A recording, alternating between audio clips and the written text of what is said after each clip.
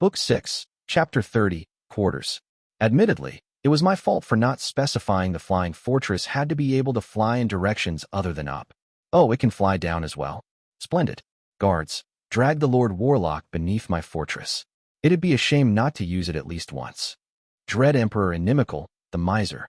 Walk me through it, I said, then added, metaphorically speaking.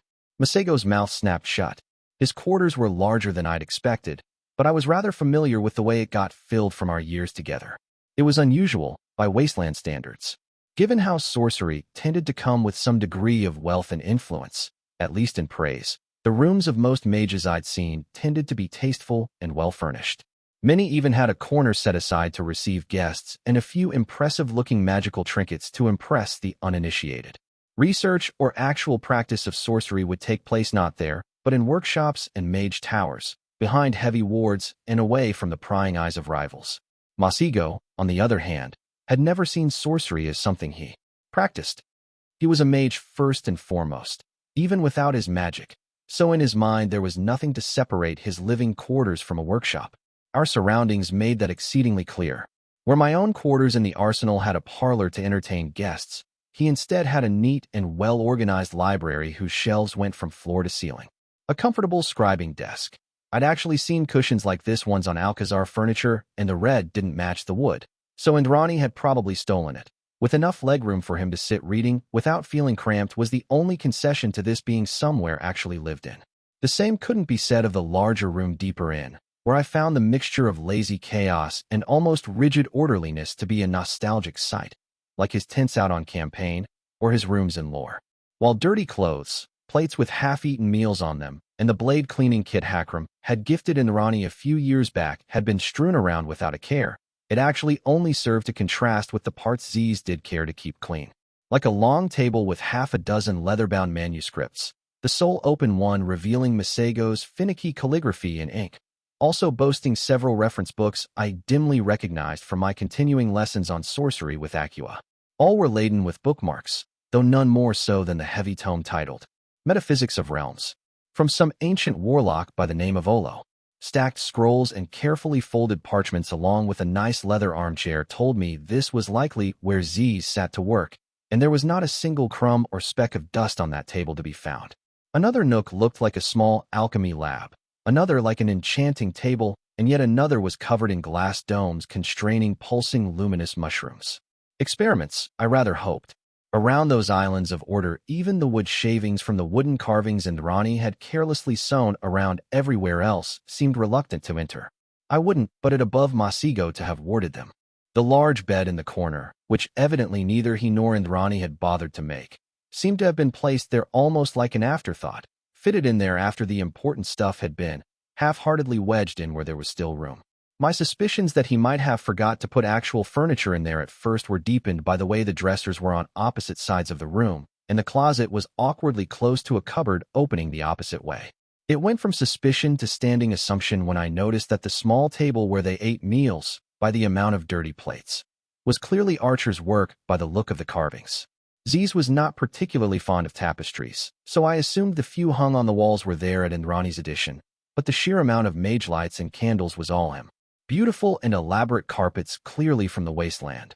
No one wove those quite like the Tagreb, added a splash of color that livened up the room into a place where it might actually be pleasant to live.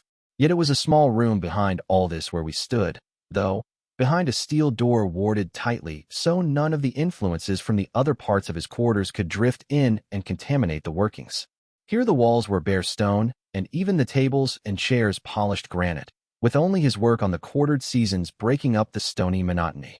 Half a dozen copper boxes with glass lids and water held in crystal spheres, an improvement on the traditional scrying bowl, though significantly more fragile, revealed shifting colorful shapes from places beyond creation, while on the left wall a great slate covered in markings and formulas depicting the secrets that the Hierophant had successfully teased out of the pattern. I'd been invited so sit on one of the granite chairs, but instead elected to stand at his side, looking at the slate. I gestured for Hierophant to begin, and with sharp nod he moved closer to the slate. He found a corner of it without writing, then paused and turned towards me. With his full body not just his eyes, which got my attention. I will begin by noting that the hunted magician's information was the definitive factor in this success, Masigo said. My brow rose. I'd suspected that it'd be useful stuff, but this was much stronger praise than I'd anticipated. Hierophant was in no way shy about claiming intellectual successes when he believed himself their author, and to this day, still utterly disinterested with politics. So if he was talking up the magician, then every word spoken was true. I hear he's come across some trouble under the terms. Masigo continued.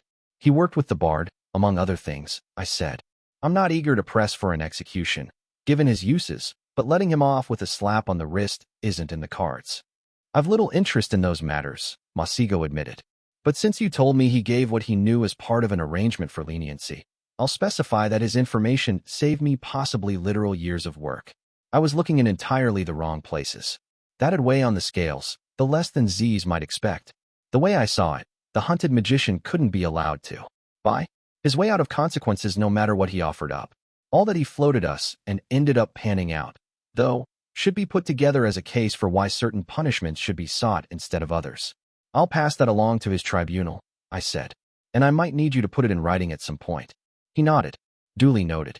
From the look on his face, he was already tossing the entire matter into the pile of things he felt no particular need to remember. To my eye, it was still an improvement that he'd bothered to speak to the subject at all, instead of simply assuming I'd handle it. So if anything, I was rather pleased. The crux of the matter is a question that concerns one of the few commendable books on sorcery to come out of the Principate, Madeleine de Jolicoeur's work.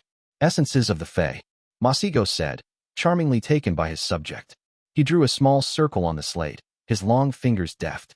It was always heartwarming to see him genuinely in his element. I found a heartbeat later, though. I'm pretty sure I've heard that name before, I told him. Where? Obviously, it was from Proserpine history, but my studies of that had been rather skewed. I'd focused on the major wars and turning points, along with Cordelia Hazenbacher's rise and reign. Considering the sheer size of the Principate, even though the state hadn't even existed for half the time Callow had, that still meant a staggering number of things would have slipped through the cracks of my learning. I believe she was also known by her contemporaries as the Fey Enchantress, Masigo said. Oh, her. Leave it to Z's to primarily remember the villainess that had taken over most of Cantal and Isère only to fail at toppling Salia, and the highest assembly for her apparently impressive magical research. Lady Madeleine was part Fey herself, and familiar with the courts of Arcadia, which eventually led her to ask the question of what happens when Fey are killed, Masigo said. Her work was the first to suggest that Fey cannot truly die, and that the changing of the seasons is the mechanism through which the courts renew themselves. So Fey don't die, I said. You told me that several times in the past, and I've seen the proof of it myself. What's useful about this? When the physical body of a Fey is slain, they are not destroyed, Masigo said. We know their essence continues to exist, as it will be spun anew into another Fey come the changing of seasons. Where, then, does that essence go? Huh, I'd not considered that, actually. Fairies didn't have souls, so it wasn't like they'd pass into beyond and then be resurrected when they were needed by their endless cycle again. It could lapse back to the crown of their respective court, I eventually said. Some Fey are dukes one cycle and princes another, so we know there's a variance in power to some extent. It might be the crown is a system for apportioning that power into different Fey. Masigo turned burning eyes towards me, noticeable even under the eyecloth. Acqua has been very good for you, he seriously said. Words to make half of Callow feign in rage, but I decided to let him finish his thought before settling on a reaction. You've always been clever, Ziz continued, but now your instincts are grounded in knowledge. I am glad she has been tutoring you, even if your closeness makes Vivian unhappy. More than just Vivian, I reminded him, and left it at that. He shrugged, unconcerned with the broader ramifications. Most days I wished I could be as well, given how much simpler it'd make my life. A return to the crown was my first theory as well, Hierophant told me, which led to the creation of the Copper Eyes. Through a process you are not educated enough to understand, even if I explain, I created power that would behave similarly to spring or autumn and released it in different places with the aim of tracing it back to the crowns. This part I'd known about, though not the reasoning behind it. The Copper Eyes, the scrying boxes in the room with us, were meant to follow the power he was releasing into the wilds and so find the location of the crowns. They were linked to measuring devices that had been put out in different layers of creation and adjoining realms, with great difficulty, But for all the trouble last I'd heard, that avenue had proved to be something of a dead end. It didn't work, though, I said. It worked perfectly, Masigo contradicted. It simply found nothing. My theory when facing those results was that I was simply not releasing the power in the correct places, which was not improbable given the size of Arcadia alone, much less the full spectrum of the search. So what changed? I asked. To understand that, first consider a more recent theory introduced by my own father, Masigo said, drawing a second circle on the slate.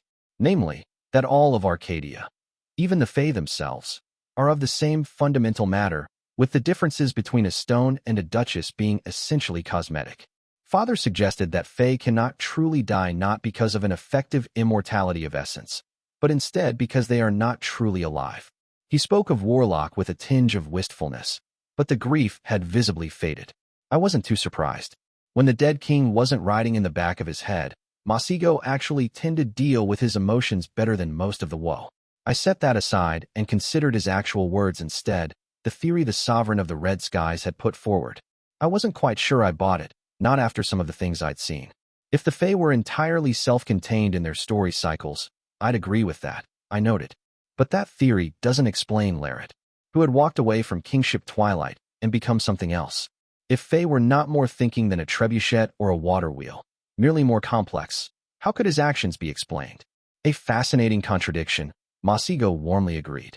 Are Larret and your former Wild Hunt then the first Fae to have ever lived? Or by virtue of living do they cease being Fae at all? Which links to quartered seasons how? I asked. It doesn't, Hierophant replied without missing a beat. I simply find it a gripping mystery. I should have seen that coming. Honestly, it was a sign of how engaged he was with this subject that he'd only ended up going down a side path the once.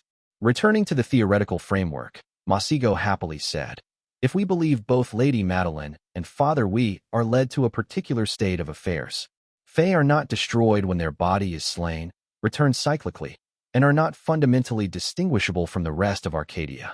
My eyes narrowed. A return to the earth, I said. That's what you're getting at. Like Arcadia itself is a pool of water, and when they die the water just returns to the pool.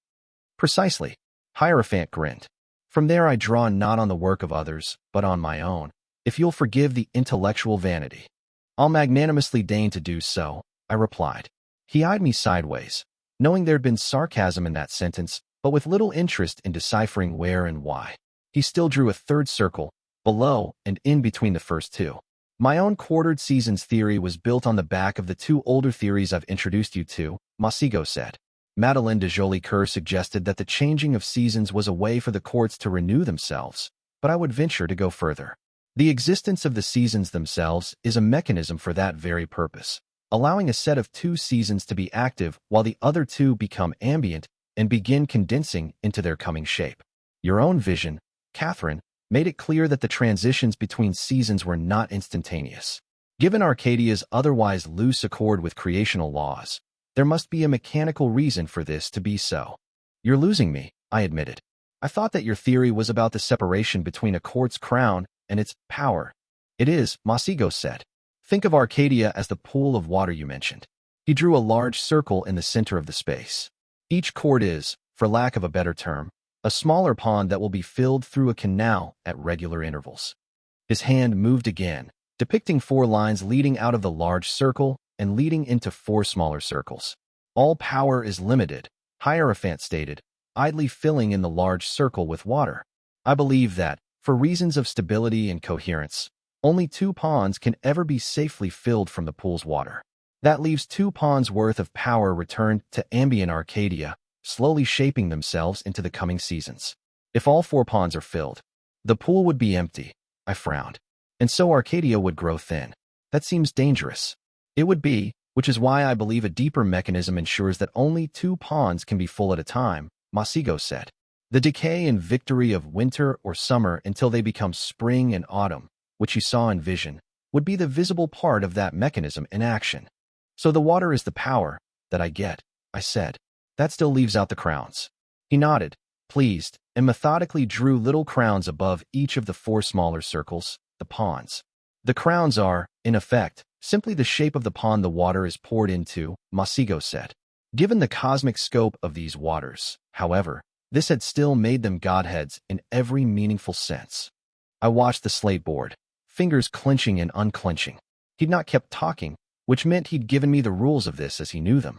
It also meant that I might be able to figure it out, at least in part. It was a sloppy habit to have all this explained to me all the time, one that might come back to bite me in the future, so I forced myself to think. When the King of Winter and the Queen of Summer wed, I said, neither of them lost their crown. They didn't stop being royalty, just became the royalty of something new. Correct, Masigo said. He drew a line through two of the found crowns, on opposite ends of the pool, as Hierophant was nothing if not precise even in his doodles. But I know they didn't get to keep the power of winter, because I got my hands on it, I said. And then save Inociate it, to stabilize the night into something that won't destroy their entire species if it collapses. He drew a line through one of pawns, already bereft of a crown. I am still uncertain whether the lack of corresponding crown to go with the power you inherited is what kept you largely sane, or was instead the very reason for your troubles with principal alienation, Masigo admitted. Regardless, it is undoubtedly why you were only ever able to command but the barest fraction of that power. If your deeper mechanism was working right, when the newborn court of Arcadia Resplendent was formed, there would have been two pawns back in the pool, I slowly said. The power of spring and autumn. His lips quirked. I'd underestimated how much and how long he'd been wanting to talk to someone about this, I thought. The secrecy meant neither of us had brought in even the woe fully, though Hakram knew some things and no doubt Indrani had gone looking through everybody's papers, as was her wont. Masigo drew lines through two pawns, the same who still had their crowns. Given that in this state their very purpose is to be shaped anew for a coming cycle, it would explain the ease by which this unprecedented court of Arcadia Resplendent was formed, Masigo agreed. And we look at 2 crowns worth of control for 2 pawns worth of power, which would lead to a highly stable arrangement explaining why we've not heard of collapse in Arcadia since. Winter's power went into night, I said, which means it has to be summer that went into twilight. It's the only pond of power that was still free. Except we had no call on that power, Z's. We did not, Hierophant agreed. Yet you struck a bargain with the Prince of Nightfall, who did. What I'd promised him was 7 mortal crowns and 1, though. And while we'd undeniably both been at war with summer at the time, neither of us had held a right to its power. Although hadn't the imprisoned princess of High Noon gone spare when I'd told her about the bargain with Laret? She must have seen something looming on the horizon even that far back. I can't see how we got our hands on it. Even then, I admitted. Though I cannot be certain, I believe it to have been a matter of blind mechanics having worked to our advantage, Masigo said. Laret was Fey, and so his ritualized apotheosis called to power of a Fey nature. It made the water go down the canal, so speak, and there was only 1 pond's worth of water left to flow. And the 7 crowns in 1? I asked. When trying to force such a powerful mechanism to work, some manner of power must be spent, Hierophant suggested. It is telling that the same Fey who escaped the foundation of United Arcadia asked for this specific bounty, among all those that could be asked. That many crowns would have a weight to them, undeniably. Was that what the Princess of High Noon had seen and panicked about? Not necessarily that Laret would eventually use up the very stuff of summer. I doubted even Fey could be that far-sighted, but that he was aiming to make a court of his own. It fit, I had to admit. If there was a recipe to make a court, it made sense that royalty on both sides of the fence would be at least vaguely aware of it. So that leaves the crowns of spring and autumn up for grabs, like we thought. I said, where were they, that the hunted magician was able to help you? Wait, actually, what about the Fey we fought here in the arsenal? My brow nodded. I'd almost forgotten those, but they were a stick in the wheel of what had been explained to me so far. They were autumn, I said. There shouldn't be an autumn left, Masigo, by your theory. The answer to this was obtained by Roland, though unknowingly on his part, Hierophant said. He captured alive one of the Fey, whose physical body it turns out we've destroyed before. The Duke of Green Orchards, who was slain in Dormer, though he now goes by Count of Green Apples. So I'd not been wrong, I thought, when I'd noticed an eerie similarity. I saw him, I admitted. Noticed his face. So you're saying all those Fey that attacked the arsenal are, what, salvaged corpses? Those entities whose bodies were slain can never be made anew with a new winter or summer, as there will never again be either of these, Masigo said. That leaves them existing, yet purposeless. Some must have bound themselves to the crown of autumn to acquire that purpose. There will be some of other natures, kept into existence by outside ties like contracts or debts, but I imagine much of the roster will be those killed in the Arcadian campaign. For all those that anchored themselves to autumn or spring, I expect 10 times as many went wild and are now partaking of sundry powers on creation or elsewhere to sustain their existence. The Prince of Falling Leaves then would have continued existing, because of the hunted magician's unpaid debt. That had a sharp little irony to it I could not help but find amusing. That man really was prone to shooting himself in the foot, wasn't he? Actually, now that I was considering this, was my pact for the crowns with the Prince of Nightfall what had allowed him not to become one of the subject princes of Arcadia in the first place? Larret, I thought with reluctant admiration. You cleverest of foxes. So Fae fell through the cracks of our mess and now suckle at whatever they can find, including autumn, I summarized. That sounded like it'd be an issue in the long term. Fae loose in the world and grown hungry, but right now we had more pressing cats to skin. And it was now occurring to me that if the dead Fae from my old campaign were excluded from the newborn court that had followed it, then most of winter and summer's royalty had been removed. The very same kind of entities that might be rivals for whoever sat the newborn thrones. Somewhere, I suspected, the creature that had once been the king of winter was smiling.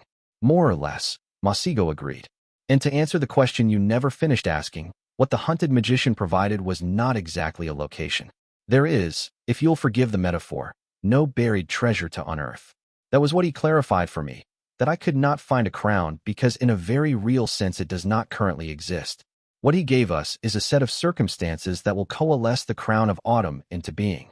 More specifically, a ritual to be used in a particular place and alignment. So when you said you found the crown of autumn, I leadingly said, an artistic flourish, Masigo proudly said. I have merely confirmed the ritual will function and located an appropriate ritual site and date. I let out a noise of appreciation. Well done, I said. What kind of a timeline are we looking at? Considering how much about the Fae had to do with seasons, I'd guess somewhere around a year. Maybe the autumn solstice or something else along those lines. 31 days, Hierophant said. I blinked in surprise, lapsing into a stunned silence. I could make the attempt tomorrow, Masigo said, misinterpreting the reason for my quiet. But to both travel and prepare for the ritual over so small a span would significantly increase the chances of failure. That, I began, almost at a loss for words. That changes things. The location, the resources you need, it's all set. I'll have to significantly empty the arsenal reserves of gems and precious metals, as well as require of the services of at least 200 mages. 300 would be more comfortable. It would allow for replacements and adjustments. But in principle all needed is at hand, Masigo said. Noticing my surprise, he smiled. You have helped create one of the grandest magical sites of learning and magic on Calernia, Catherine, he said. Do not then be surprised that it serves that purpose with distinction. I coughed, slightly embarrassed. The ritual site itself will be familiar to you, as the prince's graveyard was fought near it, he continued. The Mavian prayers on the hill? I asked.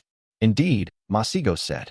There are other locations with perhaps more precise alignments, but this one benefits from being the seed of a permanent Twilight Gate. The logistical benefits are obvious. I could definitely believe that Tumulus would work as a ritual site, at least. I still remembered walking the tall raised stones and feeling the echoes of long-faded might, the call they'd made to the last wisps of Fae power in me. The ritual could fail, I said. All rituals can fail, Masigo pointed out. Allow me to rephrase that, I said. If the ritual fails, what are the consequences? The ritual site will be obliterated, a significant portion of the mages involved will die or go mad. The fabric of creation on a regional scale will be weakened for several centuries, Hierophant calmly listed. My fingers clenched. That was not negligible losses. The Twilight Gate. I made myself ask. 3 in 5 odds of withstanding the damages and keeping full functionality, Masigo said. No chance of destruction, or that partial functionality will not remain. We did not craft a fragile artifact, Catherine. Considering the sheer amount of night we'd wielded that day and the way he'd come into an aspect halfway through, I was not inclined to doubt him. Odds of success? I pressed. Tomorrow, perhaps 1 in 5, Hierophant mused. Likely a little less. By my suggested timeline, I'd say somewhere between 7 and 8 in 10. Closer to 8, by my calculations. If we wait longer, can you bump that up? I asked. He frowned, staying silent for a long moment. With another 2 months, perhaps a little over 8, Masigo finally said. With a full contingent of wasteland mages and a month to teach them, we could near 9 and 10, though I believe that Dread Empress Militia might be disinclined to lend us these. By the tone of his voice, that was very petty of her. I suppressed a smile. Indeed, how dare international politics and all these wars get in the way of one of the great magical feats of the century? I'm currently inclined to wait the 3 months and get all the sureties we can, I said. But I'll discuss it with our allies, since quartered seasons is starting to become a genuine war asset. If nothing else, having this kind of a tool in our pocket would greatly strengthen the case of those commanders among the Grand Alliance who favored the defensive strategy to this war. Princess Rosala and Prince Otto Reitzenberg had been arguing from the start that so long as we held our defensible borders, time would be on our side, either because of the amount of named weed accrue, or because the arsenal would eventually produce a weapon capable of turning around the war on a strategic scale. The Crown of Autumn might just qualify, since while it had no real use against field armies, it could potentially allow us to deal with Neshama himself. Not destroy him. Mind you, that had been what the Severance was for, but neutering him as a threat was more important than outright destruction. Assuming you successfully coalesce the crown, I said, will it be a physical artifact? Masigo nodded. One not unlike the Crown of Twilight when it was formed, he said, though the strength of the Godhead is in the concept and not the material. And once we have the physical artifact, I said, you can begin shaping it. I've had the appropriate workshop for the work built in the arsenal for some time, though it is currently sealed, Hierophant said. It is difficult to estimate how long it would take me to shape the Godhead, as even the Dead King's work in Keter bears only passing similarities for me to draw on. It is safe to assume at least several months. I hummed. We wouldn't need the crown to take back Hainaut, anyhow, which in my opinion was a prerequisite to taking a swing at Keter itself. We simply couldn't afford to thin land defenses against his armies the way we'd need to in order to make a serious crack at the Crown of the Dead. The risk of collapse was too high. Pushing Keter back beyond the lakes would allow us to dig in, though, and muster the armies properly for an assault on the Hidden Horrors capital next spring or summer. We can afford that, I said, especially if it wins us the war, which it will if we can make him lose control over the undead. That was, after all, what lay at the very heart of quartered seasons. Something like the Severance, an offensive artifact, it could be resisted, which was why we wouldn't be attacking the Dead King, we'd be giving him the crown, not in a way he could refuse, but still as a gift of Godhead. That'd slip right through the overwhelming majority of his defenses, by Masego's reckoning, and Hierophant had spent most of the year with Neshama riding in the back of his head. He knew the Dead King, understood him in ways most of us could only dimly grasp. The trick was that we wouldn't just be tossing him the Crown of Autumn, Hierophant would be shaping it first. It had to remain powerful, or it'd wiggle out of the groove of being a gift, but we'd get to choose what power was given, and what strictures accompanied it, of course, because the mantle of godhood could hardly come without costs. I was more than comfortable making the Dead King physically indestructible if that power came at the expense of, say, his ability to command the dead. I jolted myself out of my thoughts, since there still remained a question I'd forgotten to ask. Spring's crown will still be out there, I said. That strikes me as a dangerous thing to leave simply lying around. Not the highest priority, but given my personal role in shattering the old order of Arcadia, it'd be irresponsible to simply hide my head in the sand when it came to spring. I agree, Hierophant calmly said. And since we might not have need of it for the war efforts, I've been considering how else it might be used. My lips thinned. I knew where that was headed. It wasn't like Masigo had ever made it a secret that he still intended on apotheosis, though he'd set those pursuits aside temporarily in deference to the horrors currently trying to sweep over the continent. I'm not sure I have the pull to allow you to get your hands on that, I admitted. Not after that mess in Isère before the peace. I've been having trouble with heroes as well, so to be frank, your pursuing godhood might end up the proverbial match in the munitions warehouse. I believe that power is even less in your hands that you know, Catherine, Hierophant said. I attempted to narrow down possible ritual locations for Spring's crown, so that I might test them for essence resonance, but out of the 5 locations I scried, 3 repelled my spell. I breathed in sharply. While Masigo might not currently have direct access to the observatory, arguably the finest scrying facility in existence bar none, he was still one of the finest living practitioners of that art, and sitting on a treasure trove of resources. There weren't a lot of people, of defenses, that could just repel him. The Dead King? I asked, tone gone grim. If Nishama got his hands on a godhead, he'd make anything we might make out of one look like child's play. No, Masigo said, shaking his head. On the third attempt I was ready for the opposition and salvaged a glimpse before my scrying sphere was shattered. I'll show you. Walking over to one of the granite tables, as I watched he opened a compartment and took out what appeared to be a small sphere of silver glittering with sorcery. His aspect pulsed, and he wrested it out, weaving for my eyes an illusion. The background was unclear, though I thought a tall streak of gray might be stone and the muddled green perhaps a field, but the forefront was crisp. A tall, slender and inhuman shape turned and watched with two large eyes. It did not move, but the spell broke less than a heartbeat later. Silence held the room for a moment before I let out a long sigh. That, unfortunately, had been an elf. Book 6, Chapter 31, Pursuits. The man who sleeps with virtue finds the bed has no room for a third. Prosrin saying. Fuck, I said. Ever eloquent in times of trouble, that was me. I thought that might be your reaction, Masigo noted. I closed my eyes. Was there anything we could do about this? I wasn't exactly overjoyed at the prospect of the elves getting their paws on the crown of spring, assuming they hadn't already.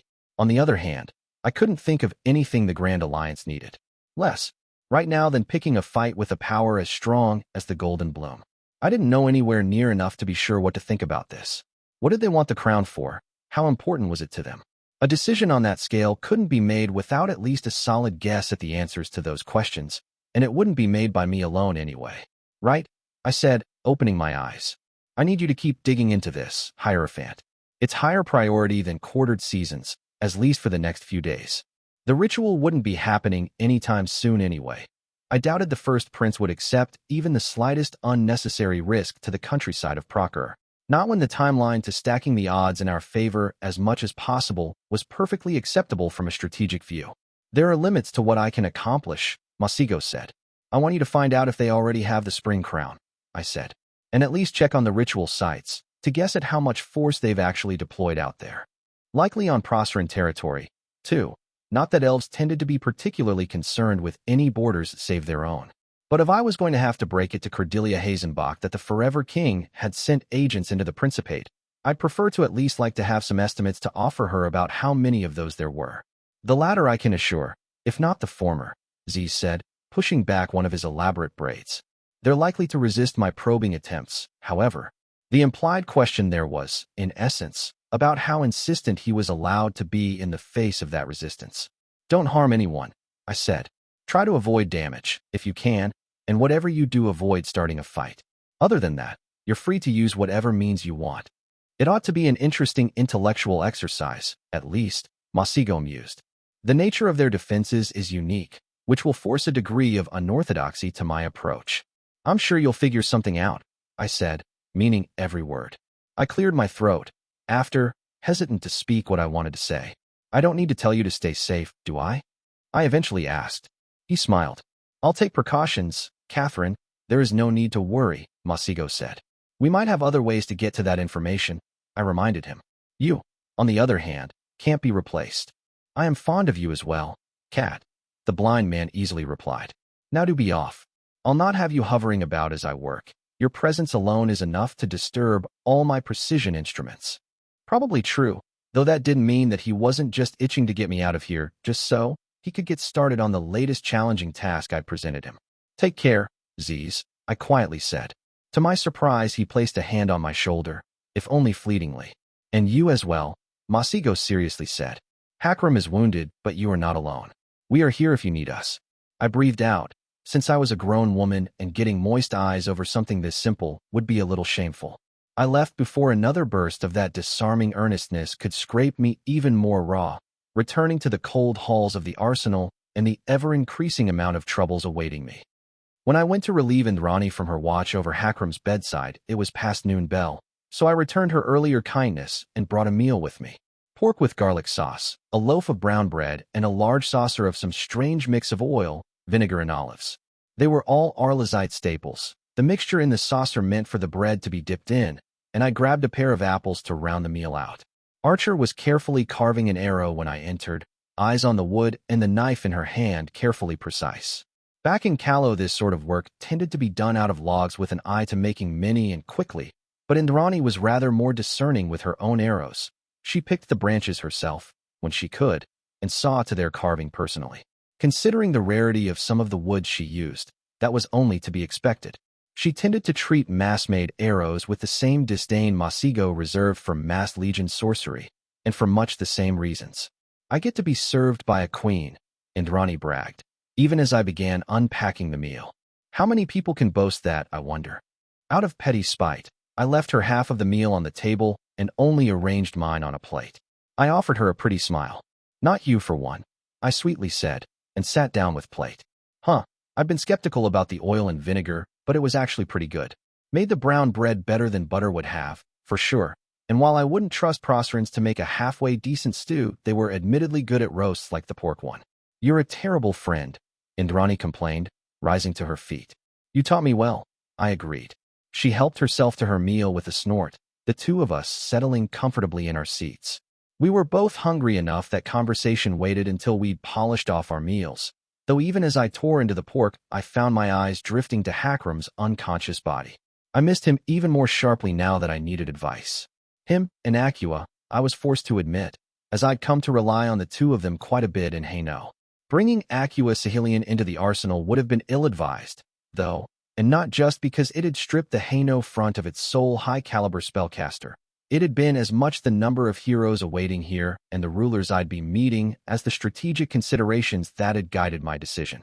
You look glum again, Indrani said, licking the garlic sauce off her fingers. Quartered seasons had a major breakthrough, I admitted, but it's also looking very likely that the elves are trying for a fey crown. She let out a lot whistle. A nasty people, the elves, Archer opined. They never came after Ranger while I was in refuge, but about a decade earlier a few of the Emerald Swords tried to ambush her in Bayou. The Emerald Swords, huh? Hadn't ever really given those any thought, to be honest. Their strength was quite literally legend, though there were rumored to be no more than 10. Each was supposed to be worth a small army, the Forever King's blunt instruments in eradicating what he could not stand. They supposedly rarely left the golden bloom, like most elves. I don't know what they want the crown for, but it worries me, I admitted. Also irks you something fierce, I'd wager, Indrani smiled. Their scavenging power they had no hand in laying low. I did not answer, looking away. She wasn't wrong. That the Forever King thought he could sit out the war against the dead king and use the chaos to go grabbing mantles of power while we were busy fighting for Calernia's survival was not endearing the man to me. If the elves had played a role in the end of the old courts of Arcadia, I would have kept my mouth shut, but they were just being opportunistic vultures. We can't afford to push the golden bloom too far, I reluctantly said. They could make keeping what we still hold in Haino a nightmare with little effort, and if they send out the Emerald Swords, we'd have to pull our best fighting named from the fronts to be able to handle them. I figure the prick out in the bloom thinks the same, Cat, Indrani said. Remember, the dead king made their king's son into a revenant that you put down at third lease. There's no love there, and the elves have to know that if they screw with the alliance too much, they're helping along OL Bones. They're elves, Indrani, I said. Their take on foreign policy is shooting even the birds that come within a mile of their forest. I'm not saying they're idiots, but I'm honestly not convinced the Forever King wouldn't be in favor of a few million uppity humans being eaten before the hidden horror is driven back. They haven't brought their lands back into creation, so maybe you're right, Archer said. Mind you, there's at least one upside to that. My brow rose questioningly.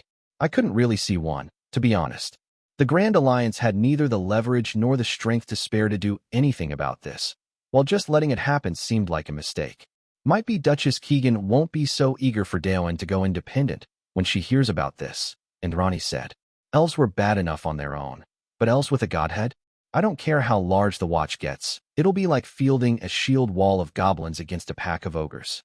I mulled on that a moment, even as I chewed on the bread. The Diaraith were masters of defensive and irregular warfare, but as a rule they tended to be weaker on the offense. Restraint and their isolationist streak had still earned them an impressive military reputation, but the era where a duchy's army could stand up to those of the greater powers of Calernia was coming to an end. The conquest had proved that massed mages and siege engines combined with heavy infantry could crush armies in the mold of the old kingdoms, and the rest of Calernia hadn't lain asleep in the decades that followed. Procer had fielded large units of priests and mages with its field armies during the 10th Crusade, a significant departure from their old way of making war, and the years of fighting against Coterie were further refining their methods. Even the Dominion was starting to change its doctrine, using its limited numbers of lanterns and binders to crack open enemy lines much in the same way that the Legions of Terror used scorpions and goblin munitions. That was the death knell of Daoin's military relevance, whether Duchess Keegan realized it or not. Putting together the army of Callow had taught me how damned expensive an army of that kind was to raise and keep in fighting fit, and it simply wasn't a financial burden that the Duchy of Daoin's revenues was capable of supporting. The Watch were devils on the field, and arguably some of the finest foot on Calernia, but you couldn't win a war with them. House Iarsmai's historical military prudence was, at least in part, flowing from that realization. The issue was that, when everybody's military doctrine was done with its growing pains in 20 years, the Watch wouldn't even allow Daoin to win battles. Throw in that the enemy whose destruction was at the heart of their culture might raise its ruler to a form of lesser godhood, and Indrani could very well be correct. The Grand Duchy of Daoin might just find the world outside a lot colder than expected after leaving the kingdom of Callow's protective embrace. If we can keep Daoin in the fold, I won't complain, I said. Though that should be Vivian's situation to handle, in the end. If we weren't all dead, by then I was likely to have abdicated. Besides, if Vivian could begin her reign with the diplomatic feather in her cap of having kept the Diaraith part of the kingdom, she'd have an easier run of things going forward. I'd taught the last remains of Callowan nobility the dangers of trying to go against a popular queen backed by a powerful royal army. She seems to have a handle on things so far, Indrani shrugged. And if we win against the hidden horror, it'll be a long time before the shine of that wears off. Hells, we might actually get a few decades of peace. I was not nearly so optimistic. Too many parts of Calernia had only heard of the dead king without ever catching sight of his armies or his monsters. The League of Free Cities hadn't even bothered to stop warring against itself as thousands of soldiers from a large coalition died to hold the defenses to the north, and Praise was knee-deep in a civil war being prosecuted at what I could only call a languid pace. The rulers who'd seen the worst of the war would come out of it reluctant to war against those who'd been their comrades in the face of annihilation, but that'd only go so far. One of my hopes was that the construction of Cardinal would sap interest in resuming old skirmishes, given the many opportunities it represented, and that the city-state's territory would serve to settle at least some of the people whose lives had been upended by the wars. We'll see, I replied. Even the peace years ought to be quite a ride, after a war like this one. The afternoon passed slowly, after that, as the two of us sat and talked. Several messengers came to find me over the following bell, as I'd made it clear that the infirmary would be where I stayed, but there was nothing truly urgent to see to. Some concerns about the current tonnage of water that my rank obligated the stewards to inform me about, then a bold request for funding by a Proceran mage that I sent to Roland after skimming and finding the idea worth investigation. The closest thing to a crisis came an hour before evening bell, when I was informed that someone had been caught trying to enter one of the restricted zones of the arsenal. It turned out to be a young couple trying to sneak off for a tryst, and I was informed they were very apologetic when they learned they'd triggered an alarm ward in their attempt to find a dark corner. Their pays were docked, and in a fit of mercy, I spared the two men the necessity of having to explain themselves to me in person. I sent written note warning that a repetition of the mistake would see them suspected of espionage, which should have them thinking twice about where they're sneaking off. "You're enjoying this," Indrani accused afterwards. My lips twitched treacherous. It's been a long time since I was asked to weigh in on things, so I trailed off. "Easy," she suggested. "Straightforward," I corrected. "The lower stakes are a relief. The knowledge that the worse I courted if I made a mistake was passing embarrassment instead of the usual lives lost by the hundred. I enjoyed the calm all the more for the knowledge it was soon to come to an end. While the arsenal might be its own little hermit kingdom, isolated from much that went on beyond its walls, the broader world was coming towards it. Tomorrow would bring the first prince and the White Knight, and with them a great many troubles that for now still seemed on the horizon. The Painted Knife was nearing, too, and the envoys of the Titanomachy. Any of those visits would have been an event, but all of them in swift succession promised to be more of a circus. While I lost myself in thought, Indrani groaned and rose to her feet. "Headed somewhere?" I asked. "Having supper with Masigo," she said. "You're welcome to come along, but I'll be carving and he'll be reading."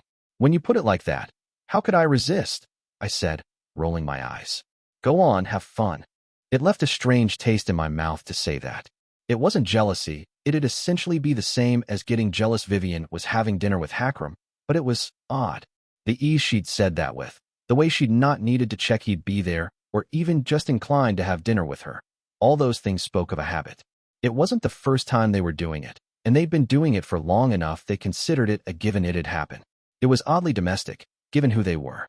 I waved out Indrani, and idly wondered if perhaps I was a little jealous after all. Not of either of them, but perhaps of what they had. It had been a long time since I'd had that level of intimacy with someone. Not since Killian. I wasn't sure if I wanted that, and I knew I simply didn't have the time to afford something like it these days. Yet the easy way that Indrani had displayed a sort of intimacy I'd have not believed her capable of when we first met had me uneasy. My friends were changing and making lives for themselves while I swung my sword at the world, trying to make it a little more like I wanted.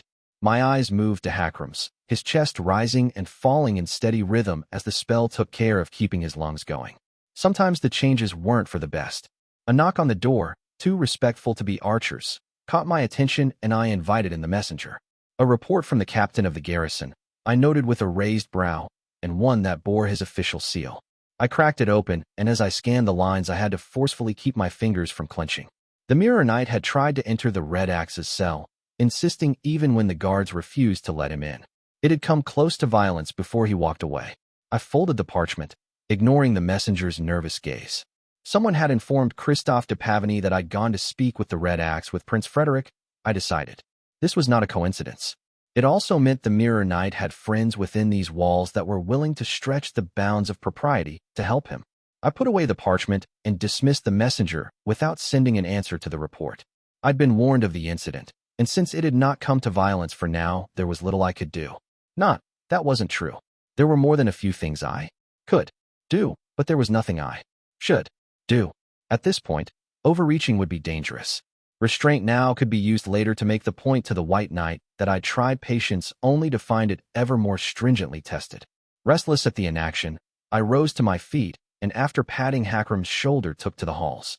I had no precise destination in mind, though that parchment was burning a hole in pocket. I'd not been the only one to go to speak with the Red Axe, I considered. Maybe I should mention this to the Prince of Brus as well. I'd already been headed vaguely in the direction of the Alcazar, anyway. Halfway there I forced myself to admit that I wasn't going there to tell him about that report, or at least not. Only that. It'd do me no good to pretend otherwise.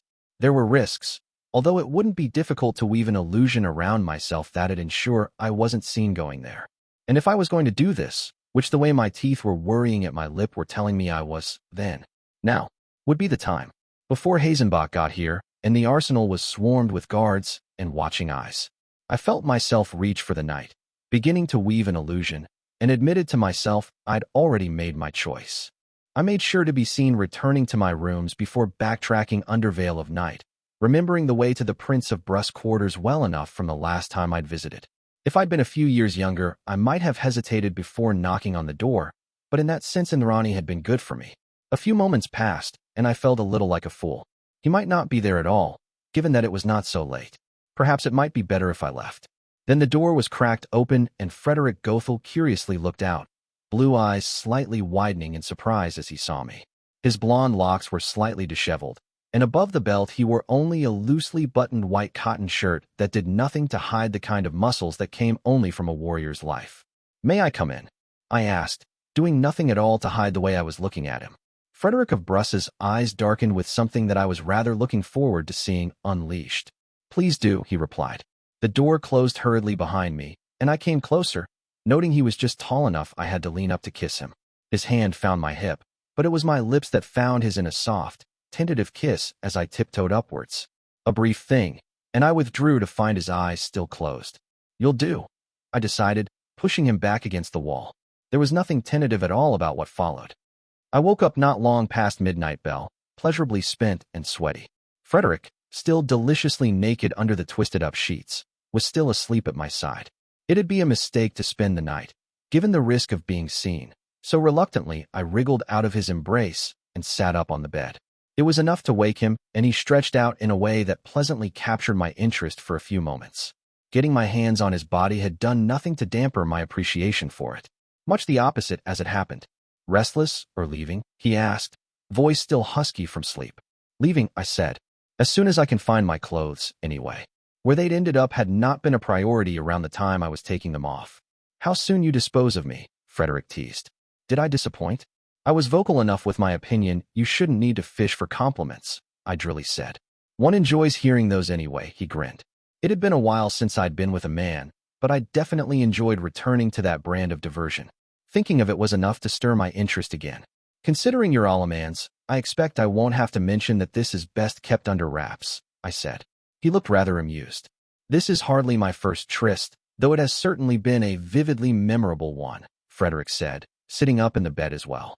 I understand that some passions are meant to remain discreet. I'll not moon after you like a green boy either, if that is your worry. I'd tolerate a bit of mooning, I grinned. It'd be rather flattering, but only a bit. I'll see what I can arrange, he quietly laughed. It really was shame it'd be genuinely terrible politics for even the suspicion of an affair between us to fall on either, I mused. I'd have thoroughly enjoyed more than one visit to this bed. Safer to cut this after one night, though, I knew. I'd taken risks enough already. On the other hand, I mused as I tossed aside the sheets and pushed him back against the headboard and got on top of him. The night wasn't quite over yet. One more for the road, I suggested. The gasp that followed was not one of disagreement. The following day, the first prince and her escort arrived several hours before the White Knight, and still Hanno set foot in the arsenal before Cordelia Hazenbach. With the wards back in order, scrying relays to creation had been established again, so the Procerans had known in advance that we'd had not only a Fey incursion, but several demons running loose not so long ago. Considering that the first prince would be a great deal easier to kill than Hanno, and that magnitude of the political crisis that had followed would be significant, I'd not been offended when her personal guards had not taken me to my word when I'd told them the arsenal was secure. A company of mages and soldiers had swept through the attainted areas with a fine comb, though I doubted that any mundane mage out of the Principate would able to catch something that the likes of Masigo or Roland hadn't. While I debated heading to the Arcadian way station where the first prince was awaiting the word to go on ahead from her people, I ultimately decided against it. Hazenbach liked her ceremony, and I might as well ensure I had her in as pleasant a mood as I could before the negotiations started. There was precious little of what I wanted to discuss with her that could be spoken about in such a public place, anyway. To my disappointment, I learned that Vivian would only be arriving tomorrow, having been slowed on the march by sudden rains that had flooded the roads, but I'd lived without seeing her for several months already. A day more or less wouldn't make much of a difference. Besides, I kept busy. While security was an issue for Hazenbach, the White Knight breezed right past her after a few greetings and proceeded straight into the arsenal. I dragged Archer with me to watch my back, leaving as a lookout as I limped my way down a long set of stairs. The White Knight came out of the translocation ritual in the same wide room where the Mirror Knight had nearly drawn on me less than a week ago, a single mage in arsenal livery at his side. Hanno looked tired, eyes pulled tight, and was leading his horse by the reins. He'd ridden hard, I decided, after hearing about the attack. Even odds he'd even ridden through the night on the last stretch, for him to be visibly tired. It wasn't something that came easy, and named of his caliber. Black Queen, he greeted me. White Knight, I replied. I'm pleased you came quickly. I can only wish I'd been there when the attack happened, Hanno frankly said. None of the affairs that kept me from traveling with you were even near important enough, seen in retrospective. Hindsight's no cure for bad luck, I shrugged. A sharp whistle sounded from the heights above, a sign from Archer we were about to have company. Indrani wouldn't have bothered for guards or diplomats, which meant named. I'd wager that's my latest headache trudging towards us, I said. I tried my hand at handling it and failed, White Knight, so it'll be yours to deal with. Hanno's brow rose. I thank you for your assistance, he said, turning to offer the mage a smile. She blushed, much to my amusement, and replied by espousing the virtues of duty before scurrying away. However nicely phrased, it had very much been a dismissal. I eyed him speculatively. Heroes tended to be popular with women and men when so inclined, but I'd never know him to keep company. I didn't believe him to be like Masigo, disinclined towards the act, but neither did I believe him so discreet he would have been able to keep a bedmate quiet. I received some interesting missives from the first prince when I passed by a scrying relay yesterday, Hanno said, including a subtle but rather firm request that I take Christoph of Pavany in hand. I've rarely known you to be in such swift accord with Cordelia Hazenbach, Catherine. Well, now wasn't that interesting? Frederick hadn't been exaggerating when he'd said that the first prince saw the Mirror Knight as a potential threat because of his closeness and occasional nakedness with the House of Langevin. If she was willing to start putting pressure on the White Knight to intervene before he'd even gotten to the arsenal, then she was serious about curbing dear Christophe. While I'd only extend so much trust to Cordelia over much of anything, I was rather pleased at the notion that for once she might be entirely on my side, if largely for her own reasons. He still has the sword, and now he's making demands, I grunted. I've never known him to be prone to overstepping, only clumsy in expressing himself, the White Knight calmly said. As for the severance, while it should be temporarily returned to the arsenal, I can see no better wielder for it. I could think of several, including the very man speaking to me. Those two had shared a front in Cleves, I recalled, before the Salian peace and Callow joining the Grand Alliance. There might be a degree of trust there, the sort earned in battle. It didn't worry me over much, in truth, considering that Hanno was remarkably clear-eyed when it came to most things. Still, a warning was in order. Be careful with him, I said. I don't think you'll find him all that pliable. Pliable is something a lord wants in a vassal, Hanno said. I am not one, nor he the other.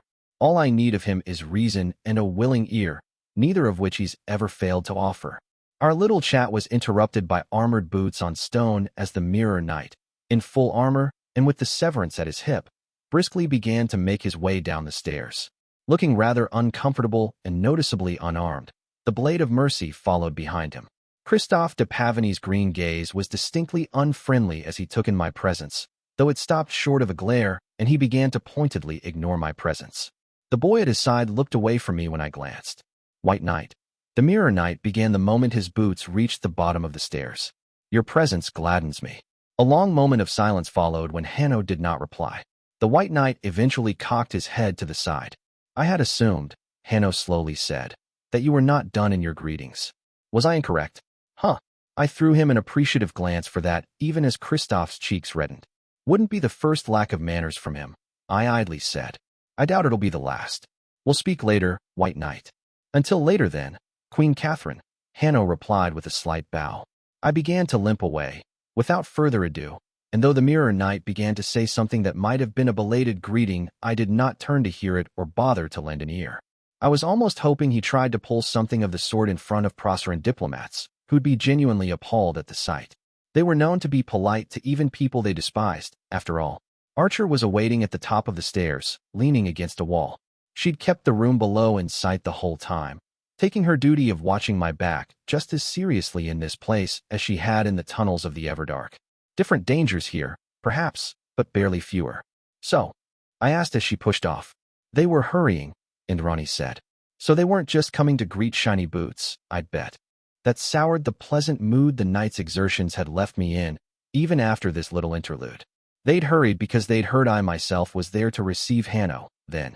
For them to have been forewarned, it meant they had more friends in the arsenal than I'd hoped they would have.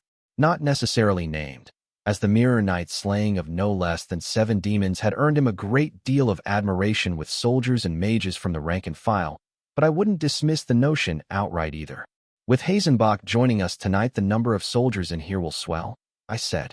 We'll be able to spare some for more private duties. Reach out to Lieutenant Inger, Archer. I require some eyes. With the first prince's arrival, I finally had a pretext to meddle with the garrison without raising an eyebrow.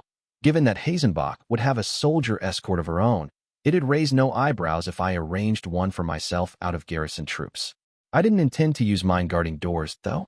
I wanted to know who the Mirror Knight would speak with and when. It would be imprudent to begin acting on anything before making sure how much support he had. Exactly. I'll take care of it, Indrani said, pushing off the wall. While you were down there, a messenger came by for you, though. I took the message for you. She fished out of her coat a small folded parchment, handing it over. And what's inside? I asked. Neither of us bothered to pretend she wouldn't have opened that without the slightest hint of hesitation. The first Prince of Procure is inviting you to dinner, Indrani said, waggling her eyebrows lasciviously. Considering I could no longer claim to have never slept with Proserpine royalty, answering that insinuation with even mock indignation would have a weaker foundation than I might be used to. Well, I said, I suppose I'm about due to have an exquisite meal spoiled by politics. Book 6, Chapter 32, Convened. Let priests offer forgiveness before the hanging. A queen can only afford it after. Queen Yolanda of Calais, the Wicked, known as the Stern in contemporary histories. I found out, to my mild surprise, that there were not one but 3 private dining rooms in the Alcazar. I'd not even been aware that were any, though it made sense upon reflection. It was the part of the arsenal meant to host important guests, essentially the facility's diplomatic quarters. In my experience, a great deal of diplomacy was had over meals and drinks, compared to the great formal conferences I'd envisioned as a girl. One of the 2 smaller rooms was where the first Prince of Procure received me, having brought her own private cooks to prepare the meal in the arsenal kitchens. I appreciate the restraint of not having gone for the formal banquet hall, which was large enough that any meal taken there would bring with it a tiring amount of pageantry. Instead, we sat in an elegant and comfortable dining room whose walls were covered by panels of painted wood that I vaguely remembered being donated by the recently ascended Princess of Cantal. Lovely work with a touch of warmth to it. It was a pleasant departure from the bare stone that was so prevalent everywhere in the arsenal. The meal itself was of the quality I'd come to expect from Cordelia Hazenbach's personal cooks, which was to say both delicious and almost unnecessarily elaborate.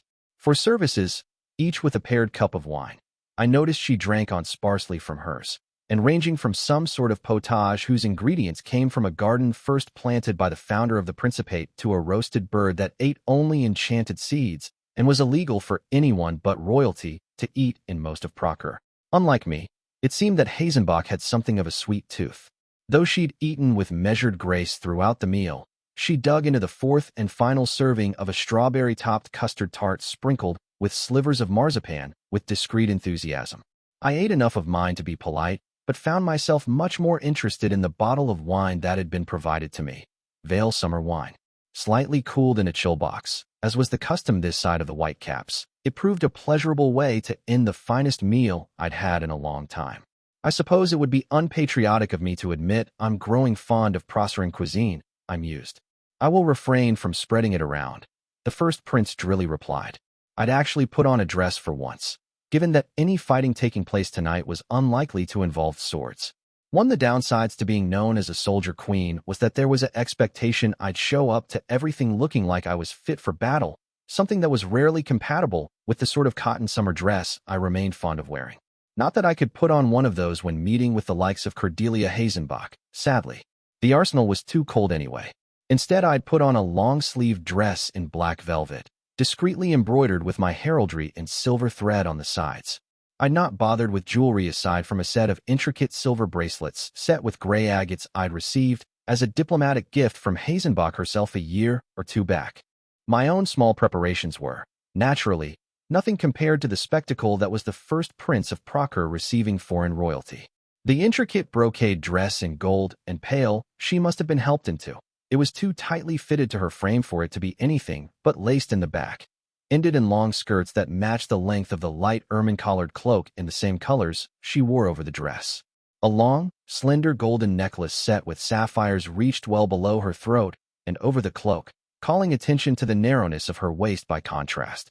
A clever trick of perspective that, helped along by the way the skirts expanded swiftly outwards.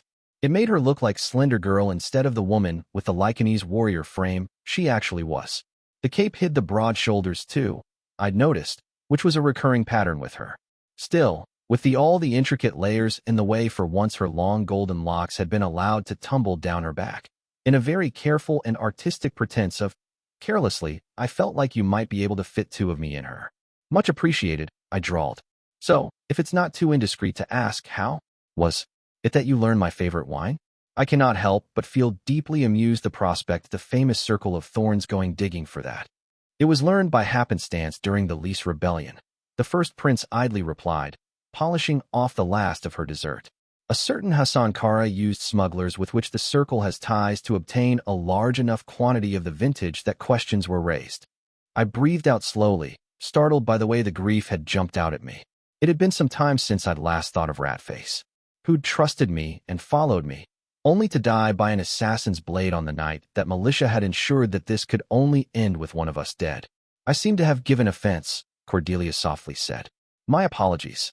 I mastered myself and waved it away. He was a good friend, I said. He died during the Night of Knives, and I miss him still. The first prince slowly nodded. If not for Agnes' foresight and the protection it affords, I would have lost much of my family to the tower's assassins over the years, the fair-haired Lycanese said. I can only offer my sympathies for your loss. I wasn't sure if she was simply that polished a speaker or if she genuinely meant it, but it made no difference. Ratface's corpse had been given a legion funeral, in lore, and one day I would settle his last accounts on his behalf. I could offer no more than that, though it would still be too small a thing for all that he'd freely given. We'll lose more before this is over, I simply said. Tears are best kept for when the swords return to the sheath. A sentiment my people are more than passingly fond of, Cordelia said, faintly rueful. Our conversation paused as an attendant came to take her empty plate, another bringing in an elegant porcelain teapot to replace it. The first prince gestured for the woman to pour, and she filled a cup with a dark tea fragrant enough I caught the scent from my seat. It was distinctly bitter, as Hazenbach seemed to prefer her brews. The attendants withdrew again after one filled my half-empty glass anew, leaving behind the bottle. Within moments we were alone in the room, and the tension began to rise. After the meal and the idle talk that had accompanied it, we would finally be getting at the meat of why she'd wanted this meeting. We have a great deal to discuss, Queen Catherine, the first prince said. This was true before I left Salia, and circumstance has since added to the heap of troubles ahead of us. The Prince of Brus conveyed your opinions and offered to me, I carefully said. Yet I would take counsel with Lady Dartwick before speaking more to the subject. Hazenbach lightly sipped at her tea, never making a sound. Jurisdiction over the Red Axe is one matter, she said. The Mirror Knight and his involvement with the House of Langevin are another. Yet even further abroad we are not without ill news. I frowned. Mercantus? I asked. Vivian had recently warned me the situation there was bad and about to get worse, mentioning that we'd speak more of it in person, but I'd not believed it to have gotten to the point of ill news. The Secretariat had warned me even earlier of going-ons there as well, through Secretary Nestor, but they'd been vague, and I was not in the habit of flinching from shadows. I'd been skeptical then and remained skeptical now. The city of bought and sold might have gained some leverage over the Grand Alliance by its merchant lords and banks becoming the foremost lenders to the war effort, but they had to be aware that there were limits to how much they could push that, given that most of the mercenary armies they relied on for protection were either 6 feet deep or under contract. These days, they were also rather vulnerable to directly expressed displeasure, also known as violence. There is a limit to the papers I can provide you on the matter, Cordelia said, surprisingly forthright, as they contain privileged information on the Principate's capacities of production and trade. I will have what I can send to your quarters, however, and I would myself convey the conclusions of my staff, if you have no objection. I hid my surprise. This was a lot more serious than I'd expected. Please do, I replied. To summarize, unprecedented burdens and the interruption of near all our usual trade routes have effectively ended Procur's ability to sustain itself without outside help, Cordelia Hazenbach said. Conscription and the previous drains on our treasuries are shaping what would have been a dire crisis into a risk of outright collapse.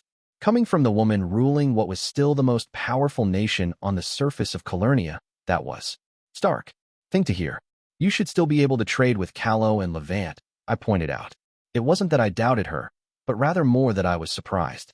I'd been reading the treasury reports for the Grand Alliance assiduously, and though there'd been dips, they'd never been long-lasting. I believed we were staying afloat, if not necessarily by much. The profits to be found there are smaller than those our merchants are accustomed to, the first prince delicately replied, meaning the kingdom of Callow and the dominion of Levant. The two allies who'd not closed their doors to Proceran traders were simply too poor for their trade to sustain Procur. That, I grimly thought, actually sounded about right. I'd been shocked at the wealth of even minor cities in the heartlands of the Principate for a reason. And within your own borders the trade is failing, I said, cocking an eyebrow. Prices have gone up for nearly all goods, Cordelia said. To protect their own tradesmen and prevent other principalities from buying up their reserves, princes have been raising increasingly stiff tariffs. Which was reasonable enough, I thought, but with an eye on the Principate as a whole it must be crippling. Maybe Procur at its peak could withstand every principality becoming as an island and cutting off trading ties, but it wasn't at its peak right now. Whole swaths of it had been ravaged by Black during his ill-fated march. The north had been turned into a series of ravaged war fronts, and there was a mass of displaced refugees to care for in the heartlands. All those were drains that Procur simply wouldn't be able to sustain if all its principalities were closed off and trying for subsistence instead of prosperity. Prince Frederick mentioned confiscations. When we discussed the state of affairs in Proker in passing, I slowly said, "How bad is it really?" "They have become common practice even south of Lang now," the blue-eyed princess replied.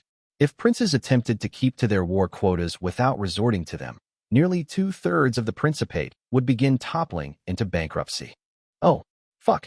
That was hells. We were scraping through at rough cost, and with only a little hope in the distance right now. But that was with the full weight of the Principate of Proker behind us. If it collapsed behind us, the dead king wouldn't even need to crack our defense lines. We simply wouldn't be able to field and feed large enough armies to keep him back. At that point, we'd be forced to retreat. Otherwise, we were just feeding him well-armed corpses to march south with. "But the Mercantis loans are keeping you afloat," I said. "It is not sustainable in the long term," the first prince said. "We will need increasingly larger loans to remain standing where we are the longer this continues." Yet you are correct. At the moment, the coin from Mercantis had allowed us to ward off the spiral downwards.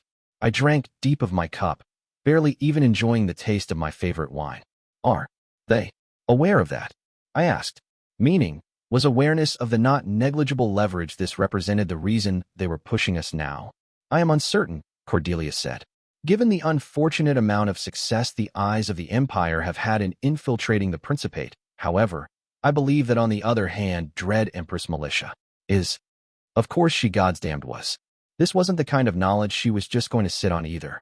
Considering that she couldn't really spare military forces to stir up trouble at the moment, the possibility of going for the Grand Alliance's moneybags using her preferred weapons of knives and influence was the kind of opportunity she'd dig into with relish. "For a woman fighting a civil war, she's remaining unpleasantly active abroad," I growled. The first prince sipped at her tea.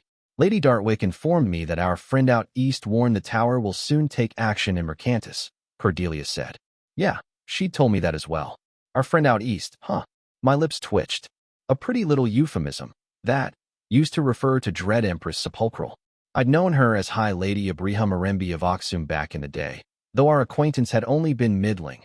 I'd strong-armed her into backing the creating of the ruling council of Callow using her nephew as leverage, but we'd not really crossed paths since. She'd risen to prominence in the years that followed mostly by virtue of ruling one of the few high seats whose holdings had not been touched by civil war or foreign incursions. She'd failed to ride the wave of discontent against militia that had welled up after the destruction of Thalasina all the way to the tower, but against all expectations her eventual rebellion had not been brutally snuffed out by loyalist legions. The two empresses past the Wasilidi were still grappling even now, and though Militia's position was the stronger Sepulchral's own, was in no immediate danger of collapse. "I'd count that as good information," I said. "Militia scoring victories against foes abroad will strengthen her position with the nobles, so it's in Sepulchral's interests to see her thwarted." "You had some involvement with Sepulchral when she was still High Lady of Oxum, as I understand it," the first prince said. "Did you form an opinion of her?" "Her nephew's the one I had the most dealings with, and he was a follower of the Diabolist with waning ties to his aunt," I cautioned. "But Abriha Marembi. Black had considered her one of the most dangerous nobles in the Empire, considering the amount of blood she'd shed to claim Oxum, but it was not my father's opinion being sought. In a lot of ways, she's emblematic of wasteland upper nobility as a whole," I eventually said. "Cunning, even brilliant in some regards, but also appallingly callous. Abriha Marembi does not have ideals. Or perhaps it might be more accurate to say that her ideal is the acquisition of power no matter the costs. The circle judged her to be hard and opportunistic even by precise standards," Cordelia shared. "Precise in her rarefied circle of nobility are expected to exalt cruelty in the same way that your princes are expected to show off their piety," I frankly said. That she not only survived but outright thrived in that environment should tell you a lot about her. She can be relied on to slide a knife into Militia's back every chance she gets, but not much else. We'd strayed from our original discussion Mercantis, though, so I subtly changed the subject back to it. "Mercantis," I said. "I doubt you would have brought it up to me without having some sort of a solution in mind." The first prince drank from her cup, taking her time, and set it down so delicately I barely heard the clink of porcelain on porcelain. "Diplomacy will not be enough to settle that matter," Cordelia Hazenbach said. "It is unfortunate, but no less true for it." My brow rose. Well now, that was bold of her, and a far cry from her usual methods. "I can't commit my troops still in Callow to an attack on the city," I warned. even if I could afford the vulnerability to praise that'd bring. Only a fool would try an assault on Mercantis without a proper fleet, which the Kingdom of Callow did not have. In theory, it might be possible to requisition river barges and fishing boats up the Weird until there were enough floating rafts to manage a crossing with. But considering that Mercantis had a small but professional fleet of dedicated warships, trying that would just be pissing away an army at the bottom of the Great Lake. Nothing quite so significant is required, the fair-haired princess replied. A few chosen and damned, however, would make the point felt quite clearly. I grimaced. It'd be less of a headache trying to shake a few of those free than trying to shuffle around troops, admittedly, but it'd still be a headache. The real issue was that at least one of those named would need to have a reputation as a genuine threat to something the size of a city-state if they were to serve as a potable warning against overreach. We had few named of that caliber, and they were best used up north on the fronts. Pulling one off for what someone unaware of the nuances might think to just be petty politics would not be popular, aside from the actual martial considerations in pulling out such a war asset. I could reach out to the Kingdom Under, I suggested. Mercantis was under their protection, and the dwarves had a vested interest in the Grand Alliance continuing to make a dent in the forces of the dead king. If the king under the mountains can be convinced to intervene, it will have a significant impact, Cordelia agreed. Yet the dwarves have traditionally been reluctant to involve themselves in such matters, which was probably why she'd not opened by requesting I try that. She didn't believe the Kingdom Under would actually move even if asked. She might not be wrong, since they were a pretty mercenary people and they didn't exactly owe me any favors at the moment. Those had been spent keeping the drow fed on their exodus, amongst other things. Might as well find out, though there wasn't much to lose in asking. I'll draft a letter, I said, drumming my fingers against the table. Thank you, she smiled. While I would ask you to consider the practicalities of sending Chosen to Mercantis, such a measure would yet be distant. I have arranged a conference with representatives of the consortium here in the arsenal. I would be pleased if you could attend it. Impressing the merchants with a look at the arsenal, huh? A pretty simple tactic, but it'd probably still be somewhat effective considering how unearthly and impressive this place could look. It wasn't like this place wasn't going to turn into a major diplomatic artery for a month or two anyway. We might as well make use of it properly. I'll be there, I agreed. Have the details sent to my people. I let a moment pass. To be sure, I slowly said, you do want me in that room to scare them, correct? The first Prince of Procer was too self-controlled to be visibly embarrassed by my laying out the truth so bluntly, but I doubted it was a coincidence she chose that moment to take a sip of tea. Your reputation carries a great deal of weight, Queen Catherine, the blue-eyed princess carefully said. Your displeasure would not be courted lightly, meaning that those representatives were a lot less likely to try to push the Grand Alliance if I made it clear that such a mistake would lead to my gating in with a few thousand drow one evening and expressing my displeasure. Fair enough. I'd have hesitated to be the rabid hound of this play more if there were likely to be long-term diplomatic consequences for Callow, but my abdication should see to the worse of that. Besides, by then my home should be a lot less afraid of Mercantis displeasure. If trade with Praise and Procer was open, then the consortium's usefulness as a middleman waned significantly. I'm sure they can be made to understand that if their greed ends up feeding Calernia to Keter, before the end, I'll personally lead my armies to raze Mercantis to the ground and salt the ashes, I mildly said. The very sort of talk that might give the ambitious pause, Cordelia delicately admitted. The imprudence in relying too heavily on the consortium has been made clear, however, which demands other measures be taken. Bringing peace to even part of the free cities would allow for the resumption of trade, and so lessen the burden on the southern principalities. In principle, I'm very much in favor, I said. I simply don't see a practical way to achieve peace in the region anytime soon. The wars in the League of Free Cities had reached a point of stalemate, more or less. Basilius Leo Trachas still ruled in the city of Nicaea itself, but he'd lost the countryside to Strategos Zenobia, and neither could afford to dislodge the other. Penthe's armies had been whipped on the field by General Basilia, who'd managed to get Helike in order behind her, but after the casualties of the Proceran campaign, and half her army leaving to serve under the Grand Alliance, she didn't have the siege or mages to take Penthes itself, whose much-despised exarch Prodocius was rumored to be propped up by militia directly. Stygia was quietly feeding the flames, hoping to expand after everyone was spent, and neither Atalanta nor Bellerophon seemed inclined to get involved.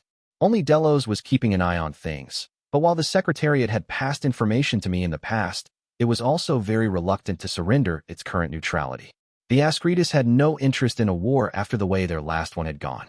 Though there will be difficulties, Cordelia Hazenbach said. If the signatories' Grand Alliance were to wield their clout in accord, it would not be impossible to effect change. I watched her and drank from my cup, noncommittal. There'd been good reasons for the Grand Alliance being so reluctant to involve itself in the wars of the League, and though what I'd learned about the darkening of Procure changed the situation some, I was still inclined to caution there. Any resources spent on trying to plug that sinking boat might very well end up wasted with nothing to show for it, leaving us even worse off than before. A shared recognition of Strategos Zenobia as the legitimate ruler of Nice, for example, would strengthen her support, she suggested. Not enough to topple Leotrachus, I pointed out, which would make the gesture entirely pointless, as far as I was concerned. Perhaps so, if paired with a severing of all ties with territory under the rule of the Basilius, Cordelia said. That'd put pressure, though not an enormous amount. With sea trade in the Samite Gulf good as dead, Nice wouldn't be taking any real losses by this. It'd still be made a pariah to a large coalition, though, and that might make some nobles in the city turn on the Basilius out of fear the sanctions would remain even when things calmed. It was also, however, something that might just backfire spectacularly if the people of Nice were moved to anger by the foreign interference into their affairs. Something that the first prince would be well aware of, which meant there was another angle there. Under what pretext? I asked. I would have the Grand Alliance name Leotrachus a friend to the dead king, and so an enemy to all the living, the first prince said. My hands clenched. I forced them to loosen, then drank again from the cup as I gathered my thoughts. The refusal on the tip of my tongue had been instant, but it had been more a thing of instinct than thought. This entire proposal smacked of the House of Light, declaring me arch-heretic of the East to me, only even more shamelessly political. Basilius Leotrachus was inconvenient to us, and circumstances might well have forced him into some degree of alliance with the Tower, but it was going a step too far to call him an ally of the dead king. I calmly set down my cup. I don't like the precedent this sets, I said. We're an alliance, not the ruling lords of Calernia. And while this sort of denunciation might be taken as face value by a lot of people, given the war we're in, we both know that Leotrachus is mostly trying to stay alive at the moment. I've little pity to spare for the man, but I'm not comfortable using titles like friend to the dead king as a diplomatic stick. It was the sort of thing that made a man genuinely desperate, and a Basilius with both nothing left to lose and helpful. Wasteland friends was a recipe for disaster. I understand your hesitation, the first prince said. It does not please me to have to resort to such a method. My advisors suggested the same maneuver be used to exert pressure on Penthess, in truth, but I balked. It would be an overreach. So Exarch Perdocius, arguably by far the worst man of the two for having helped militia arrange a use of still water, would be spared the same epithet. Because Cordelia was trying to put together the western half of the League as a mostly stable trading bloc for the Principate, not the East. The naked truth laid bare by what she must have considered to be a demonstration of restraint only made me more uneasy. Some of that must have shown on my face, as she pressed forward. As you have yourself pointed out, we otherwise lack the means to truly affect matters in the free cities, the fair-haired princess said.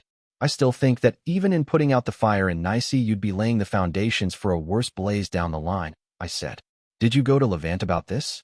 The Holy Seljun was willing to agree, she replied, though only after a formal vote of signatory members, and only should that vote be unanimous. So Wazam Isbalai was cleverer than his reputation implied. That way Tariq's distant nephew could let me refuse Procure on his behalf instead of having to do his own dirty work. That trick of procedure, though, spoke to me of a smaller nation used to existing in Procure's shadow and wary of helping it gain too much influence even in a crisis. Those passed, after all, while influence gained during them lingered a lot longer. Of course, if I could figure this much out, then Hazenbach could as well. I cocked a silent eyebrow at her. As I said, the first prince of Procure repeated, I understand your hesitation. Perhaps a more cautious approach would better suit.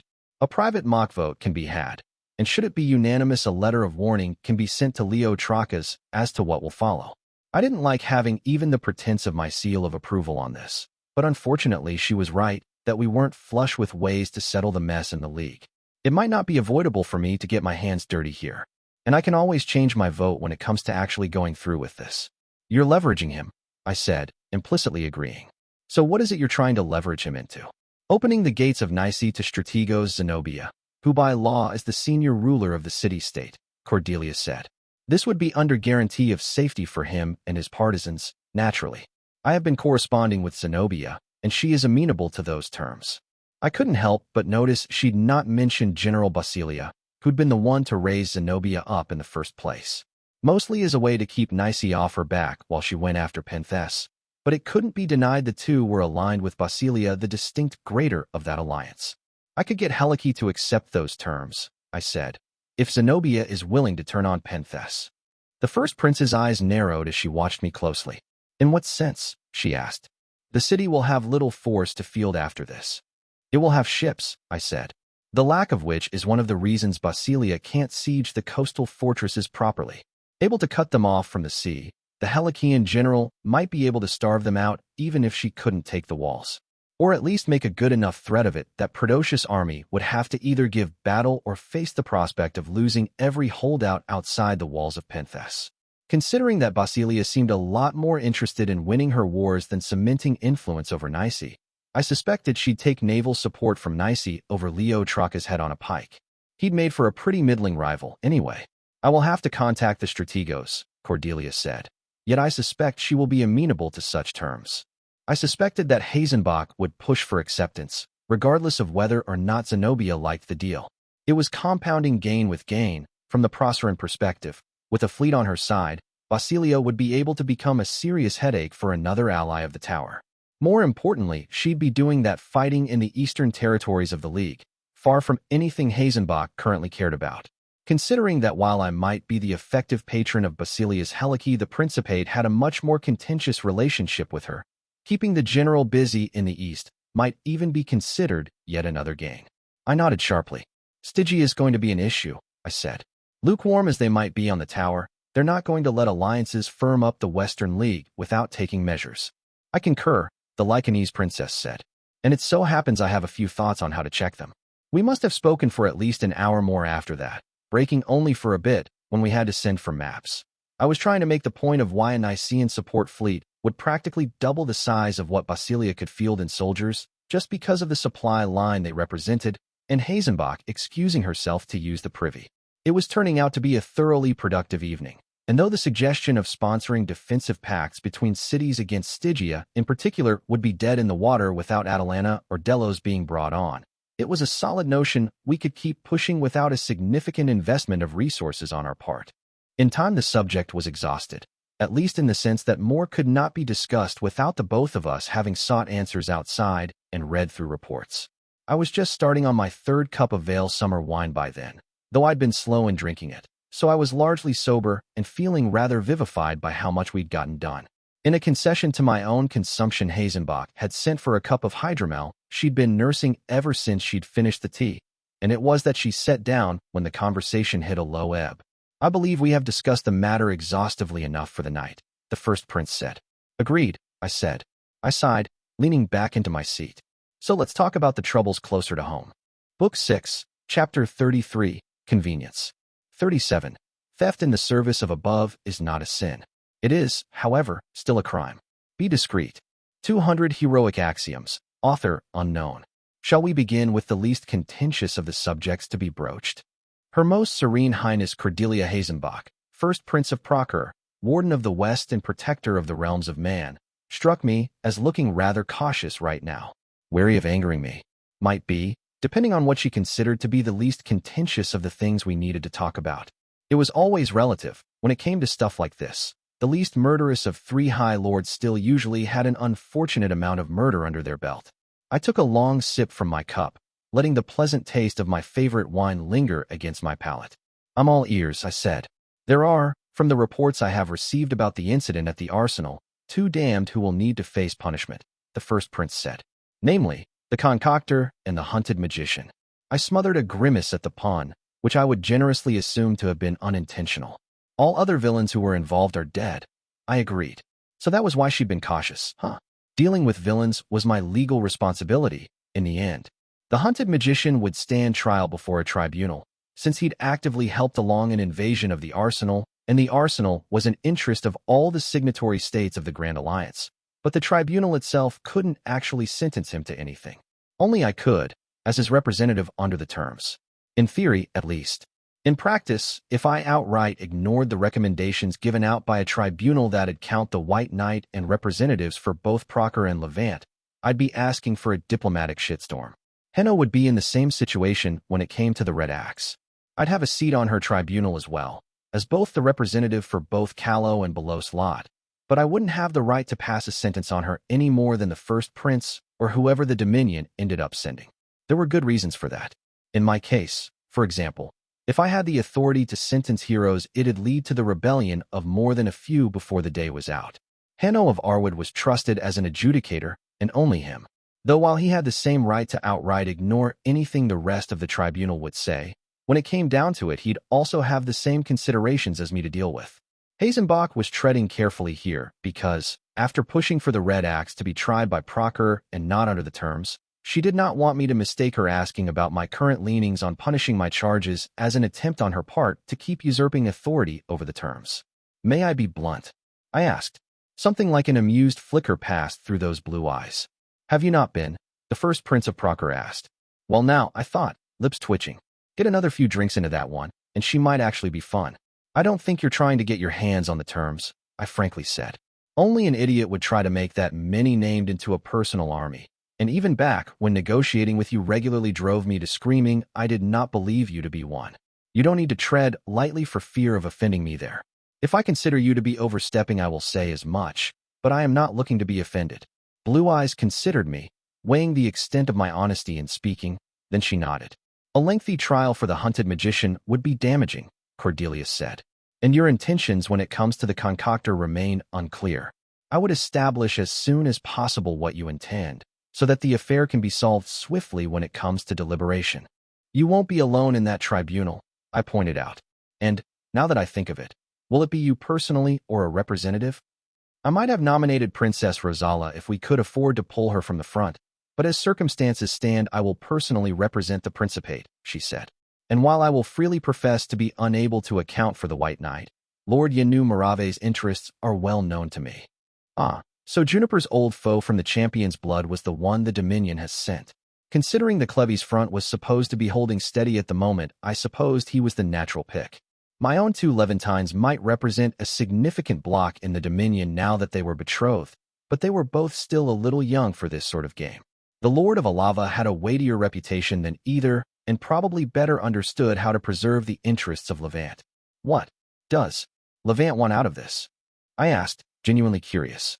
To ensure punishment is dealt, the first prince said, and to avoid, at all costs, even the shadow of a precedent that might force them to ennoble one of their damned. Yeah, that sounded about right. Aside from the Grey Pilgrim, whose concerns tended to extend far from the borders of the Dominion, in my experience the blood tended to hardly care about what went on beyond their borders. So long as their anger wasn't actively courted, they were unlikely to take a stand. Neither should be an issue, I said. When it comes to the hunted magician, considering his cooperation with the wandering bard, it's a given that he loses the right to object to assignments for the remainder of the duration of the terms. Yet, given the nature of his talents, he would still be best employed at the arsenal, Cordelia skeptically noted. Meaning it was an empty punishment, as far as she was concerned, since he wouldn't be going anywhere or be losing anything. That'd be the basic consequence of dealing with an enemy, not the punishment, I replied. For that, I'm currently leaning towards a fine. Within the next 3 days, we should have estimates of what the damages to the arsenal will cost to repair. A fine of that amount will be given. I paused. Once for each signatory nation of the Grand Alliance, I said. In addition, he will personally have to repay the pensions any of our nations give to the families of soldiers who died during the attack. The first prince's brow rose, ever so slightly. That would be a considerable sum, she said. More than any man could repay in a lifetime. Though admittedly the occasional villain got more than that. With a debt like that over his head, the magician was a lot more likely to leg it to the free cities after the war than stick around and repay it. I considered that, of course. The trick was in how it'd be paid back. It would be up to the nations to decide in what nature they might prefer that repayment, I said. The Kingdom of Callow, however, will accept it in artifact crafting and enchanting work. Meaning Vivian would have a fortune's worth of labor from one of the finest mages on the continent to call on when her reign began, already paid for. The Rhenian princess considered me for a moment. remaining silent as her well-honed mind parsed out all the implications. While heavily in debt, to a sum total comparable to a prince's treasury, if not greater, the magician will also have direct ties to the rulers of 3 great nations, Cordelia quietly said. In the world of the Accords, that would be the sort of protection one of the damned might well kill for. It really was. So long as 3 crowns had a fortune's worth of highly valuable and difficult labor left to extract out of the hunted magician's hide, none of them were likely to let the man get his head cut off by an overzealous hero or bar their door dam. I was still making the man a beggar for at least a decade, forcing him to largely live on the charity of the patrons he'd worked for, so it wasn't like I was letting him off easy. But it was the sort of punishment that would win me points with the cleverer among my kind and avoid alienating the magician entirely. The concoctor deserves less punishment, I said, and I don't intend to convene a tribunal over it. She'll lose the right to refuse assignments, like the magician, but aside from that I only intend to have her personally brew tailored potions for every lastingly wounded soldier in the arsenal or the family of any deceased. The ingredients will, of course, come out of her pocket. A princely gift, in the sense that few aside from princes would otherwise be able to afford the concoctor brewing for them personally. I owed the woman a favor for having kept Hakram alive, so I intended to offer to quietly float her a loan from my own funds to pay for the ingredients. If it just so happened that I forgot to ask for interest or a fixed timeline for repayment, well, so be it.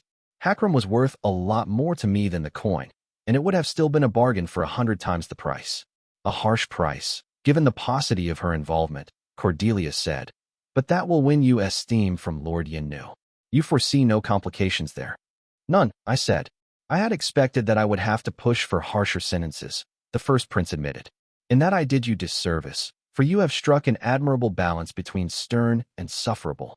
I snorted. I have weaknesses as a queen, glaring ones, I said, but I've been a warlord and leader of names since I was 17. When it comes to that, you can expect a steady hand of me. It wasn't the same, handing out a sentence as a queen and as the leader of a band. No ruler in the world had absolute authority, true enough, but it was an even more tenuous thing named. Too loose a hand, and they would run wild. Too firm, and they would leave. I believed my father to have been as a lord over the calamities when I'd been younger, and half believed it a fault when I later grasped he was anything but. Being a representative under terms had forced me to understand, though, how delicate a balancing act his leadership of that band had really been. I'd done this for many more named than Black had ever led, but I'd also done it for scarcely 2 years, and with literal death knocking at the door up north. He, on the other hand, had kept the calamities largely sane and safe for several decades, even with few outside threats to keep them together. Talent is distributed blind to titles and breeding, Cordelia said. I'd take that for the backhanded compliment that it was. I doubted Hazenbach and I would ever see eye to eye on a lot of things. It'd be hard to, when she would always put Procker first and I Callow, but that had not prevented a degree of respect from emerging as our working relationship grew less venomous. I would not soon forget how many of my soldiers had died in a war I'd not wanted to fight, or the burning anger of having peace refused again and again, but I had less unpleasant things to add to the tally now. She'd turned out too damn useful over the last 2 years for the old anger to be the only thing I associated with her now. Flattery, I said, which tells me we've gotten to more contentious territory. Which poison will be your pick, Your Highness? The fool with the god-killing sword, or the threefold nightmare of jurisdiction? The blonde Lycanese sipped at her mead, the largest I'd yet seen her take. She'd be laughed out of a Callowan tavern as lightweight, I suspected, but then she didn't strike me as the kind of woman to step into a tavern in the first place. I have concerns about the Mirror Knight, as Prince Frederick made known to you, Cordelia said. I understand that you have some of your own. Much as I would have enjoyed venting about Christophe de Pavany, I wasn't having a drink with Indrani. Petulance would get me nowhere, so it'd be best to keep this concise.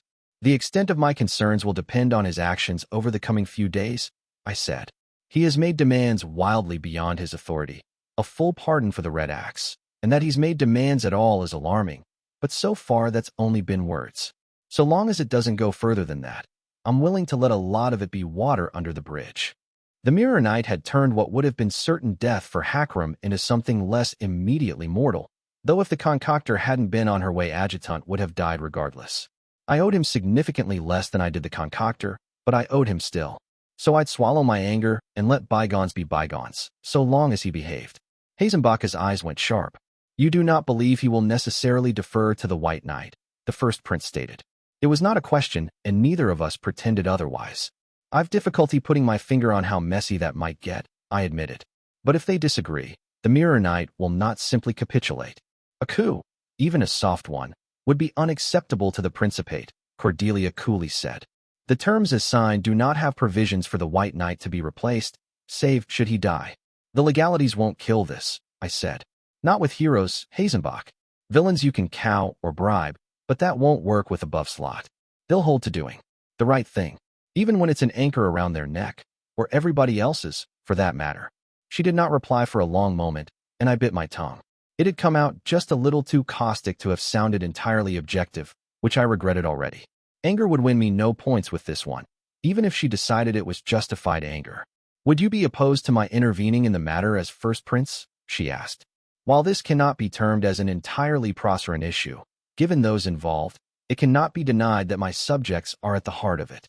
If you can disarm him with words, I'll applaud, I said. But this could turn on you right quick. If you're seen as interceding on my behalf, that'll taint you by association, and in a way that might not be reparable. It shouldn't be forgotten that the Mirror Knight would be her problem a lot longer than mine, assuming we all survive the war. He was a powerful Proceran hero with ties to a royal house. There'd be no disappearing into countryside obscurity for him. I will take your warning under consideration, the first prince mildly said, meaning that I was trying to teach a knight how to ride, but very politely implied. Fair enough. The severance remains the most salient issue concerning him, she continued. My eyes narrowed. And what is Procur's stance on that? I asked. Given that it was forged with materials that the Kingdom of Callow provided on arsenal grounds, and as part of an arsenal undertaking, the artifact is to be considered a war asset of the Grand Alliance. The first prince replied, the answer's smooth and easy. Practiced as well, no doubt. While Callow arguably had the best claim to the sword since I'd provided the initial material of it, though it shouldn't be forgot it was an aspect ripped out of a woman, at least in theory a Proceran subject. My interest in securing it for the kingdom after the war was lukewarm at best. The first prince's stance here was nuanced enough I wouldn't outright be renouncing the claim I hardly cared about, just weakening it. But it came with the upside of having the severance designated as a war asset of the Grand Alliance. That meant we could strip it and assign it wherever we wanted, so long as the three signatory nations weren't stuck in an impasse. I'm amenable to those terms, I said. She was just a tad too slow in suppressing her surprise. The eyes gave it away. Hadn't expected me to give my inch quite so swiftly, huh? If there'd been a named back home that was a good fit for the sword, I might have fought harder, but there simply wasn't one. Then we are in agreement. Cordelia faintly smiled. I expect that Lord Yinu will be of a like mind, as it happens. I snorted. Yeah, I'd heard that Mirror Knight wasn't all that popular with the Levantines. They were a touchy lot, especially when it came to their history with the Principate, and Christophe de Pavany had been cursed with the twin disadvantages of being Proceran and prone to giving offense. The little I heard of the White Knight was in partial agreement to this, I noted, though he mentioned that he considers the Mirror Knight the best fit for the sword when it is assigned.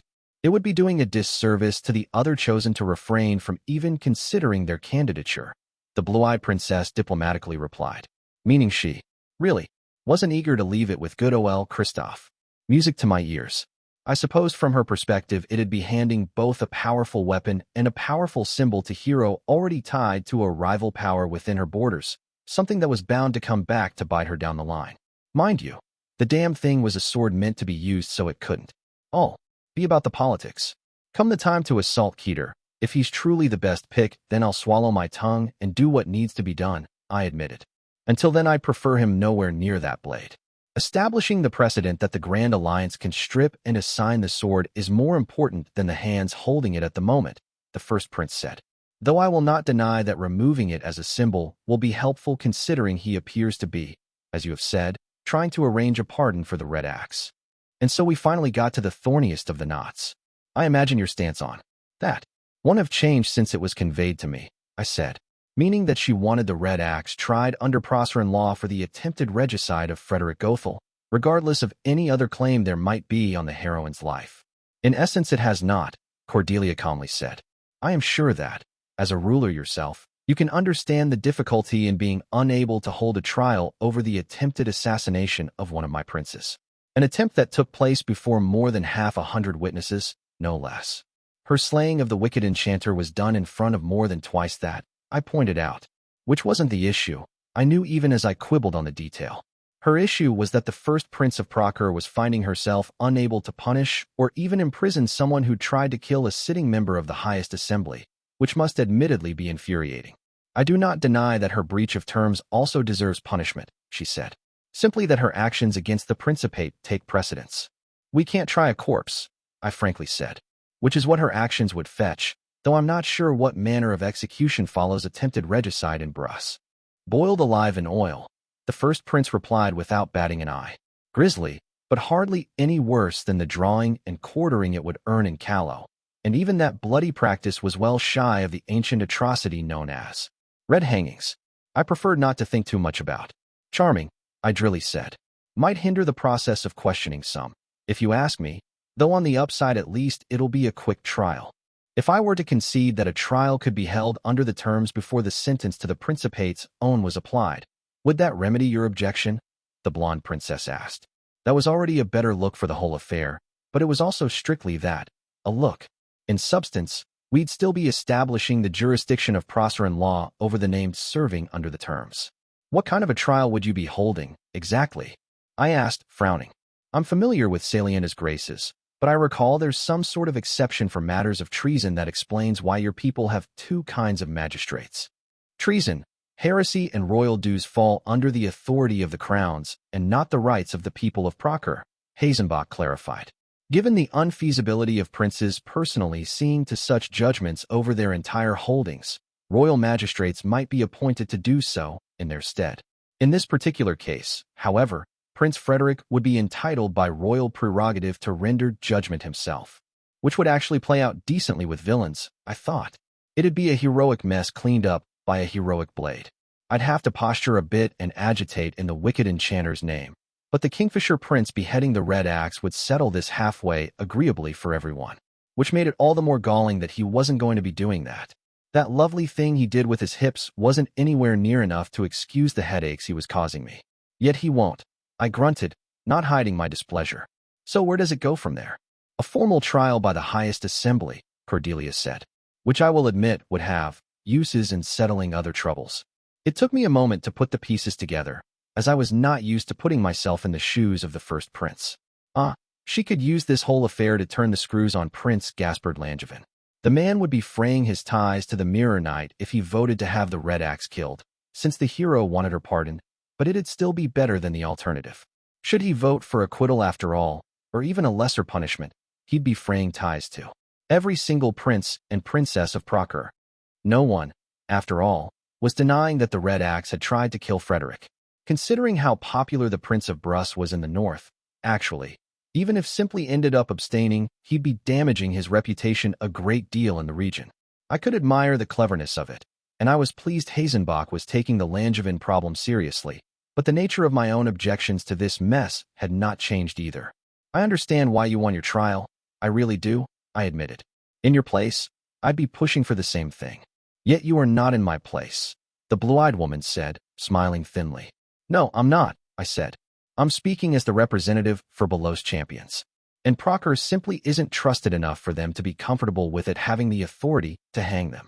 Hazenbach actually tended to be held in high esteem by the more intellectual of my lot, as a ruler whose knack for legal maneuvering and diplomacy had led to remarkable achievements involving relatively little warfare, but not even the most admiring would want the highest assembly to have so much as a speck of authority over them. Even the other side of the fence, Hanno's crowd, was unlikely to have a much better opinion of such a measure. Heroes tended to see laws and crowns as obstructive when they weren't the ones behind them, and Procure's rulers still had spectacularly bad reputation abroad for the most part. That reluctance is not unearned, Cordelia said. Yet it, too, must have limits. Minor crimes such as theft and assault I will not balk at leaving to the terms, in the same way that an army in the field is subject to military justice and not that of a prince. Yet I cannot allow attempted regicide on Proceran soil without having it face Proceran justice. It would undermine the peace of the entire realm, establishing for all to see that chosen and damned live under different laws than the rest. And that would go over significantly worse in the Principate than it would back home. where centuries of good kings and wizards of the West had associated names with authority or even praise, where being in a realm of your own, untouchable by your lessers, was half the draw of being named in the first place. In Procter, the people had an expectation that the law would apply to even rulers, if perhaps not quite as comprehensively, so the red axe slipping the net would be sure to cause resentment. It was still better than the alternative, in my opinion. They do live under different laws, until the war is over, I bluntly said. They're called the terms. They are unfair, set apart their members from everyone else, and even offer amnesty to monsters. But they are also what has allowed us to muster more than 70 named to the defense of Procter. There's a price to bringing in that kind of help, especially given the lack of trust between most parties involved. Going back on the nature of the terms now will cause desertions. You will be under the protection of the terms does not have quite the same ring to it when, unless it becomes politically inconvenient, gets added.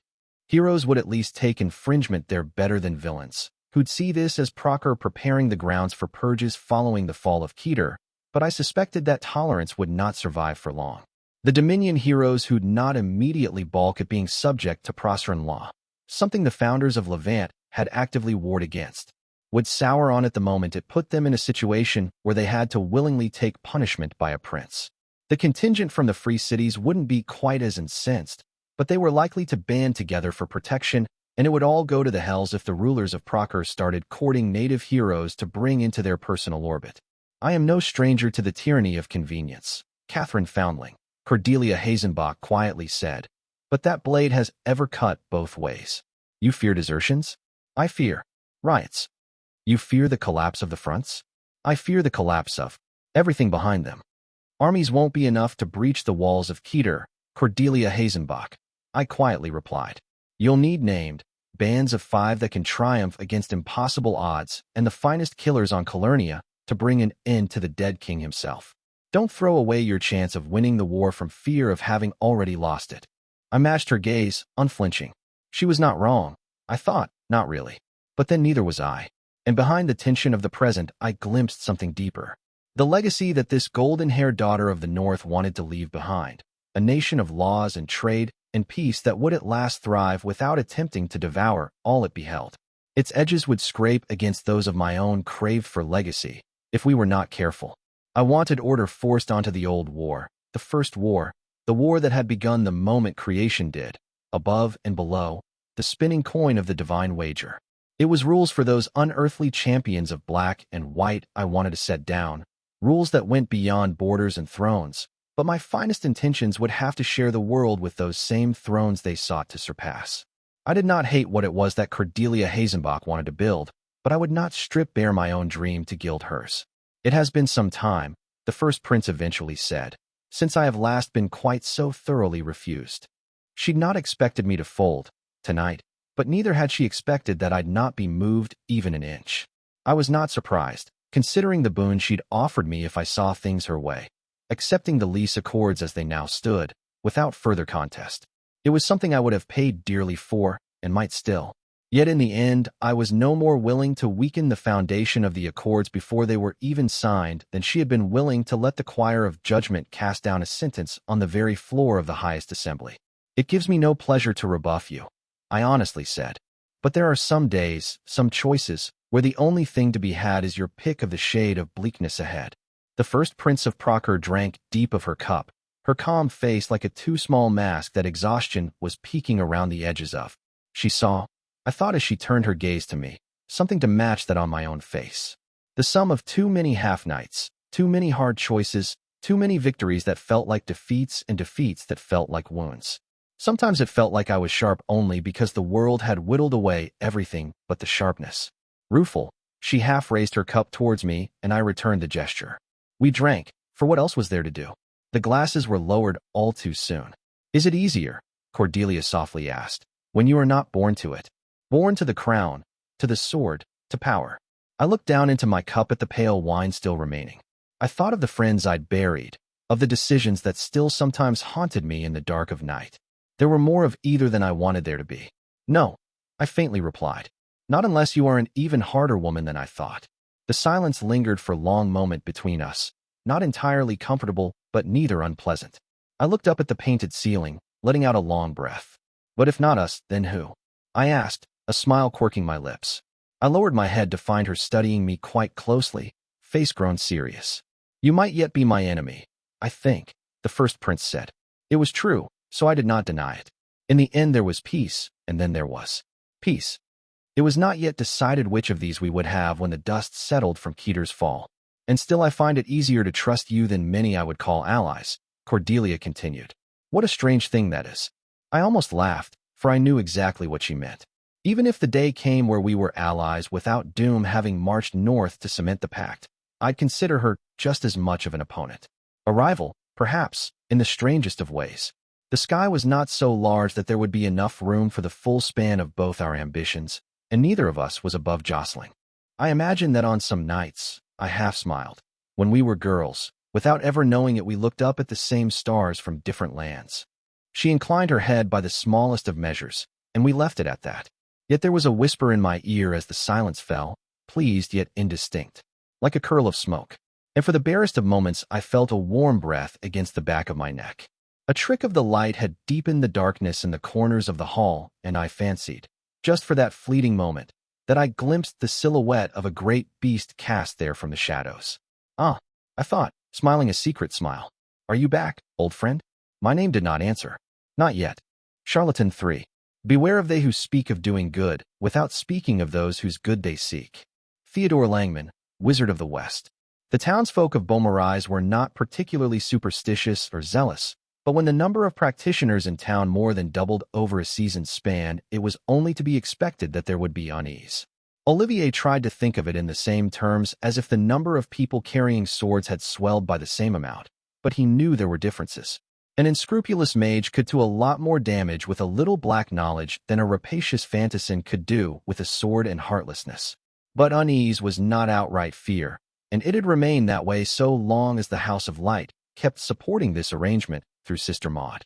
It was only a matter, then, of soothing away apprehensions and making clear that all these wizard vagrants, as he'd heard old Gontran call them quite loudly in the streets, were useful to the town.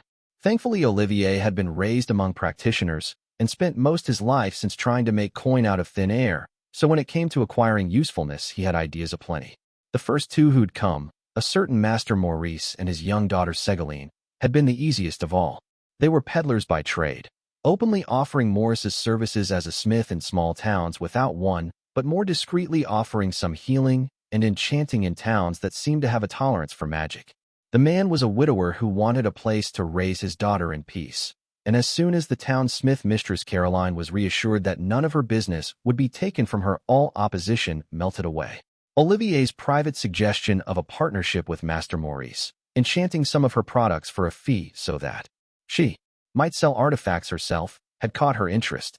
The townsmith even began throwing her weight around in favor of the guests. It was the arrival of the one who introduced himself, Maxime Redflame, a middle-aged and grizzled man who claimed to have served in several fantassin companies as a war wizard, that began to complicate things. Much as lords and princes might prize those whose talent could be turned to violence, Olivier had no real use for them. It did not help that he liked his drink and got rowdy when drunk. Alazan, who'd never heard of half the companies who'd supposedly employed him, suggested the drinking was why he'd sought refuge out here in the mountains. Drinking could be forgiven in a simple soldier, but in a mage it was another thing. No one wanted a drunk throwing around fireballs. The man was put to work gathering herbs out in the mountains, for he was handy with a knife, and made to learn enough to improve his rather mediocre brewing. Maxime Redflame resented the work and took no pains to hide it, but he was in no position to bargain. Just before the snows, the fourth practitioner arrived in town, in almost every way unlike the last. Morgane was her name, and she was both young and comely, not even 25, and though obviously a wanderer, she was well-dressed and of some means. She claimed to come from the Principality of Orne, to the south, though she was a traveler who'd spent some time in the Free Cities and the Thalassocracy. Morgane was well-read and genteel in ways that sometimes made Olivier uncomfortable, for his own worldliness had never ventured much farther than these mountains. Though she remained vague on the depths of her leaning in matters magical, she proved a very fine healer as well as capable of predicting the weather to some degree. The latter did much to endear her to the town, as if the snows had come early that year and might have caught the townsfolk by surprise otherwise. Morgane was charming and well-spoken, and so for all the power that she was known to wield, she quickly became a darling of the town. It was a young man called Ludovic that proved to be the greatest trouble of all, though in a fit of irony. Ludovic himself was shy and gentle, with all the temperament of a mouse, and was half dead of cold when he stumbled into Beaumarais after having taken the mountain paths before the ice could take enough to make them unusable. He knew no magic, though it was undeniable he had the talent, and had been almost abjectly grateful for being given a bed and a hot meal. Ludovic, as it happened, came from the town of Griesmach, a little under 2 weeks away by wagon, when the paths were clear and dry. He'd run away from home after losing control of his talent and rendering his mother mute, hoping that the rumored home for wizards in Beaumarais would take him in. It was unlikely that Ludovic's family would be coming after him anytime soon, not with winter making such a trip so arduous, but with spring that would change. Olivier saw to it that the younger boy was given a cot in the back of the shop until proper accommodations could be found for him, and reluctantly, he asked for Morgaine's help in ensuring that the weeks traveling in the cold with little food or rest would not leave marks. He gave them privacy during the examination, and when the slim, dark-eyed woman emerged from the back room, it was with a look of tightly controlled displeasure on her face. "Ill news?" Olivier asked. The frostbite was mild, and though he has thinned it is nothing that regular meals will not be able to fix, Morgaine said. It was also the least of his troubles. Most of the bruises on him are older than his travels, and some of his bones were broken several times. The young man breathed out sharply. It was not unheard of, this. While it was against the teachings of the heavens to mistreat a child, magic made things different in the eyes of some people. "Understood," Olivier simply said. Morgaine fixed him with a steady look, a strand of her crow-black hair having come loose from her elegant hairdo. "And what do you intend to do about this?" she asked. "Settle affairs with his family when the snows melt," he replied. "So long as the curse of muteness is lifted and reparations made, his kin should be willing to surrender their claim to him." "That boy was beaten," Morgaine said, "often and cruelly. And you speak of reparations." "I speak of removing him from that peril," Olivier calmly replied. "I am not a lord or a magistrate, to be able to take it further than that." "There are other ways to discourage that sort," Morgaine said. "Some are discreet. It would not be so difficult to arrange for persistent nightmares or move a few sprites to mischief." "And when his kin go to the mayor and the House of Light to complain of being harassed by mages intervening in their family's affairs," the young man flatly replied, "which they very well might even if we do nothing, mind you, but if they do and we have harassed them, what will we do when hard-eyed men in house livery come sniffing around and we truly have something to hide? Is your deal with Sister Maud not meant to shield us from that very scrutiny?" Morgaine said. "She is a single sister in a backwater town," Olivier replied. "This arrangement has been allowed to continue because for some it represents an opportunity. If it ever becomes a threat, even a written contract will weigh no more than smoke. I had believed you bolder than this, from the stories told in this town," the dark-eyed mage said. "I had believed you wiser than this, from all the stories you've told of your travels," Olivier flatly replied. It ended with that, the two of them parting ways with courteous words, but also a distinct chill. He sensed he had disappointed Morgaine in some way, but then she had also disappointed him. He spoke of it with Alazanne, the following evening when they spent time together, and she was unsurprised. "She believed you to be ambitious in a different way than you are," she told him. "I'm not ambitious in the slightest," Olivier said. Alazanne's gray eyes were rich with the laughter at his expense she was too well-bred to indulge in. "Indeed," she said. "I've some notions of what the future might look like," Olivier allowed. "You've proved a fair hand at soothing the fears of the townsfolk," Alazanne said. "That aside with the smith might even have worked better than you think." His brow rose. "How so?" "I have it on good authority that our own Master Maurice has been going on long walks with Mistress Caroline," she said. "A widower and a widow, brought together by the heat of the forge. How passionate, no?" She was teasing, as she often did, but months of increasingly ardent embraces away from prying eyes had taught him to tease back. "I know no passion, save the taste of her lips," he quoted in answer. "Is it not a folly, how my heart skips?" Her cheeks pinked, as he'd thought they might. The following poem by Genevieve de Rossignol grew rather more risque than the first 2 lines might lead one to believe. "It is a good thing that you are not as handsome as your brother," Alazanne decided. "Such a man would be entirely too dangerous to my gender." It was difficult to feel insulted by that when she followed up by catching the back of his neck and dragging him close for some very enthusiastic kissing.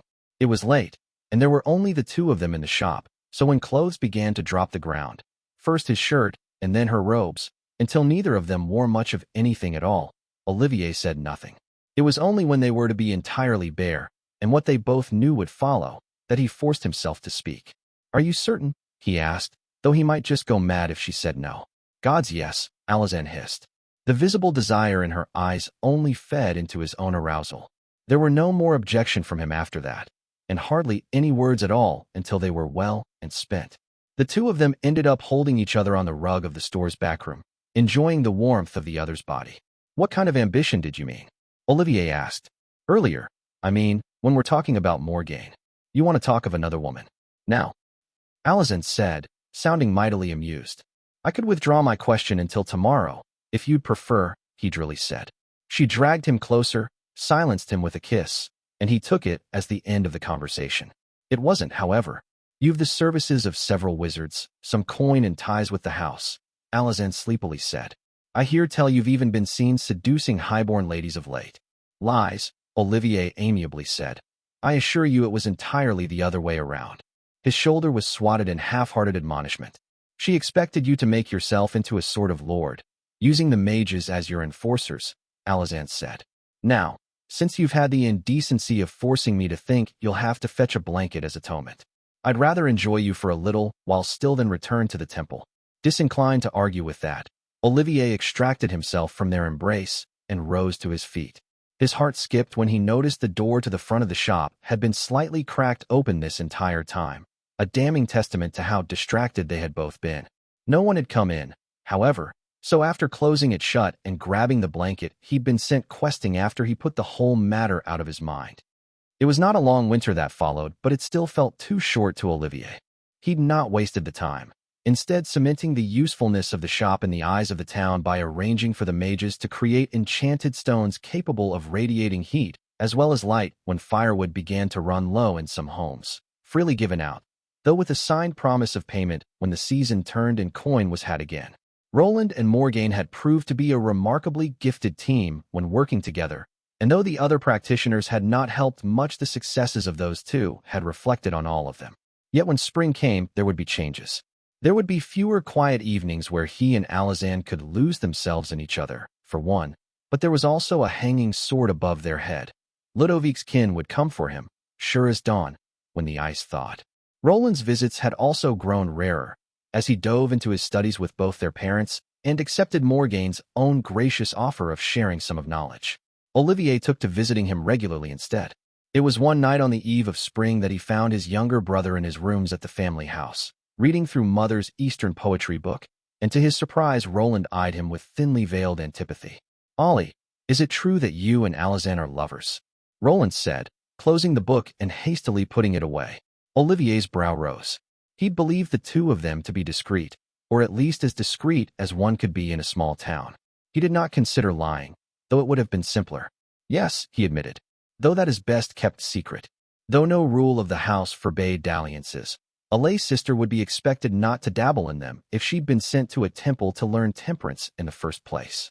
It'd reflect poorly on both their reputations if it became common knowledge they were involved. "You know that I am fond of her," Roland accused. "So am I," Olivier frankly said. "And you barely know her. I am sorry that this pains you, but you've no real call to be bruised over the matter." His little brother's face reddened.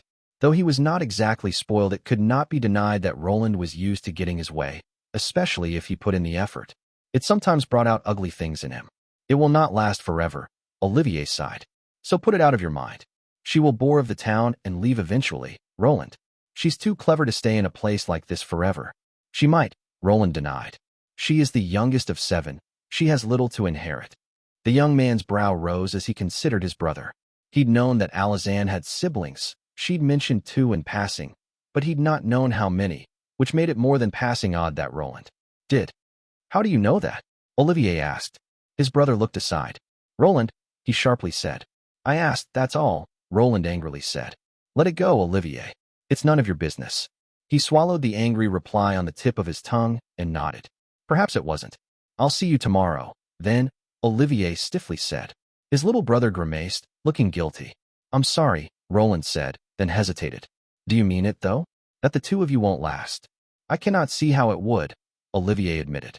He would miss her sorely when she left. and be morose for a long time. But he would not delude himself into thinking that their affair would keep her from leaving this backwater when the opportunity to return home to Apenun beckoned. Then it's nothing, Roland firmly said.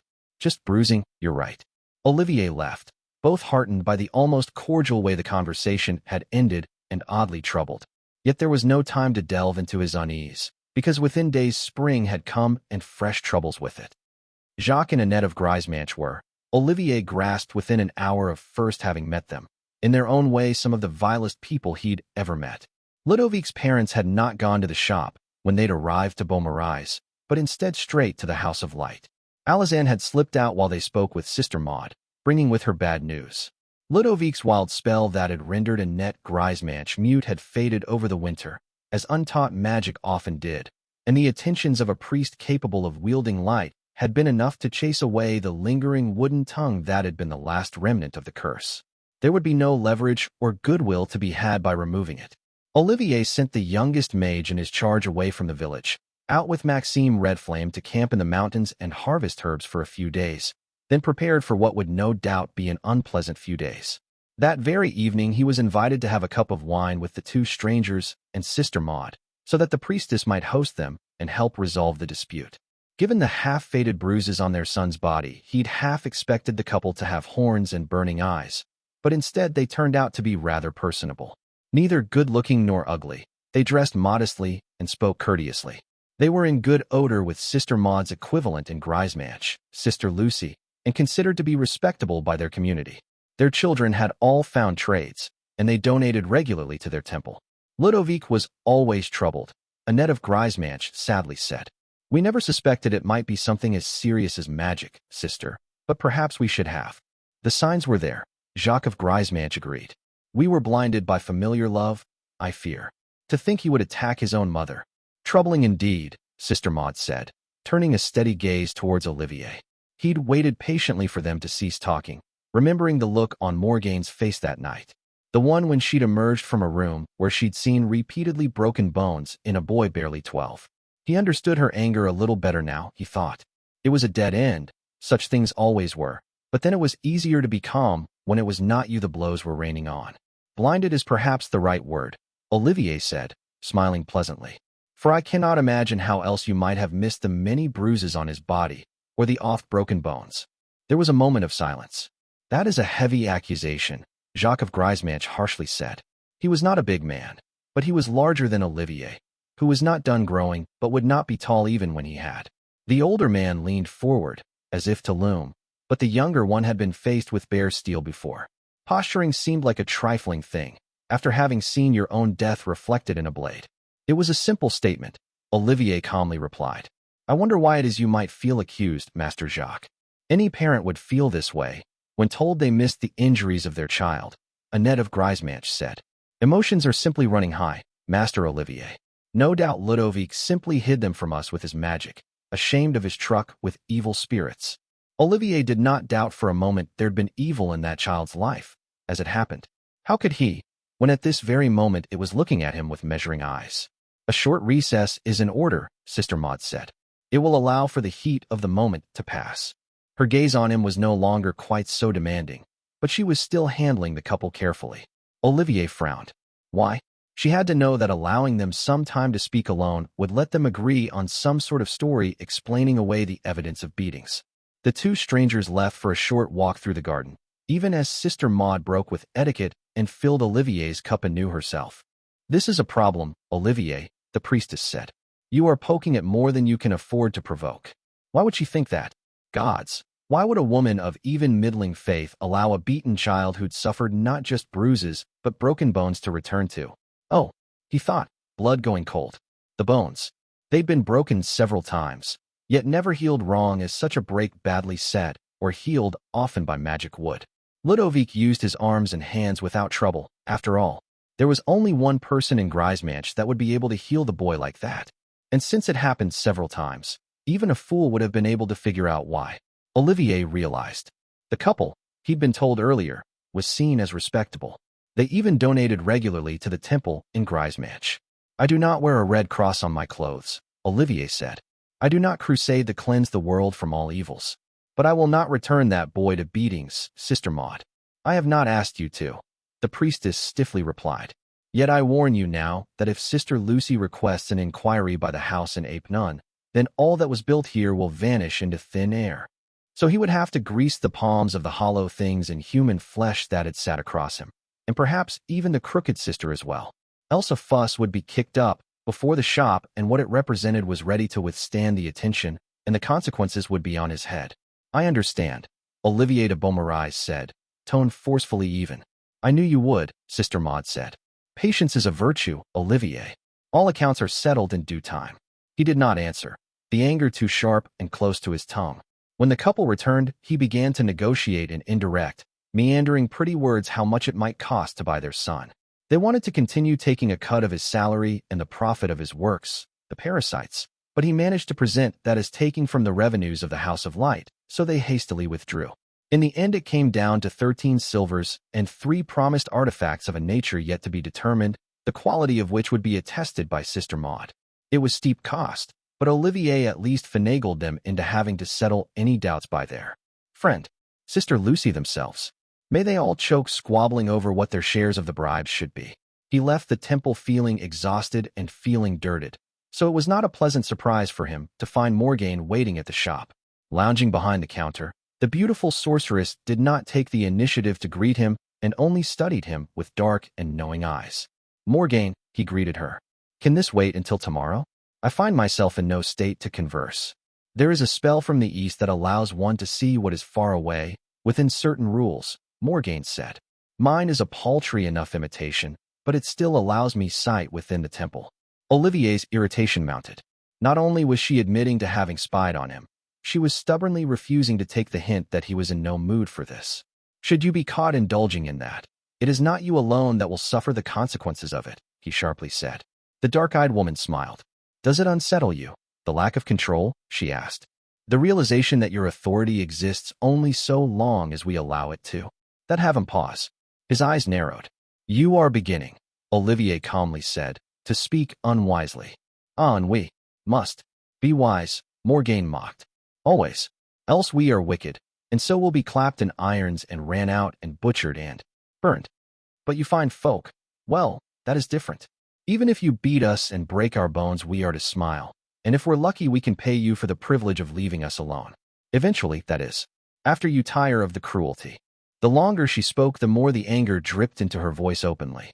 Her hands clenched over the counter as her expression hardened and sorcery flickered around her fingers in thread of red light.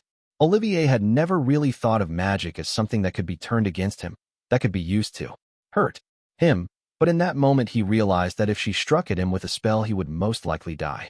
She'd not survive the night, for he'd die loudly and draw attention, but simply because of her magic and anger she had power over him. And he was but a young fool in the middle of nowhere, he knew. How galling it must be for an officer in expensive armor to feel like this, or a highborn magistrate. And so Olivier understood just a little bit, now, why people feared mages. Why they wanted them gone. It was a shameful thing, but he understood the fear at last. And yet for all of Lady Morgaine's anger it seemed to him that her eyes stayed calm. Calculating. But it must be a mistake, he thought, for there was nothing calculated about this confrontation. It felt too raw for that. You asked me to change the rid of things, Olivier said. I cannot, Morgaine. It is unfair, and it should not be this way, but it is not in my power to mend.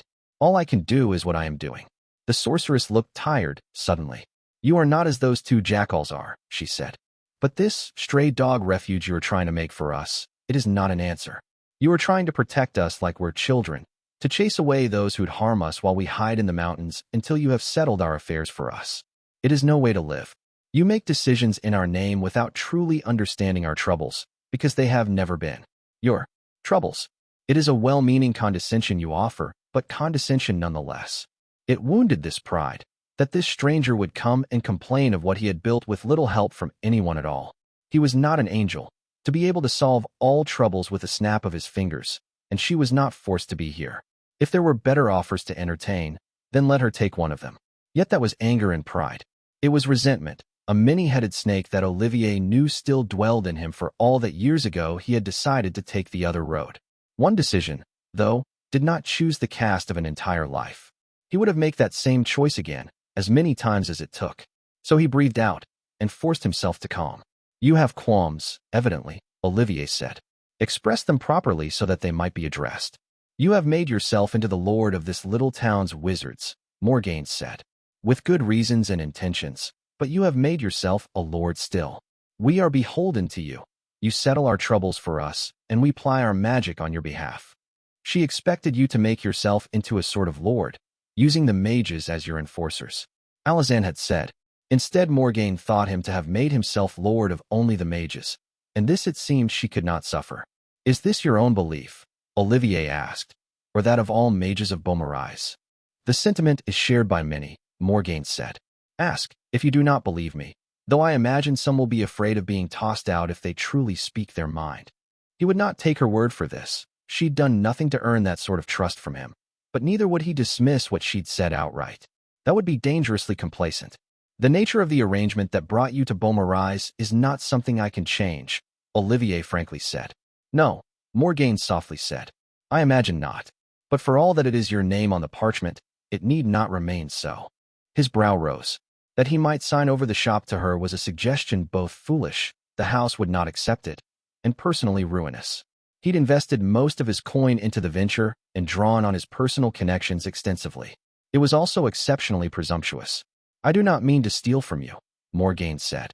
Only that, while keeping your shares of profit, you might eventually pass the reins to someone who might truly make this a home for our kind.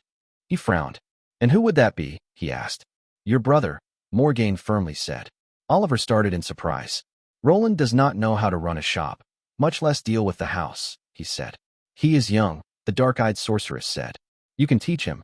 That was not untrue, and it would keep the shop in the family, which settled some of Olivier's troubles with this. Yet he was balking at the notion, some part of him refusing to even seriously think of it. Consider it, Morgaine quietly said. That is all I can ask. She left him to the silence of the darkened shop, lost in thought. Book 6, Interlude, Paragons. To offer forgiveness to the unrepentant is as the sheep embracing the wolf. Hector the ecclesiast, Atalanta preacher. Hanno had underestimated the depth of the troubles in the arsenal. It had already been an unpleasant surprise for Providence to have failed him, not offering even the slightest of nudges otherwise when he decided to wait a few days before heading towards the arsenal. But now it seemed that initial mistake had allowed several streaks of unpleasantness to take root. That Catherine would be as a scalded cat was only to be expected, given that she'd pitted her wits against the wandering bard, and there was no victory to be had without a cost there.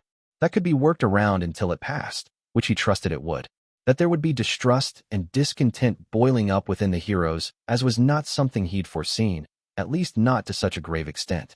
That Christophe de Pavigny's name never seemed to be far behind whenever a spot of discord was there to be found was even more unfortunate. It had become the White Knight's habit to arrange for a great talk with all the heroes of a region whenever his travels allowed, so that they might vent their grievances before they could grow into formal complaints and frictions of character could be caught before they escalated. And it was without hesitation he followed the habit after coming to the arsenal. There were 9 heroes within these walls who bore names, and most made good time when he sent for them. Still, extracting themselves from their occupations took longer for some than others. Hanno was not displeased by that, as them coming with waves allowed him to take a look at the currents binding them to one another. Roland, for example, came with the vagrant spear and the forlorn paladin. The latter 2 of those 3 had spent more than a year as part of the archers' band, while the rogue sorcerer was perhaps the hero who best got along with the woe in particular and villains as a whole. There were some who called him soft on below because of that, though his distinguished record had ensured it was just idle talk. That the Dominion heroine would keep company with Roland and the forlorn paladin was interesting, however. If she had felt uncomfortable under the archer, starved of respectable company or mistreated, she would not have chosen those particular companions. As for the forlorn paladin himself, though he remained improbably cheerful despite his name, it was clear that he felt lost and that the vagrant spear was serving as an anchor. Hanno sympathized. He had more memories than any man alive, and their loss was something he dreaded like little else. The White Knight spoke with the first 3 heroes to arrive, little more than small talk about what they'd seen and done since their last parting, but before long others began to wander in. Though the Kingfisher Prince was not someone Hanno had ever met in person before, the Prince of Bruss was hard to mistake for another. Between the fanciful Alaman's clothing and the elaborate hair ribbons, there was simply no other hero. He could be mistaken. 4. The man had a reputation for charm that must have been true at least in part, for the often taciturn bitter blacksmith was laughing at some unheard jest as he gallantly opened the door for her. Though Hanno did not particularly consider himself the host of this gathering, he had not fetched the refreshments himself, or done anything at all save requesting the help of messengers and attendants. He still welcomed the pair into the room, returning the Prince of Brus' firm arm clasp and congratulating Helmgard for her impressive work on the sword he was not learning had been named the Severance. A shame. He'd been rather partial to the severity himself. It seemed a truer homage to the woman it had been forged from. There was hardly a ripple as the two named joined the others, cordial smiles being offered up by those whose characters so inclined them. The Mirror Knight arrived rather late, considering that Kristoff had been eager for a meeting like this one when they'd last spoken, but it was easy to see why. When the dark-haired hero arrived, it was with the blessed Artificer and the Blade of Mercy at his side. He must have wanted the three of them to come together, and so waited, though Hanno found that the Mirror Knight looked rather jittery underneath his attempt, so seemed calm. The White Knight almost frowned when he saw how uncomfortable young Antoine was, avoiding looking at the end of the table where Roland and the two heroines he'd come in with sat. Not Roland, Hanno decided. It was Sidonia, in particular the younger man, was avoiding looking at. The vagrant spear did not gaze in their direction at all, as if noticing them was beneath her. The blessed Artificer strode forward with little apparent awareness of her companion's discomfort, offering Hanno himself a nod before settling in the chair by the bitter blacksmith's side. The two began to talk animatedly, and Kristoff looked almost miffed before he came to make his greetings. The White Knight took the time to speak with young Antoine for a bit, but the Blade of Mercy remained stiff and tight-lipped. Twice, in mere idle conversation, he redirected a casual question of Hanno's to the Mirror Knight. The Assuran filed that away, refraining from making assumptions, but equally disinclined to simply ignore an oddity. The blind maker was the last to arrive, the older man having been in the middle of delicate work when the messenger came and so unable to extract himself easily. He apologized, but no one felt slighted, and so the matter was waved away. Hanno caught himself looking at the door, as if still waiting, and felt a pang of grief when he understood why. Nephili would not be coming, for she was dead. She'd perished in the fight against a demon, mere days ago, and so Hanno would never see his friend again. Hear her laugh, enjoy the sight of how she had come to thrive, in the very place she had died defending. The dark-skinned man did not shy away from the grief, instead leaning into it. Let it pass through him. The White Knight could not change what had been done, but he could keep Nephili alive within himself. Hanno's mother had been fond of a verse from her homeland, one that claimed all were born to two deaths, one in the flesh, one in the memories of those left behind. It was not in the Assuran Knight's ability to unmake the end of flesh, but in memory at least he could honor the woman who had been the repentant Magister. Yet there was a time for grief and a time for the present, and now Hanno was called upon by the latter to set aside the former. He did so. I see we're all here, the White Knight said, standing at the head of the table. I am not unaware that there are many demands on your time, and so I thank you for indulging my request. We were long overdue a council of the chosen, anyhow, the blessed Artificer said. Adana of Smyrna had spoken with characteristic bluntness, and so Hanno knew better than to take offense, though that did not stop some from eyeing her with irritation or dislike.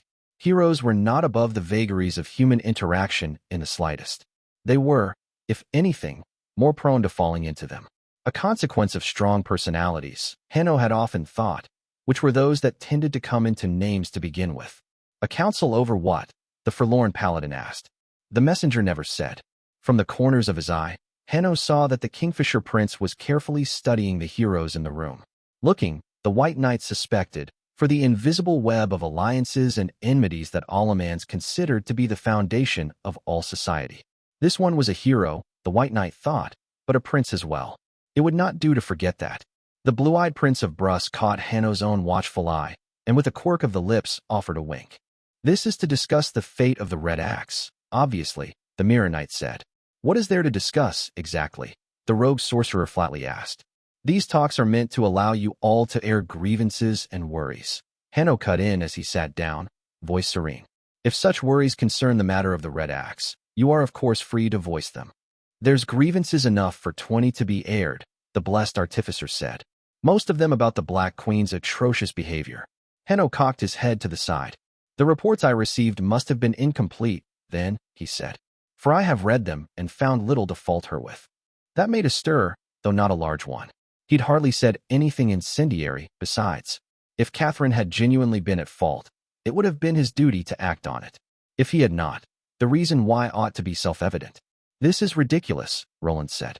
We heroes in our little hidden room, discussing the Black Queen like we're some sort of secret cabal. If it came out, we'd be a laughingstock, or worse.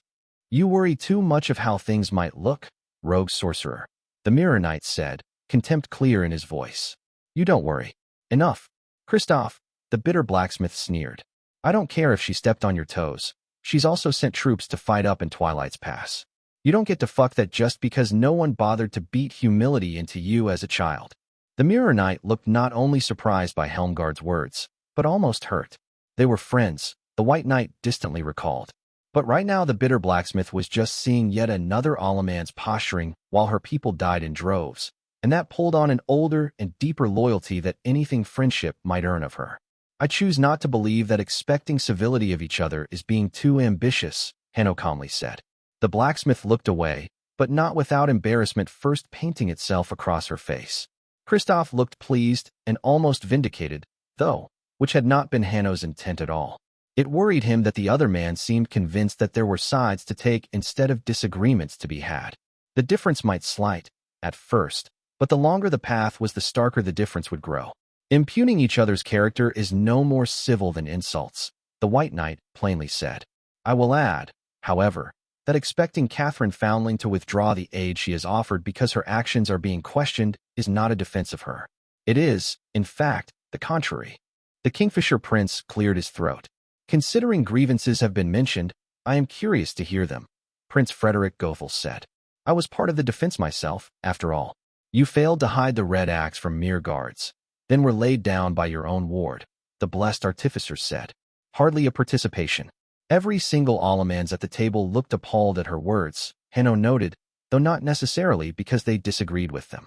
The Prince of Bruss had an impressive martial reputation in the north, but he'd worked with few other named, and his showing during the assault on the arsenal had been lackluster by some ways of looking at it. Hanno's esteem of the man had raised at his restraint when faced with bare swords and threats, but even on the side of above there were some who measured success largely through body counts. Adana, you're being insulting, the bitter blacksmith told her. The golden-eyed artificer looked surprised. I meant no insult, she assured the prince. Only that dash. Mercifully, Helmgard elbowed her before she could launch into an explanation that Hanno suspected would offer several additional insults. The dark-skinned man actually sympathized with Adana a great deal, since he understood exactly where her occasional maladroitness came from. It was rather typical of Assurans in general and citizens from higher tiers in particular. High Tyrian was a highly blunt language, compared to some on the continent, and most Assurans who learned a second tongue had to unlearn habits that made them come across as very rude. Those born to higher tiers were also raised into believing that criticism of lower tiers was a civic duty, which could combine in unfortunate ways with other Assuran customs. Captains, traders, and diplomats were naturally taught how to avoid those pitfalls, but the blessed artificer was unlikely to have rubbed elbows with any of these in Smyrna. She would have moved in different, higher circles. No offense was taken, the Kingfisher Prince said, and if he was lying he hid it well. Yet my question stands. I am curious as well, the White Knight said, though I wanted to be clear that you are all free to speak, and I will not take your words as a formal complaint under the terms unless you explicitly state otherwise. I was threatened with execution, the blessed artificer said. The rogue sorcerer laughed, and not kindly. Tell them why, Roland said. It hardly matters, Adana said. The threat is the reason of my complaint. She knows about an arsenal project the Grand Alliance is going out of its way to keep secret, and then tried to bully the Black Queen into speaking about it in front of what turned out to be at least 2 traitors. Roland his aggressively even tone making it clear what he thought of the entire affair. The specific threat then involved first gaining the approval of the Grand Alliance for your execution by the lawful means, as I recall. Hanno's brow almost rose. It had been a misjudgment on Adana's part to believe that the Black Queen would respond to this sort of a pressure, and an even greater misjudgment to resort to this sort of thing against an ally at all. He'd expected better of her. I can confirm there are projects under such stark secrecy that exist, the Kingfisher Prince said, though I am not conversant with their exact nature. The blessed artificer's lips thinned, though she did not argue. I have a complaint of my own, the Mirror Knight said. Eyes moved to him, and the dark-haired man smiled thinly. About the rogue sorcerer, and how he might as well be the mouthpiece of the Black Queen in this room, Kristoff continued. Go where you belong, sorcerer. Go sit at her side, and let us get on with our duties at last without your help. Roland's fingers clenched at his face, paled in anger. Henno genuinely could not remember ever seeing the mild-mannered man this furious. I do not know you, Alamans, the blind maker calmly said, his thick Arlazite accent tinging the words, but your words fall well short of the chivalry your choosing boasts of. That was ill said, the forlorn paladin agreed, face grown serious. Some were less courteous in their chiding. Fuck you, Kristoff, Sidonia hissed. I've been with the lady for more than a year now. Does that make me traitor too? Who the hells are you to tell anyone to leave? Henno pulled on his name the slightest bit, then slapped his hand against the table. The sound was like a thunderclap in the small hall, and it drew shocked silence from all in it. Civility, the White Knight reminded them. Be clearer on the nature of your complaint, Mirror Knight. Are you accusing the rogue sorcerer of having fallen from grace and become one of the damned? That would, in fact, be a valid reason to ask for Roland's exclusion from this meeting. In practice, it would be difficult to prove either way, but it hardly mattered since Hanno doubted the Mirror Knight would pursue his hasty words to the end. It was a profoundly serious accusation, and there would be consequences to using so frivolously. That the Principate had used such methods frequently against heroes of opposing nations was one of the reasons it had such a poor reputation with named. And for a Proceran hero in particular to be seen using the same means would see him made a pariah among their kind. I did not speak those words, Kristoff de Pavany stiffly said. Then you should be more careful when you address others, Henno frankly said. If you did not mean to make that accusation, then all you did was offer an insult. The Mirror Knight looked like he'd been slapped, but then he'd offered the same to the rogue sorcerer with intent nowhere as kindly meant. He must be made to understand that he should be choosing his words more carefully, not blurting out offenses and then apologizing for them. Everyone knows the sorcerer's thick as thieves with the woe. The Blade of Mercy spoke up. It's not a crime to say that, is it? No, Hanno serenely replied. Though neither is it a crime to have a cordial rapport with an ally, Antoine. In truth, it would be a poison to this alliance if heroes came to believe that being on good terms with villains was a sort of betrayal. Perhaps if bands of 5 had remained entirely below S or above S it could have been borne, but that had not been the case for some time now. The ability to forge a band out of named of all allegiances was simply too potent a tool in the war against Keter to be easily discarded, and that meant heroes and villains must be able to maintain a degree of respect for each other. I have a grievance of my own, as it happens, the rogue sorcerer coldly said. The anger was still in him, the White Knight saw. That boded ill, for Roland was sharper with wits and tongue than many were with steel. Why is Kristoff of Pavany still strutting about with the severance? Roland asked. More than half a dozen of us worked on it, and a fortune was spent forging it. The peril has passed, Mirror Knight. So why do you still carry that priceless artifact with you like some ceremonial blade? I am safekeeping it, the Mirror Knight harshly said. We found no one else capable of using it, the blessed artificer shrugged. Where else should it go? It's an artifact meant to kill the hidden horror, the bitter blacksmith disagreed. It should be under lock and behind wards, not lugged around. It hasn't been observed since it was taken up, has it? The blind maker mused. It should be, or we will not know how it takes to being used. It was taken up in a battle against great foes, the vagrant spear said, and used worthily. It would be a grave dishonor to claim it back now. The Mirror Knight threw her a look as surprised as it was grateful. Hear, hear, the forlorn paladin said. It is not a deed to be lightly gainsaid. 7 demons were slain with the blade in the Mirror Knight's hand. The Blade of Mercy fervently reminded them. 7. What fool would now give it to another, or put it back to rest? I agree that Kristoff is most fit to wield the severance, given its temperament and his own talents, Hanno said. I have already informed the Black Queen as much. There was a moment of stillness in the room. Dismay on the rogue sorcerer's face, triumph on the Mirror Knight's, or was it relief? It must be returned, however, the White Knight continued. It was taken up during a crisis for laudable reasons, but the crisis has passed. Until it is formally bestowed upon someone, it belongs to the Grand Alliance. The scene of a moment earlier, reversed. Nothing about this, Hanno thought, ought to be taken personally. Diplomacy was setting the beat to the tune, not lesser and pettier considerations. He knew better than to believe it would not be taken personally regardless. The first prince shares that belief, the Kingfisher prince said. I do as well, for that matter. You fought mostly in Cleves, Mirror Knight, while the sword might be needed elsewhere. That front is the mildest of the three.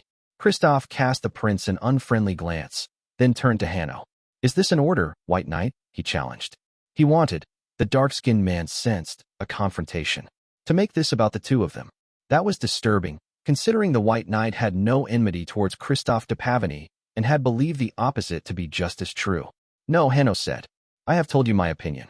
It will become an order if the signatory members of the Grand Alliance so decide, likely by vote.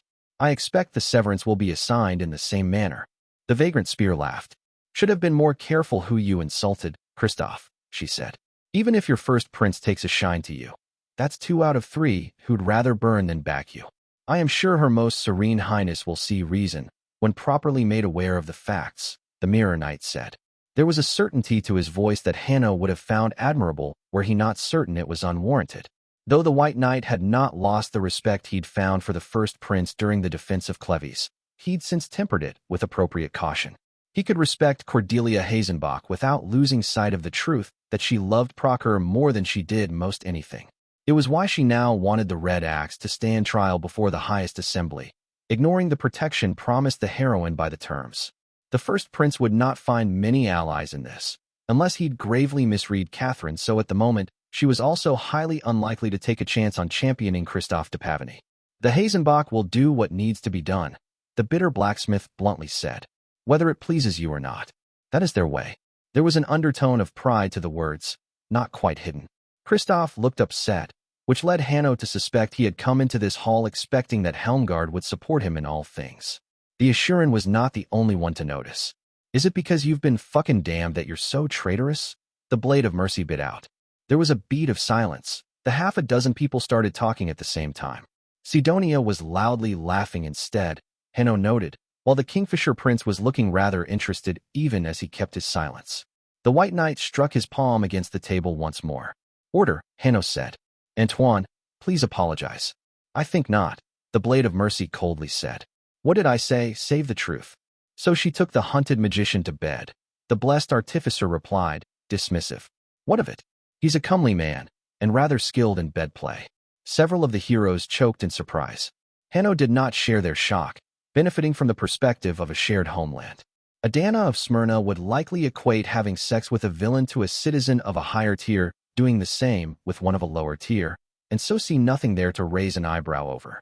Considering marriages across tiers were exceedingly rare, such affairs were usually purely physical, and the blessed artificer would be highly insulted should someone imply her judgment, or that of a friend, which Helmgard was, might be affected by such a thing.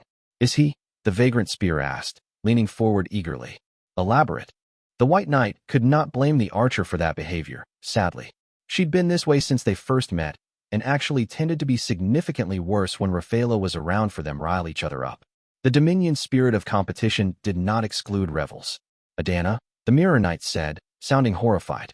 I took up with him myself, for a while, the blessed artificer said. He thought we didn't know, Helmgard grinned. We kept making appointments at the same time. You should have seen him panic and make those tortured excuses. The White Knight cleared his throat. How any of us choose to share our beds is not anyone else's concern, Hanno said, and not to be subject to insult. Antoine, apologize. For the first time that day, his voice hardened. The younger man froze at the sound, eyes going wide. He meant no insult, Helmgard, the Mirror Knight said, addressing the heroine directly. The bitter blacksmith spat to the side. Only a boy needs others to speak for himself, she said, but curtly nodded. Hanno caught her eye, raising an eyebrow in question, but she shook her head in denial. If she was satisfied, then he would pursue the matter no further. Are there any further grievances? The White Knight asked. The Black Queen should not be a high officer of the Grand Alliance, the Mirror Knight flatly said. The entire room went silent, as if breathing in simultaneously. That is not a grievance, Hanno noted. She's corrupt, Kristoff de Pavony said. She made a deal with the hunted magician to let him off. The hunted magician is to stand trial within the week, the White Knight corrected. I am to be a member of the tribunal. Don't be obtuse, the Mirror Knight insisted. She alone gets to decide the sentence, and she was arrogant enough to take her bribe while I was in the room. She thinks herself untouchable, White Knight. She alone stands as judge over the damned, by the terms we all agreed on, the Kingfisher Prince said. To argue against that is to argue against their very existence. Which, by the way, his tone had cooled, was not a stance that would endear anyone to the prince. What meaning is there in the terms, if the one enforcing them on villains abuses her office? The Mirror Knight said. We've offered amnesty to a parade of rapists and murderers, but the damned holding their leash is just as corrupt. Is it any wonder that the likes of the Red Axe strike against us? Christophe de Pavigny rose to his feet, animated and angry. The emotion did him no favors with some at the table, but it caught the attention of others. There had been doubts about the terms from the beginning, after all, and two of the heroes who'd most stringently argued against their current form were in this hall. Both Adana and Christophe had been deeply opposed to the principle of villains policing themselves through the Black Queen. Enough that they'd threatened to walk, though it had been an empty threat. It had been a point of principle back then, however. It had since grown into a genuine belief for the Mirror Knight. It was plain to Hanno's eyes. We are losing the mandate of the heavens, the Mirror Knight warned. Every time we care more about the letter of a treaty than doing good, we lose ourselves a little more. That is Belos's subtlest scheme, to make us embrace one evil in seeking the destruction of another. Hanno had heard many people claim they understood the designs of the heavens over the years and what their mandate for their children was. It was unfortunate that no degree of certainty seemed to prevent them from error or mutual exclusivity in their claims. His attention, beyond the words being spoken, was on the heroes in the room. Some were skeptical, the White Knight thought as he studied the named, but others were visibly in agreement. The Blade of Mercy, the Blessed Artificer. Reluctantly, the Bitter Blacksmith. Given the deep enmity she had with her brother, Hanno suspected that her leanings there were personally driven. She must be troubled by the thought that the reason she'd refrained from fighting her brother to the death, the terms, might have been some trick of the gods below. Horseshit, the Vagrant Spear said. The Red Axe killed the wicked enchanter. He was an animal of the worst kind, but what does that change? She gave her word. We all did. And now you're trying to wriggle out of it, like a worm on the hook. She got Nephili killed, Christophe de Pavigny hissed. No. The Blade of Mercy burst out. Astonished, the Mirror Knight turned towards the younger man. I was there, it wasn't like that, Antoine insisted. She lost soldiers, too. And it was the Hierophant who caught the demon. Not her, not us, him. Hierophant hasn't enough interest in people to get them killed on purpose, the Bitter Blacksmith grunted. And he liked Nephili, I remember. Priests hide their intentions skillfully, Adana said. She then withered under Helmgard's skeptical gaze. It is perhaps unlikely, she conceded. And though she is a vicious brute, I'll admit I have some doubts the Black Queen would have attempted to arrange the death of an ally in the middle of a fight with a demon. She is a practical sort of monster, and more careful with her life than her cavalier manners would make you believe. On the account of the pragmatism and cavalier manners, Hanno tended to agree.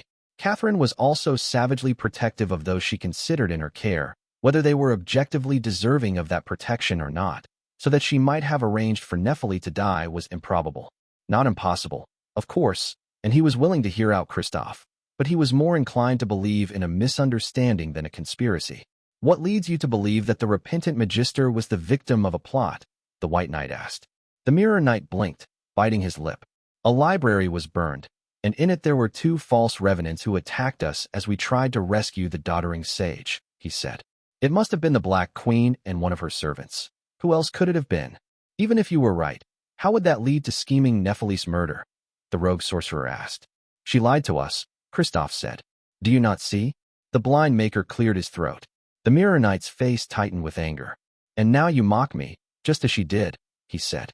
Does no one else understand what she's doing to us even now? Hanno chose his words carefully, but perhaps too slowly. He was not the first to answer. So here we are, the rogue sorcerer quietly said.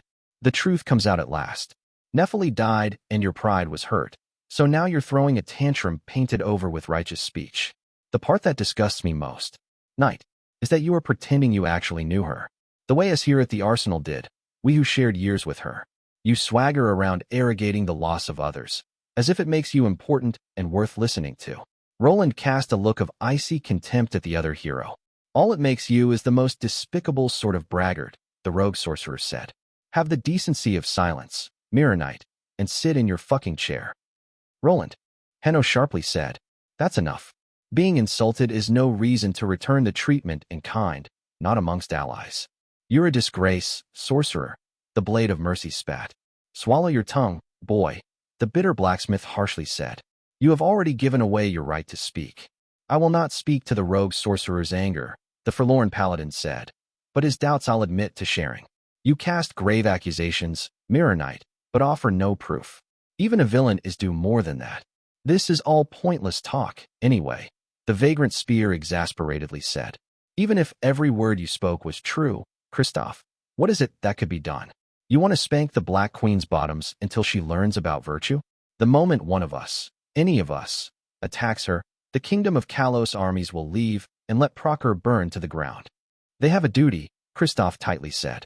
And I do not speak of forcing her to abdicate her crown, Sidonia. Is Lady Vivian Dartwick not her heir? Let her replace the crooked queen as representative for the damned, then. That is enough of that, Hanno said. Eyes turned him. We do not rule the Grand Alliance, the White Knight evenly said. We do not settle its affairs for it, much less meddle with its constituent crowns. We are servants of the gods above who have sworn an oath of war against the hidden horror. Hanno swept his gaze across the room. We must remain aware of our limits, the White Knight said. We are not deciding the fate of the Queen of Callow between us, or the fate of the Severance, much less who the representative for villains would be under rules that we have already given our oath to observe. If you have concerns, I will hear them. You have grievances, I will act on them. But do not delude yourselves, not for a moment, that we can dictate terms to half of Calernia bound in alliance. Few looked like they wanted to object, and none who dwelled in the arsenal. They understood best, Hanno thought, the actual scale of something like the Grand Alliance. They'd seen it at work, when this unearthly place had been carved out of nothing in less than a year. The others knew only their front, their battle, their struggle. It was human nature, Hanno knew, to reduce things to something that was easier to grasp. That did not make you uncomfortable about how very small you were. The Seraphim had stripped him of that, among their many gifts. The White Knight perfectly understood how insignificant a speck of dust he truly was, and that had allowed him a certain clarity of sight, in some ways. You're going to kill the Red Axe.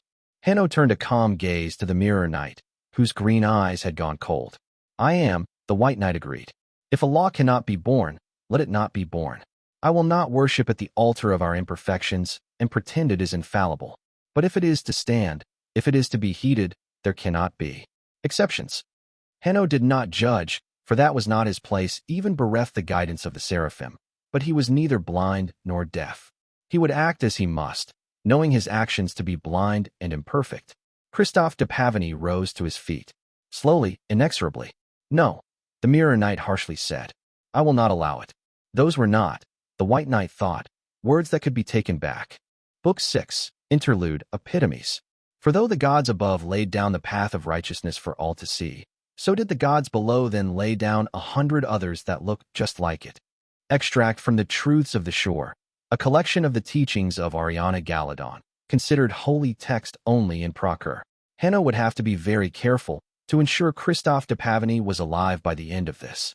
Even as half a dozen shouts erupted in the wake of the Mirror Knight's challenge, the dark-skinned man wondered if he should first have spoken with the other knight alone. No, he decided. That, too, would have been a mistake. It would have been treating Christophe like a sickness to be quarantined instead of comrade whose doubts needed to be allayed. Hanno was no more lord over heroes than heroes were lords over creation, and though the demands of experience often saw him walk the fine line between stewardship and government, he must never cross it willingly. Sit down. Christophe, the vagrant spear called out. This is dash. Full gods, I will punch the sense back in dash. Silence, the White Knight said. The ripple of power in his voice sucked the cacophony out of the room, as if by magic. The Mirror Knight stood ramrod straight, as if the outpouring of anger had been a matter of indifference to him, but the slight hunch to his shoulders spoke otherwise. Still, for all the red coloring his cheeks, Christophe did not desist. Pride was the stone around his neck, and now Hanno would have to find a way to ensure it did not end up drowning him. First, however, the venom must be drawn out. The White Knight did not rise to his feet, or react beyond turning his head to properly address the other named. Christophe watched him with strained eyes, his light brown hair harried. The angle of his arms ensured the polished bracers he wore on his wrists reflected only a muddled haze. Let us avoid misunderstandings, Hanno calmly said. What is it that you mean, Christophe, by I will not allow it? How many of us need to die before you face the truth of what you made us part of? The Mirror Knight said. The exalted poet was shot in the back by one of the woe, and who here has said even a word of it? He was a traitor, the blessed artificer coldly said. Good riddance.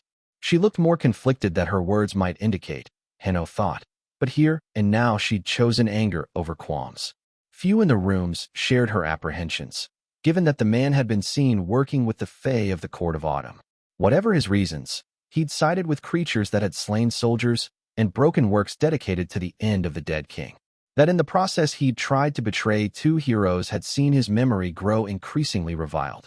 The vagrant spear's face had gone icy at the mention of the name, for she was Levantine as well and had taken the betrayal as a slight on the honor of Levant as a whole. Traitor to what? Exactly. Christophe de Pavany said, voiced just short of a shout. To the rules and designs of a damned? To terms that would see us murder a woman for slaying her own rapist? You have not answered the White Knight's question. The Kingfisher Prince cut in, voice measured. Are you threatening to take up arms to enforce your will, Christophe de Pavany? The fair-haired prince's hand had slipped, ever so slightly towards the sword at his hip. Hanno thought better of his comrades than to expect they would brawl like tavern drunks, but, should there be fighting, he suspected it was not the Prince of Brus that would be the victor there. The Kingfisher Prince's role was a martial one, but also soldierly in nature. He could turn a company of riders into an unbreakable lance or fight as a champion for his host, but he would not be the equal of the Mirror Knight in a duel. Let him speak, the forlorn paladin hesitantly said. Or has it now become a sin to even speak against the terms? Why bother? This isn't a vote, the bitter blacksmith bluntly replied. No point in pretending otherwise. The terms are there to stay. We can whine about it all we like, but at the end of the day, I'd rather share a room with a villain than a revenant. How often are we going to be made to bow our heads using that argument? The Mirror Knight asked, turning to her and sweeping the room with his gaze. Accept this, or the dead king takes us all. So first we welcome crooks. Then we welcome thieves, then rapists, then murderers, and gods only know what comes after that. What single thing can we not be made to swallow, when it is put to contrast with the end of days? Spoken like a child of summer, the bitter blacksmith said, tone gone hard. There is no bargain to be had with the night. Do what needs to be done or disappear. She was not the only here there to have doubts, though Christophe's appeal had not been without impact. Neither was it without sense, Hanno knew. It was all too easy to justify all manners of cruelty by drawing some invisible path linking their avoidance to the victory of Coterie. Yet that was no excuse to ignore what still lay just beyond the horizon, waiting for a misstep. It did not surprise the Assuran that it was Roland who gave further answer, for few among them better understood what still lay ahead of them all. We contrast with the end of days, the rogue sorcerer thinly said, because the end of days is looming. It is not a rhetorical device, Mirror Knight. It's what happens this winter if we make too many mistakes. We've won wars like this one before, the blessed artificer disagreed, and won them without destroying what we are. We haven't, the vagrant spear said. This many soldiers, this many bestowed, and all we can do is hold. No one's had a war like this in, maybe not since the Empress most dread. Even in Levant the memory of triumphant had not quite faded. Hundreds of thousands had died in the creation of the Titan's Pond, and most of them had not been Gigantes. Neither had they been Levantines, not exactly, but they had been kin to those tribes that would one day become the dominion of Levant. It was a good conversation to have, what was being said, and a necessary one. Yet it had strayed from the words that first set it into motion. This was not happenstance. Fear, Christophe, Hanno said, and his voice cut through the room. That is what I see now. You spoke words, and now you fear them. The green-eyed man turned a burning glare towards him. You can retract them, the Assuran man continued. Spoken in heat, they can be set aside as the heat fades. Or you can stand by them, if that is your choice. But this pretense that they were not spoken is beneath everyone in this room. Let it end. He simply could not leave the venom to linger in the flesh, much as it would be painful to squeeze it out. Else Christophe would leave this room believing that he could keep challenging the powers of the Grand Alliance without consequence, that a name and a sword made him invincible. He was failing to see the power of the enemies he was making, how even the popular sentiment attached to his fame could turn with the wind. If the army of Callow and the Firstborn left the fronts over his affronts, and it was made known why, How long would it take for every throat from Renia to Tenerife to begin howling for the blood of Christophe de Pavanie? There were some who believed that the Black Queen had gone tame, lost her bite, but the White Knight knew better. There was a saying, in Ashur, that a lioness in her lair was twice as deadly as one in the field. I will not allow anyone to kill the Red Axe, the Mirror Knight said. Not when dash. That is treason. The Kingfisher Prince flatly interrupted. You would be taking up arms against the first prince and the highest assembly, never mind the rest of the Grand Alliance. It was a mark of the respect afforded the man by those in the room that no one had even considered complaining that he was the first prince's eyes and ears here, even though he'd more often mentioned the opinion of Cordelia Hazenbach than his own. Of course, those that did not notice would be more inclined to take it as their man and highest assembly sharing knowledge with them than the other way around, which made it all the more pointed that the rogue sorcerer, by simple virtue of speaking up for restraint and the terms, had been accused of being Catherine's creature. The taint associated with magic in these lands was, the White Knight had often thought, one of the most insidious poisons he'd ever seen. Taking up arms. Roland quietly said, No, taking up arms is for an army, or at least an armed band. When a single man does it, that's just called committing a crime. He'd meant to impress the pointlessness of such a stand, perhaps, but for once the other hero had misread the room. It had been taken as a challenge instead, and men were taught to answer challenges only one way. Another chair clattered back. He would not be alone, the Blade of Mercy said. The young man looked both thrilled and terrified, taking a stand with someone he admired yet uncertain as to the consequences. The heat was rising in the room, and even those not all that inclined to agree with Christophe's arguments would be feeling a strange leaning towards him right now. Adana, Sidonia, and even the forlorn paladin looked troubled by the turn things had taken. We are trained to this, Hanno thought, conditioned to side with the underdog, the dark horse. Most of us have been in that place, once in our lives, and it calls to us still. This, though, he could and would nip in the bud. How? The White Knight calmly said. Will you prevent the execution of the Red Axe? There was a heartbeat of stillness. Hanno deliberately looked at the pommel of the severance, leaving his gaze to linger. Is that how? He asked. Will you cut me down, Christophe? I will not kill you, the Mirror Knight said, unless you force me to. And like that, he lost the room and the story along with it. He was no longer the rebel fighting tyranny. He was a man threatening to kill a comrade to get his way. Do you so badly crave to be part of injustice, Hanno of Arwood? The Mirror Knight said. They wouldn't even let me speak with the Red Axe, did you know? Black Queen's orders. She's to be butchered in some dark room dash. After a trial is held, the White Knight calmly replied. After I listen to the evidence, determine guilt, pass my sentence, and carry it out, which will be, almost certainly, death. That she killed the wicked enchanter and attempted to kill the Kingfisher Prince is not in doubt. It is established fact. The latter man was keeping a close eye on them all, Hanno found. He'd spoken little, but missed nothing. Frederick Gothel, the White Knight decided, had not come today to steer the conversation one way or another, but to mark the positions and allegiances of his fellow heroes. And while the man was as canny as any Prince of Procure, Hanno had no doubt that this was the stratagem of shrewder minds still. Cordelia Hazenbach liked to know the full lay of the board before she cast her dice. She was used by the wandering bard, the Mirror Knight said, as many of us were, and yet chosen must die for this offense, while the Black Queen will let off her damned with a slap on the wrist. And these are the rules you would have us heed. Hanno cocked his head to the side. There was no point, he thought, in continuing to argue that Catherine had yet to render any judgment and that she would be holding trials over rather different breaches of the terms besides. Continuing to drown in details would resolve nothing, for the Mirror Knight was not truly looking to debate anything. His fingers were grasping for a stone to throw, not an answer to consider. Yes, Hanno said. Christophe visibly stalled at the unexpected reply. I will pass judgment over the Red Axe and carry out the sentence, the White Knight explicitly stated. In this matter I cannot be swayed or bargained with. It will be done, that is all. Do you now intend to kill me, Christophe? I will not be fighting you, if that is your choice, so strike at your leisure. The eyes of every single person in the room went to the Mirror Knight, whose face had gone red. His hand was on the pommel of the sword, but he'd not unsheathed it. Even the Blade of Mercy took a step back from him. Antoine was not the sort of young man to let even admiration overcome a reluctance to kill in cold blood. Let us assume you do kill me, Hanno gently said. What happens then, do you think?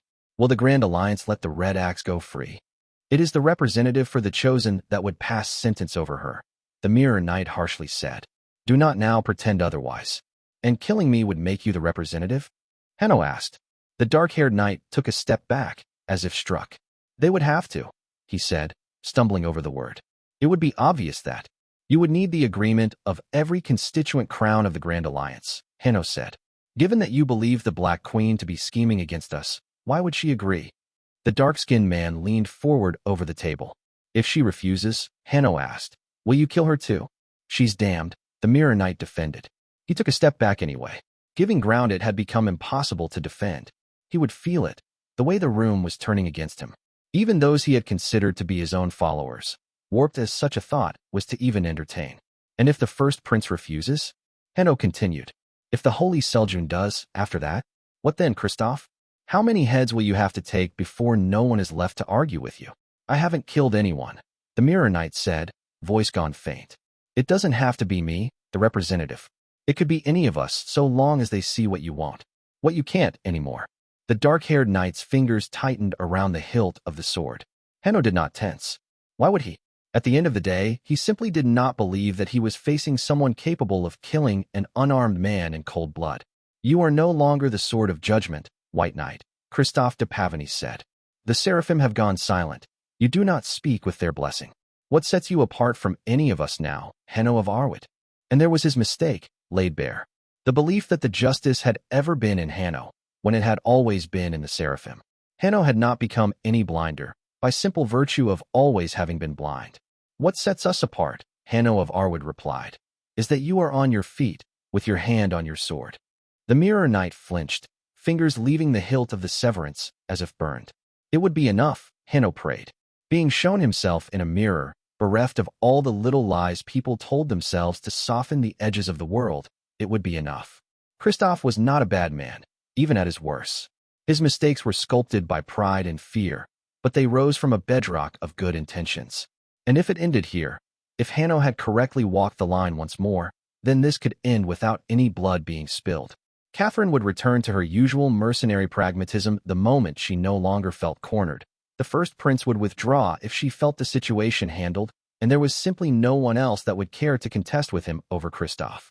Hanno caught sight of his own face on the Mirror Knight's bracers, the reflection fleeting but troublingly vivid for the moment it lasted.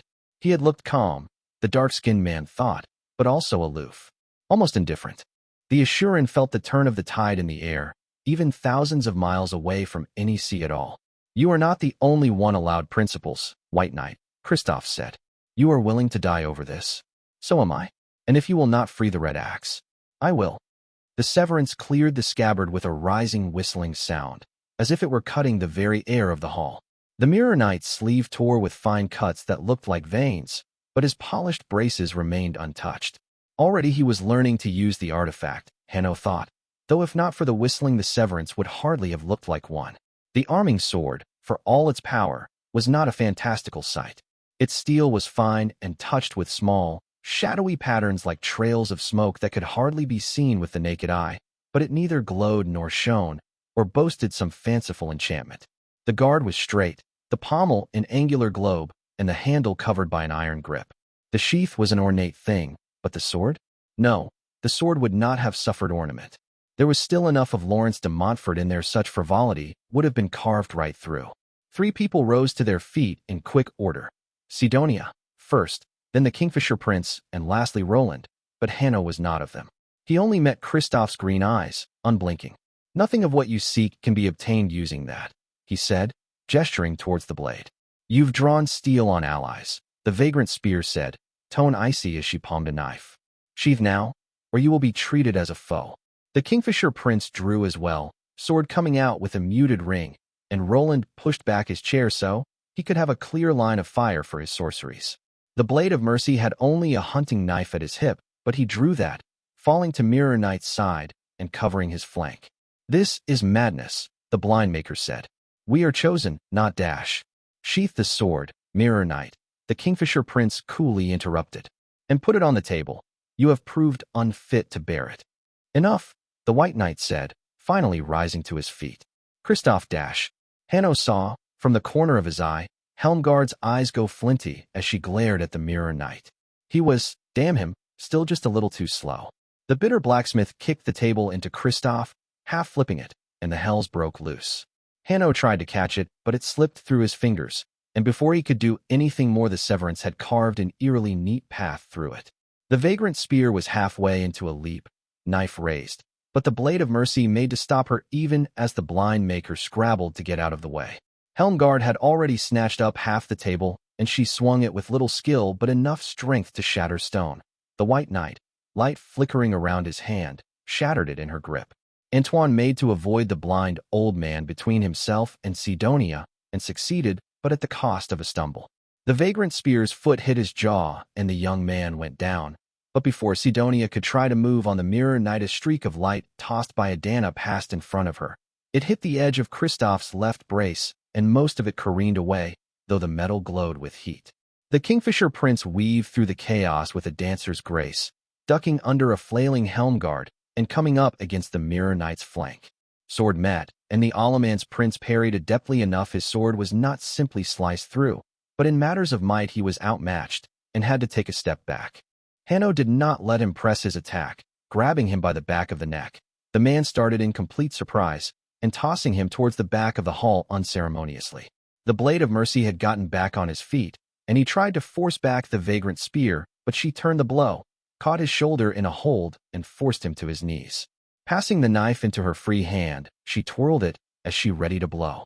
Hanno, from where he stood, could see she meant to strike Antoine's temple with the pommel of her knife after flipping it. Yet from where the Mirror Knight stood, all that could be seen was the blade of mercy on his knees and the vagrant spear drawing back her arm for a blow. The White Knight saw it all come together, as if he were looking down at it from above. Kristoff's wrist rising as he prepared his own blow, stepping forward through flying shards of wood. Sidonia, seeing the movement at the edge of her peripheral vision and her body trying to react, she lost her rhythm, and what would have been a blow of the pommel as it went down instead remained a strike with the point of the knife. And in turning towards the blow, what would have been a cut through her wrist instead passed through the front half of her face. It would kill her, sure as day, even if it had not been meant to. The window to act would be slight, for all here were named, but he was not among the least skilled of his kind. The White Knight moved with purpose, balancing it all on the span of a single breath. His left hand caught Sidonia's wrist before it could come all the way down, leaving to prick Antoine's skin just lightly enough no blood was drawn. And with his right he turned aside the severance, forcing it to the side so that no life would be taken. The edge of the sword carved through the first two phalanges of his middle finger and through his ring and little finger before veering off, the Mirror Knight ending the blow before it cut into the ground. Hanno had yet to draw his sword. No, Kristoff hoarsely shouted, drawing back. The White Knight's fingers dropped to the ground. The cut had been clean and painless, but it might still kill him if Hanno resorted to an old trick, let out a pulse of blinding light, brute forcing the healing and hardening the skin irreparably. There'd be no mending what the severance had cut, anyhow. Sheath your blades, Hanno said, and his tone brooked no argument. Every last one of you. It had taken more than just Kristoff de Pavany for it to come to this. I dash, the Mirror Knight stammered. I didn't mean to dash. And before anyone could speak so much as a word, he bolted for the door. Hanno almost cursed. He'd expected anguish, not flight. This was potentially much worse. The door opened the other way, but it had not been meant to resist named, and it broke with barely a touch as the Mirror Knight pushed through, the White Knight forcing aside the vagrant spear as she moved into his way. He flicked a glance back to the assembled heroes. By my authority under the terms, I order that you all return to your quarters and remain there until sent for, Hanno said, tone forcefully calm. He did not stay long enough for anybody to begin arguing, instead stepping into the halls of the Alcazar and catching sight of the Mirror Knight turning the corner. Kristoff would have no destination right now, but Hanno knew that the longer he ran with the sight of burning bridges at his back, the more the Mirror Knight would look for a way to justify all of this, any of this. And that mean, right now, the Red Axe. If Kristoff hurt or even accidentally killed guards breaking her out, Hanno knew there would be no saving his life. There would be no deal to be made, no bargain when so many heroes had broken so many roles. The tolerance from the Grand Alliance would run dry. As things stood, there was only one way to settle this. The White Knight breathed out and let light flood his veins, hastening his steps. He scarred the stone as he turned the corner, Kristoff not far ahead, and unclasped his sheathed sword from his belt. The Mirror Knight glanced back just in time to see the strike coming and twist around to face the White Knight, narrowly avoiding the blow at the back of his knee that would have had him tumbling. "It didn't have to be like this," Kristoff pleadingly said. "You could have listened, and you can still dash." "I'm sorry," Hanno said, "but now it has to end a certain way. If I do not show them I am capable of handling you physically, this can only end in your death." Kristoff did not truly want to fight, even if his body reacted to being attacked, so his initial reaction was sloppy. The severance was swung quickly and powerfully, but with little skill, trying to cut through Hanno's own sheathed blade, but strength without precisions was meaningless. The White Knight took half a step back, then used the back foot and a flicker of light in what had once been the flawless fencer's favorite trick. The side of his sheath struck the Mirror Knight on the left cheek, smashing him to the side. The pain returned Christophe de Pavany to the there, and then, his eyes hardening. "You lost a hand," the mirror said. "Retire, before I must hurt you." Hanno had lived through so many memories he hardly recalled whether he's originally been left-handed or right-handed, not that it mattered. He was perfectly capable of using either hand to wield a sword. "Your worry does you honor," Hanno evenly said, "but it is unnecessary." Something like anger flickered across the other knight's face, and he rushed forward. A simple swing forced the White Knight back, and with a half-step he feigned use of the same trick. Yet when Kristoff threw a punch where his face would have been were he reiterating, instead the other man caught the Mirror Knight's wrist with the hand he'd freed by dropping his sheathed sword. Light scouring his veins, Hanno clenched his fingers around the bracers until they crumpled and through his hip. Lifting Christophe de Pavany, he smashed the other hero into the ground like a mace. The stone cracked rather than the Mirror Knight, but the tremor toppled several of the mage lights hanging above. They toppled, several cracking, and the light of the hall began flickering. Kristoff shouted, light glimmering over him, but Hanno called on it as well and threaded the two together. Before the Mirror Knight understood what was happening, he seized the now single entity light and used it to strengthen both his kneecaps as Implacable Monk had been fond of doing. He then hammered his boot down into Kristoff's throat, knowing that the Mirror Knight was too tough for it to kill him. The other man choked, and Hanno repeated the process thrice, each time increasing strength as the stone fractured beneath them and the ground shook. The Mirror Knight's hand seized his ankle after the third time, and he swung the severance upwards and half-blind. Hanno leaned down, snatched up his sheathed sword, and pragmatically slapped the other man in the eyes with the side of the sheath. Kristoff yelped and released the foot, which returned to kick his chin at full strength. The White Knight had not strengthened his kneecap this time, unfortunately, so while the strengthening on his limb held fine, he felt the bone of his knee crack. Pushing down the wave of pain, he drew back a step, waiting for the Mirror Knight to get up on his knee before sweeping it, and, this time, smashing down on the wrist with his sheathed sword. The severance clattered on the floor, and Kristoff screamed in pain and anger, catching the sheathed sword in his grip and effortlessly crushing it. Hanno released the hilt, but not quickly enough. He was tugged down enough that the Mirror Knight caught his tabard and dragged him even further down. Aware that wrestling with a man who might as well be made of steel would be foolish, the White Knight used his still bloody, mutilated hand to hook a finger into the Mirror Knight's mouth and drag the other man's face straight into his knee. Kristoff's nose broke, but so did Hanno's kneecap. It bought him long enough, however, catching the bloodied man by the back of the neck even as he dropped to his knees in pain. Hanno let the light run loose through his veins until he could feel it filling him to the brim. He smashed the Mirror Knight's head into the ground, repeatedly, as Kristoff struggled against the other hand, keeping him from turning properly to fight. Hanno felt several of his bones fracture from the other heroes twisting about, but on the sixth impact Christophe de Pavany finally fell unconscious. The light slowly left him, leaving behind only waves of pain as the lights continued flickering and casting the fractured and bloodied stone into strange reliefs. The White Knight breathed in and out slowly for some time, but the sound of boots forced him to open them again. Gingerly, he took the sheath of the severance from the Mirror Knight's side and slid the artifact back into it at the costs of only a few shallow cuts on his fingers. Soldiers poured into the hallway from both sides, staying in the steady lights. The legionaries of the army of Callow were the easiest to recognize, the painted shields and red tabards that heralded some of the finest professional soldiers of Calernia, putting a name to them just as surely as the unique mixture of orcs and humans of different hues. Yet there were other soldiers there, in colors less straightforward to place even though their long mail coats, coif, and broad rim helm marked them as Proceran. Swords and spears came to the fore in good order, the now infamously deadly Calawan crossbowmen spreading out in the back. Quite a lot of trouble, Hanno thought, for only 2 men, only one of which was conscious, besides. Admittedly, he tiredly thought, they had made something of a ruckus.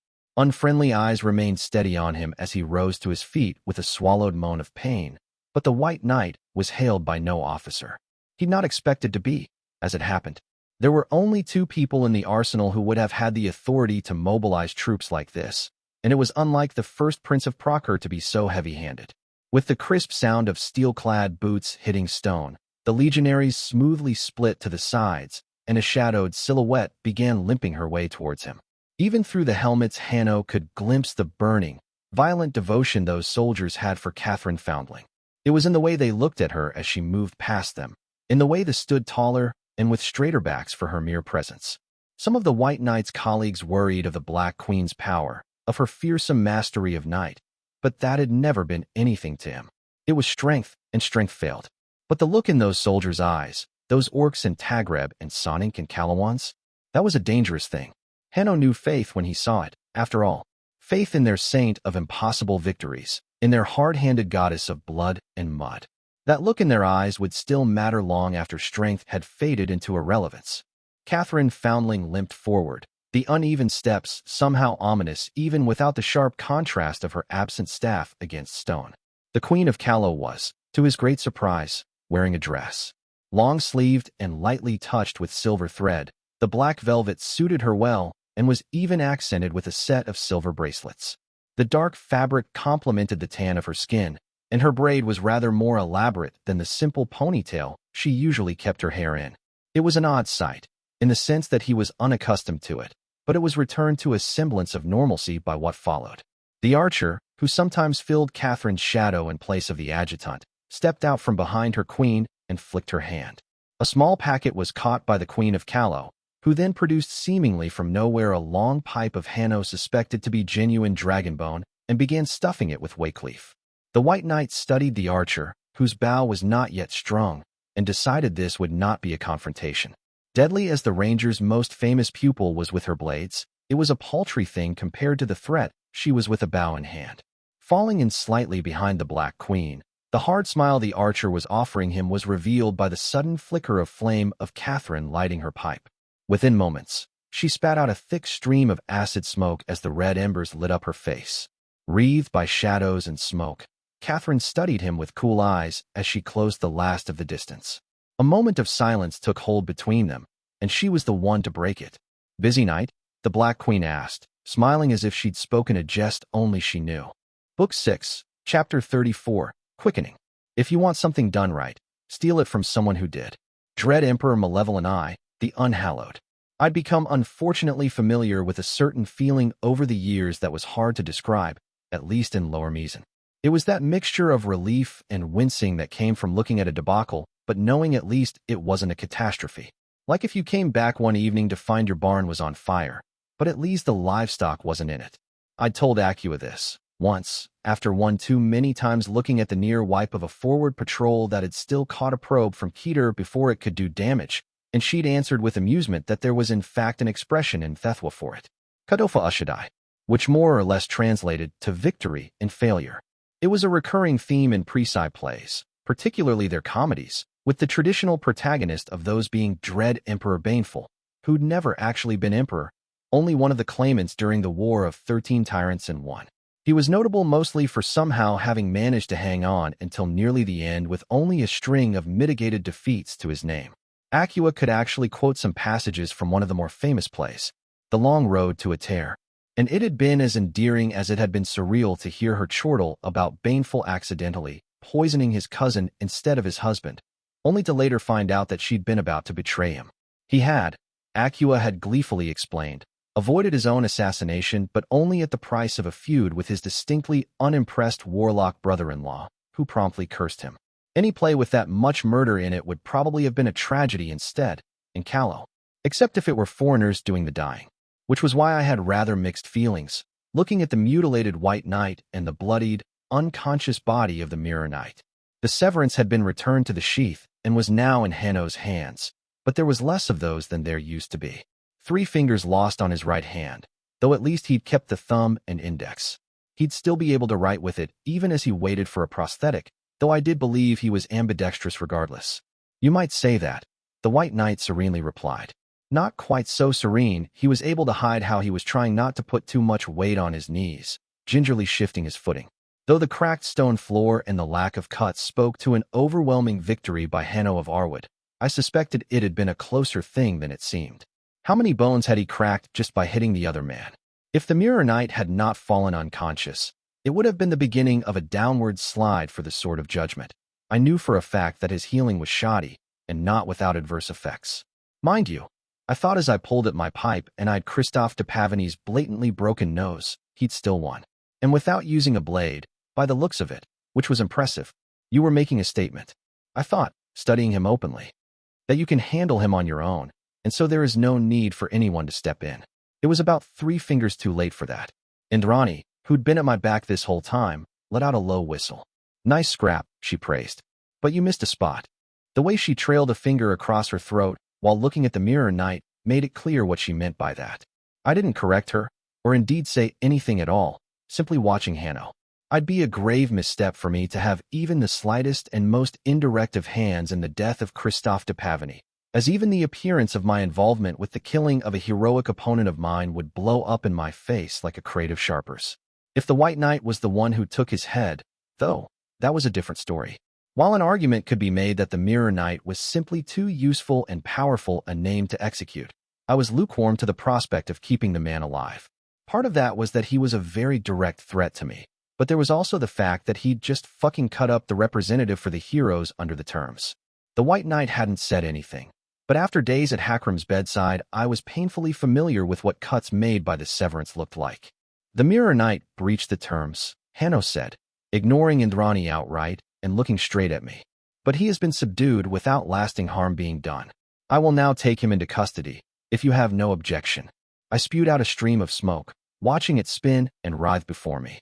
I didn't want and couldn't afford my hands on any of this, but I balked at simply leaving the Mirror Knight in a cell without further supervision than what Hanno might judge fit to provide. On the other hand, what were my alternatives? I couldn't put him under a guard of my own without it looking like a villain had taken a hero prisoner, and I sure as hells wasn't going to leave him loose in the arsenal. Besides, the White Knight might have asked if I had objections, but he wasn't simply going to do whatever I asked. He'd listen to any grievances I had and try to address them, but Hanno wasn't going to roll over something like this, and I had little appetite for picking a fight. I still tapped the side of my own hand, where the dark-skinned hero was now missing fingers. That requires consequences, I warned. And do not expect to find much mercy in me. Or Hazenbach, for that matter. I thought. The first prince would have taken it a greater victory to bring the Mirror Knight to her way of seeing things than to quell him, until now. But this little episode would change things. The baggage he'd be bringing with him when going under her wing would begin outweighing his uses, to such a canny princess' eyes. Anything he did after becoming an ally would reflect on her, and her position was too delicate to be able to afford much bumbling. Considering I spoke for Callow as well as Belos Lot, and the Dominion had little reason to be fond of the Mirror Knight, that boded ill for the man in question. Hanno would be the one to pass the sentence, in the end, but the White Knight no more operated in a vacuum than I did. Hanno did not blink in the face of my stare, unmoved. The terms will be upheld, the White Knight answered. I will not let intentions excuse actions. But, I thought, for though his eyes were calm they had hardened. But make no mistake, Catherine, the Sword of Judgment continued. I will not sacrifice a good man for the sake of convenience. The terms constrain, but they also protect. At 3 fingers the chance taken on a fool, you'll run out of one long before the other, Archer sardonically said. Well, she wasn't wrong. I breathed in a mouthful of wake leaf, savoring the burn I'd not allowed myself to indulge in when sharing a room with the first prince out of politeness. Through flickering lights, rows of soldiers on both sides awaiting only my command to bear steel, I watched the White Knight. Even without armor, even without either of the swords on him having left their scabbards, he felt dangerous. Not like a blade at my throat, for there was not a speck of hostility in his stance, but like a sharp stone underwater. It didn't look like much until you tried to step on it, and by the time you felt the pain it was already too late. I'd trust him, I decided, at least for tonight. He had yet to disappoint me, and I'd not break that streak by forcing a fight that was not necessary. I hoped it would never be. But if it ever were, I would pick my grounds better than this. I spat out the smoke, making my choice. I won't war over what might be, I said. Take him, Hanno. But don't forget how many eyes are on you, either. He inclined his head the slightest bit, not in concession, but in acknowledgement. Have the severance back in its room before night's over, I said, and it was not a suggestion.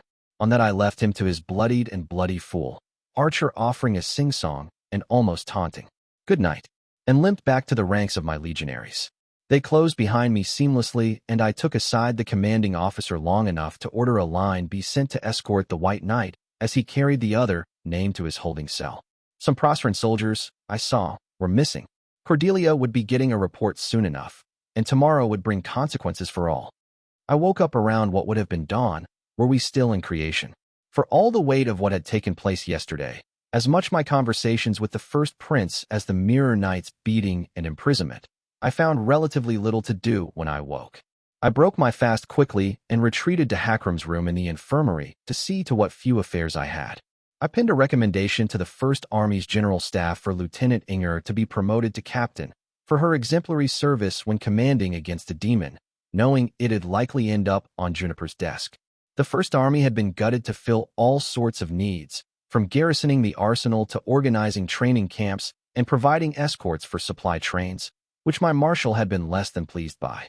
It had still been the natural pick, even she had admitted that, considering that Juniper still couldn't work for more than a few hours a day without having episodes.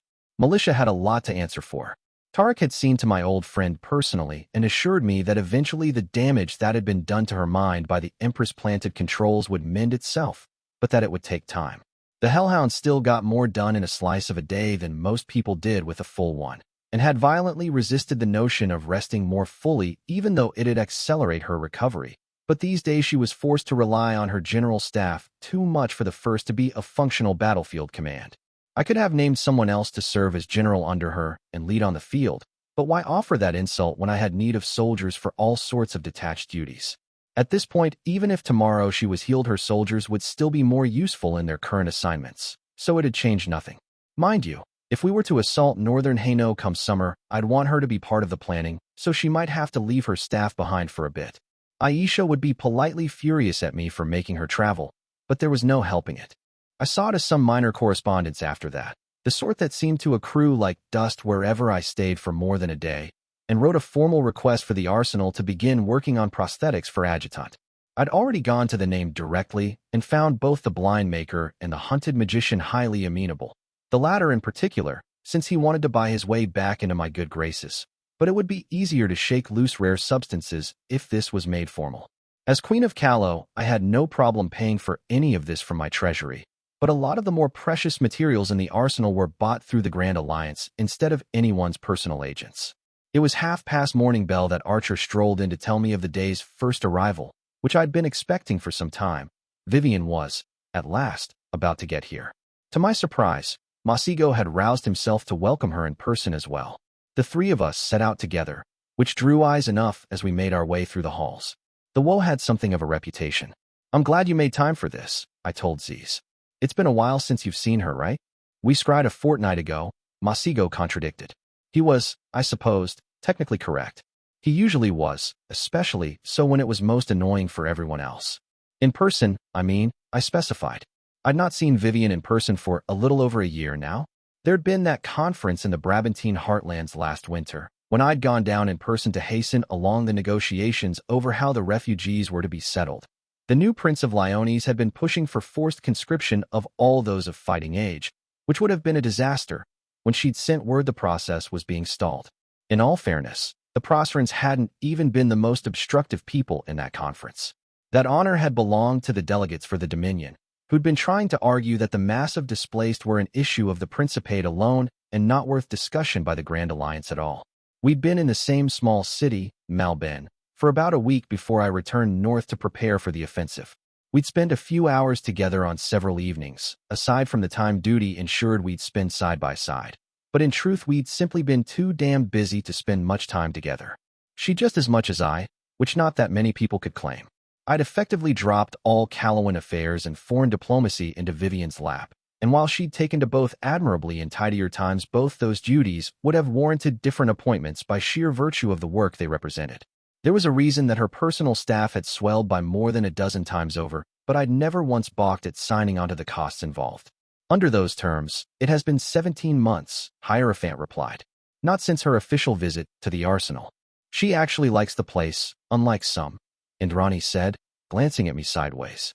Mind you, that might just be the thief in her salivating at so much nifty stuff being kept in the same place. Vivian would not steal from the arsenal, Masigo firmly said. Ah, I thought, looking at him fondly. The faith there was a little touching. Given the authority Catherine has granted her, it would only count as a requisition, Hierophant told us. A little less touching now, admittedly. Indrani snickered. Don't Proserans have a saying about thieves and crowns? She said. Petty thieves hang, the great wear crowns. I quoted in Shantan. Archer grinned at me. Give it a few years, she said, and we'll proving that true. I snorted, mildly amused. I'd never made a mystery of my intention to abdicate in favor of Vivian after the war, at least not among the woe, though it wasn't common knowledge outside them, to this day. It had been with a mixture of pleasure and irritation that I'd realized that few of them actually cared. Archer was largely indifferent to crowns, and I suspected she fully intended on continuing send-up bills to the royal palace even after it became Viv's, while Masigo had actually been pleased. It'd give me more time to help him with a few things, he'd been happy to tell me. We'd never made a proper study of night, and since I'd have no use for all that power I wielded, he did have a few projects that could use the fuel. At least it had not been too difficult to talk him into setting up shop at Cardinal when it was raised, which as a side benefit ensured Indrani would have a permanent anchor there no matter where the wind ended up taking her. I'm still glad you made time, I told Ziz. Unlike some. Here, you're actually busy. Don't be so hard on yourself, Cat, Indrani blithely said. I'm sure that whole queen thing will pay off eventually. It pays for you, sullen wench, I grunted back, though I'm beginning to question the wisdom of that. I've never bought a drop of anything with Grand Alliance gold, she righteously assured me. I raised an eyebrow. Did she really expect I'd fall for that? How about silver? I pointedly asked. A heartbeat of silence passed. Z's only here because he accidentally broke his spheres bothering elves, Archer said, shamelessly selling him out without even a speck of hesitation. I mouthed at her she was not yet out of the woods, then turned a cocked brow to Masigo. I made the spheres, Hierophant told me, a tad smugly, and the spell that broke them.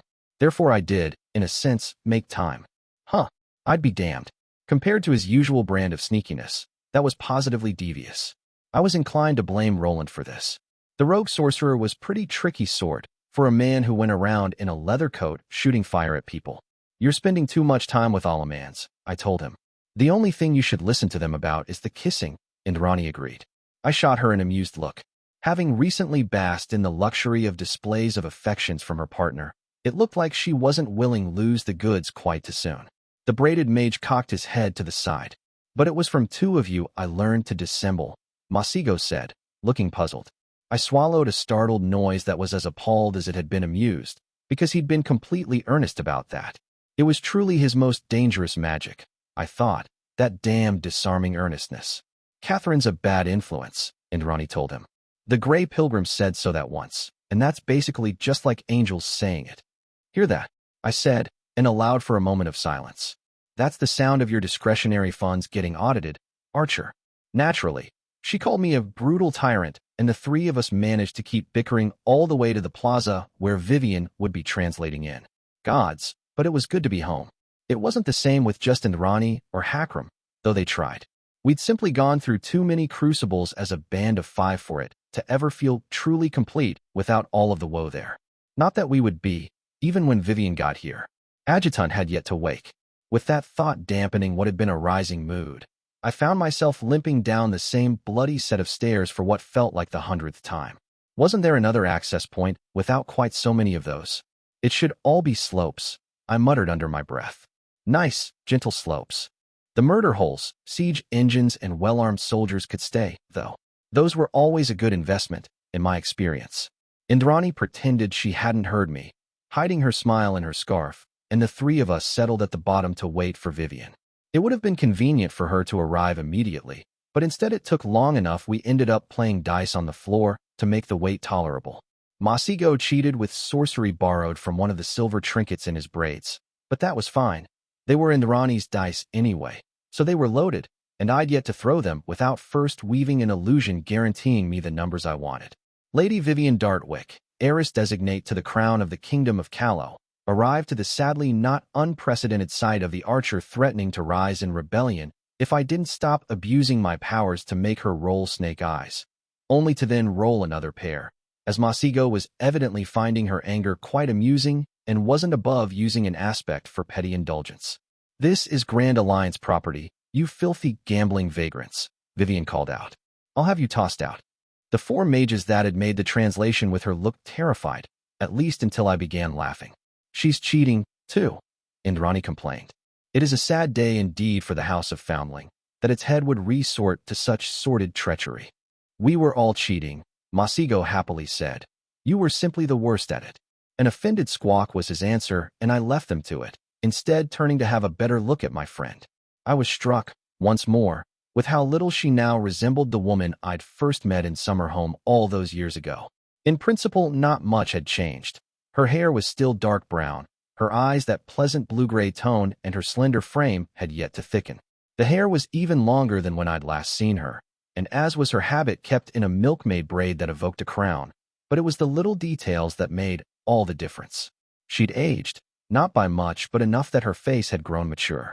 And though she was visibly tired, even in her blue riding dress and trousers there was a lightness to her that was the burning opposite of the anger she'd carried with her everywhere during her eyes as the thief.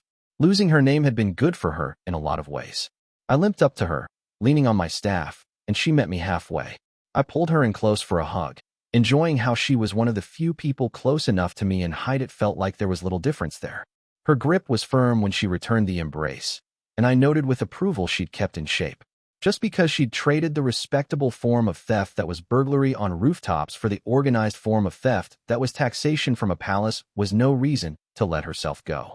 Mind you, Vivian had always been whip-lean in a way that was from breeding as much as an active nightlife of skulking through alleys. "Catherine," she smiled after drawing back. "It's good to see you." It had been a while since I'd last felt pangs of attraction towards Vivian, but now and then when she smiled like that I remembered why I'd felt them. It was a done thing, but not unsweet to look back on for all that it had been entirely one-sided. "And you?" I replied. "Would that you could have gotten here sooner. I heard something about rains." She nodded. "They flooded the roads," Vivian said. "There were levees, but they broke. No plot there, simply gone unrepaired for too long." I grimaced. I doubted it'd be the only place where something like that had happened. Considering the dark picture that Hazenbach and Frederick had painted for me on the state of the Principate, I suspected that a truly staggering amount of maintenance work must have gone undone because there were more pressing needs to fill. "We'll have our fill of plotting in here anyway, I think," I sighed. "Things had been moving quickly enough in here that I suspect even you won't have heard all of it. The Jacks had people in the arsenal, naturally, as did the Circle of Thorns. The Dominion did not have designated spies so much as captains sending regular reports, which was perhaps not too surprising. It was a lot less centralized than either Callow or Procure, and if I'd learned anything about spies since becoming queen it was that they cost a lot of fucking money. A lot more than, say, one of the major Levantine lords would be able to afford tossing into such an enterprise if they didn't want to fall behind their neighbors when it came to fielding soldiers. The Old Kingdom hadn't been all that different, even though the Fairfaxes hadn't been the largely symbolic leaders the Isbelais still were. Nowadays we could afford the Jacks in part because nobility wasn't there to drain the pot anymore, so to speak. Callow hadn't gotten much richer, but a lot more of its gold ended up in the royal treasury than before. "I've no difficulty believing that," Vivian grimly replied. We parted ways entirely, just in time for Indrani to squeeze in between us, throwing out her arms around our shoulders. "Vivi," she grinned. "Long time no see." The former thief snorted. "Last time you gave me that grin it was after emptying my liquor cabinet," Vivian said. "Though I'll admit it was a nice touch to fill the bottles back up with water. A lot harder than you'd think, too," Archer cheerfully said. "Especially considering how drunk I got from drinking all your liquor." Masego's long fingers were laid on Indrani's shoulders, and he gently moved her aside, freeing Vivian at the price of leaving me stuck with a pouting Archer. Hierophant offered her a smile, and, as Drani and I watched expectantly, bent down to kiss Vivian's cheeks one after the other. She froze, not answering even when Masigo welcomed her to the arsenal.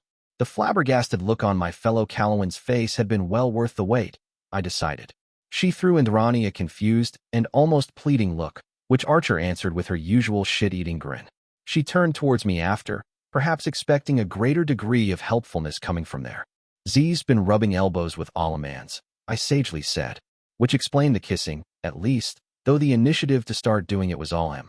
People keep repeating variations on that sentence, Masigo said, sounding peeved, as if it were some sort of conversational panacea. Shall I obtain such an elbow and carry it around so that I can behave outlandishly without facing questions? There's probably a few still lying around the graveyard, Indrani mused.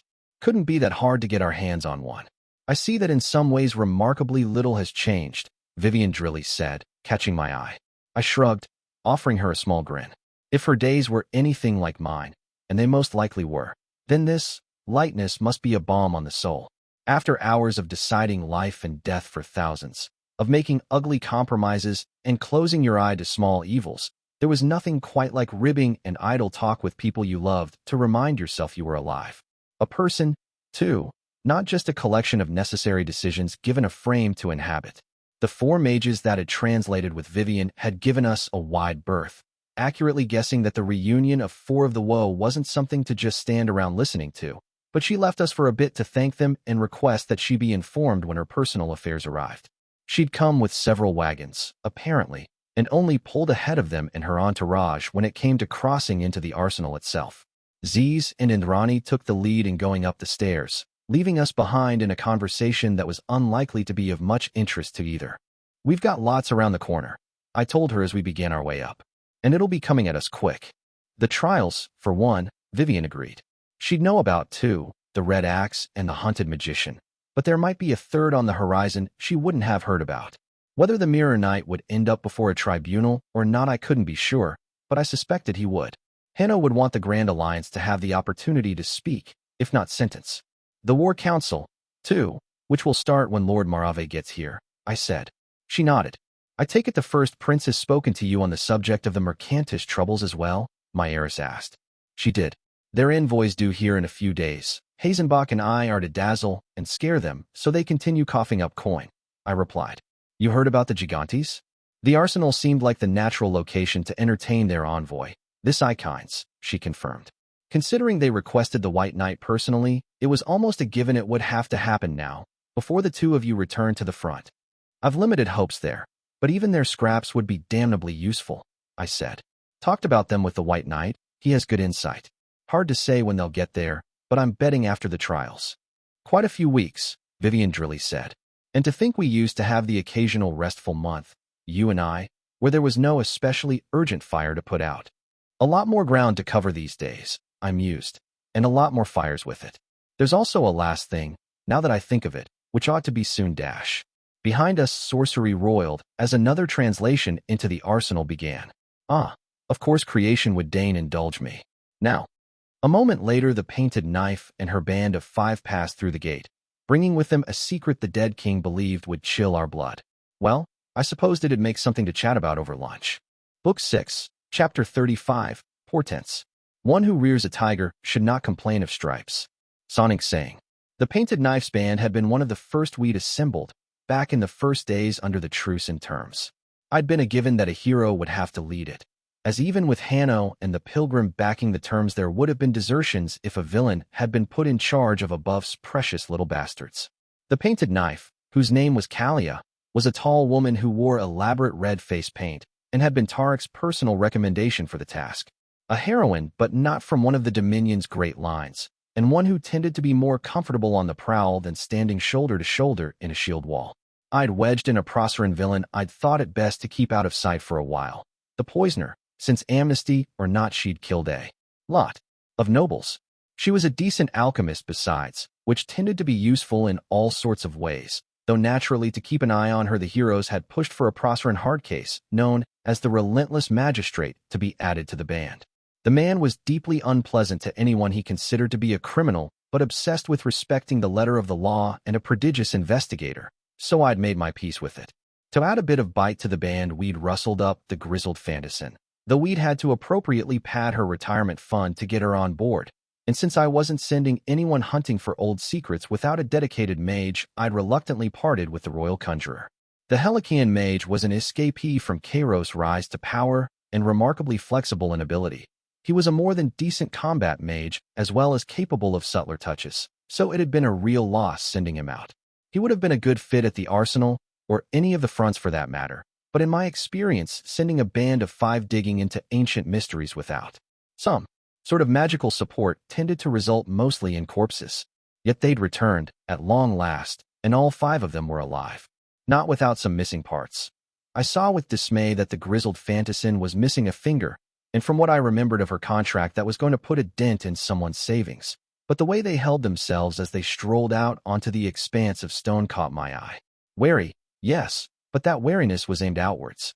The poisoner, a plump and smiling middle-aged woman, stood close to the skinny and permanently stubbled relentless magistrate whose gaze was sweeping their surroundings without an eye being kept on the criminal he'd once been so scathing about. The Royal Conjurer was trusted to stand at the back without anyone feeling nervous, and the grizzled fantassin was standing next to the painted knife instead of slightly behind, so that she'd be the one to eat an arrow if they got ambushed. I knew that look, that way of standing together. How could I not, when the mere presence of 3 of the woe at my side had me feeling lighter on my feet than I'd had in months? Those 5 gone through the crucible and come out on the other side changed, bound to each other in some intangible way, and though it wouldn't make them like each other, it had brought trust with it. A lot more precious a thing, that, in my opinion. I liked a lot of people, after all, but trusted only a handful. I wasn't the only one to see it. Vivian had turned when I did, but it wasn't her who let out a low whistle. Archer, ever more perceptive than she seemed, was watching the 5 named with narrowed eyes. Those 5 have had an interesting year, I bet, Indrani murmured. I'd expected the Royal Conjurer would be eager for a different assignment after this, but now I doubted it. A proper debrief would be needed at some point, but I was personally more inclined to find something else important to send a proper band of 5 at than try to break it up. Practical considerations aside, my heart clenched in excitement. A band, a real band, with villains in it. There were precedents for temporary truces, even the occasional cooperation, but never anything like this. Not that I knew of, anyway, and I'd made it my business to know. Catherine's associate is making his way here, Masigo noted. I flicked a glance upwards and found him at the top of the stairs, burning glass eyes staring at the unseen through the walls of the arsenal. Which one? I asked. The tolerable Assuran one, Hierophant said, then added, by which I do not meant the blessed artificer, to be clear. 3 amused looks were turned onto Ziz. His continuing feud with Adana of Smyrna, now drained of the dangerous underlying tensions, had resumed being entertainingly petty. He meant Hanno, presumably, who I really should have expected to turn up the moment the painted knife's band came through. The White Knight had a general knack for being in the right place at the right time, even more so than most heroes. Mind you, Providence was not absolute. It could be gamed, if you knew the right tricks. I looked down at the gathering named, speaking with the mages who'd spelled them through, and grimaced as I realized it'd be rude not to greet them down there, and instead continue up and wait there. Which meant I was going to have to go up and down these fucking stairs. Again. Forget the dead king. If I didn't get to take a sledgehammer to these tyrannical stones before I died, I might just have to come back as a vengeful specter. Drani, go tell him to get a move on, I said. Vivian, do you remember their names? Blue-gray eyes turned to me, and she grimaced the slightest bit. All but one, she admitted. The smiling one who looks like the village baker? The poisoner, I said, enjoying her slight wince. One of mine. You don't say, Vivian drily replied. Admittedly, the name was not one that, invited nuanced interpretation. I don't know any of them, Masigo informed us. Neither of us bothered to pretend we were surprised. Painted Knife and her companions had begun the walk across the floor, but we got to the bottom of the stairs before they did. The red-painted heroine offered me a salute, a fist against the chest, that I vaguely remembered being a gesture of respectful acknowledgement among Levantines. Black Queen, the Painted Knife greeted me. We return, and I am glad of it, I replied, offering her a nod before turning my gaze on the others. What you have found is eagerly awaited, especially since they'd refused to commit it to either scrying or letters, which would have gotten it to us months ago. A voice came from above. I had been wondering why I was here. Hanno looked pleased but not entirely surprised as he came down. Indrani idling at his side, and only parting ways at the bottom to throw an arm around a tolerant Hierophant's shoulder. White Knight. The painted knife greeted, significantly warmer. Still the same salute, though, so I decided not to feel too insulted. The grizzled fantassin cleared her throat, freeing her gray hair by removing her helm. This is all lovely, but after this long on the road I'd knife an angel for bed and a warm meal, she said, her Arlazite accent light and pleasant. Contrition's your choir, Archer advised. Steer clear of mercy, though, they're a little. I cleared my throat. The old soldier looked mostly amused, and Hanno patiently forgiving, but the painted knife was waiting to see if the Paragons' own choir was about to get insulted. Would a Levantine fight an honor duel over an angelic choir's reputation? It said a lot about the Dominion that I could not reply with an immediate and definitive no, to be honest.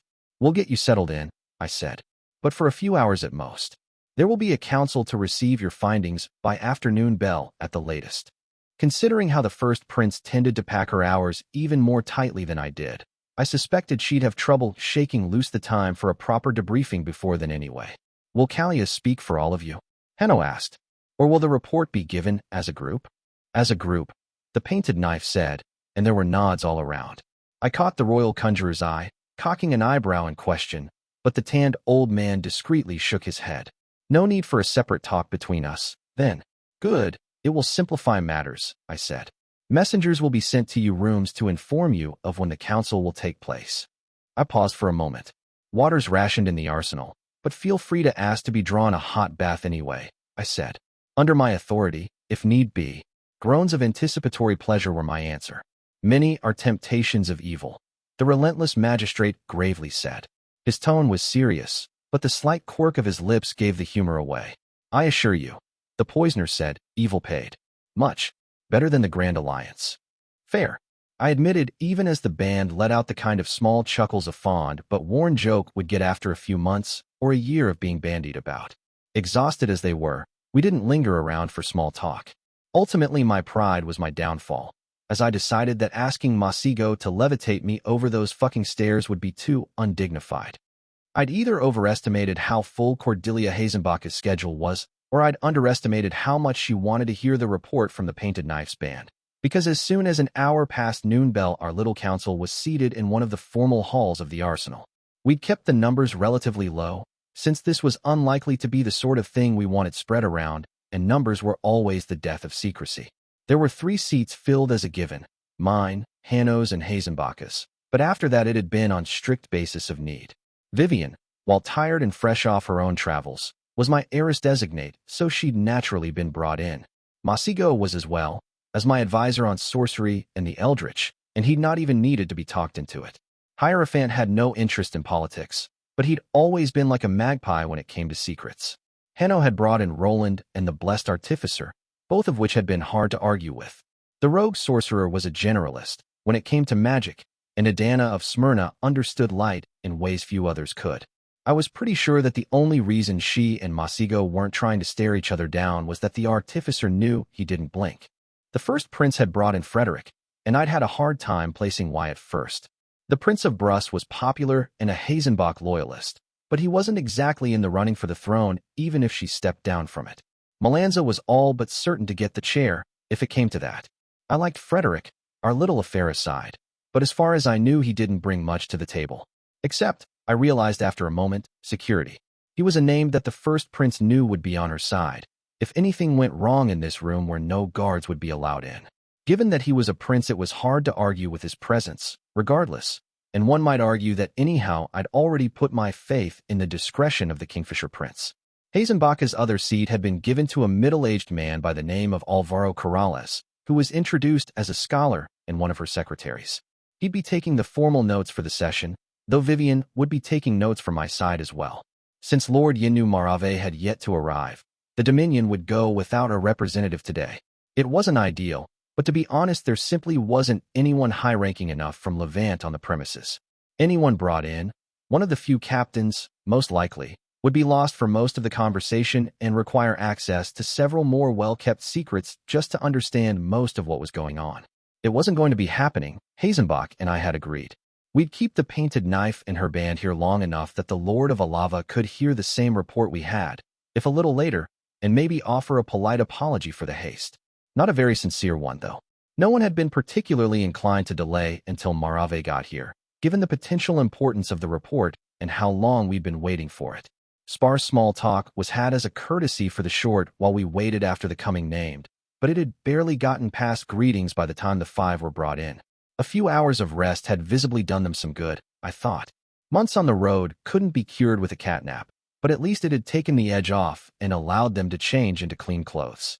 By habit my eye sought weapons and found none, not that named could ever truly be harmless. After the attendants escorted them down to the lower table, ours was up on platform, in a bit of pageantry, and the painted knife offered greetings for the band as a whole. Hazenbach took the lead in answering, even as I studied the 5 named. The poisoner looked uncomfortable, which was only to be expected since she'd once accepted a tidy sum to kill the first prince even if she'd ultimately failed, but that the relentless magistrate looked the same caught my attention. Whatever it was they'd found, it didn't sit well with the man. If my fellow high officers have no objection, I'd kept half an ear on the talk, so I wasn't caught unawares. Cordelia was trying to move this along. None, I said. Agreed, Hannah replied. The painted knife breathed out, and I wondered how much nervousness the thick face paint was actually hiding. The people in this room, the people she'd be addressing, were not without power or influence in the wider world. The mandate given us by the White Knight and the Black Queen was to find the truth of what took place long ago in the place known as the Verdant Hollow. Kalia of the Knife's blood began. It was Nishama himself, during the conference in Salia, who'd suggested we should look into a place where the first Grey Pilgrim would have slain many men. Paired with the insinuation that we owed Kairos Theodosian all our lives, and that the wandering bard had been playing us for fools, it had warranted investigation. Tarek himself had known of the existence of the Hidden Valley, this Verdant Hollow, and even negotiated with the Holy Seljun on our behalf to access the records of the secret records Isbalai, when it turned out that the White Knight could not see a single thing that had taken place within the valley grounds through his aspect. After a look through the records, the band of 5 had chased after the trail like bloodhounds, but I'd heard very little of how they'd gone about it. We first tried the Verdant Hollow ourselves, using sorcery to try to bring forth a shade from those ancient days, the painted knife said. It did not succeed. She glanced at the royal conjurer, who cleared his throat and asked for permission to speak. Granted, I said. Old battlefields and sites of slaughter usually have stray spirits even when shades have faded, as the former often feed on the latter, the old man said, offering a grandfatherly smile. There was not a trace of either, however, and my attempts to conjure up the dead failed in a manner that can only be called absolute. At my left, I saw Masigo lean forward in his seat. Tabula rasa? Hierophant asked. The wrinkled old mage nodded. Indeed, Lord Hierophant, he replied. I drew the obvious conclusion. Angelic intervention, Roland said, voice quiet and troubled. I sagely nodded, as if I'd known that all along. Although, the tabula rasa thing did vaguely ring a bell. Acua had once mentioned that the touch of angels on creation tended to renew the fabric of the pattern, often erasing old damage, which was why even though Callow had been subjected to more than a few rituals, it wasn't up to its neck in fae and devils all the time. Still, this was hardly a great revelation. If the first pilgrim had called on an angel to tip the scales against a villain, it wasn't exactly unprecedented. It was clear there would be no shortcut, so we followed our other lead. Kalia of the Knife's blood said. The records of the pilgrim's blood spoke of survivors that fled north, into the Olivan Hills, carrying wounded with them. We looked for graves along that path, combing the countryside. A sideways look at the grizzled fantassin saw the older woman salute. Towards Cordelia in particular, I noted, and speak out in a cadenced tone I recognized from my own years on campaign. There weren't any Dominion graves, Your Highness, but I recognized old markers in the tradition of the Southern companies, she said. It was my kind that got butchered in that valley, and they buried their own as best they could while running away. I'd not guessed it would be Fantassins. That had gotten killed by the first pilgrim, but that it would be Procerans had been something of a given. The founders of the blood, immortalized in the epic poetry of the Anthem of Smoke, had been rebels against Proceran occupation. We attempted to summon forth the spirits form the graves, but there was a complication, the painted knife said. Someone had beaten us to it, the royal conjurer said, sounding amused. Necromancy had already been used there, and recently. How recently? Masigo asked. For how many corpses? A month, 5 corpses, the old Helikian mage replied. Z scoffed, and I let out a low whistle myself. That's a hell of a bleed, I said. From the corner of my eye, I saw Roland lean to the side to explain to the first prince in a whisper what I'd learned from my own lessons in the art. Usually the turn of the moon dispersed weak magical residue. So for it to still have been detectable after a month when there'd only been 5 corpses to raise meant that the caster had grossly overcast their spell. Usually either the mark of the incompetent and ignorant, Masego's own conclusion, obviously, or of people with a lot of power but little control. Fortunately, we were able to track the risen dead through the gift bestowed upon of one of our own, the Painted Knife said. The relentless magistrate, who I could not help but not had yet to shave, rose to offer us all a stiff bow.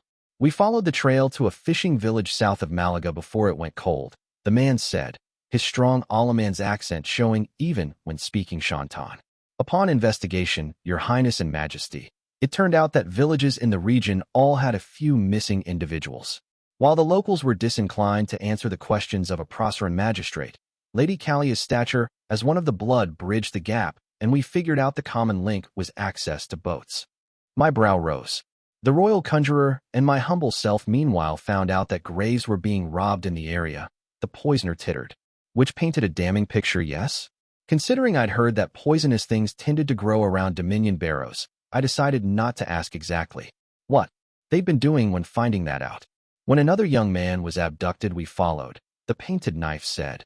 And after borrowing a boat and sailing across the pond, we made shore south of the Brocelian, which was, from what I recalled, one of the last largely unexplored stretches of Calernia, by virtue of most people going into it dying ugly deaths. Ventures in there were profitable if you could handle yourself, though, given the amount of magical creatures and rare resources.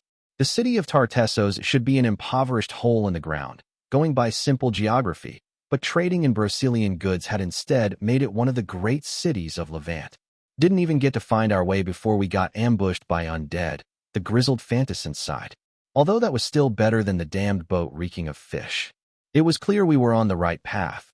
If the enemy was attempting to obstruct us, the relentless magistrate smiled, a small slice of teeth and malice. The Brocelian is not a forest to be tried without preparations, Hanno said.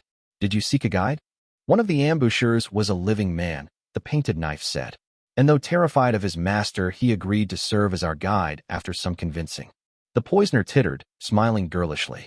It is easier to bargain when one has the only antidote to be found for 1,000 miles, she said. That had been an impressively creepy titter, I mulled to myself.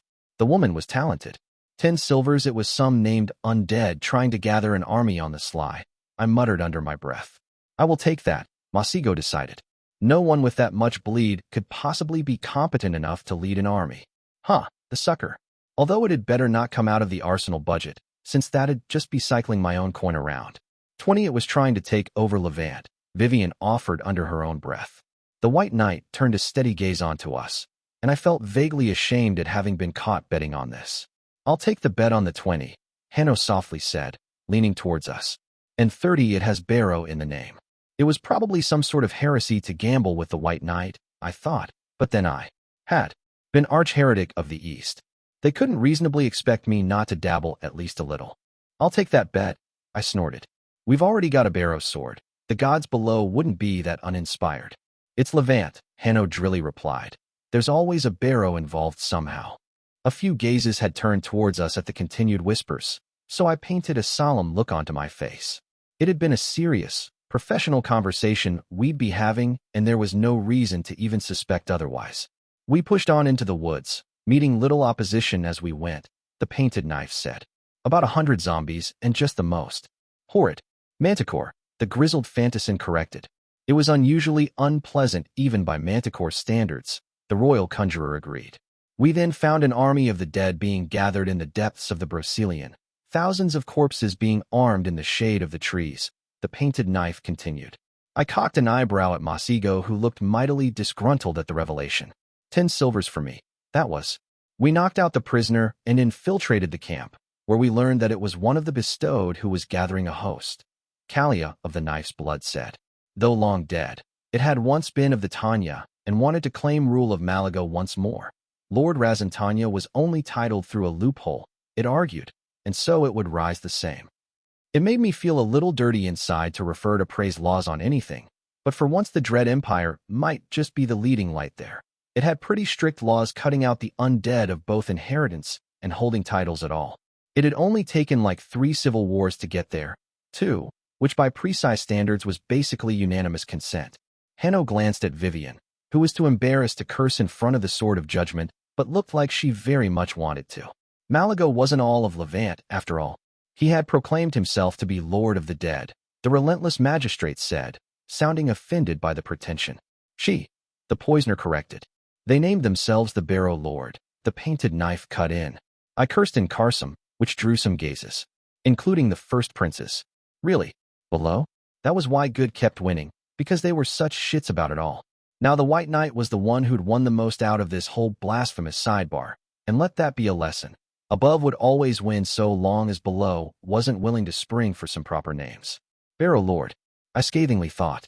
They might as well have just named the poor bastard Grave Noble. It was about as clever in the greater scheme of things. People were still looking at me, so I cleared my throat. I grieve for the people of Levant, I said, which strictly speaking wasn't a lie. I thank you for your kindness, the Painted Knife said, sounding surprised. But the 5 of us were able to defeat the old dead. Though it refused to rest, even when broken, the poisoner was able to find a way to destroy it. Manticore venom is a powerful acid, when mixed with blood and rhododendron. The poisoner smiled. Well, that was an image. Masigo and Roland both looked interested but were aware enough not to indulge their curiosity just now. And the corpses you had come there to find? The first prince calmly asked. We had destroyed several without knowing it, the Painted Knife admitted. But the 5th made itself known. It proclaimed itself the new Barrow Lord. The grizzled Fantassin snorted, which several other undead saw fit to argue with. It was all very highest-ass dash. The older woman paled. League of Free Cities, she hastily corrected, glancing sideways at the first Prince of Procure. I was rather amused she did not so much as glance at Frederick, who was a sitting member of the assembly as well. You captured your corpse, however, I take it? Hanno asked. Subtle laughter rippled through most of the band. I arrested him, the relentless magistrate defiantly said, for false arrogation of noble title, which is a crime under Proceran law. I choked at the bold assertion and was not alone in my surprise.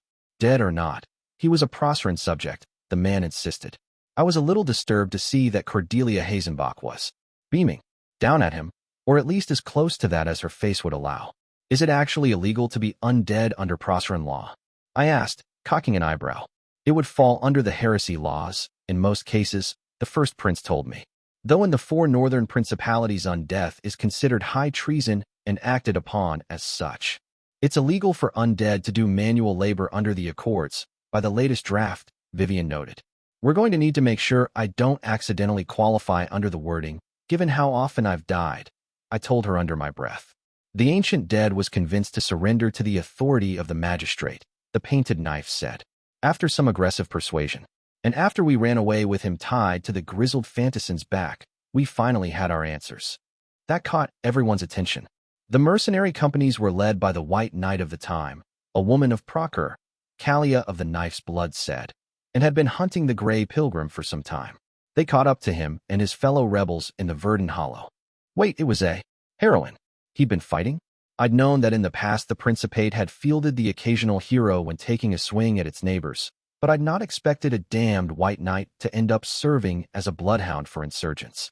By the look on Hanno's face, he was less than happy to hear this, but not outright surprised. I supposed he'd seen too many of the lives of his predecessors to hold any illusions about their infallibility. The fight went in the favor of the Pilgrim, the Painted Knife said. Yet the White Knight would not have it. When defeat seemed to be looming, she called on the help of a choir. Oh, fuck. I did not like where this was headed. I did not like it at all. Which one? Hanno calmly asked. Mercy, the relentless magistrate quietly said. I glimpsed, and it must have been mercy. Considering how brutal Tarek could get in the pursuit of greater goods, I could actually believe the ancient White Knight had been backed by the Ophanim in her quest. Suppress the rebellion and reform from the inside, maybe? It was an uncomfortably familiar refrain, and it might just be I was painting my own history on a blank canvas there. But she'd led Fantassins instead of regulars, so perhaps it had been unkind to assume she'd been with the rapacious princes occupying Levant back then. And what happened after that?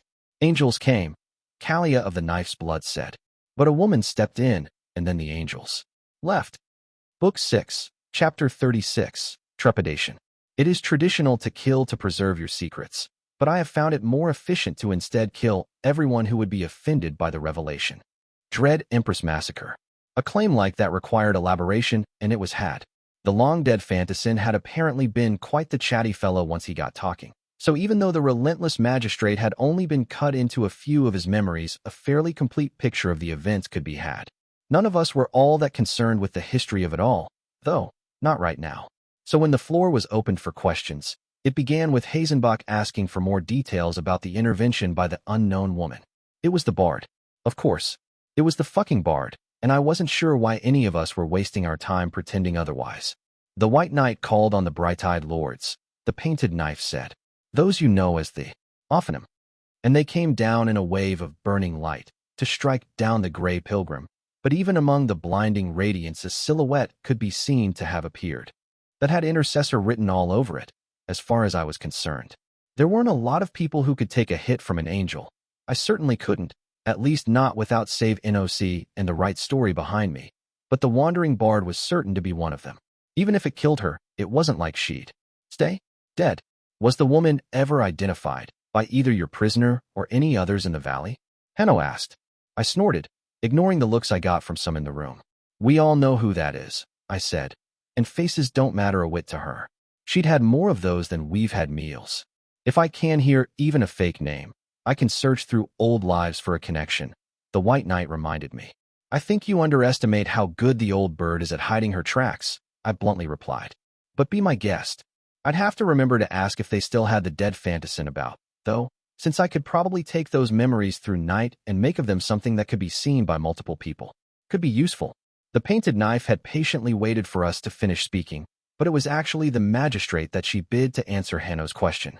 The prisoner never saw a face, though the silhouette was definitely a woman's, and the timbre of her voice supports this, the relentless magistrate seriously said.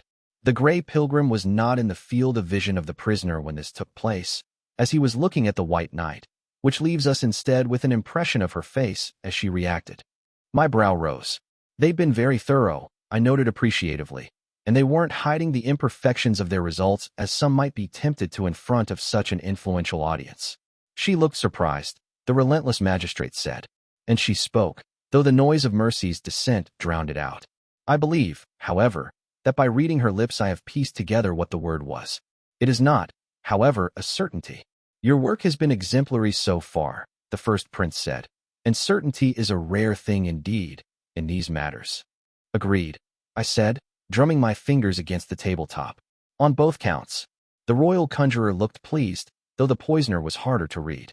My approval was something of a mixed bag for the rest, not unexpectedly. It was in Chanton, the relentless magistrate said. Trouver. Which meant finder.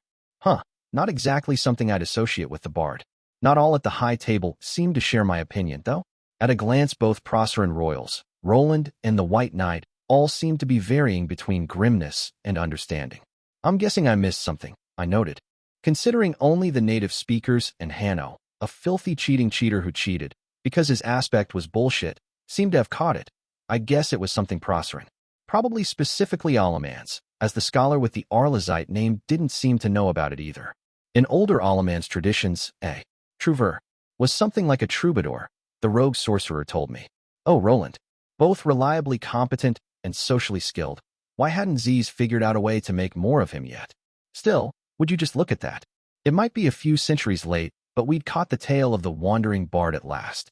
Whatever it was that had gone down in the verdant hollow, she'd clearly not wanted anyone to know about it. I will attempt to confirm this independently, the White Knight said. It may take some time, but it should not be impossible to learn more. Until then, however, I am willing to operate on the assumption that it is the intercessor we are dealing with, Cordelia agreed. Queen Catherine. I was sold the moment someone stepped in on Mercy in smiting mood, I drily replied. But consider me formally in agreement, if that's what you're after. It was, so we moved on with little ceremony. Masigo had questions but no burning desire to ask them himself, at least not right now, so I did on his behalf. On the subject of the Offenham being made to leave, I said, I've inquiries about some of the details. It was the magistrate who fielded answers once more, and he began by striking a cautious tone. The prisoner saw nothing of what took place after that. Not until the light had dispersed and the soldiers fled, the dark-haired hero said, which their report had made clear enough. The Phantassins led by the White Knight had skirmished with the warrior band led by the Grey Pilgrim over the span of an afternoon before it turned into a proper battle over a grassy slope. The battle had turned in the favor of the Levantines. Their training and equipment were both flatly inferior, but they were much better at skirmishing than the mercenaries, so they'd softened up the Phantassins over the afternoon. When the fight had gone south for the Proserans, the White Knight had stepped back from the front line and called on mercy, which was when our old friend had stepped in. Our sole witness had gone temporarily blind and only got his bearings later, running away with the survivors and wounded after they found the Levantines had not taken the opportunity to slaughter them while they were blind. Hierophant didn't want me to fill in the blanks in the history, though he was after something else. I understand that, I said.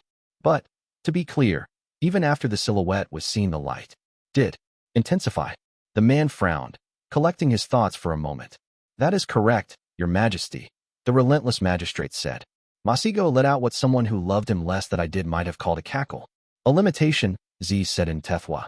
Finally, a surprising amount of people spoke that tongue, considering the side of the Whitecaps we were on, but it was still far from a full roster. I cleared my throat. Lord Hierophant has deduced something of import from the detail, I said, which he will now share with us. Masego Shantan was significantly better when listening than speaking, so it was in lower Mizan he addressed the high table. The choir of mercy did strike at the valley, Hierophant said. It explains the presence. Tabula rasa. Effect observed in the valley by the royal conjurer, which would not have been there if the Ophanim had not fully aligned with creation. Hanno was fairly learned in matters of sorcery, at least as much as someone without the gift could be, but unlike me, he didn't have the benefit of being familiar with the precise parlance in the art. If I understand correctly, Hierophant, the White Knight slowly said, you are stating that mercy did smite the Grey Pilgrim? Yes, Masigo bluntly replied.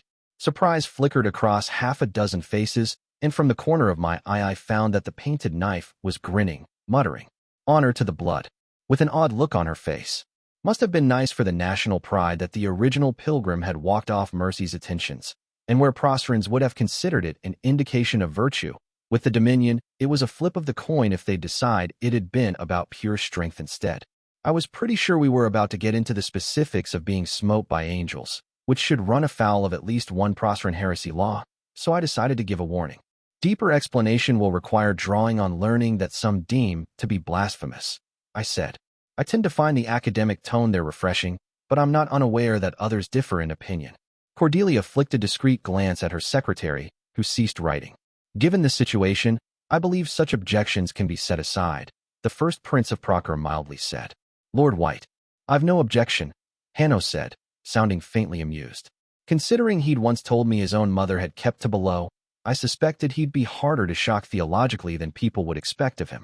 Try to keep it concise, I told Masigo and Carsom. And please don't talk about dissecting anything someone prays to. My children will eat your goats, he replied in the same, sounding a little miffed. I threw him an offended look. There'd been no need for that sort of language. I was just giving advice.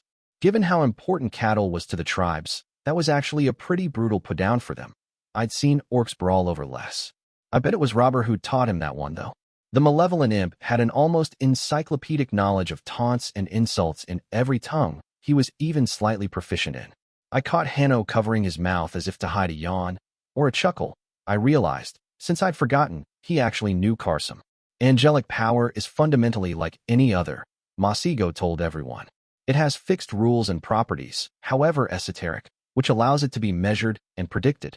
In this case, the tabula rasa observed means that there was a strike in the valley. That it does not seem to have caused any deaths means a property of that power was amended.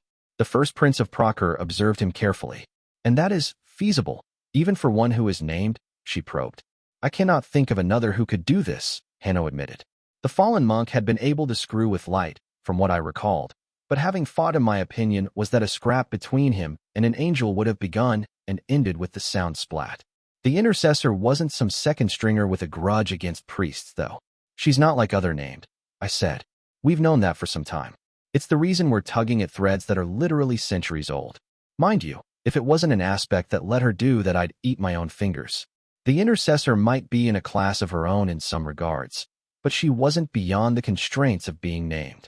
Beating her thrice forced her away. She'd avoided the hierarch like the plague, and my money was on her having only 3 aspects just like the rest of us. One was the wandering trick, coming and going everywhere, and another had to be her sight for stories. That left whatever the hells this was to look out for. Yet it is telling that the strike did land, Masigo continued, as she clearly did not want it to. It implies she does not have the ability to outright command angelic entities, which was the good news. So now came the bad ones.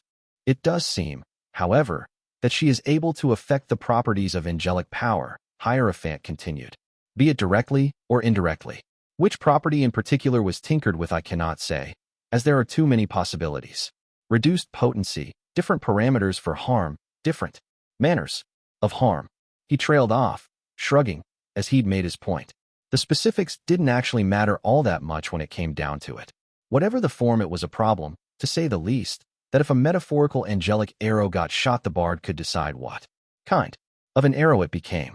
Are you saying that the intercessor has the ability to reforge angels as she wills? The first prince said, sounding appalled. No, Masigo said. In a sense, it is impossible to affect an angel directly. Even those that are said to be dead and have left behind a corpse remain in their choir and unchanged. The choirs are fixed entities, as befitting the way that she has been named in. Intercessor.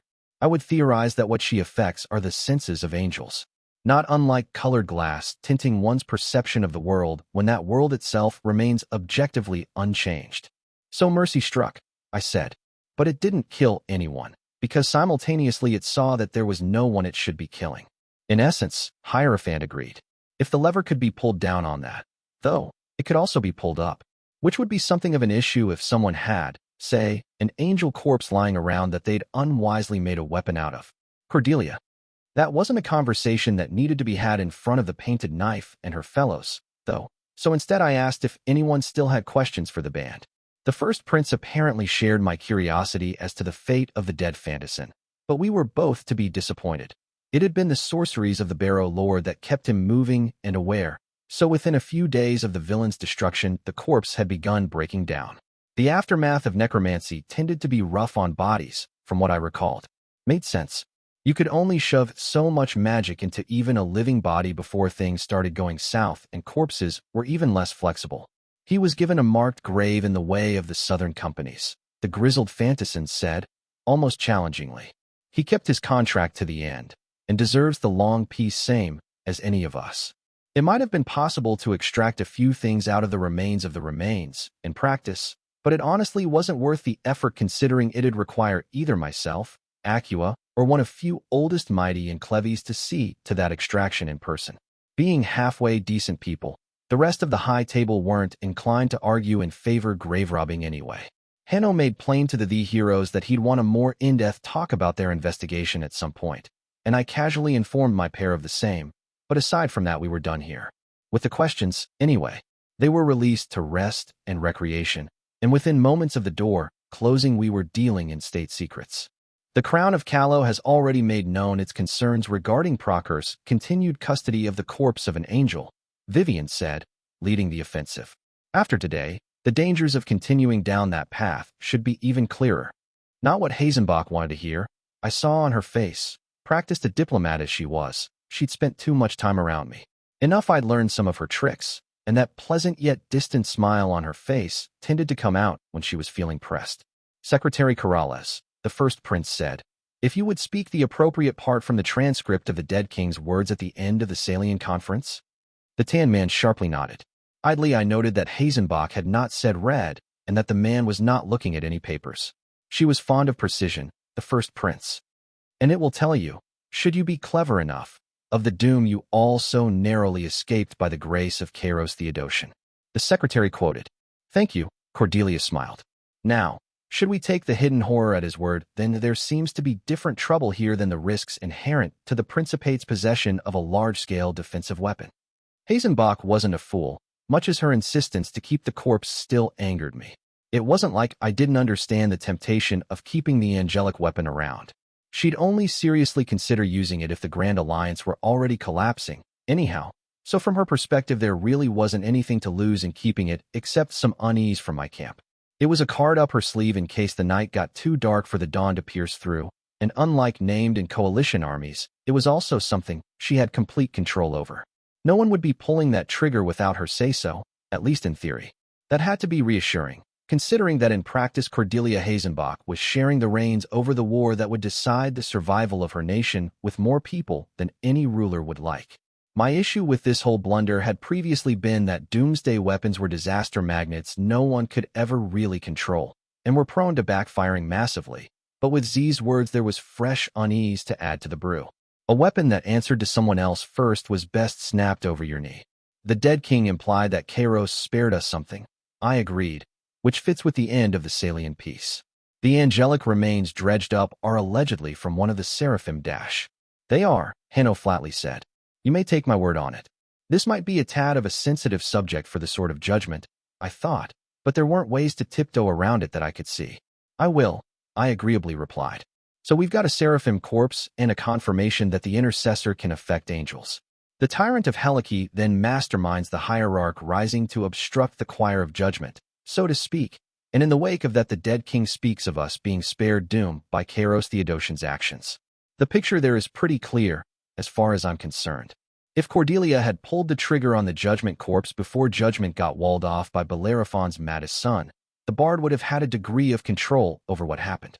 Now, though, the corpse could have no tie to the choir. Even Hanno, its champion on creation, could not get a peep out of them as far as I knew.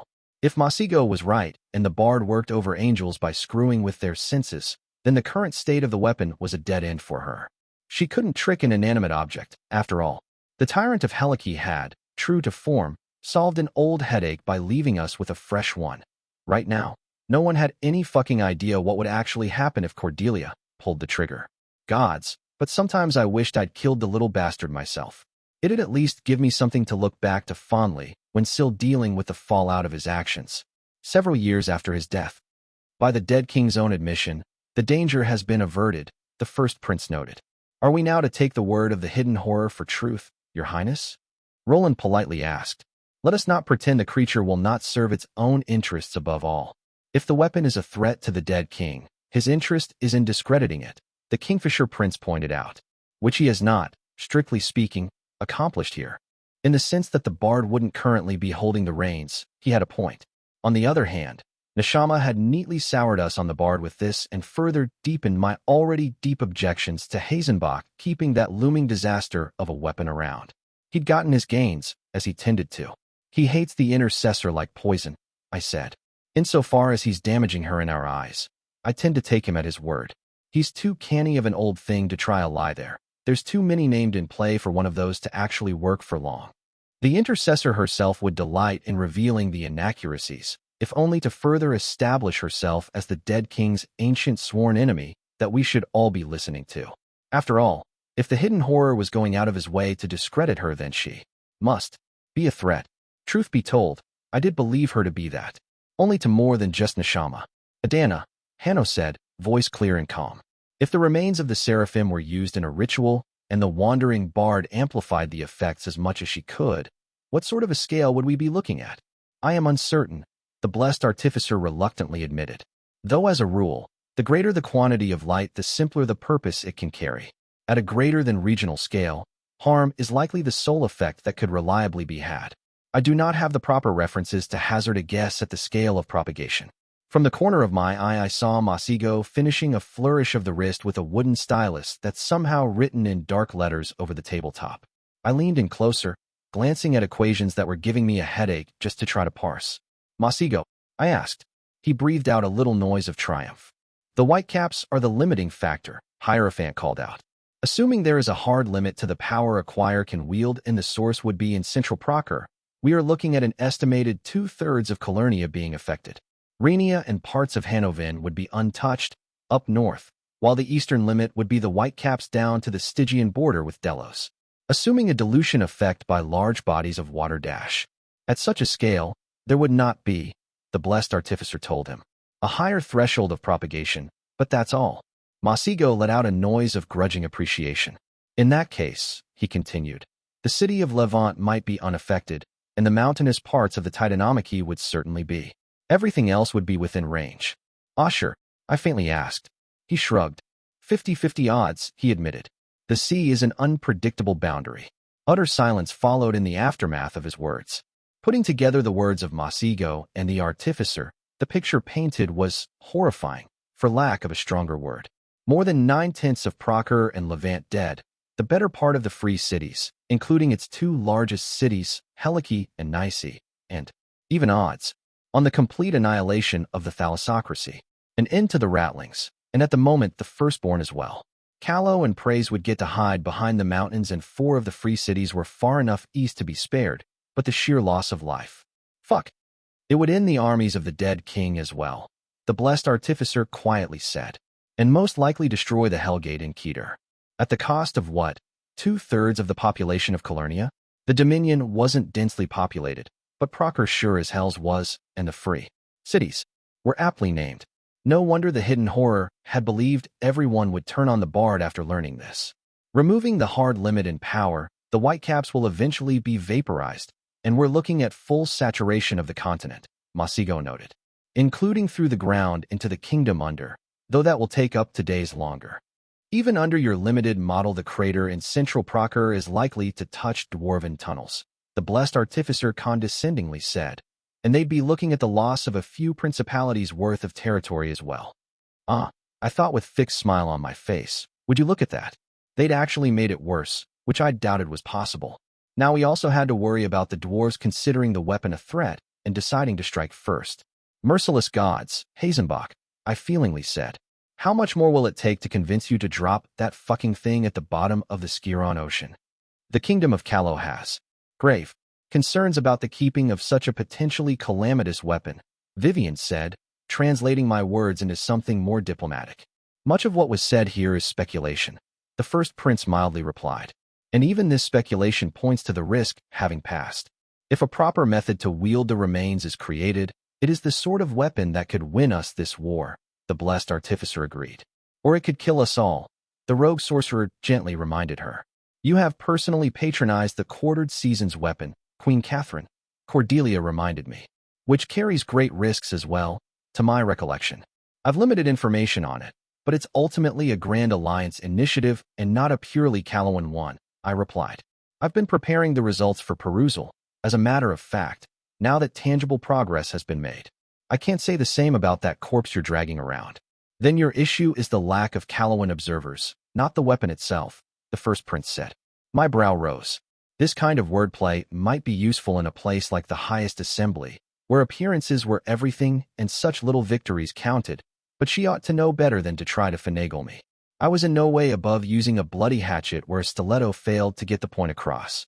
No, I bluntly said. My issue is with anyone possession of a weapon that could potentially wipe out 2/3 of Calernia. There's no equivalence to be drawn there, first prince. If quartered seasons goes wrong, it'll be a disaster, but survivable. 1. Your large-scale defensive weapon is a blade put to the throat of millions, and I did not torch such a weapon in Presi hands only to meekly accept you're keeping the same. A bit of an exaggeration there, since Black had been the one to destroy Lys while I'd actually been inclined to side with militia in the heat of the moment, but it wasn't like anyone else here knew that. Blue eyes stayed on me as Hazenbach attempted to gauge how serious I was being, and I hid nothing. This was genuinely unacceptable. It had been a liability before, but now it was something a lot worse. We have gone far beyond the remit of this council, the first prince eventually said. If there are grievances to be had, there are mechanisms to address them under the treaties binding the Grand Alliance. My eyes narrowed. The diplomatic thing here would have been implying it was up for negotiation before brushing me off, opening the path for later private talks if she wasn't willing to hash this out in the open here. The first prince had not done that. She was sending the message there wasn't room for compromise there, and coming from a diplomat of her caliber, that surprised me. What was driving her to keep her finger on that trigger at all costs? I glanced at the White Knight and found him looking remote, almost absent-minded. Whether it was because judgment had been spoken of, or because he saw the disputes of crown as beyond him, I could not be certain. Either way, it was less than helpful. It might allay some unease if specialists were allowed to take a look at this weapon and ascertain its possible effects, Vivian suggested. A fair suggestion, I thought, but not a tempting one for Procure. In our case, said specialist would be Masigo, which I somehow doubted they would go for. They weren't idiots. They had to know that letting the Hierophant riffle through anything miraculous was as good as allowing him to shut it down at will. Something to discuss under different circumstances, Lady Dartwick. The first prince politely replied. Huh, really not giving even the shadow of an inch, was she? White Knight. I tried. If he wasn't going to step in by himself, I'd drag him into the melee by the scruff of the neck. It would be unwise to further debate this without having sought more information, Hanno eventually said. This council has served its purpose, I believe, and need not be further prolonged. I hid my displeasure. Not what I'd wanted to hear, though I supposed it was much like him to keep silent until he dug through enough memories he had a better idea of what he was dealing with. The White Knight disliked rushing to decision when there were still cards yet to be revealed. Though he didn't show it, I suspected he was a lot warier of making mistakes now that the Seraphim were no longer looking over his shoulder. With both Hazenbach and Hanno supporting this all coming to an end, there was little point in pursuing the opposite. So I folded, and we called the meeting to an end.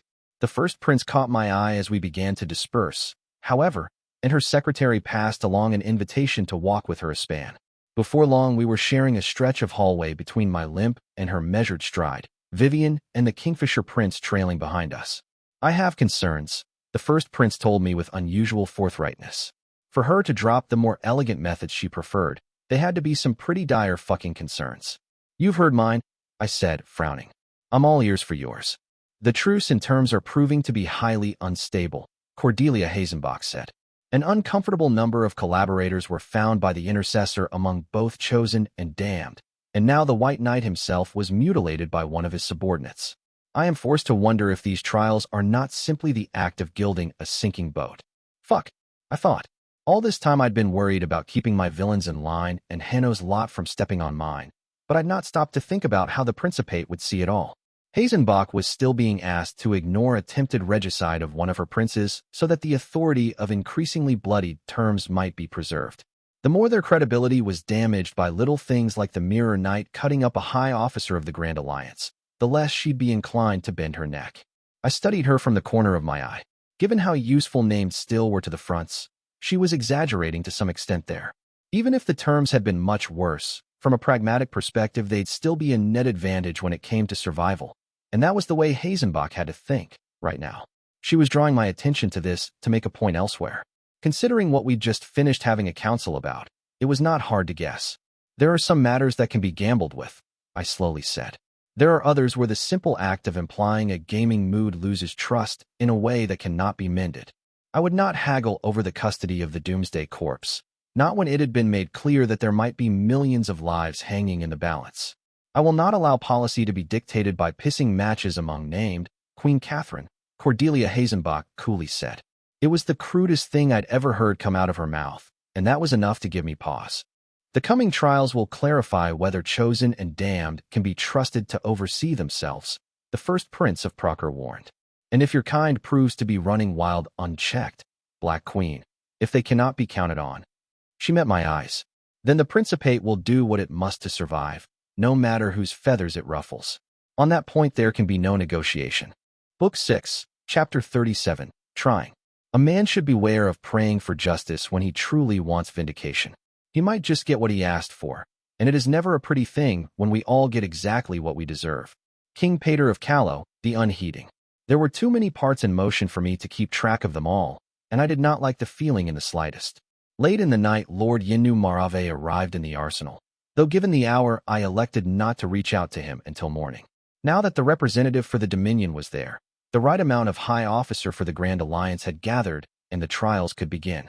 A round of messengers sent to all involved saw me get answers, as I broke my fast with Vivian just before morning bell, the two of us catching up over warm pastries by Hackram's bedside. The necessary official talk we'd gotten out of the way the day before, at least when it came to getting me up to speed about all she'd been up to, so we'd allowed ourselves the luxury of an hour or two for ourselves.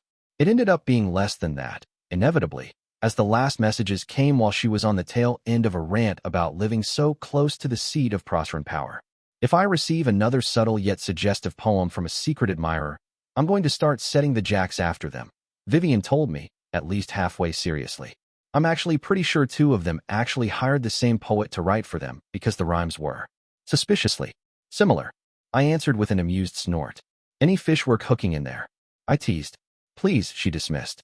Like taking a prosser into bed wouldn't be horrible politics even if those trying their hands weren't either ambitious fools or spies.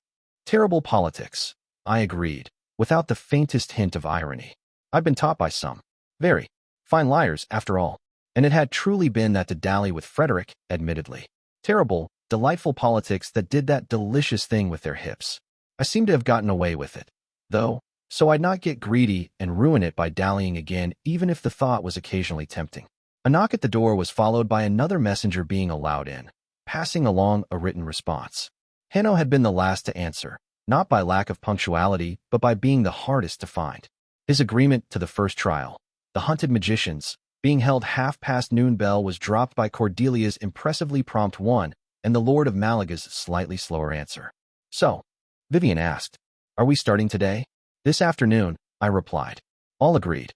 In the wake of wrapping this up, I'd spring on them the concoctor's own punishment. None of this was supporting Hazenbach outright, but prompt and severe consequences for my named who'd stepped out of line ought to make it clear the reins were still being held. As long as the trials for above didn't end up spoiling the brew, anyway. The Mirror Knight had not tried to escape imprisonment, and the severance was back under seal, but my polite inquiries had made it clear that Hanno did not see a trial as something to discuss in advance. I'd expected as much, honestly, given that I was dealing with the Sword of Judgment. I still didn't like that I'd be going in blind there, but there wasn't really anything I could do there. Under the terms, this was the White Knight's show, and no trespass of mine there would go without swift and severe answer. Yenu Moraves, considered a pragmatist by his countrymen, my dark-haired heiress said. Not aggressive by nature, though he'll be extremely thorough in answering slights. So long as you don't end up touching the Dominion's bottom line, though, I don't see him being trouble. Hazenbach had intimated as much, but it was good to hear the same talk coming from a source I could trust wholeheartedly. The crowns do matter, I admitted, but it's the White Knight that'll be the keystone. The terms were, ultimately, a treaty between named. The nations that had signed on did so mostly as guarantors of rights and privileges, not legal authorities. Procure, Callow, and Levant all had a seat in the tribunals, but in the end it was the White Knight and the Black Queen that passed sentences. It'd have a lot more of an impact if Hanno had issues with my rulings than if Nation did. True as that is, Vivian calmly said. What is left to do now, save pulling the trigger? I'd never won much arguing with the truth, so I let the conversation end on that. Putting the staff together for this hadn't been all that difficult, since the members of the arsenal could serve as a neutral entity to draw people from. Not the named, of course, but the scholars and mages and priests. I decided to avoid any trouble by drawing on scholars for the scribing work, and from Vivian's own staff for the rest. The ever-useful Lady Henrietta Morley, these days no mere landless aristocrat, but instead Viv's own private secretary, was recommended to me as someone capable of handling details and timing, so I put her in charge of handling transcripts and evidence. For all that this was a formal trial under the terms, it appeared somewhat haphazard at first glance. At the high table the tribunal sat, with Vivian representing Callow and the rest as expected, Cordelia Hazenbach for Procure, Yenu Marave for Levant, and Hanno for the heroes. They'd all been provided with a list of the accusations laid at the hunted magician's feet earlier today, which weren't actually all that numerous. Aid to an enemy of the Grand Alliance, on one count, for having cooperated with the Bard against the arsenal, then one count of unprovoked assault on allies for the gas canisters he'd opened in the stacks, and one count of accessory to attempted murder for the illusions he'd woven when attempting to help the Red Axe get Frederick killed. I'd spoken with the concoctor, who would have had a right to lodge a complaint considering the gas in those canisters had been her work in the first place, but she'd declined to pursue the matter. Through me, anyway. No doubt she'd be making a deal of her own with the magician without my being involved. Of those charges, the aid to an enemy was the most severe, the deceptively mild wording mostly a result of it not being possible to call it treason when there were so many different crowns and jurisdictions involved. It was still considered just as severe, though, and it'd be the driving force behind the harshest part of his sentence. The hunted magician had come dressed soberly but smartly, having put on an embroidered pale green vest over a white long-sleeved shirt and loose dark trousers. Like most of the times I'd seen him, he looked more like a wealthy nobleman in casual clothes than any sort of mage. It was all well cut without being ostentatious, which was halfway clever of him. It was a shallow thing, but people tended to favor those who looked well. Looked too rich, though, and pretty or not, that appreciation tended to turn to antipathy with some. He'd straddled the line well, which only had me further convinced that he was highborn and not from a lesser line. In Procure in particular, the difference between those who dressed well but subtly and those who were garish with their wealth was one of the ways to tell apart those whose nobility was an old thing, often preceding the principate itself, from those who'd risen to higher station more recently by sword or coin. I'd already been on my feet when the hunted magician had been escorted in, made to stand on bare stone as behind a set of wards and guards the assembled high officers of the Grand Alliance sat, and watched him approach, so I only needed to limp a bit before I stood by his side. The man turned dark eyes on me, face blank, and I leaned in a little closer. "Keep your head," I murmured. "They're not out to get you, but no one here wants you to wiggle out either, least of all me. So take your lumps and walk away." "I helped your man," the magician murmured back. "Do not forget it." "I forget little, hunted magician," I coldly replied, "and never aid given to my enemies." "Best you don't forget that either, yes?" He'd been well taught enough not to grimace at the reminder that even the help he'd given Masigo when it came to quartered seasons hardly made up for the hand he'd had in the storm that had swept over the arsenal. A great deal could have been mitigated if he'd not decided it would be the height of cleverness to make a deal with the wandering bard. Mind you, if Tarek hadn't insisted we hedge our bets when it came to her, such a deal might have smelled of the noose enough the magician wouldn't have dared. Past a certain point, fault became such a many-faceted thing there was little practical point in pondering it. I turned away from my charged and faced the tribunal. Cordelia was unreadable, Hanno lightly frowning, and Yinu Marave looked already bored. Vivian, clever thing that she was spending more time looking at the other members of the tribunal than anything else. "I'll not trouble you with an excess-off ceremony," I said. "You've all already been made aware of the breaches of the terms the hunted magician has been accused of. For the sake of formality, I will list them once more. Aid to an enemy of the Grand Alliance, unprovoked assault on allies and accessory to attempted murder. As representative for the villains under the terms, these are the charges I will lay against him. Do any of you intend to present further charges, or contest those I have laid down?" "I do not," the first prince calmly said. "No," the Lord of Alava bluntly said. Vivian silently shook her head, but like me her eyes were on the White Knight. "Yes," the White Knight said. My fingers clenched around the length of deadew in my hand. "Elaborate, White Knight," I said. "Your charge of accessory to attempted murder would add in the red acts of said attempted murder before she stood trial of her own," Hanno said. Which was, I grimly though, actually a good point. Sure, any idiot could tell I was right to call it that. There wasn't a lot of room for interpretation in the act of hacking a sword at Frederick's neck, but the terms functioned because I passed judgment for villains and Hanno for the heroes. Neither of us could or should trespass beyond that boundary. "I'll not withdraw the charge," I said, "but I would offer assurances that I would not consider the red axe in a way attainted by it." "Callow agrees with such a compromise," Vivian calmly said. "It was a cheap trick, agreeing with me quickly to put the pressure on others, but that didn't mean it wouldn't be effective." "Levant agrees as well," Lord Yanu dismissed. Cordelia's cool blue eyes were slightest bit narrowed in thought, but she did not hesitate as soon as she was satisfied she'd parsed out the implications. "The Principate is in agreement," she flatly stated. Eyes went to Hanno, whose frown has deepened ever so slightly. "I am wary of influencing opinion in another trial even with such a compromise," the White Knight said. "Yet I can recognize that opinion is not bound to be settled by law, and so it should not be objected to on such grounds. Under such an assurance, I withdraw my objection." Well, first hurdle passed. From there, it was mostly a matter of presenting to the tribunal what I was making my own judgment on. By Henrietta Morley's practiced hand, my witnesses were brought in one after the other, those made to present in person at least. Unprovoked assault was the easiest to prove, so I started with that. 2 scholars who'd been made unconscious by the gas, a healer to certify none of those affected had any lasting consequences, which would have made it more than mere unprovoked assault, and the magician confessed to the theft of the canisters and their use when pressed. If the canisters were stolen, why is theft not being laid as a charge? The first prince asked. I believe those were property of the Principate as well. The concoctor had made those as a possible tool for Cordelia to quell riots bloodlessly, apparently, and created them using Prospering coin. But I'd known about this in advance and prepared for it. The canisters remained the concoctor's property so long as they were in the arsenal, and she's declined to lodge any grievances, I said. Lady Morley? The noblewoman had a signed statement by said concoctor backing up my words brought forward, and after it was made clear that the loss of the canisters and their content would be folded into the repair budget for the arsenal after the raid, instead of forcing Proctor to pay for the same goods twice, she had no further objection. We moved on to the slightly trickier one, accessory to attempted murder. 2 officers, one Levantine and one Calawan, were brought to describe the illusion woven, which had been of the Prince of Brus acting and speaking aggressively. Marave spoke up for the first time, just to make sure his countrymen would face no retribution for bearing steel on a Prince of the Blood, and lost interest as soon as he was reassured this was the case. My case for this was weaker, and in truth some would have folded it into aid to an enemy of the Grand Alliance. But I was actually doing the magician a favor here.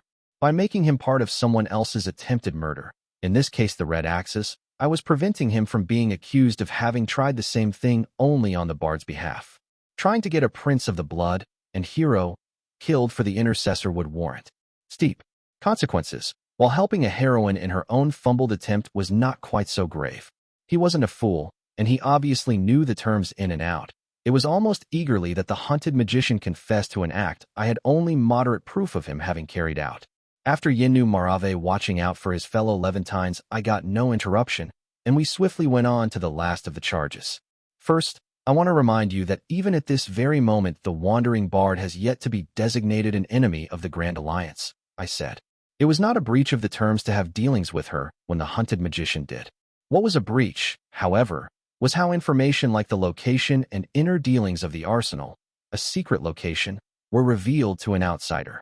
It was when the Bard then masterminded an assault here that the magician's actions became aid to an enemy. In this light, it seems appropriate to water my wine. Traitors should only know one kind of mercy, Yinu Marave replied. Most people in the room knew enough about the Dominion that he didn't have to slide a finger across his throat to actually spell out what he meant. That he didn't bother to do it anyway made him a fairly subtle man, by Levantine standards. It is not appropriate to speak of the sentencing before the trial is finished, the White Knight cut in, tone even. Is there a reason for it, Black Queen? Informing deliberation is part of her responsibilities as representative for Belos champions, Vivian coolly replied. Failing in that duty would truly be inappropriate, unlike what you're currently fretting about. The Lord of Alava let out a chuckle, looking more interested than he'd been in the better part of an hour. Fighting words, he approvingly said. I cleared my throat. I spoke to this to make clear that I believe the hunted magician's breach of the terms was done not out of malice, but out of ignorance and incompetence, I said. The man stiffened behind me, but had enough sense not to argue my words. Indeed, the first Prince of Proctor said, eyebrow quirking. I suspected that, after the last few weeks, Cordelia was rather enjoying watching one of we troublesome named squirm in discomfort. Absolutely, I told her. The magician's fault came as a result of wildly overestimating himself, when in fact his arrogance and simplicity allowed a genuinely malicious entity to make use of him as a tool. The magician twitched at my words, but kept his mouth shut. Maybe he wasn't entirely beyond salvaging, then. Evidence over his conspiracy with the Bard was sparse as wheat fields in the hungering sands, but that was seen to by the simple magic of having told him in advance that if he took his fucking lumps and confessed, I wouldn't need to treat him as a liability. Through gritted teeth, the Proceran confessed to having had dealings with the Bard. He left out as much as he could, as I'd expected, but even the bare bones were damning enough. His saving grace here would be that he hadn't actually killed anyone here directly, which hadn't actually been all that difficult to prove. All our dead and wounded were accounted for, the reasons for their state more or less clear. His responsibility there was indirect, which left me some wiggling room even with the gravity of the aid charge. I'd finished making my case, so without further ado, I asked the tribunal if they wanted to deliberate before recommendations were made to me. Henno did, but no one else was in favor, so he conceded, and we went on straight to the tribunal offering its recommendations. I trust in the judgment of the Black Queen, Cordelia said, opening the game with a measured smile, and I expect that her sentencing will be fitting. Easier to say, I supposed, when you already knew what that sentence was. Still, she'd left herself some room to maneuver just in case what I'd told her I'd pass as a sentence wasn't what I'd actually say now. We should be fitting his head for a pike, Lord Yenu said. But if he's just an idiot, as you say, it'd be a waste. Levant will settle for flesh instead of a skull, Black Queen. I nodded. Not exactly a push for moderation, that, but it was signaling that the Dominion would be satisfied so long as the punishment stung. The details of that punishment, though, they hardly cared about. Vivian did not speak, since it would have been quite the empty game if she'd pretended she had the right to speak with Callow over me. So it was Hanno that spoke next, but only after a long silence spent carefully choosing his words. There must be visible consequence to aiding a common enemy, the White Knight eventually said. And given that the breaches seems to have been committed on personal grounds, the consequences should be personal as well. He'd been careful not to actually suggest a sentence, knowing that whether I then followed his suggestion or ignored it, there'd still be trouble from some quarters. But it was clear he wanted a few metaphorical fingers broken. Nothing permanent, I meant, but at the very least lasting pain. The tribunal would have the right to comment once more once I'd offered the draft of my sentence, and I suspected he was keeping his comments limited until we got there. Nothing I'd heard now went against what I'd planned, so it was a simple thing from there. I simply shared the sentence I'd already told Hazenbach I planned to hand down. Loss of the right to refuse assignments, then a fine equivalent to the sum of the damages done to the arsenal repeated for every signatory member. Pensions for the families of the dead got a grunt of approval from Lord Marave, but otherwise he seemed skeptical of the punishment until I specified the fine could be repaid in work. The prospect of Levant having access to a highly skilled named enchanter brightened his eyes, especially considering that with the established debt, there wouldn't be a need to pay that enchanter. The hunted magician himself looked appalled, at first, but as the initial surprise passed he looked thoughtful. He'd figured out the advantages for him. Then, ties to 3 crowns, and good reason for each to ensure he stayed alive after the truce and terms ended and the accords replaced them. Satisfied he wouldn't be a stick in my wheel going forward, I returned my attention to the tribunal. The first prince, content I had kept to my word, gave her seal of approval promptly. The Lord of Alava was not far behind, and mostly symbolically Vivian agreed for Callow. The last to speak was once more Hanno, and he was studying the hunted magician closely. It is a measured punishment, the White Knight said, but it lacks consequence. My brow rose. I'd been pretty severe already, so I wasn't exactly inclined to bite there. Coin is coin, Hanno said, but such a failing should not be kept under wraps. Let his breaches be made known to all named. Let sunlight burn out the rot, so that something wiser might replace it. Well, it'd be a humiliation for the magician, but it wasn't like the specifics of the assault on the arsenal were going to stay secret forever. He couldn't lose respect the heroes already didn't give him, and my own lot would be more inclined to mock a failed plot that condemn it on moral grounds. I could actually kind of see what Hanno was going for. There, if the named under the terms became a community, then reputation would start being worth a lot more. It had become something worth taking small losses to preserve, if it was actually useful, and serve as an incentive to keep one's word. It was worth encouraging, and not unreasonable to ask. Agreed, I said. The breaches and sentence will be made known to all named under the terms, if not the details of the trial. He nodded in thanks, and another round of consultations got me the unanimous seal of approval from the tribunal that I did not need, but had definitely wanted. This had, to my surprise, actually gone pretty well. The concoctor's own punishment wouldn't require a trial like this, but I'd wait until later to make it known to the high officers seated in the room. There was no need to muddle the waters by doing too much at once. A semi-formal occasion sometime this week would do just as well, with an opportunity to voice issues, should there be any. This wasn't like hitting a tavern with friends, so when the business was done we all parted ways after the proper courtesies were offered. I'd intended on thanking the staff I'd borrowed personally, including Vivian's own, but the White Knight lingered long enough to catch my eye, so I passed that duty along to Viv's and accepted the implied invitation to go on a walk. Considering Hanno had made it clear he wasn't going to be discussing the trials in advance, I was pretty curious about what it was he actually wanted. I was doing a lot of limping in hallways with important people these days, I mused, to discuss all sorts of concerns. I was going to have to see about getting some of this done seated, or else I'd need to arrange for more of the brew that made my legs sufferable without drawing on night. Your leg is paining you, Hanno said, eyes narrowing as he studied me. Not the start I'd expected, but true enough. That's what legs do, I dismissed. I will refrain from small talk, the White Knight told me. We can slow, if you prefer. Thought you said we wouldn't be doing small talk, I grunted back. I'd never learned to take pity all that well, even when it was kindly meant, and I was starting to feel too old to try. The dark-skinned hero didn't even blink at my bite. I supposed he was used to it by now. The first prince has approached me several times now, Hanno said. She has several intentions. But foremost among them is securing agreement for the Red Axe being tried under Proceran law instead of the terms. I didn't bother to fake surprise. Even odds he'd be able to tell even if I did, and we were largely on the same side besides. I've heard the speech as well, I said. Then after mulling it over threw him a bone. From both her and the Kingfisher Prince. The White Knight did not look all that surprised, but he nodded in thanks anyway. Yeah, I wasn't surprised that the first prince hadn't tried to win him over through Frederick. The Kingfisher Prince was his subordinate, in a sense, and it would have tripped a lot of those Proceran unspoken law to bring attention so clumsily to the divided loyalties of Prince Frederick of Bruss. I would not impugn your character, Hanno delicately said. Yet I imagine a diplomat of Cordelia Hazenbach's skill would have not prepared an offer easy to refuse. I decided to be amused instead of insulted after a beat. He was asking whether or not I'd been bought by whatever it was Hazenbach had offered me for my agreement. In this case, Procur's seal of approval on the lease accords as they currently stood. Hanno had been right in both suspecting an offer would be made to me and that it'd be a very tempting one. So I'd forgive him on account of that and the delicacy of inquiry. I didn't bite, I bluntly told him. My priorities haven't shifted, White Knight. First is winning this war. Second is establishing the lease accords. Most everything else is noise. Not entirely true, since my neck would bend some when it came to the preservation of Callow, but in essence, I stood by my words.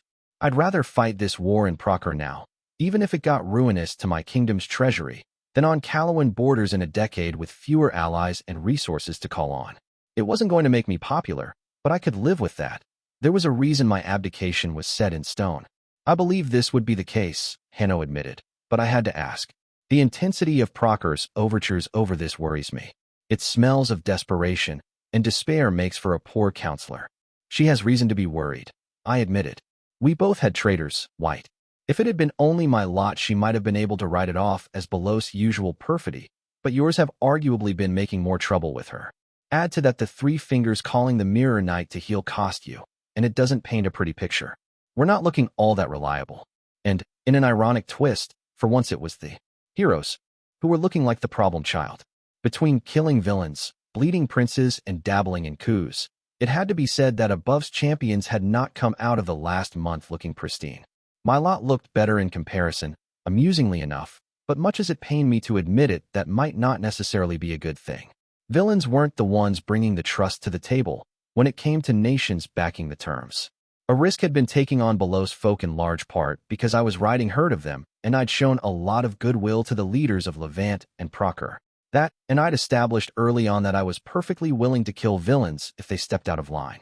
In the end, though, it was the heroes that brought trustworthiness to the truce and terms. It was their reputations, their record, that justified all the twists and turns and compromises that were being had to keep named mustard and pointed at Keter. If they were no longer trusted, we had a problem. I have worries myself, Hanno frankly replied. Most urgent among them, the first prince keeping the remains of one of the seraphim. Even were she not attempting to make some sort of sordid weapon out of it, I would be troubled. Such a thing is not to be trifled with. I grimaced. Glad as I was that the White Knight shared my misgivings there were risks to making common front. We were already refusing Hazenbach over the Red Axe, and then we'd be trying to pry what she probably saw as her weapon of last resort from her hands. I was pretty sure Levant could be convinced to back us over this, through Tarek if nothing else, but I was wary of going through with this. Like Hanno had said, Procure was starting to smell of desperation. I'd heard in Frederick's voice and seen it on Hazenbach's face, so I was wary of pushing the Principate when it already felt cornered. People did stupid things when they felt cornered.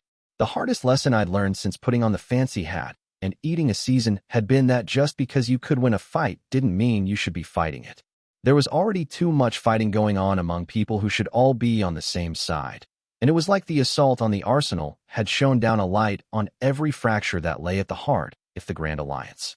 They were growing bigger, I could feel it, and yet caution was stilling my hand. A hasty move, now, could do untold damage.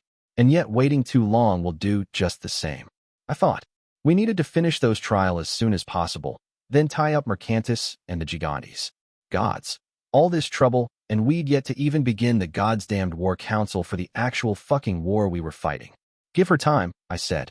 She's a pragmatic creature. There's only so many bridges she'll be willing to burn over this. It will have to be addressed before our time at the arsenal ends, Hanno said. Agreed. I reluctantly said, then cast him a dark look. And you need to get your house in order, quick, before we lost more trust. I doubt Proctor will try to outright axe the terms, but there's lesser measures it can take. They could restrict access to cities, assign escorts. Hells, they could just begin funding named on their good side, and only them. This isn't a flip of the coin, White Knight. They have more than two options. Poor choice of words there. I realized a heartbeat later with a wince, but he did not comment on it. Then the Mirror Knight can stand trial tomorrow, Hanno offered instead. Good, I nodded. Once that's out of the way, we can sit down with the first prince and find a way to settle the trouble over the red axe. I will not discuss sentencing, Black Queen, the dark-eyed man flatly said. I have already told you this. God save me from heroes, all prickly as cats and half as sensible. Then don't, I sharply said. Talk about how we arrange this so she doesn't have to deal with a revolt in the highest assembly, something that we cannot afford. I'm not great admirer of her princes, White, but your girl cut a prince of the blood that was trying to protect her from harm. They're right to be on pins and needles about it. Nobody wants a young regicide walking around. Only this one protected by treaty. I won't argue to throw her to the wolves. We have to clean our own houses, but we have to give them something. The White Knight considered me for a long moment. I do not see what we can, Black, he finally said. Then pray, hero, I said, baring my teeth. And I'll see what I can get done down in the mud. Book 6, Chapter 38, Tantamount. A diplomat without a general at his back is just a polite man no one heeds. Exarch Acantha of Penthas. Within an hour, I received a formal message asking for my agreement to hold the Mirror Knight's trial tomorrow. I sent back said agreement immediately, and I must not have been the only one to be prompt, as within an hour of that, the White Knight sent along the formal charges that Christophe de Pavany would be accused of. I narrowed my eyes at the paucity of them. Assault of an ally and insubordination. That was it. No mention of the fact that he'd kept the severance at his hip long after the crisis had passed, though Hanno might make the case that since no formal demand to return it had been made of the Mirror Knight, it hadn't actually been a breach of the terms for him to keep it. It wasn't even unprovoked. Assault of an ally, I noted with distaste, but instead a lesser sister charge. I'd reserve judgment, no pun intended, sisters preserve, until the trial took place, but I wouldn't consider this an auspicious beginning. Intriguingly enough, I got a third message in the wake of the first two and not from someone I'd expected to be reaching out. After I'd sat down with Vivian to go over the possible outcomes of tomorrow with a cup of wine in hand, our talk was interrupted by a message from Lord Yenu Marave. He was overseeing the sparring of his sworn swords in the Revel's arena, and he'd invited me to come have a look. It was a threadbare excuse to have a private talk, but that he might want that talk at all surprised me. I shared the thought with Vivian. They call him Careful Yenu, back home, she mused. My brow rose. He did not strike me as all that careful a man during the trial, I said. Juniper has some respect for his skill as a general, and I'll not argue there, but he's not particularly impressed me otherwise. The Dominion doesn't do politics like we do, Cat, Vivian reminded me. They often duel when they disagree, and they're cautious with risking their honor. He didn't particularly care about the trial because by Levantine ways he shouldn't have been in the room. Villains are yours to discipline, as your sworn men. My forehead creased in thought as I considered him again with fresh eyes. He'd spoken in favor of death when the time came for recommendations, but to Levantines things like betrayals tended to be seen as matters of honor. Honor was usually settled by blood on the floor, back in Levant, so for a lord of the Dominion to express surprise this didn't start and end with putting the magician's head on a pike made a brutal sort of sense. Careful Yenu, huh, I murmured. I wasn't entirely convinced, but best to watch my step anyway. There were damned few situations where it wouldn't be a good idea to do that, so what was there to lose? There's an emerging pattern of the Dominion reaching out to us amicably, Vivian thoughtfully continued. When they suggested we arrange formal ambassadors, I thought it might be leftover goodwill from your saving the pilgrim, or perhaps courting your support and keeping their villains from making trouble, but now I'm not so sure. They've been wary of making deals with me, I slowly said, but at the highest rungs of Dominion leadership, they'll be aware of my eventual abdication. You're a lot more palatable, from their perspective. A former heroine with some impressive deeds to her name, nobly born but not afraid to get her hands a little dirty. That sort of reputation would go over very well, down in Levant. They also remember how quickly Proserpine gratitude fades, Vivian murmured, and how a first prince can withdraw from the treaties signed by a predecessor. A treaty of mutual defense between our realms might appeal to their Majlis. I'd think it more likely they want an informal alignment within the bounds of the Grand Alliance, I told her. They don't want it to become a vessel for Proceran interests any more than we do. They'll be in no hurry to seal a pact, regardless, Vivian noted. Bargaining done with an ally is expected to be gentler, and the negotiations over the accords is the greatest leverage the Dominion has over us at the moment. True enough. More than once I'd wondered if Procter and Levant were actually drawing those talks out so that they could bribe me with concessions when they wanted something from me. Not a pleasant thought to entertain, but even if it turned out to be true, there honestly wasn't much I could do about it. No reason not to take up Lord Marave on his invitation. Then, I said, draining the rest of my cup before rising to my feet. No reason to waste time, either, so I got to it. I wasn't one to complain when offered up the sight of 24 very fit men and women half-naked and laying hands on each other, but it lost some of the charm when they were doing their best to pummel each other unconscious. I'd been in a few brawls myself, back in the day, so I could tell that no one was taking it easy down there. Those blows weren't being pulled in the slightest. If the personal sworn swords of Yenu of the champion's blood had been sparring with blades instead of fists, there'd be corpses on the sand by now. As it was, I saw only blood and broken bones. A pair of young Levantine healers, who amusingly enough wouldn't be considered real priests in the Dominion even though they used light, as unlike the lanterns they did not battle against evil, mended the fighters during their breaks, but did not otherwise involve themselves. Yenu Marave himself sat beside me on the rafters, drinking deeply from a water skin. He'd been down there fighting with the others when I got there, and only come up after one of the healers set a broken finger and bathed it in light. The Lord of Alava was still barefoot and clad in only loose trousers and a sweat-soaked tunic, neither of which hid the fact that the man was a towering slab of muscle. He was tall, for a Levantine, and unusually for one of their men close-shaven instead of bearded.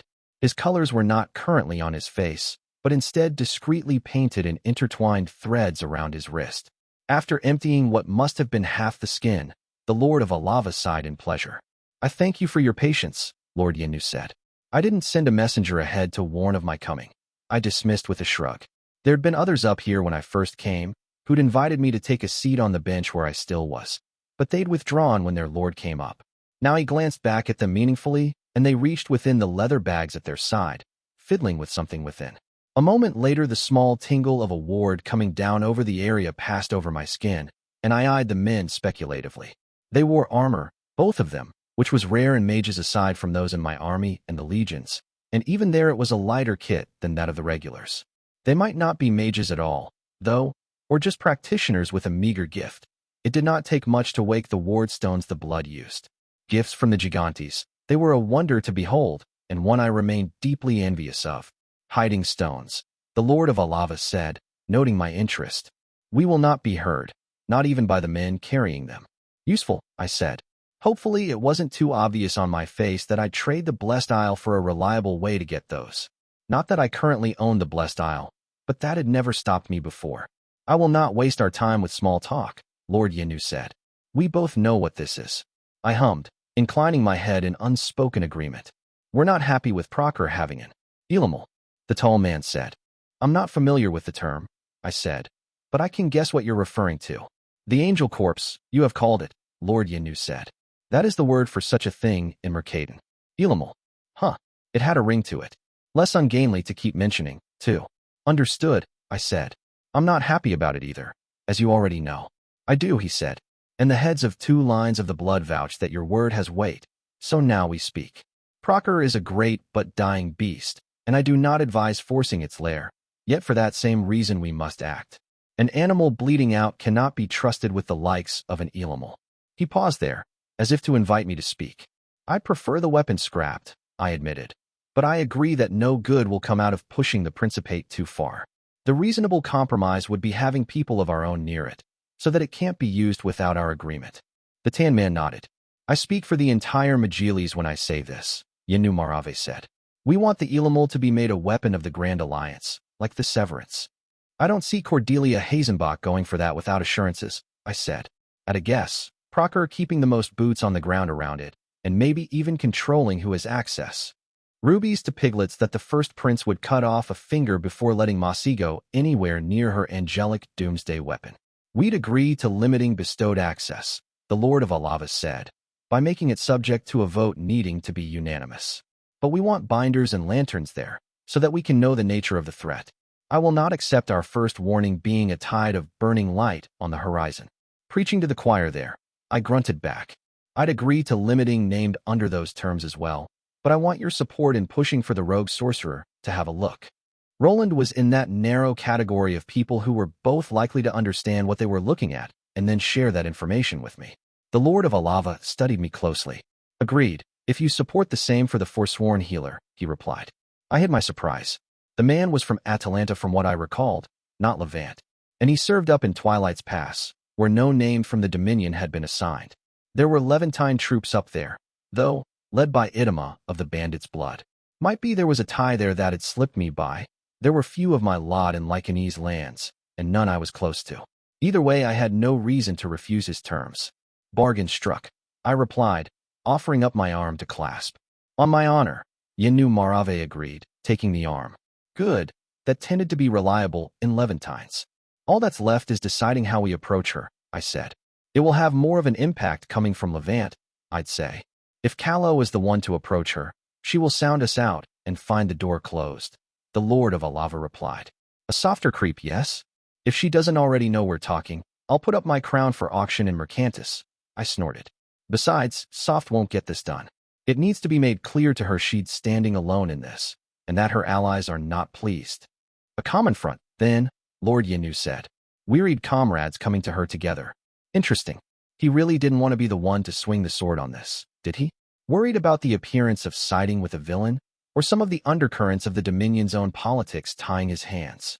It was a shame that the Jacks knew so very little of the powers that moved Levant, but given the distance and the youth of their organization, it would have been foolish to expect them to have spread their net that far. That could work, I conceded, sensing pushing for more would get me nowhere. A dinner tomorrow, after the trial? No point in letting her dig in. The Lord of Alava agreed, sounding amused. I will make the arrangements, Black Queen, if you have no objection.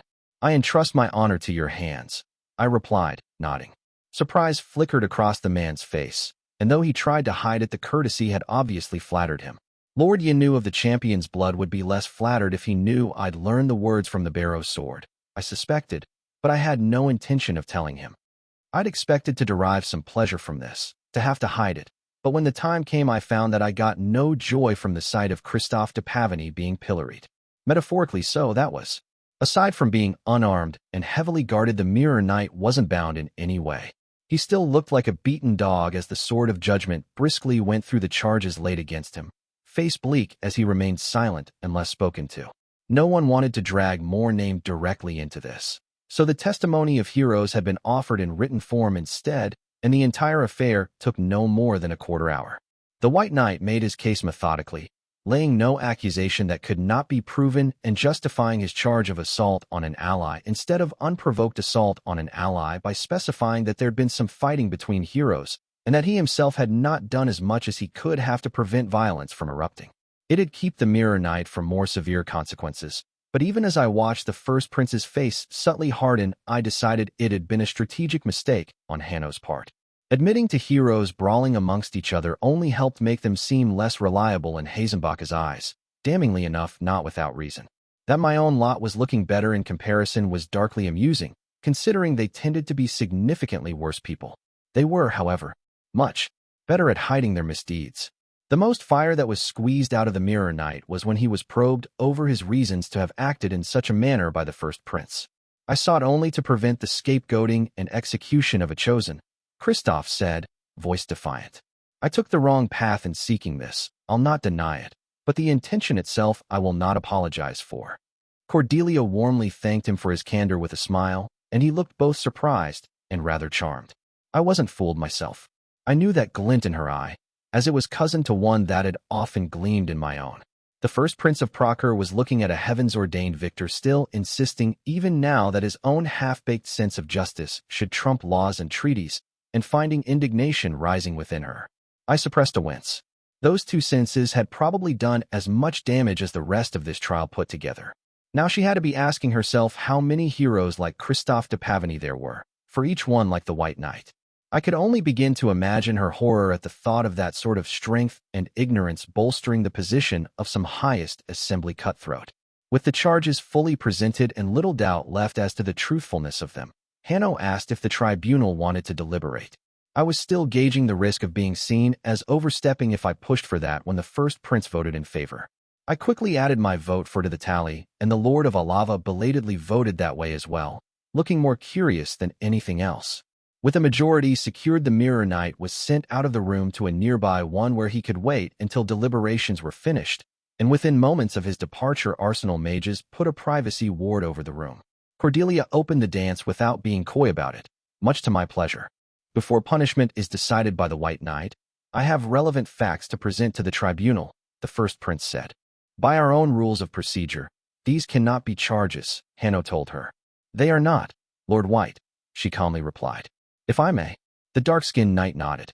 Christophe de Pavany has involved himself with the royal family of Cleves, the House of Langevin, Cordelia said. He has taken for a lover the daughter of Prince Gaspard Langevin and become associated with the plots of that line, though his exact degree of awareness there has not been made clear. The drow hadn't seen him backing the plot to knife them in the back, that much was true. If Save NOC had that kind of leverage, they would have given it to me. But he'd not outright refused either. Neither taking a lover nor the plotting of others is something that the Mirror Knight can be castigated for, Hanno replied, just as calmly. Yeah, no one was going to get anywhere trying to get the Sword of Judgment to spice up a sentence according to political necessities. You might as well ask Archer to settle down or the Pilgrim to deal in casual cruelty. Ignoring the full circumstances when passing the sentence would be dereliction of duty, I said instead. You've clearly established the man to be lacking in judgment through your charges. His association with known schemers has to be taken into consideration when addressing the consequences of that lack of judgment. Well said, the first prince of Procer added. Justice dealt without thought to consequence is no more than the arithmetic of law. A little rich coming from a woman famous for her mastery of using the highest assembly's procedural laws against her rivals, but I'd not answer wind in the sail by poking a hole in the damned thing. Yenu Marave's face had gone cold, though I noticed only when he leaned forward. You both seem in agreement that Gaspard Langevin is scheming, the Lord of Alava. What is the nature of this scheme? I cast a look at Cordelia, silently ceding her the right to speak. I was the closest thing the firstborn had to a representative in this room, but the House of Langevin was. Her headache and a little goodwill gift now, and then helped grease the wheels of this relationship, anyway. Designs have made on lands that were promised to the Empire Everdark for its contributions to the war, the first prince said, though the plans remained imprecise, and no concrete measures were ever taken. If the Lord of Alava's expression had been cold before, it was now freezing. That such an honorless man still lives, much less still wears a crown, is repugnant, Lord Yenu spelled out with excruciating care. With this scheming against allies, he dishonors not only Procer but this entire alliance. I said nothing, less than inclined to take that bolt for Procer when I pretty much agreed with the man. Measures are being taken, Cordelia evenly replied. Then let them be taken soon, Yenu of the Champion's Blood replied. I will not lead my captains in the defense of such a man and his holdings, first prince. We will not die by the hundreds so that your hungry princes can sink their teeth into new lands. It would have been inappropriate to let out a whistle there, but I was tempted. The Lord of Alava was being heavy-handed, but given how much honor mattered to the blood, he might be genuinely offended by what he'd learned. Or, I mused with Vivian's words in mind. Careful Yenu might just be preparing the grounds for our common offensive at dinner tonight. He was in full face paint today, which made reading his expression rather harder. We have strayed from the purpose of this deliberation, the White Knight said. With that call to order, we let the subject drop, though it would not soon be forgotten. I'd said what I'd wanted to, and the first prince had proved true to her word by actually addressing the Langevin troubles. So when the deliberations were called to an end, I did not argue against. The Mirror Knight was brought back in, and Hanno called for recommendations to be made by the tribunal. A public lashing and 4 fingers, Lord Yenu flatly said. The Mirror Knight paled, but did not speak. Reassignment to Twilight's Pass until the end of the war, subordinate to another, the first prince suggested instead. After his deeds being made known among all named, and a month in a cell. He made an uglier expression at that than the prospect of losing fingers, which I suppose said much about how other heroes would respond to his action. A month was a fairly specific length of time to ask for, though. I suspected that it would line up very well with a sentence under proper law, by mere happenstance, of course. I'll second Twilight's pass and the subordination, I said. As for the rest, I'll trust in your judgment. A month in a cell would be a waste, so I'd not argue in favor of it. But I was actually in favor of making it known Kristoff had tried his hand at a coup. It would bottom out his reputation, while the way Hanno had handled him would gild his own. Given the silence of the choir of judgment, the occasional reminder that the White Knight was not someone to fuck with had its uses. I didn't want to be seen arguing for the public shaming of an opponent, though, so it was best for Cordelia to be the one doing that. Not that I'd missed she was trying to send her inconvenient native hero up in Lycanese lands, where her support ran strongest, and squarely under the Kingfisher Prince's military command. My eyes stayed on the White Knight, though, whose serene face I found unreadable. Kristoff de Pavony's breaches of the terms will be made known to all named, Hanno said. He will offer apology and restitution to all those harmed by his actions, after which he will be apprenticed to the Grey Pilgrim for the span of a year, so that he might learn from his mistakes. My brow rose. Was that all? I was relieved when he began talking again. After the year has passed, the Grey Pilgrim will give his opinion on whether further action is required, Hanno asked. If he believes it to be so, this tribunal will be assembled again so that appropriate sanctions might be considered. I breathed out shallowly. Fuck me, but he'd stepped in it there. From the corner of my eye I saw Hazenbach's back go straight as a spear, and the fact that her anger was that visible meant she must be furious. From a name perspective, Hanno's sentence was solid work. Tarek, for all his flaws, had mentored dozens of heroes over the years, and had an aspect that would allow him unearthly insight into what needed to be mended in Kristoff. Honestly, after a year under Tarek, I fully expected the Mirror Knight to come out of the experience a better man. But the Grey Pilgrim had also butchered an entire village of Proserpine civilians in order to catch Black, back before the Salian peace, which Hazenbach still despised him for. Now a brewing threat to her authority was being sent to learn at the foot of the same Peregrine. It wasn't a good look. Wisdom was shown, Lord Yanu commented. Yeah, none of the blood were going to argue with a sentence that put the pilgrim in charge of a problem child. He had a steady hand with those. Was this enough for me, though? From the corner of my eye I watched Cordelia, and saw clouds looming on that horizon. Time to throw her a bone, maybe. I give no objection to this, so long as the Principate is also satisfied, I mildly said. The first prince glanced at me, accepting the gesture for what it was, a largely symbolic one, but not entirely without meaning. If she wanted to fight this, I'd lend a hand. Within reason. A long moment of silence passed, the Mirror Knight visibly getting uncomfortable the longer it lasted, until the first prince finally spoke. I will accept this sentence if the Grey Pilgrim sends monthly reports to the high officers on the subject of this apprenticeship, the fair-haired princess said. Hanno mulled over that a moment, then nodded. That is reasonable, he replied. It will be so. And so the trial of the Mirror Knight came to a close, having lasted not even a half hour from beginning to end. It didn't take long afterwards to agree that the Red Axe's own should be tomorrow, though late in the evening. And yet, for all the smoothness, I could not help but feel there was the scent of a storm in the air. It was an amusing novelty to be more at ease in a diplomatic situation than Cordelia Hazenbach. When the Lord of Alava had said he'd make the arrangements to receive us for dinner, I'd not expected him to actually throw what looked like a genuine Levantine meal. One of the nice halls put together in the Proserpine manner had been stripped of its decorations, painted shields having been hung up in their stead. The heraldries had been skillfully painted, I found. My own crown and sword had been perfectly presented in black and silver, while the golden towers on blue of the House of Hazenbach drew the eye with their neat arrangement. The colors of the valiant champion's blood were red and orange, but to my understanding the pattern changed from ruler to ruler. Yanu Marave's own was simple but elegant, bold strokes of orange evoking a helmet with a smiling slice beneath it. The first prince was clearly familiar with Levantine ways, so she'd come dressed in a fine brigandine of Rhenian colors with a sword at her hip and her hair pulled back in a long three-strand braid. I'd kept to a simple gray tunic myself, though paired with bracers and greaves, and brought a short blade at Vivian's recommendation. Hazenbach was the first to hand over her sheathed sword to the Lord of Alava when he welcomed her, only to have it handed back as gesture of trust. And though she did not fumble handling the weapon, I'd noticed she was not used to having it at her hip when she walked. My own blade was returned with the same formula of "Your honor is known under this roof," which, while mostly symbolic, was still nice to hear. Unlike the elaborate affair of when the first prince had entertained me over dinner, This was to be a simpler arrangement. Levantine ways in some ways reminded me of those of the Tagreb, in the sense that hospitality mattered a great deal to them, and that courtesy was demonstrated personally instead of through formal etiquette.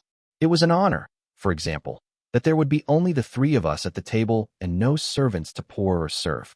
The Lord of Alava would do so for us himself, showing much more respect than if a stranger were doing it in his stead. The fare was simple but tasty: slices of dried pork ham, a mix of beans, chickpeas and eggs touched with spices and oil, good white bread with some sort of tomato paste. Lord Yanu was generous in pouring wine, strong red stuff from southern Levant, which did wonders for my appreciation of the meal. Conversation started light and stayed there for some time as we dug in. Do you actually know how to use that? I eventually asked Hazenbach, flicking a glance at her sword. She'd kept drinking, bound by the rules of courtesy, so I believed the flush on her cheeks to be entirely genuine. I can hold a wall, if need be, the Lycanese princess replied. I am a Hazenbach. My skill is middling, however. I was always better with a bow. Didn't have the calluses of someone who shot regularly, though I couldn't help but notice. Probably didn't have the time with her duties in Salia. Good bowmen are always useful, the Lord of Alava said in approval. It is unfortunate they are not as useful against the undead as the living. Swords for the dead, arrows for the plague, Hazenbach quoted. There is a proper use for all things. That was as good a segue as we were going to get, I suspected, and I wasn't the only one to figure that out. Some weapons are best left in the sheath, the Levantine lord said. And there are some who even sheath cause the wise to be wary. The first prince wasn't an idiot and not interested in pretending otherwise, so instead of playing off the comment, she dabbed her lips with the cloth and washed down the last of her pork with a small mouthful of wine. Only then did she answer. There are many wise in Levant, I imagine, she said. I have known this to be true, Yanu Marave said, face pleasant but eyes cool. The first prince glanced at me. I don't claim wisdom, I said, but wariness is dear as a sister to me. It pains me to see my allies troubled, Hazenbach mildly replied. Though I am wary myself of troubling the princes sworn to me. Your prince's trouble. Me, the Lord of Alava replied, dispensing with the pretense. I have broken bread with Gaspard Langevin, never knowing he was plotting betrayal of an ally. I will never share a table with any of that line again. Goddamn, I thought. While I was fairly sure he was feeding the flame some, the spark at the heart of it struck me as a genuine thing. The twist of those lips was just a little too tight for it to be otherwise. You've expressed concerns about the reliability of bestowed, I said, and perhaps not without reason. You can understand, then, our concerns about it. Elamal, possibly falling in the hands of less honorable elements within Procur. She didn't like it, I could tell, but she couldn't afford to antagonize Procur's only two allies by brushing us off. It must not have been a pleasant turn, I thought, to be the one on the outside for once. I was rather enjoying being the one with backing, though. I could get used to this. Let us discuss then, Cordelia Hazenbach said, how all our concerns might be allayed. After that, all that was left was bargaining over terms. Book 6, Chapter 39, Transliteration. A sinking ship knows no captain. Assurance saying. I wondered if Hazenbach was getting as tired of this as I was. Probably not. Ruling in Procur involved a lot more wrangling than it did in Callow, or at least the Callow I'd risen to rule, one where most great nobles had been stripped of their lands, and the armies of all but the crown had been severely curtailed. Outside her own Rhenia, the first prince of Procur's authority had rarely ran further than what she could sway others to grant her, which must have made it all the more galling that, after years of staying one step ahead of her opponents at home and abroad, she was now getting cornered again and again by a bunch of yokels with swords. I supposed if I'd been fuller of myself than I was, I might have started to believe that Hazenbach was losing her touch, or that I was a fine schemer indeed. I was not so deluded, thank the gods. The first prince was being forced to give ground again and again because the principate was collapsing under her, not because she'd proved to be blind or a fool. The crushing pressures within her realm were simultaneously forcing her to take unwise stands, like trying to claim the Red Axe, while robbing her of the clout that a first prince with Procur firmly behind her would be able to wield. It was a deathly downward spiral I'd begun to glimpse, one where to keep her head above the water, she had to risk ever taller waves, and even one grave misstep might be enough to see her drown. Still, she was not the only one who had demands made of her. There were matters I could not compromise over. Trying to keep to that, while preventing Procur from bursting open like an overripe fruit, was why I'd sought Cordelia Hazenbach out for a private audience and insisted that the White Knight come along. Hanno's dedication to trials under the terms being treated as genuine exercises of justice was laudable, if occasionally inconvenient. But even he knew that worrying too much about appearances when the hour of need was upon us could only be a recipe for disaster. And so the White Knight had agreed to discuss the upcoming trial of the Red Axe, if not her sentencing, and to try to find a compromise with the first prince. He was a reasonable man. It had not been hard to exact that promise from him. But I also knew that, like all named, Hanno of Arwood would have lines that his very nature would not let him cross. Hazenbach and I, ultimately, were practical creatures. Our lines were born of practical concerns, either the feasibility of the lease accords or the salvation of the Principate. The White Knight, on the other hand, was a principled man. The lines he would refuse to cross were moral ones, and while I could not find it in me to look down on that, neither would I pretend that it did not make him unpredictable to deal with. "This is nostalgic," Hanno smilingly said, setting down his cup of tea. "I've not had this brew since I was a boy." "Oh, good. Then if I got lucky, I might never again have to force a smile after having a sip of this stuff." Even the firstborn made better tea, and their version of it involved no leaves, as well as more fluorescent snails than anyone should be comfortable with. "I have an appreciation for Assuran leaves," the first prince smiled back. "Though I will confess this particular sort was tricky to obtain." "I don't doubt it," Hanno snorted. "Few Assuran merchants would willingly sell copper tea. It's not a true leaf, you see. They make from the leftovers and low-quality batches of harvests that can be sold abroad. Even your copper tea would sell for more than its weight in gold back home." I shrugged. Luxury is in the eye of the beholder. While by the look on his face I suspected that Hanno would have genuinely enjoyed a conversation about this, it wasn't what we'd come for, and so after a few more courtesies the cups went down, mine only lightly touching my lips once more out of politeness, though I did not actually drink, and we got to business. "Neither of us is blind to the damage the Red Axe's trial could wreak on the Principate," I calmly said. "And no one wants the situation to get out of hand. We're looking into a way to mitigate the issue. I wouldn't back giving the heroine to the highest assembly to try.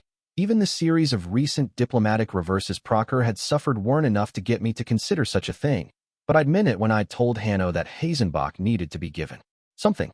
The question now was what she could safely be given, and while I had my own notion of what that compromise might look like, it would be contentious. I wasn't sure either Procker or the heroes would go for it. Better to let Hazenbach out one of the contingency plans I did not doubt she had up her sleeve. The first prince's glance at the White Knight was measuring, in the heartbeat of silence that followed. "The terms cannot be twisted or turned aside," the dark-skinned knight said. "That would be a severe breach of faith. Yet, as the Black Queen has said, I am aware of the difficulties this trial poses to Procker. I would not cause undue harm if there is a way to avoid it." There, what she'd wanted. Confirmation that this wasn't just me dragging Hanno in by the ear so that he might go through the motions of making nice with her. Not that she'd been inclined to think poorly of him, I believed. I'd never deeply discussed either of them with the other, but to my understanding there'd always been a degree of mutual respect there. Not closeness, though. The White Knight encouraged heroes working with the authorities, but never to the extent of becoming part of them. Even the little I knew about the thalassocracy told me where he might have gained a taste for that distinction. As for Hazenbach, she was understandably wary of the armed heavens-blessed demigods traipsing around her realm that considered themselves only loosely bound to its laws. And so she must be wary of their leader as well, regardless of his general amiability. "The trouble in the primacy of the terms over our laws," Cordelia said, "even when applying to individuals of Procker who committed crimes against other Procerans. The Red Axe was from the southern outskirts of the Principate, it was true. The Wicked Enchanted had been Proceran as well, and Frederick still was. All three were also named, though, which complicated things a great deal. The matter of the attempted regicide, in particular, will be a contentious matter," Cordelia continued. "If even rulers anointed by the House of Light can suffer assassination attempts without Procker being able to give answer, there are some who might argue that we have all been made subservient to the Chosen. The highest assembly approved of the treaties establishing this," the White Knight reminded her. "Those treaties were approved when it was believed that the Chosen would not resort to attempting the murder of princes," the first prince flatly said. "We have been disappointed in this regard." Harsh but fair, I thought. Middle ground can be found, I expect, I intervened. The terms were not made to last, and we did not expect they would stumble into such challenges.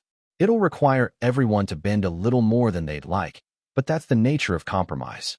I'm sure you have suggestions, Your Highness, as to what might allay the fears of the highest assembly. I'd be interested to hear them. I found her hard to read in the moments that followed, as she studied us both, hesitating or gauging how far she'd be able to push this. As the concerns come from the forced impotence of Prosser-in-law, I would suggest that the Red Axe be made to stand trial before the highest assembly, she said. My brow rose. She wasn't a fool, so that couldn't be all of it. The sentence passed would, undoubtedly, be death, Cordelia said.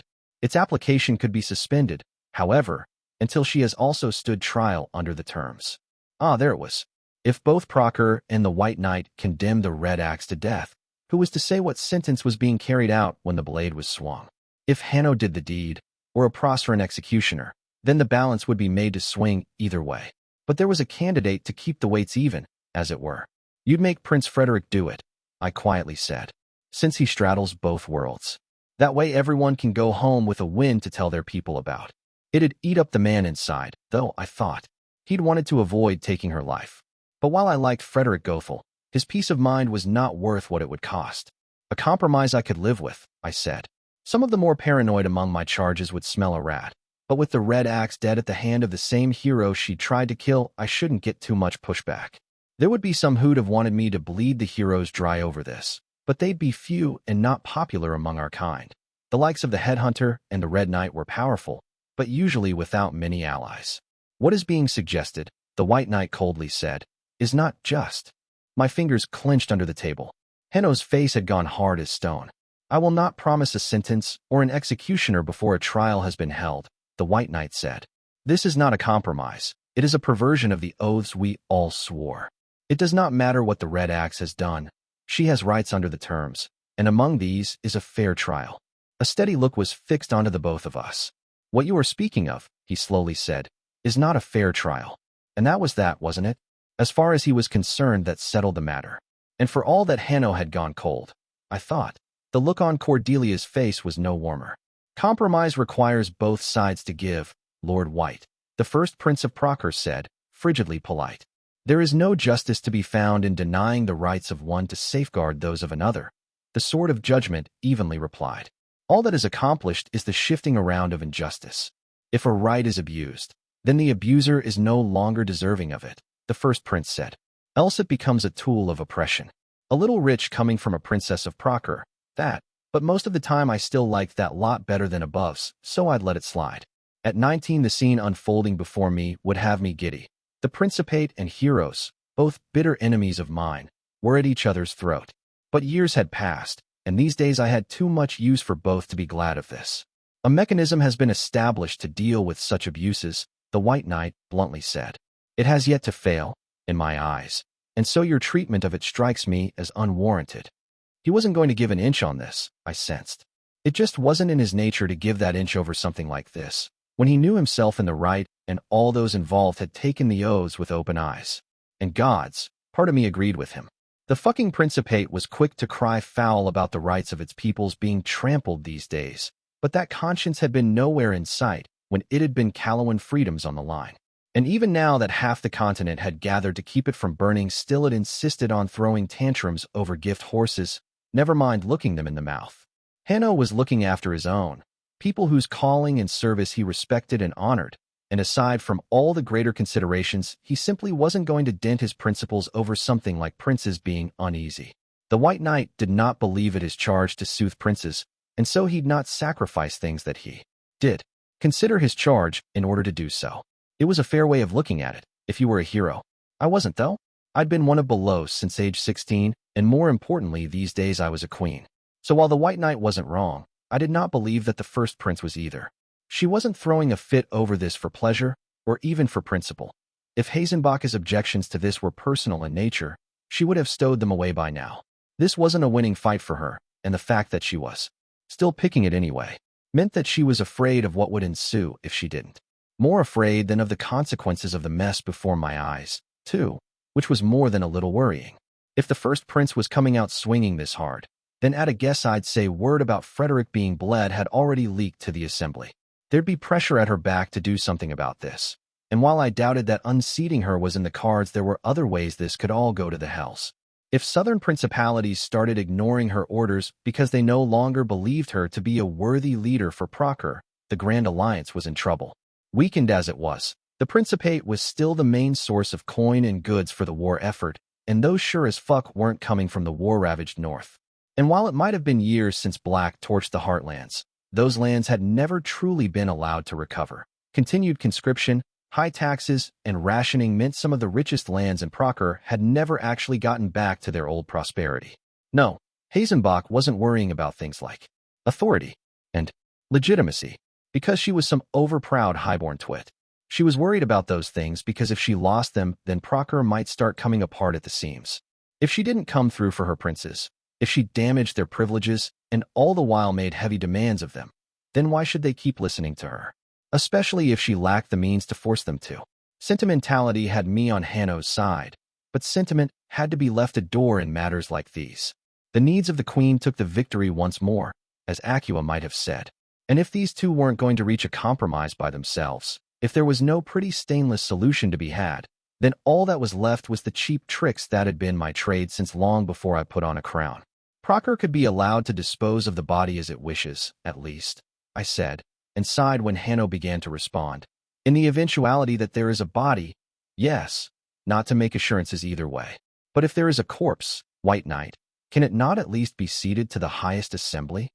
It would be a petty thing for a heroine's corpse to be paraded like a trophy, the dark-skinned knight said, tight-lipped. Petty's not unlawful, I said. So unless your feelings have become rules. His lips thinned even further. It had been a hit below the belt. But then if the gods above had wanted me to fight clean, they should have shelled out for another 5 inches at least. In principle, I would have no objection, Hanno eventually replied. It would have been undiplomatic of Hazenbach to point out that this was such a paltry concession as to almost not be one at all, especially given that I'd secured it on her behalf. But from the cool serenity of her face, I got the message anyway. She wasn't going to be appeased with a few metaphorical coppers flipped her way. If she didn't get meat to throw her princes, it would be on her they turned their fangs. I angled my face so that Hanno wouldn't see and cocked a brow at her. It appears we have reached the end of what can be settled today, the first prince calmly said. I thank you both for calling on me, but I believe there is nothing left to say on this matter. That seems to be correct, the White Knight said, tone regretful. Not enough to bend his neck, though, so what did regret matter? While I have your ear, your highness, I had a few questions about the issues mercantis, I idly said. If you're willing, it shouldn't take too long. Hazenbach considered it for a moment. I had anticipated a longer conversation, she said. I have the time to spare if you do. Hanno cast me a searching look, and I shrugged.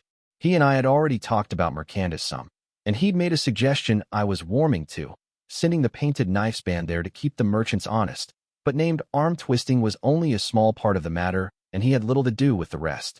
It wasn't his wheelhouse, and if it grew to concern him, I'd make it known. Not that I actually intended to talk about mercantis. I gave him nothing to work with, so the White Knight made his courtesies and left. In the silence that followed his departure, I glanced at the cup of tea I'd barely sipped at, choosing my words as the first prince's expectant gaze found me. There's a way for you to get what you want, I said, though I expect you won't like it. Blue eyes found mine, unblinking. Yet here I am, the first prince of Procure calmly said, listening. Murder of an ally. Attempted murder of an ally. Aid to an enemy of the Grand Alliance. The Red Axe would stand trial accused of those 3 breaches of the terms, and that the equivalent of a treason charge was the least of the 3 meant the affair begged for a blood end. The wicked enchanter had been an unrepentant monster, but until he stepped out of line again, he'd been under protection. His killing must be punished, and as the representative for the villains under the terms, there was only one punishment I was willing to accept. I still had the smoldering remnants of sympathy for the heroine on trial, but she'd known how this would end before she took her first step down this road. The Red Axe herself seemed utterly unworried when she was brought in. Unlike the Mirror Knight, when he'd stood in the same place, her hands were bound by shackles, and she was chained to a steel ring set in the ground.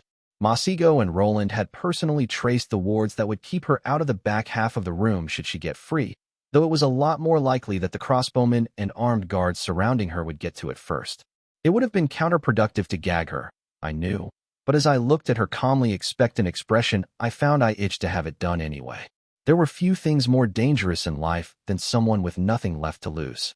I'd expected some ceremony out of Hanno, given his years as the champion of the choir of judgment, but instead he was brisk and businesslike. The charges against the Red Axe have been made known to you, the White Knight said. Do any of you intend to lay further ones, or contest those I will pursue? Denials all around. Mine was barely more than a mutter, my eyes remaining on the heroine. Then I will proceed, Hanno calmly said. The Red Axe laughed. Gods, but what a pretentious waste of time, she said, her chanton lightly accented. The White Knight looked unmoved. Do you understand the charges laid against you under the terms? He asked. To the hells with your terms, the Red Axe said. Their expedients made law, and just as ugly as that sounds. I renounce them, and for you. Fine. People who think you have rights over me, I add this dash. She spat on the stone, offering up a hard smile. Are you requesting that the protections of the terms be withdrawn from you? The first prince calmly asked. Not surprising.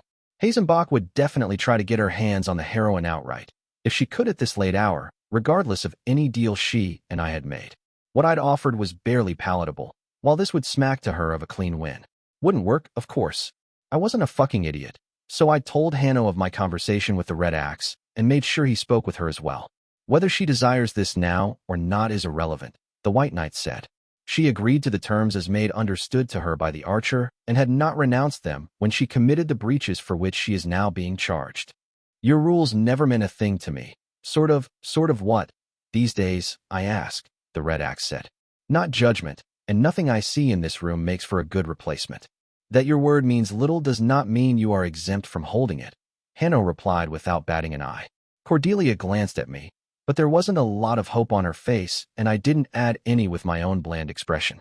Proctor would get no help from me if she made a play for snatching now, and Lord Yanu did not speak a word to deny the White Knight's claim. Hazenbach let it go, and we moved on. The first hurdle had been passed. Given the number of eyewitnesses to the killing of the wicked enchanter, I saw no need for spoken testimony, Hanno continued. I've selected and now provide 30 different written accounts, which should prove sufficient.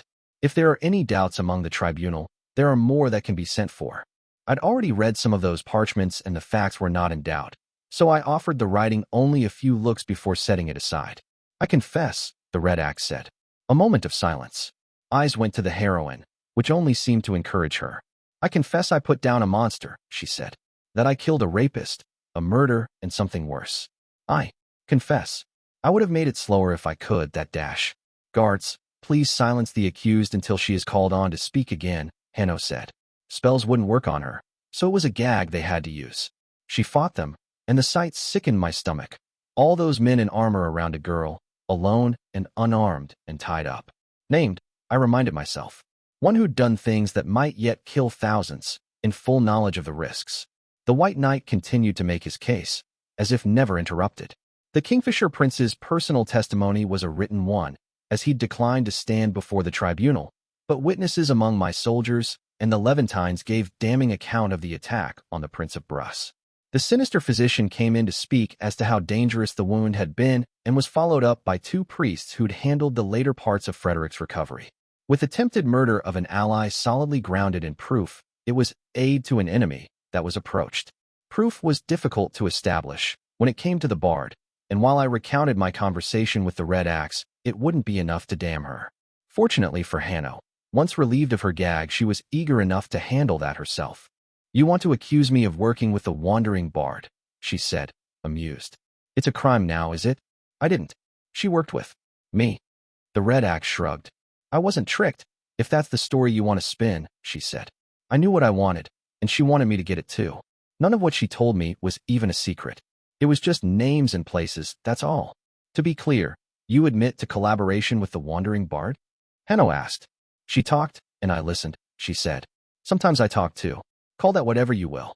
Not like it'll make a difference in your little puppet show, is it? You've already got what you need for blood. Lord Yanu let out a harsh bark of laughter. Well, she wasn't wrong. In principle, even just killing the wicked enchanter would be enough to get her executed, much less the rest.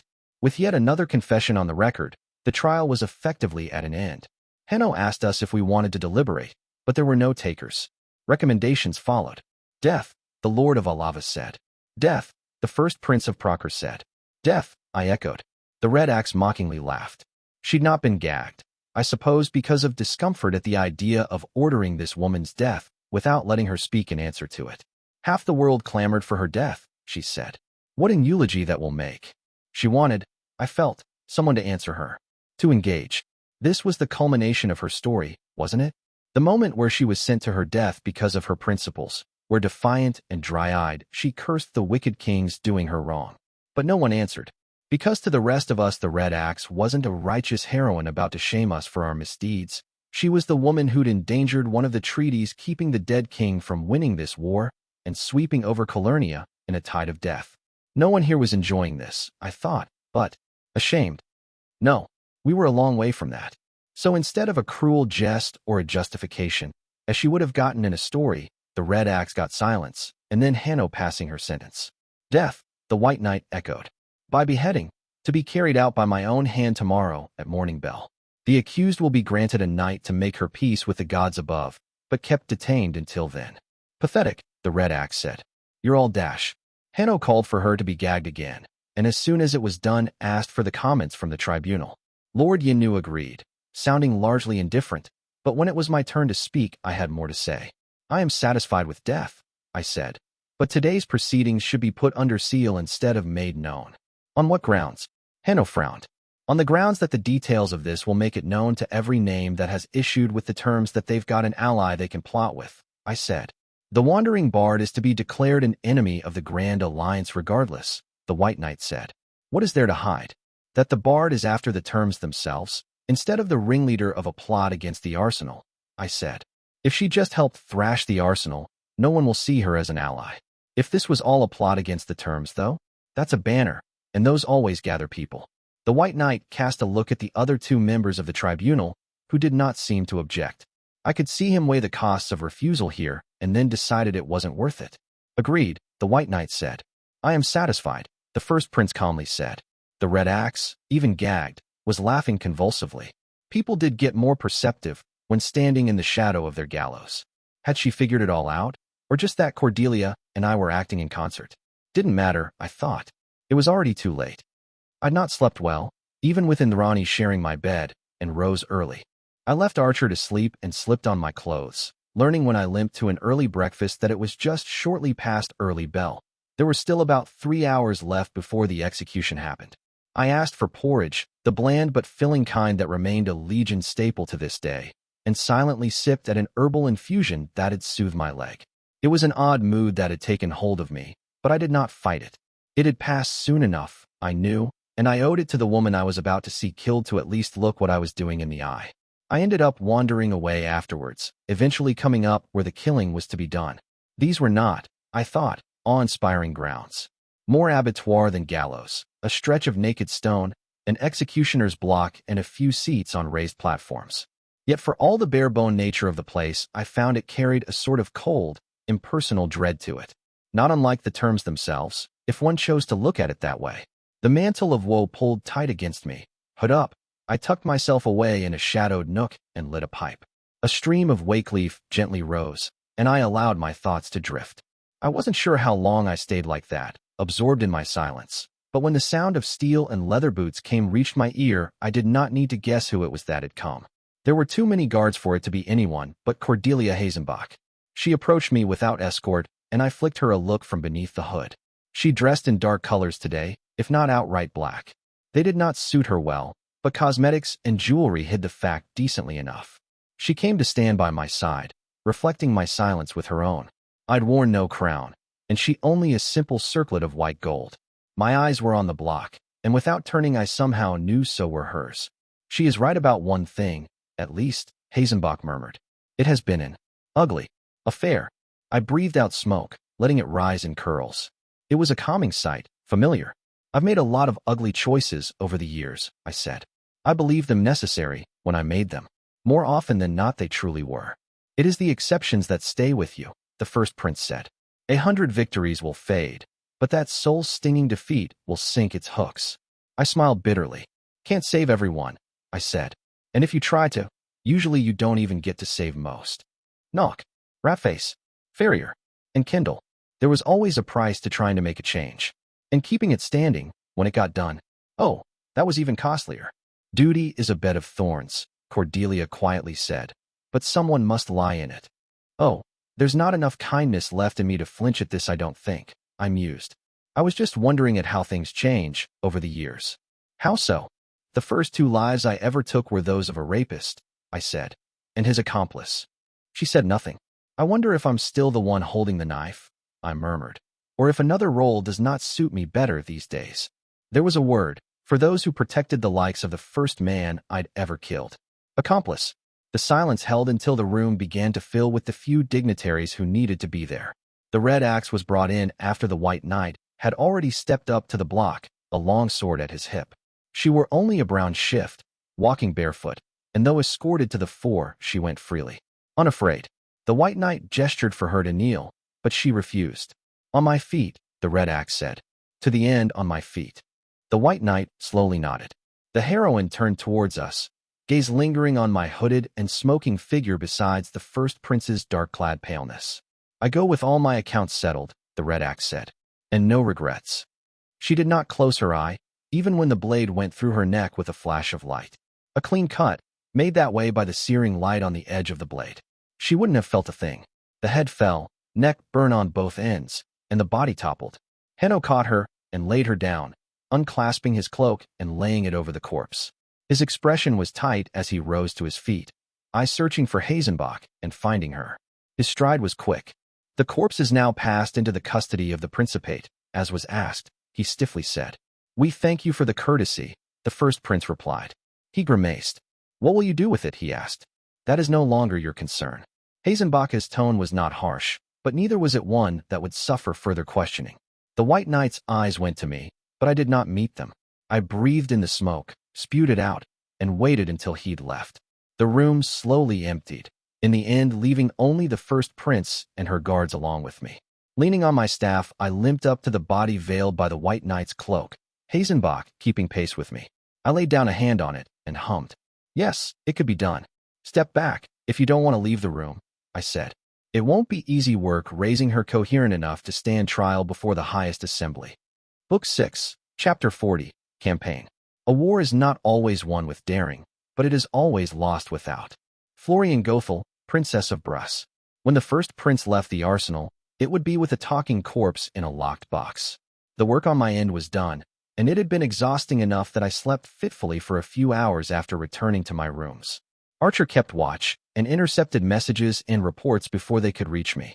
I woke up halfway to afternoon bell with a stiff leg, the undead red axe remaining as a little bundle of senses in the back of my mind I could look into if I so wished. I could snuff her out again with a snap of my fingers if I so wished, a precaution I judged necessary given who the heroine had made deals with when she still breathed. Let Procure have its trial, and Cordelia settle her princes. I'd made it clear it was the last favor I'd be doing her for some time, and that now it was her time to deliver. Among the messages Indrani passed me was one from her, which turned out to be a good start on that. She'd officially ratified a treaty making the Ilamal a weapon under the Grand Alliance, if not a weapon, of the Grand Alliance. Yenu Marave and I were being invited to post up to 300 soldiers each to stand guard over the weapon, with Procure itself promising to limit its own garrison at 500. 20 slots for scholarly observers were offered for each us, with access to the Doomsday weapon, though if named were to be part of that 20, it would require unanimous approval by a vote of the signatory members of the Grand Alliance. All this we'd agreed over the Lord of Alava's strong wine, but the added list penned by Cordelia's own hand of all named she was willing to grant access was an unexpected boon. As I'd expected, Hierophant wasn't on it, but both Roland and the forsworn healer were. Only a few villains were among them. The Harrowed Witch, the Forgetful Librarian, the Royal Conjurer, and the Hunted Magician. 3 out of 4 were Procerin, but honestly of my lot they were the most decent folk that'd be able to get something out of looking at the corpse. The Affable Burglar was the only named she went out of her way to specify would be allowed under no circumstance, which honestly was fair. Aurora was delightful, but she had the worst of Vivian's old habits paired with a moral compass to make a priest weep. I penned a quick diplomatic thank you note for the first prince, then a longer message for Lord Yenu mentioning I was still willing to back up his nomination of the healer if he was willing to do the same with mine of the rogue sorcerer. I was willing to get it all going this very evening, if he was. Most of the other messages were minor, The only one of decent importance, a formal confirmation that the War Council would begin tomorrow through the Mirage. I'd already agreed to that, though, so it wasn't a surprise. What was, however, was the official report I got from the Arsenal Research Council that a functional, usable unraveler pattern had finally been made. Mind you, the estimated costs for one were still higher than I'd like. About the same as a good horse, but it'd be worth the coin if they worked as advertised. I'd spend a good horse's worth of gold on an artifact capable of destroying a Bjorn or even a turtle ship with a single touch without hesitation, considering how necromantic constructs tended to be the Dead King's means of shattering shield walls. Hells, with a decent supply of those the Lycanese would be able to hold Twilight's Pass until the last dusk. They were a damned stubborn folk, and their fortresses would hard to invest without Keter's monstrous siege engines. We've got unravelers, I told Indrani, grinning. We still need proper field testing, but they seem to hold up. The blind maker had a breakthrough while we were busy politicking. Apparently would soaked in Arcadian waterworks just as well as that murderously expensive stuff we were bringing in from the waning woods. It was easy to forget that, for all the intrigue permeating it at the moment, the arsenal remained first and foremost a research facility. That had not stopped just because nobility had swarmed all over it. I want a full quiver, Archer replied without missing a beat. I snorted. Sure, if it comes out of your pay, I said. Even for your beast of a bow, the size of the thing will be a little hard, though. I passed her the report, which included dimensions, and she looked disgruntled. Yeah, that was more a lance than a javelin. She might be able to throw them, scratch that. She'd definitely be able to throw them, but unless she had a bow made specifically for firing unravelers, she'd not be able to use them as arrows. Alexis's silver bow will be able to handle them, she reluctantly admitted. It's a Gigantes artifact. It can change its shape some. Huh, good to know. Just for that, the Silver Huntress had earned a guaranteed place among the named that'd be joining the offensive into Hainaut. Assuming said offensive was agreed on by the Grand Alliance, though I expected it would be. That bridge the Dead King was building didn't leave us much of a choice. I had a few questions for Indrani, including whether or not she could spare the harrowed witch, now that her old band had been gutted, but we were interrupted by a messenger. The White Knight was requesting, firmly but politely, a moment of my time. I didn't allow myself to sigh until I'd sent back an affirmative that Hanno could call on me. Want me to stay? Indrani offered. If you want a loomer, I can loom. I won't be needing a loomer, no, I amusedly replied. I've been practicing this thing with the knives, too, Archer told me, where I'm carving away all casual at a piece of wood, but then I change the angle and it makes this sinister scraping sound dash. You're not going to intimidate the White Knight with sinister wood scraping, Drani, I told her, lips twitching. You can't know until we try, she insisted, then peered at me piercingly. Good to have that chat alone then. Shiny Boots is bound to be a little miffed over your latest bout of corpse snatching. He'll have to get over it, I said. I broke no laws. Because that argument always works with heroes, Archer Drilly said. I guess you haven't had a polite and oddly preachy argument in too long. Something's got to be done to scratch your itch. Out with you, I grinned. But what about what's right, Catherine? Indrani said in a deep voice, looking at me stoically. Have you thought about the children, or how this will make angels sad? I bit down on my laughter, since otherwise it'd just encourage her. Away which, I said. Go chuck terrible sculptures at Masigo. Heard that might get illegal soon, she replied, cocking an eyebrow at me. I let out a startled laugh.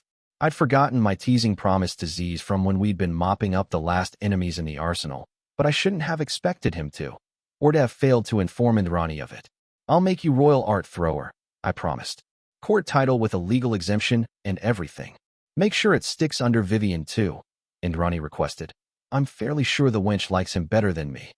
I managed to keep a serious face at that, which was quite the achievement, and ushered her out before the White Knight could arrive. I was a lot more disheveled than I would have allowed myself to be in front of Lord Yenu or the First Prince, but unlike them, Hanno had seen me on campaign.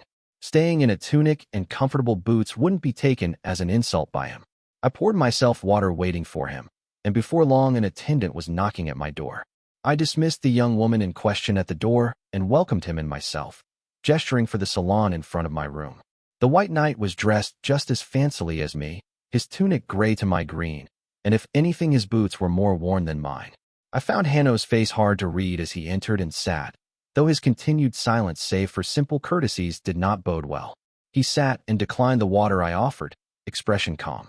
I lowered myself on the seat on the opposite side of the table, raising an eyebrow to invite him to begin.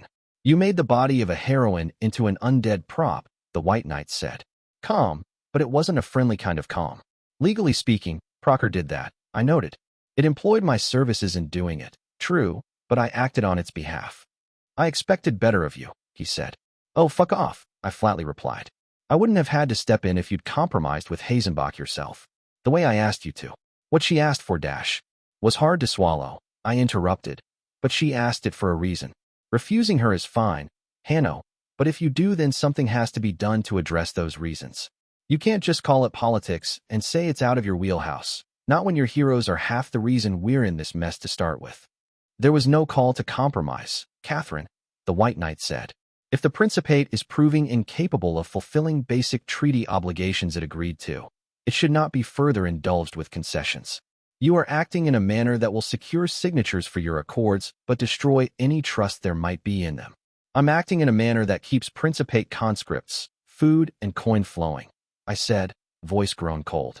You know, those things we need if we want to have any chance at all of beating Keter. What was done breaks no laws and did not interfere with the sentence you passed under the terms. You have no grounds on which to complain. You could have told me of your intentions, Hanno said. You chose, instead, to scheme. His eyes narrowed. I am not blind, he said. You pushed to have the details of the trial placed under seal, so that word of the trial in the highest assembly will spread among the people of Proctor long before the one in the arsenal does. Named will be able to ask about the sentence passed on the Red Axe, as is their right under the terms, I replied. They will be told, if they do, that you personally executed her. It had come out eventually that Proctor had tried a walking corpse. That much was certain. There were too many named for loose lips not to eventually spill the truth, and the arsenal itself was not airtight, but by then it wouldn't matter.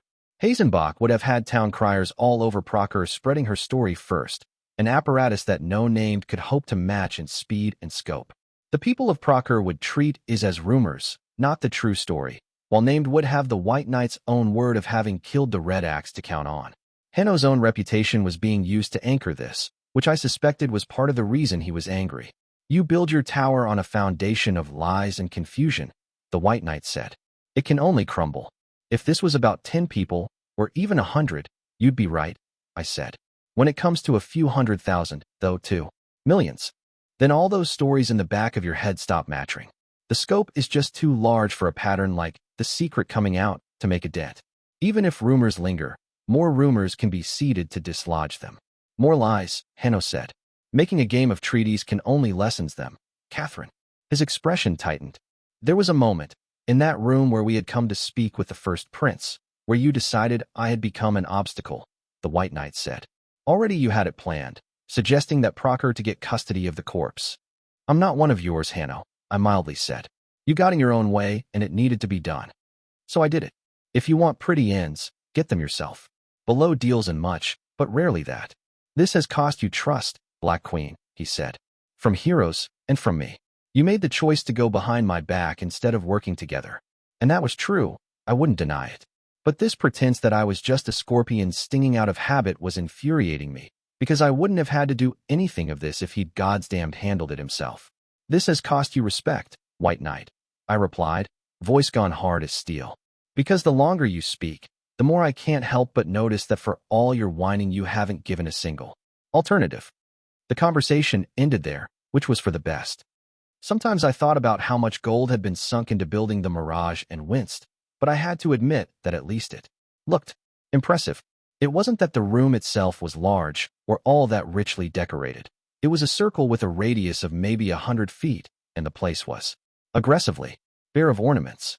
Nothing had been brought into here that might interfere with the enchantments, and even we had been warned to keep our clothing simple. No jewelry, and no weapons were allowed in.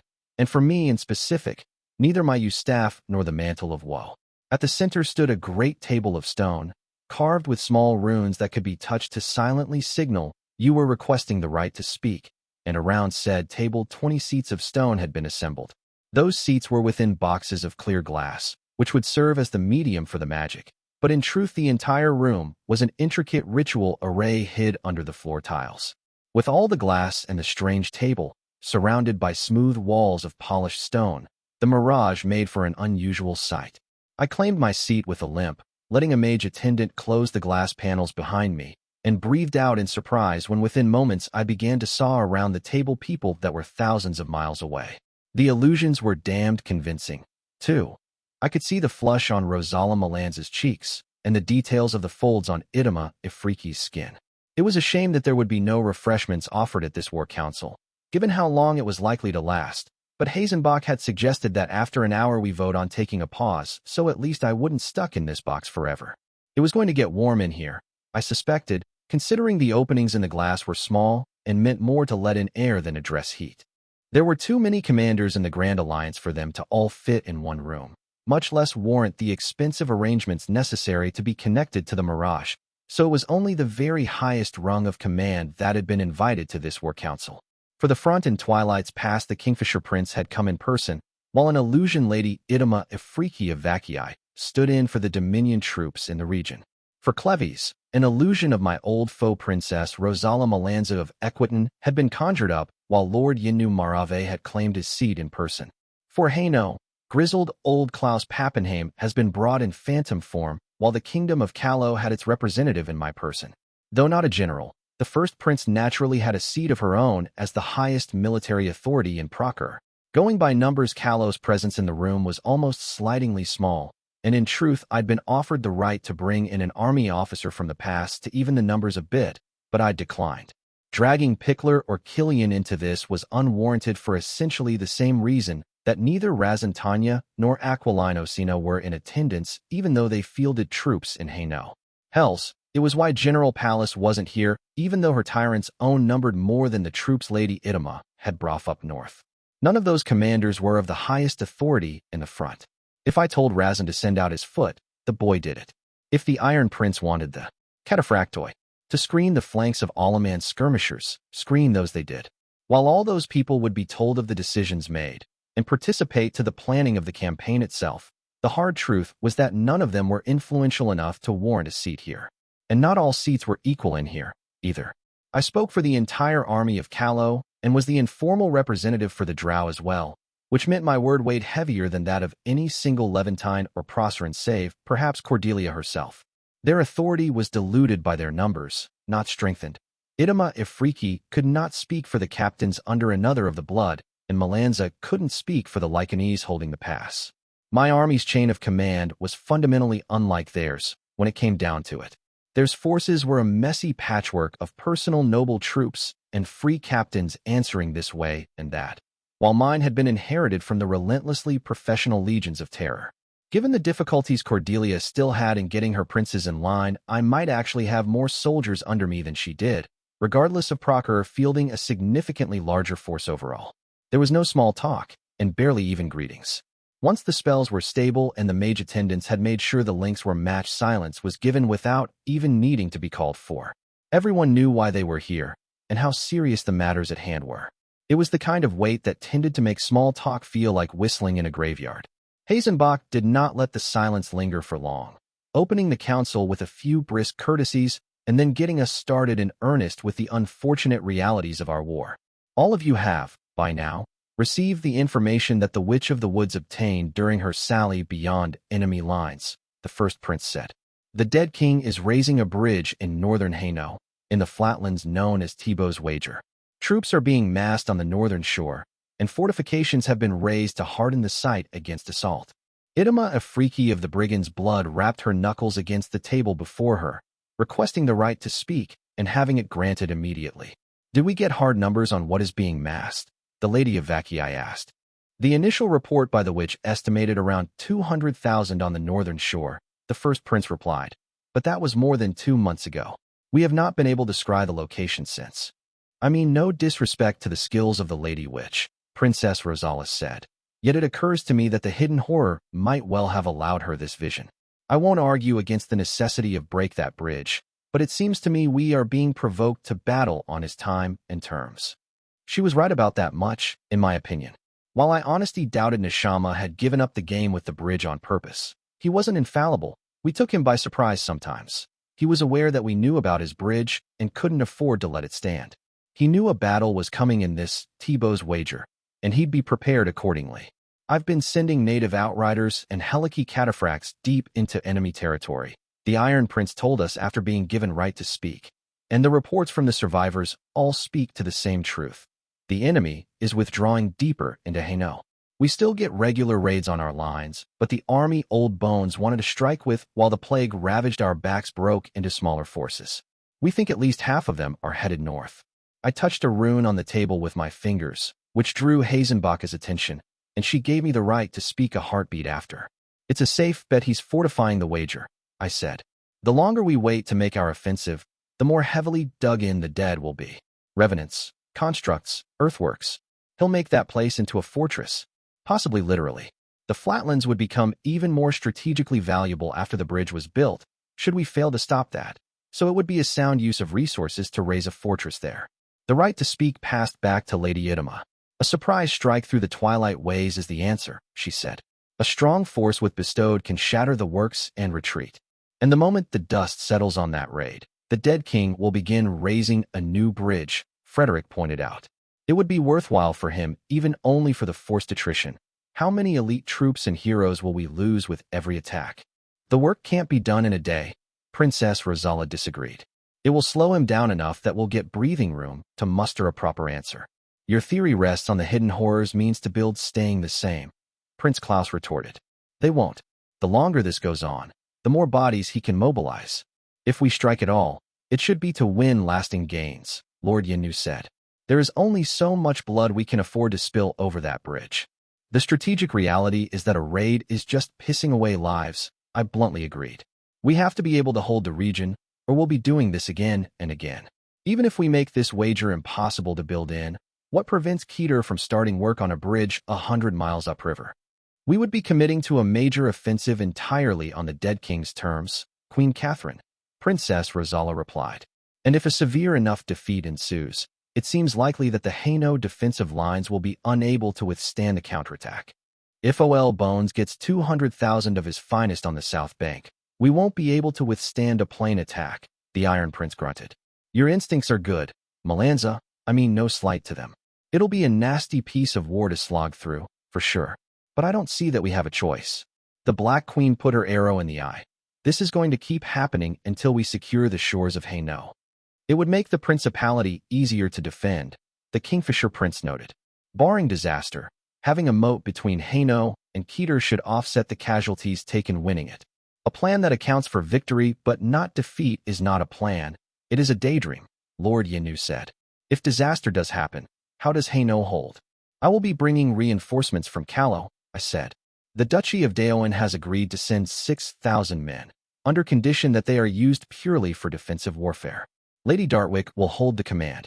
Duchess Keegan had been willing to shake loose some of her soldiers, if they were used only to man the defensive lines. I didn't even grudge her the limitations, considering those lines were going to have to be manned regardless. Skilled as Diaraith fighters were, on the field I would rather have more legionaries in the ranks. I would have liked some watch, mind you. But Keegan had been understandably unwilling to let any of them near the greatest necromancer to ever live. I didn't want Neshama to get his hands on that mass of souls the watch got its powers from either, so I'd live with the disappointment. Besides, if they stayed in Calais, then they were for militia to worry about. And given how few troops were left to defend my borders, I wanted her to worry as much as possible. 6,000 will not hold back the tide, Your Majesty, the Princess of Equitance said. Neither will hiding behind our walls, I flatly replied. And even if we suffer a defeat, the ways mean there will always be a path of retreat the enemy cannot follow us into. That will mitigate casualties, and the defeated force could then retreat to the defensive lines faster than the dead can march and replenish its ranks with the reinforcements from Daoin. Companies of volunteers are also being raised from the refugees in Brabant, the first prince said. Though they will not be ready in time to participate in a summer offensive, they can at least serve as a strategic reserve. Starvelings in dwarven timpots, Lady Idema snorted. How many of those poor souls are you raising? Between 10 and 15,000, the fair-haired princess replied. A pretty number, especially when you added my 6,000 Diaraith to it, but no one here was fooled. How many of those 10 to 15 would truly be fighting fit, instead of sickly elders or children too small for the breastplate? If it was even half, I'd count us lucky. Procker was at least a year past scraping the bottom of the barrel when it came to recruitment. These days it was digging into the floor. Under the metaphorical barrel. Still, warm bodies with spears could hold the defenses we'd raised. Not well, but long enough for reinforcements to arrive. And with name to stiffen the backbone, we should be able to avoid a general rout the moment the volunteers first saw what an offensive by Coterie looked like. 10,000 starvelings can hold a wall. Idema, if they have a Calawan backbone spread through their ranks, the Lord of Alava said. Might be. The Lady of Vakii grunted back. Though our hand is being forced, there is another reason I'm in favor of an offensive in Hainaut, I said. The Hierophant is close to a breakthrough on a weapon that would make an attack on the crown of the dead feasible, and reclaiming Hainaut would be necessary before such a step. It was good news I'd given them, and it was treated like it. Only Hazenbach knew of quartered season in any depth, though both Melanza and Marave were aware that I'd had Masigo working on something since the foundation of the arsenal. Klaus Pappenheim, in particular, had finally traded that grim Lycanese scowl for a distinctly wolfish smile. Within 3 months, we should have the artifact itself, I continued. And though the time required to make it a fully functional weapon is uncertain, it would be ready for use by next summer. Meaning if we took back Hainaut this year and dug in over the winter, we could attempt to end the war in a single stroke the following year. Might we expect a fuller understanding of this weapon soon, Your Majesty? Princess Rosala asked. Once the initial trial is complete, in 3 months, a briefing will be arranged, I said. Before that I will only fully inform the First Prince herself and a designated high officer for Levant. The Levantines shared a look. I will be that officer, Lord Yenu said. It will be confirmed by the Magilis before the end of the day. I inclined my head in acknowledgement. In light of what I've said, I'd like you all to reconsider how you're looking at the offensive ahead of us, I said. While it's true that Coterie will be expecting us to attack, at this time I don't believe the dead king will be expecting an all-out and sustained offensive to reclaim all of Hainaut. This could be an opportunity for us to do real damage. You're suggesting we destroy the enemy's forces in Hainaut, Frederick said. Bold. I'm suggesting that if this is to be our last offensive before we move against Coterie itself, it's in our interest to destroy as much of the dead king's armies as possible, I said. Better to face them on the field than behind the walls of the crown of the dead. That siege would already be hellish enough without Nishama being allowed to pull back his armies in good order and turning his capital into even more of an impregnable nightmare. We don't have the numbers for that kind of campaign in Hainaut, Prince Klaus pragmatically said. The firstborn forces under General Ramina are willing to participate to that offensive, I said, and I'd like for commanders on the other fronts to consider sending reinforcements. The defense of Cleves will be made significantly harder by the absence of the firstborn, Princess Rosala said. Perhaps that will remember Gaspard Langevin the realities of his situation, I said, tone gone sharp. Save NOC's patience is not without limits. Besides, it is Twilight's Pass I would expect more soldiers from. Holding the grounds we've taken is not leisurely. Don't let the stalemate fool you, Lady Idema said. Your raiders ought to have told you this much. You believe the Unravelers will stabilize our front enough we can afford to thin the ranks, the Kingfisher Prince said, eyes narrowing. There was some undisciplined talk at the talk of the artifacts, since to my surprise the news hadn't made it everywhere.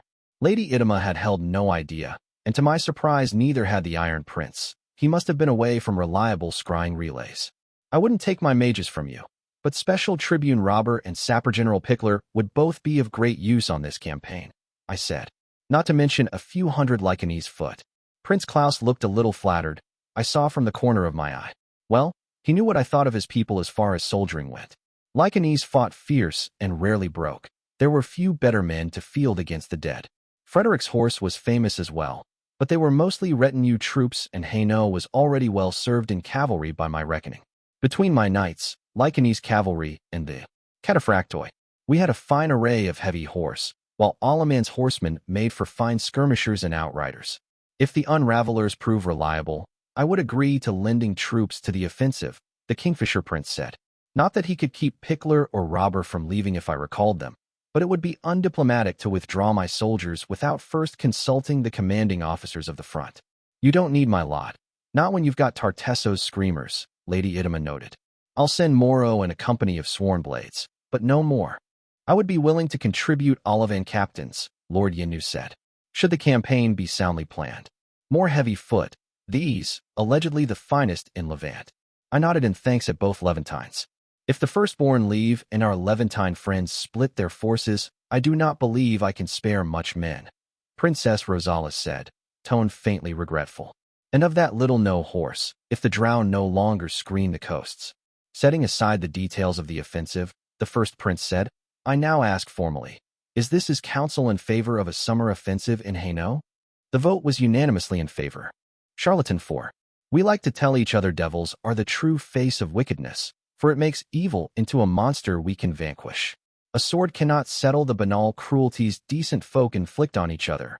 You see, though these do more evil in a day than a flock of devils in a year. King Edmund of Callow, the ink hand. Spring had brought troubles, at first, but what followed was stranger. The ice broke and melted, and it was as if the world had been uncorked. 100 things were pouring out onto sleepy little Beaumarais, each coming quicker than the last. First, the muddy mountain paths found early travelers, another pair of mages from the Low Country, and Olivier was barely done settling them in a house when word came that a company of riders from Epitomes was headed the town's way. Lady Mireille Lassier, Alazan's mother and the ruler of the city, had heard rumors and sent some of her men to have a look at the town. It was the same highborn officer as last time who led them, Captain Alan, and the man developed an interest in the arrangement around the shop that had Olivier wary. They were not yet ready, he felt, for such scrutiny. Alazan was of a different opinion. Now is the time to make bargains, she told him. Your numbers are rising, but still small. You've proved you are able to settle affairs with townsfolk without resorting to unsavory means, and the shop is popular with the people of the town. You will never have a finer hand to play, Olivier. He could not refuse to speak with the captain, anyhow, so there was little choice to be had. The officer asked probing questions, but to the younger man's surprise, he was polite and respectful throughout. A degree of surprise must have shown, for Captain Alan amusedly addressed it. Lady Alazan has taken a shine to you. All agree, and she has been part of this from the start, he said. I would not harbor great hopes there were I you, but I'll not act the bull over a matter where one of Lady Lassier's daughters has been so involved. Olivier managed not to blush, wondering if the other man knew how much of a shine had really been taken and the implication of marriage he chose not to address. He'd never had any illusions there, so there was no hope to disappoint. The captain requested to be allowed to visit the shop and see some of the enchanted wares that had already begun to sell, and seemed rather impressed. The wizards weave in Ape-Nun insist only spells can chase away vermin properly, not artifacts, he told the younger man. Many will be pleased to hear the truth is otherwise. There is much coin to be had there, Master Olivier. Though Alazan had not been part of the conversation of the visits, keeping to at least a thin pretense of not being his accomplice in every way, Olivier wasted no time in calling on her as the captain retired for the night. Though the febrile energy that had taken the both of them was first spent in a more pleasant way, they spoke at length after. The young man admitted to a fear this entire arrangement would be shut down, or at least severely curtailed, but Alazan enthusiastically disagreed. Wizards are dead useful to nobles, Olivier, she said. The issue is that much of the taxes levied on them are levied by the highest assembly, so neither princesses nor ladies can waive them. That and no one is comfortable allowing the old guilds to rise again. There is only so much influence to go around, and what they might gain will have to be lost by someone. If we grow too much, shop or not we will be as a guild, he pointed out. The House of Light already has hooks in you, so you won't seem a threat, the gray-eyed beauty smiled. And you won't want to keep all the mages here forever, will you? There's only so much use for them in a town the size of Beaumarais, and too many will make the people uneasy. Olivier's brow creased in thought. You would see us turn into a school of sorts, he said, teaching mages profitable skills, then releasing them into the world. Even that drunk Maxime would have a use, if you go down this path, Alazan said. He knows war, for all his empty bragging, and a few wizards so trained would make even a country lord's retinue something to reckon with. The house will object, he said. The priests will want the right to dictate where those wizards go, no doubt, but too many in the higher ranks will see the use of this, she denied, shaking her head. Magic made to serve the influence of the house would be a delicious turn in their eyes, I imagine. Everybody would benefit in the world she painted with her words, Olivier thought. Everybody, though perhaps the mages the least of the lot. You have made yourself into the lord of this little town's wizards, Morgaine had accused, and here was now, plotting to barter away their hours without consulting even one of them.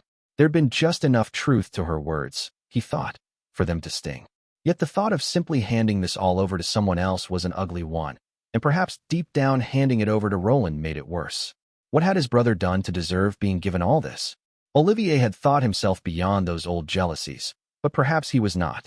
It had been one thing, when he had a path of his own, but not Roland was encroaching on even that, and this was a harder pill to swallow.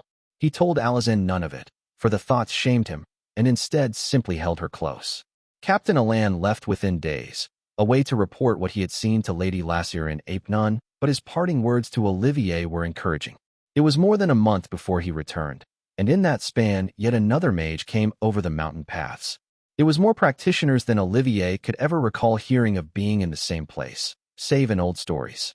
It was exhausting to organize it all, to keep incidents from happening in the first place instead of simply reacting to them, but it needed to be done. When Captain Alan returned, it was with a royal magistrate and a certain brother Elian, whose name Sister Maud went stiff at. Olivier was brought in for a more formal conversation at the mayoress' own home, though she was gently evicted for the duration of it. Brother Elian was one of the greats of the house in Epitomes, while the royal magistrate was the one who habitually dwelled in the same city. This would be, Olivier understood without being told, the moment that determined how this would all end. He felt ill-prepared for such a trial, but he would not flinch away in the face of the unexpected. Though he left convinced he'd doomed them all, the evening brought different results. A glowing Alazan ambushed him with an enthusiasm that saw them distracted for some time before telling him she'd just spoken with Captain Alan and learned he had, somehow, convinced these people that he knew what he was doing and it was a worthy enterprise. Both the royal magistrate and Brother Elian had given their blessing to the arrangement, though already there was jostling about how the services of certain mages might be leased and who should get primacy over the other. Beaumarais' sudden rise in importance was expected to be bringing people and coin to the town, as well, and it would be quietly arranged that it would get an appointed magistrate and eventually elect its own. Apparently my mother has decided this means I am not entirely bereft of political instinct, Alazan wryly told him. I have been recalled to Epitomes, where my fate going forward is to be decided. Olivier had known it was only a matter of time, yet he was startled by how grieved he felt at the thought he might never see her again. He'd believed himself hardened to the prospect, but perhaps that was simply a lie he'd told himself. He would not make a scene, the young man told himself. It was beneath them both. I will miss you sorely, Olivier quietly said. Gray eyes turned to him, confused.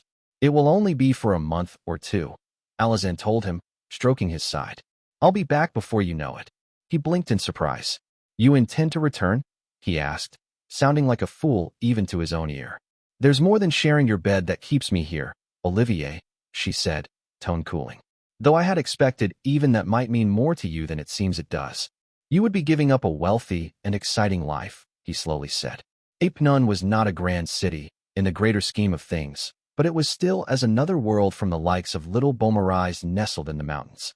I'll be wealthy regardless, and you overestimate the excitement there is to be had as the seventh child of a noblewoman, Alazan said, eyes searching his face. She paused. Did you really think I would cast you aside as soon as the call to return to Epitomes came? She asked. The answer to that now shamed him, so he did not answer. I have feelings for you, Olivier artlessly confessed, but I harbor no expectation of permanence. It would not be difficult for you to find better prospects. I'm not offering marriage, Alazan frowned. But you have been my lover for near half a year now, Olivier. It is not a small thing, and I'd not have it treated as such. I would not have you feel bound to something you began away from home and bereft of company, he plainly said. I can decide for myself whether I should feel bound to something, Olivier, she said, and if her tone earlier had been cool it was now frigid. I do not need you to settle my own affairs for me. It is a well-meaning condescension you offer, but condescension nonetheless.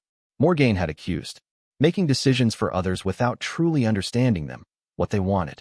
To see that sentiment reflected in Alazan's gray eyes made it impossible to deny the sorcerer's words. I meant no offense, Olivier said. You have given it regardless, Alazan evenly said. Perhaps it would be best for us to be apart for some time, yes? It was not truly a question, but he nodded in assent, hastily dressing himself from the clothes littering the ground. She looked at him as he did, and for a moment hesitation flickered in her eyes. We will speak when I return, the gray-eyed beauty said, face conflicted. She did not stop him when he left, and he did not try to stay. It took 6 months for Alazan Lassier to return to Beaumarais. 6 months where Olivier grew increasingly restless, his hours always fully used, yet somehow never in a way that felt satisfying. Another 4 wizards and witches came over the span, and there were now simply too many to host even when spread out between the shop, the family home, and the house they'd bought at the edge of the town. After consulting with Mayoress Suzanne, they'd agreed it would be best if a house was raised away from Beaumarais. The townsfolk were growing uncomfortable with the amount of practitioners around Beaumarais. Too many had come, and too quickly. In a twist of irony, the location that was settled on was the Knight's Grave. The small valley wasn't too far from the town. It had a small river for drinking water, and no one used it as grazing grounds because of the old legends. Eager to avoid old mistakes, Olivier put it to the mages themselves. The notion was a popular one. In some ways, the practitioners were just as uneasy about the townsfolk as the townsfolk were about them, though there would have to be rotations in who got to sample the comforts of the town instead of staying out in the mountains.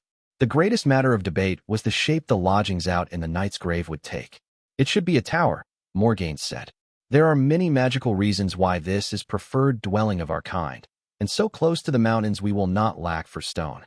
Olivier thought the raising of a mage's tower out in the wilds was a lot more likely to bring unease than a hall or cottage would have, but Morgaine's suggestion was highly popular, and he would not deny these people without a good reason.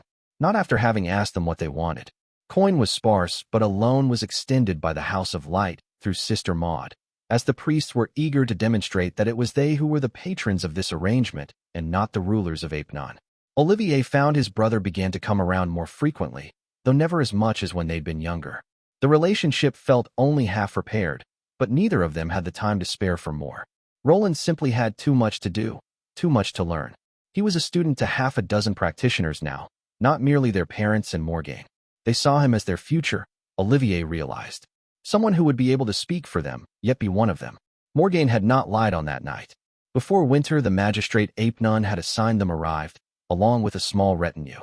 They were put up in the temple until more fitting lodgings could be raised. Olivier called on her the evening of their arrival, heart split. "Did you miss me?" Magistrate Alazan Lassier smiled. He had, more than words could properly express. They got to work together again, and already the old tension hung in the air between them, the same way it had before they'd begun, before they'd quarreled, too. When spring came, Olivier took the first good excuse he found to return to the road, lest he find himself making an inevitable mistake. The road did him good. Out there he went, sifting through towns and countryside looking for mages who had not yet heard of the refuge that could be found in Beaumarais. He obtained contracts for enchantments against vermin, for tools that would not rust, for brews that would help child making or prevent it. And he returned to Beaumarais, often but not for long. There the town grew to thrive, the coin poured in by peddlers seeing houses raised and shops open. People came to live in Beaumarais who had not been born there, or been brought in by kin and wedding, for the first time in living memory. Magistrate Alazan saw to the order of it all with bewitching grace, her natural aplomb a fair match for the demands of the office. The tower out in the mountains slowly grew, and the practitioners were drawn towards it. The shop would be how they won their coin, how they afforded to live, but the tower would be their home. Olivier stayed on the road, drawing the closest towns and villages into the fold of what was being built. Justice need not be sought in Epnon now, not when there was a magistrate in Beaumarais. All manners of old disputes could be settled at last. Those few he'd taught how to read and write remained bound to him by gratitude, and they were all from families of importance. The town of his birth was, slowly but surely, becoming the heart of the settlements in the Vermilion Valleys. Olivier longed for gray eyes and a quiet laugh, but found himself reluctant to return to what the two of them had once been. She must have been as well, for while they lingered close to one another, neither ever reached out through that slight, final distance separating them. These days he felt reluctant to stay in Beaumarais at all. Out there Olivier found he thrived. Wherever he went, he found success. He talked around peddlers and craftsmen to bring Beaumarais into their routes, secured a proper mason's help for the tower. He even picked up a few disaffected fantassins ready to turn bandit and convinced them instead to turn into a company under contract by half a dozen towns to keep the mountain paths clear of bandits. Even the House of Light was danced with, as Sister Lucy of Grisemanche was recalled in disgrace when she was found to have taken payment for healing travelers instead of offering it freely, as was her duty. It was all exciting. Something he was good at, something he'd been meant to do. Unlike looking over the shoulders of mages in Beaumarais, something they resented of him and he disliked doing in the first place. By the second year, the practitioners had taken to pooling their knowledge, and a library was being assembled in the more than half-done tower. And while Olivier would have loved to read through the books there, he often felt unwelcome when he visited. The mages who nowadays stayed in the Knight's Grave, having raised tents and small huts there, had started to think of themselves as a small village of their own. They did not like the notion of being beholden to anyone. Morgaine and his brother had taken to staying 1 week there and another in town, and eventually, given Olivier's frequent absences, it became natural for Roland to be given the responsibility of seeing to the affairs of the valley. It was better this way, Olivier told himself. He closed his eyes to Roland being rather well versed in poetry these days, and spending much of his time in Beaumarais calling on Alazan. For 3 years it all grew. The town, the tower, the profits. Rumor had spread that enchanted wares could be bought in the mountains, and so now a caravan of peddlers came every spring, while the highborn of Epitomes had their orders conveyed by riders along with the payment. Beaumarais had swelled, and these days Mayoress Suzanne and Magistrate Alazan were considered the grandees of the region. Olivier himself was known, but not as much. He preferred it that way. There was talk that soon a petition to the court of Prince Arsène of Bayeux might be arranged, requesting that someone might be raised to formal rule over the Vermilion Valleys, and Alazan's name was the one bandied about. The notion found some popularity even away from the town, largely because the magistrate herself was popular. Winter was ever the season Olivier spent in Beaumarais, and on that third year he'd come a month early as he had a few affairs to see to in town. It was his habit to call on Alazan the day he returned, no matter the hour, but he was surprised to see his brother leave her house 2 hours after sundown. Roland looked just as surprised to see him, and for a moment Olivier was taken aback by how much taller his little brother had become. Roland had grown into a man while he wasn't looking. His shoulders had broadened, he had a short beard, and even wore a knife at his hip. The wonder went away when he remembered where he'd just seen his brother leave, and at what hour. Olivier, Roland smiled. Back so soon this year? The smile was, he thought, too stiff. Not so late, Roland. Olivier replied, and did not bother to smile. There's no call for that face, brother, Roland said. I was only having dinner with a dear friend. We share great hopes for the future of Beaumarais. His little brother, still taller than him, began to walk past Olivier, but paused. Besides, even if I did have other designs, are the two of you not done? Roland asked. There would be no call for bruising. Olivier's eyes narrowed. I sometimes dislike the man you're growing into, brother, he said.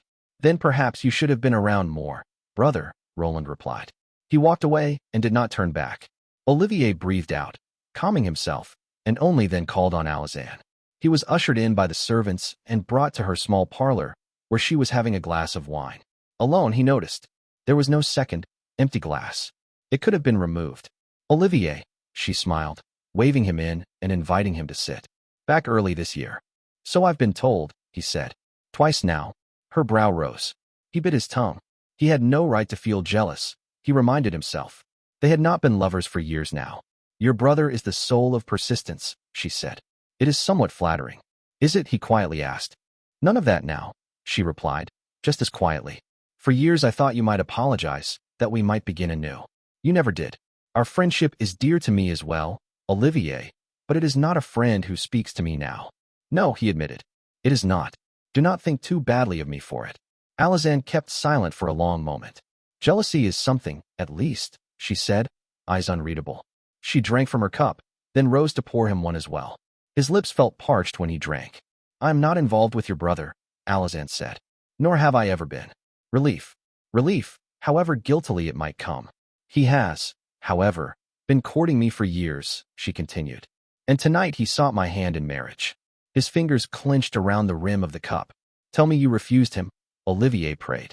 I did not answer, Alazan said. Too swift a refusal would have been indelicate. He drank deep to hide the way his hand had trembled. He is not in love with me, Olivier, the gray-eyed beauty mused. He is taken with my looks and thirsts for lordship over these mountains, which he fancies wedding me might grant him.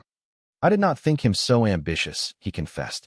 Morgaine has been fanning those flames, along with the dream of a hidden city for mages, Alazan said.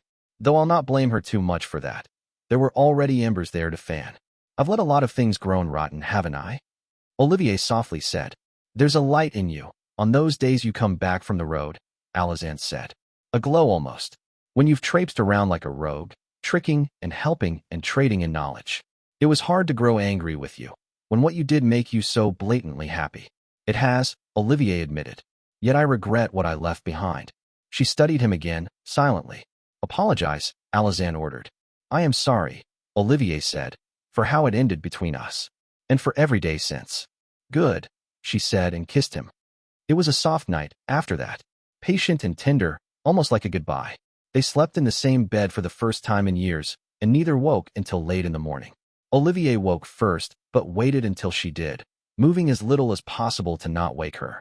Eventually her eyes fluttered open, and they stayed nestled together for a long time. You're going to leave, aren't you? He asked. Alazan sighed. 3 years is long enough, she said. Beaumarais is now capable of electing its own magistrate.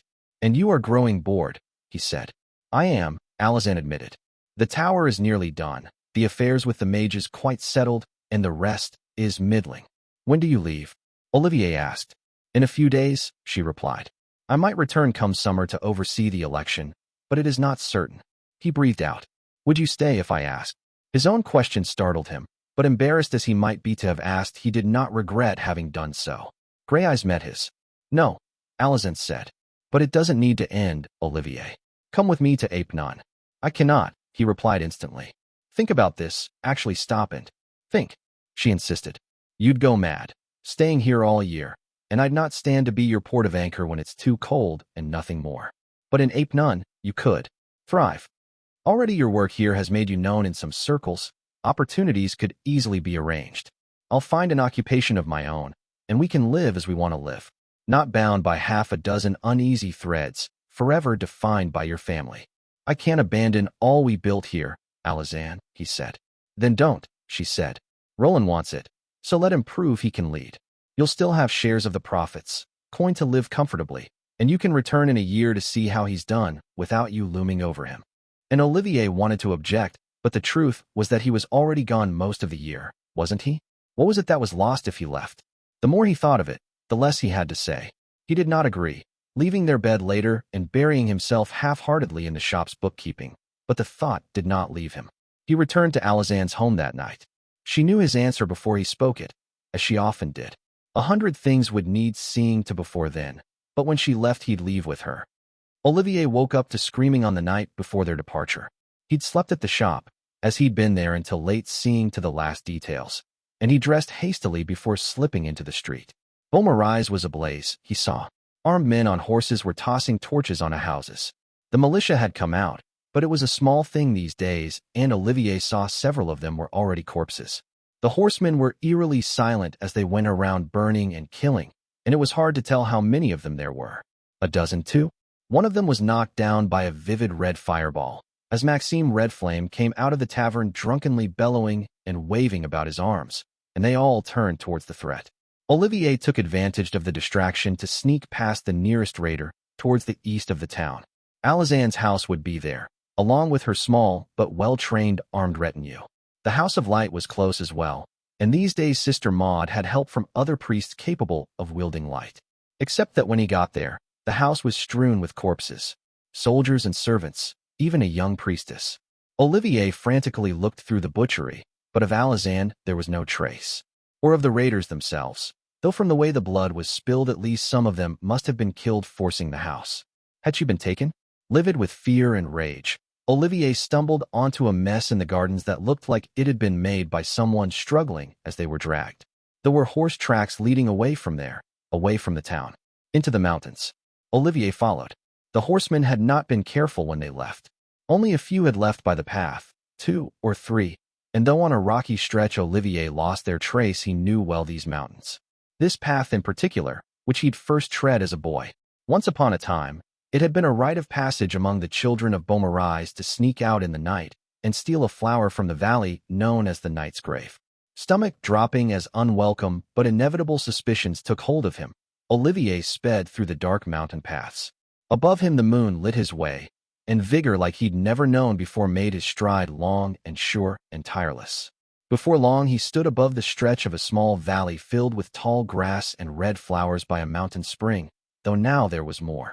Tents and huts, close to the shore, and a stout tower jutting upwards that was now nearly done. The knight's grave was almost empty, Olivier saw. Of the near dozen mages who lived here, even in winter, there was no trace. 2 raiders stood silent in the night, their tall form a stark contrast to the red flowers around them, while their horses drank from the mountain spring. The tower's door was open, and torchlight flickered within. Olivier no longer had a boy's body, but he was still spry, and the raiders were both eerily still and inattentive. Too still, he eventually realized.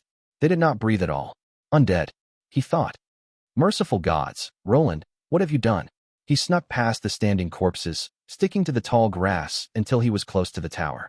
He peeked within and found only a single silhouette within. Morgaine, sitting in an armchair, looking down at the fire roaring in the fire pit. Anger seizing hold of him, Olivier slipped into the tower and crept upon the sorceress from behind. There was a small paring knife on a table, and his fingers closed around the hilt. About to place the blade against the throat, he stopped when he got a look at more than Morgaine's side. She was burned, heavily. Most of the left half of her torso was a blackened ruin, and her breathing was labored. The sorceress' dark eyes fluttered open, and she caught sight of him. She let out a small, bleak laugh. You, she said. Of course it would be you. Where is Alazan? He asked. Upstairs, she croaked. Gods, the folly. It all went wrong. You did this, Olivier hissed. No, she denied. It was not the plan at all. They were supposed to attack as you left. We would drive them away, the girl would. Morgaine let out a dry, rasping cough. The girl would owe us, she said. Her mother. Roland would be a hero, the natural magistrate. You raised corpses, he accused, so that they would serve you. We, she snorted. Me him. For protection. This place was already a grave of knights. We just needed to dig. Your protection is burning the town, Olivier snarled. You have destroyed everything with your madness. You did this, Morgaine hissed. He went mad when he learned the girl would leave with you. That he'd never be lord, that he was just a fool. It was all you. My plan would have fixed everything, but he lost it. Sent our soldiers for the girl, and when I tried to stop him, Olivier looked down at the sorceress, burned by her own pupil and pride. Even now it was all his fault in her eyes, wasn't it? And maybe it was, in a way, because he'd chosen the thrills of the road and the chase rather than stay here and see this through. Because he'd chosen to be someone at the expense of being a brother. Maybe he'd had a hand in this, if not the one she thought. And the truth he knew, deep down, was the same truth he'd known since he was a boy. No one else was going to fix this. To try to make it right. It was not his place to pass judgment over that dying woman before him, for he was neither a lord nor a magistrate, but it still needed to be done. And he'd had a hand in this, in the magic that had gone to wicked use here, and so he would also have a hand in ending it all. Too many people have died, Morgaine, Olivier said. She tried to raise her hand, lips beginning an incantation, but however quick her magic, it was not quicker than a knife. It went straight into her heart, and Morgaine gasped out her last breath with a hissing curse. Olivier ripped out the knife, bloodying his hand. It was the first time he'd ever killed. The anguish he'd expected to feel from having taken a life did not come, even after a long moment passed. He felt tired, mostly, and sad that a woman who'd been exceptional in many ways had come to die like this. It had been a bitter flame at the heart of her, and it had ended up eating her from the inside. We lit it. Olivier reminded himself. Magic hadn't done that. Men and women had. With the ways they treated each other, with the slow, strangling grasp of something subtler and deeper than sorcery could ever be. Bloody knife in hand, he looked at the stairs. This might not be the last life he took tonight. Even as he went up the stairs, Olivier's mind dreamed up what a monster his brother might have turned into. A raving and ranting madman, or a warlock wreathed in pale lightning. Instead, what he found was Roland on his knees and weeping. His little brother looked terrified, the look on his face making the beard he'd grown and the broadened shoulders look like they belonged on someone else's body. Alazan had been laid down on a cot in a corner, her hands folded over her lap with delicate care. She was slumbering too deeply for it to be anything but the result of a spell. He could have snuck in, Olivier knew. Roland was lost inside himself. He wouldn't have heard it. Merciful heavens, his brother wouldn't have noticed a thing until the knife took his life. And it'd be safer, wouldn't it? If Roland's magic could defeat even his old teachers, what could a peddler with a paring knife do against it? But that would mean that his brother was his enemy. And fool that he was, Olivier could not accept that. He set down the knife on a table and knelt by his brother's side, pulling him close. Roland did not fight him, let it happen, but his eyes were unseeing.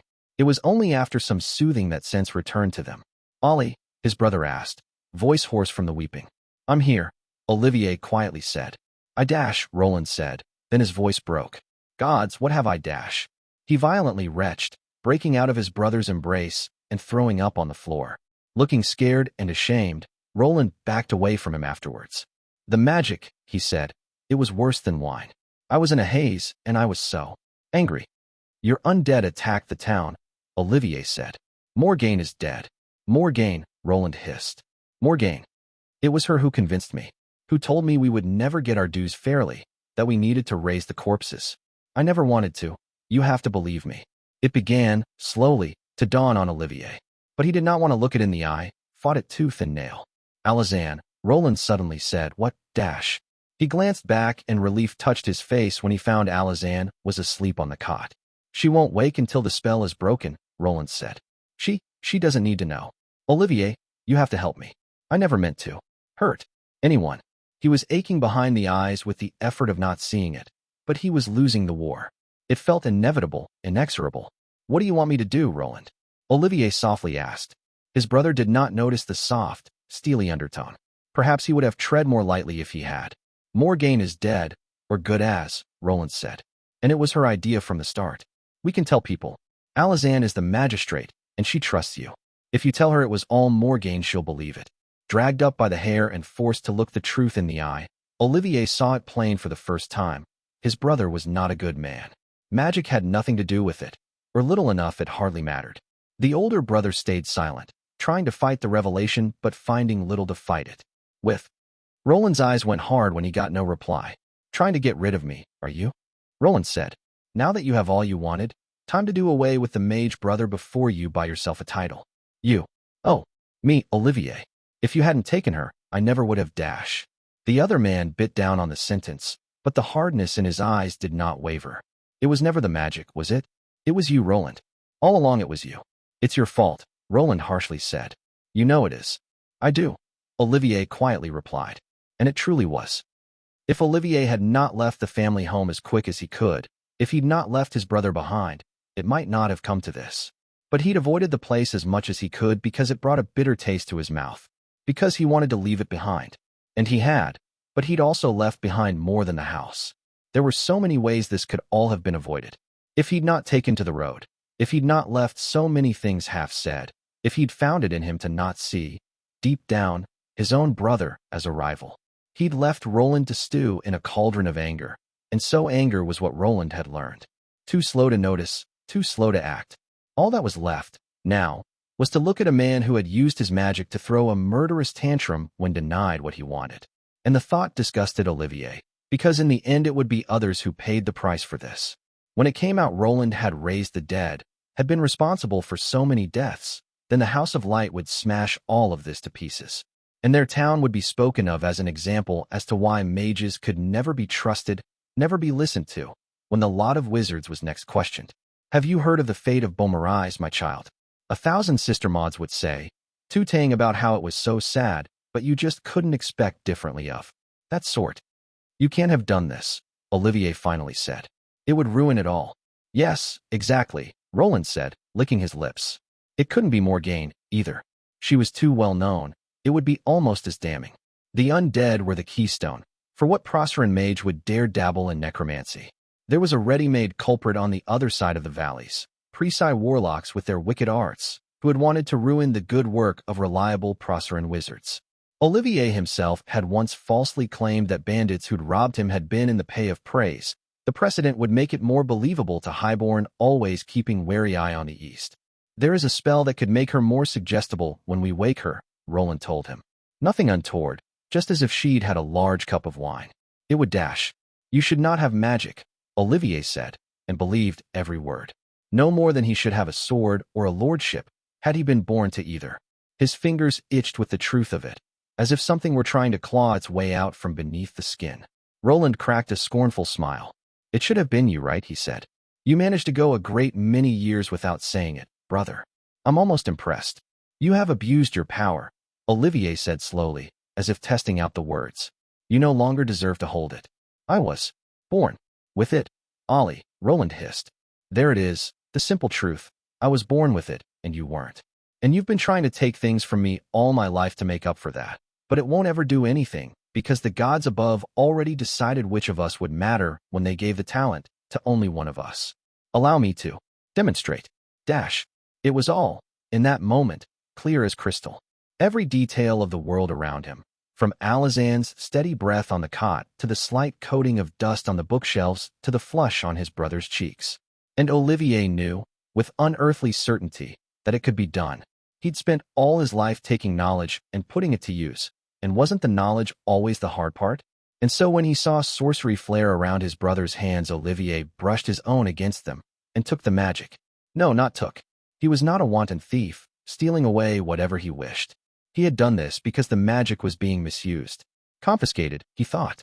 He had confiscated the power. The word felt right, like an old friend he'd never met. What have you done? Roland shouted. What have you done, Olivier? Did you destroy my magic? No, Olivier knew. He hadn't it. He could feel something within him, like a bundle of warmth. Or perhaps a spool of wool, one that he might yet learn to unspin. It's over, Roland, he said.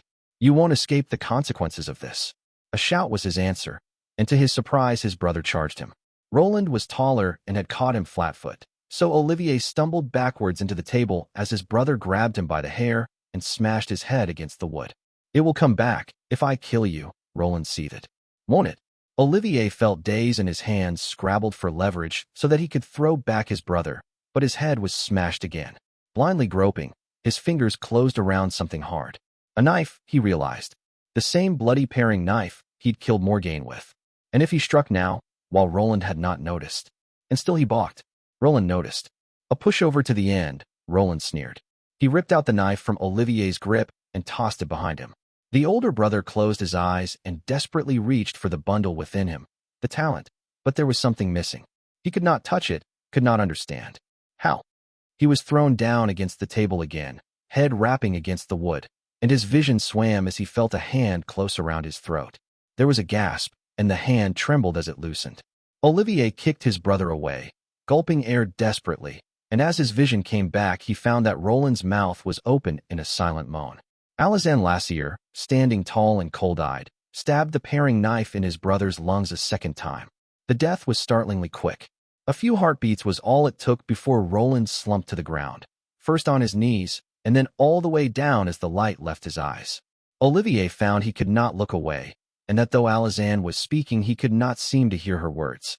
It was as if the whole world had gone still and silent and dark, save for the sight of his brother's face in a growing pool of blood. Someone was touching him, he realized. Are you all right? Alazan said. Did he hurt you? Olivier blinked, as if waking up from a deep sleep. No, he said, touching his throat and wincing at the bruising. He didn't. I'm all right. We need to leave this place, Olivier, Alazan told him, tone gentle but urgent. We don't know if anyone else was helping him. We can't leave, Olivier tiredly replied. Not when it's like this. She looked askance at him, wary and confused. It can't have been them, Olivier said, hesitating. It has to be me, Allie. It can't have been them, or everyone will pay. You're not making any sense, Alazan slowly said. You're in shock, Olivier. We need to leave. Lies wouldn't be enough. Magic could, if it was the right kind, and Olivier had read the books. He knew the principles. Yet that perfect sphere he could so easily imagine, so easily he was not certain it was imagination at all, seemed beyond his reach. There was power there, but he could not use it. Frustration mounted in him. What had been the point, if he couldn't do any good with this? If he couldn't use his talent to do anything but subtract from the world? He had to be able to use it, or so many people would suffer for the madness of so few. The world shivered. Oh, it couldn't be about him, could it? It couldn't be selfish. There had to be a purpose. Thinking of what would come to pass, Olivier reached out for the sphere within himself and gathered the slightest lick of power. One of the easiest tricks of any mage was the making of fire, he'd heard. And as Olivier raised his palm, a small trail of flame grew on it, though he snuffed it out even as Alazan let out a loud gasp and stepped away. You're a mage? She asked. No, Olivier thought. Not even now that he had magic. I am a charlatan, he bitterly smiled. He reached for the power again, and it came more easily this time. Even with his eyes closed to concentrate, it took him 3 times to successfully weave the illusion. He watched comprehension dawn in her gray eyes, watched the horror rise. No, Alazan quietly said. No, please. Olivier, don't do this. Don't take his face. Olivier de Beaumarais died, he replied, slain along Lady Morgaine by the Preci warlock who raised the dead and set them on the town and tower. He will be buried here. Roland's body could fill the grave. Roland de Beaumarais heroically drove back the Preci, but failed to kill him, and now pursues him to avenge his brother, he continued. He wills all his possessions to Alazan Lassier, to dispose of as she sees fit, as he will never return to Beaumarais. The deception would not hold, were he forced to uphold it around people who'd known them both. Illusions could only do so much. And when authorities seek out Roland to interrogate him, Alicena asks, he will not deign to be found. The man who was now Roland de Beaumarais sadly smiled. What do the wishes of men matter to a rogue sorcerer? Book 6, Chapter 41, Coterie. The only thing more inconvenient than being part of an alliance is not being part of it. Prince Louis of Tenerife. The last time I'd seen anything near this scale had been the doom of Lys, when every major Calawan and Legion force west of the Weird had engaged the Preci and Whites under the Diabolist. Yet, however apocalyptic that day had been, in the end it had been only one day. The Grand Alliance's attempt to reclaim Hainaut would be a great deal more sustained than that. The numbers were staggering, when put to ink and impossible to ignore. The army of Callow would be fielding, in this campaign, a little under 30,000 soldiers, the entire 2nd, 3rd, and 4th Army. Counting only the forces of Lady Aquiline and Lord Tazin, the Dominion would be offering up at least 20,000. But if Lord Yinu's promises of Ollivan captains came through, the numbers should end up closer to 25. General Pallas had 7,000 in fighting fit, though before mustering the full roster of the Tyrant's Own, she'd want horses brought in since the Cataphractoi were running low on remounts. General Ramina still had 30,000 to pledge to the offensive, the thin numbers having actually strengthened the southernmost host of the Firstborn in several ways. The exact numbers of the Proceran forces in Hainaut were harder to determine. On the other hand, since their chain of command was the stuff of nightmares for any Legion-taught officer. As in most things warfare, the Lycanese were a notch above the Allemans. The armies of Hanovin and Neustria were under the combined command of the Iron Prince. They shared supplies and kept track of their casualties. While they relied a little too heavily on the nebulous rank of captains for my tastes, officers that could command anywhere from 100 to 1,000 foot, horse, or even a mixed force of both. But they were typically well-organized and well-trained. The Northern Royals fielded, between the two of them, a solid 18,000. Including 4,000 of that solid Lycanese heavy horse we could never have too much of. The Allemans' forces were contrastingly disorganized, which to my admitted surprise hadn't even proved to be entirely their fault. The last princess of Hainaut, elder sister to the current one, had hired every Fantassin company she could get her hands on the moment Keter began to stir, but a lot of those had taken severe losses failing to defend the northern shore. Half the originally contracted companies no longer existed or no longer fielded the amount of men they said they did, and maybe a quarter of the current mercenaries in Volignac's service were successor companies. Those were, essentially, mercenary companies raised from the survivors of broken ones and laying claim to an old contract under a different name as the successor of the disbanded company. The mercenaries were trouble, and not just because they were fiercely independent. Fantassin captains habitually lied about their numbers so that they might claim more supplies from the Grand Alliance, or bargain for better remuneration, and weren't above lending each other soldiers to fake their way through inspections. We hung the captains we caught at this, but that tended to lead to desertions, so we had to be careful. It didn't help that even the Principality Allemans troops had their issues. There were the forces of 3 royals serving in Hainaut, Prince Etienne of Brabant, Prince Ariel of Arons, and naturally Princess Beatrice of Hainaut. The Arons soldiery was steady, but also under the prince's personal command, and he was often reluctant to take risks. If Hainaut fell, his principality was the next on the block, he often reminded us. But for all that, the Brabant folk were arguably more trouble. Not because they were as cautious, on the contrary. Prince Etienne had bankrupted himself, arming everyone he could in his principality and sending them north when the situation in Hainaut first went bad, which, while a brave and necessary gesture, was also the source of the trouble. Maybe a third of the Brabantines were actual trained soldiers. Even their officers were green as grass, and though, when they had the upper hand, they were enthusiastic fighters, their morale was otherwise fragile. I'd not call a coward anyone who took up arms against Keter, but when you put shoemakers in armor and sent them to fight the likes of Bjorns, they had a distinct tendency to rout. The conscripts had to be closely watched and carefully used.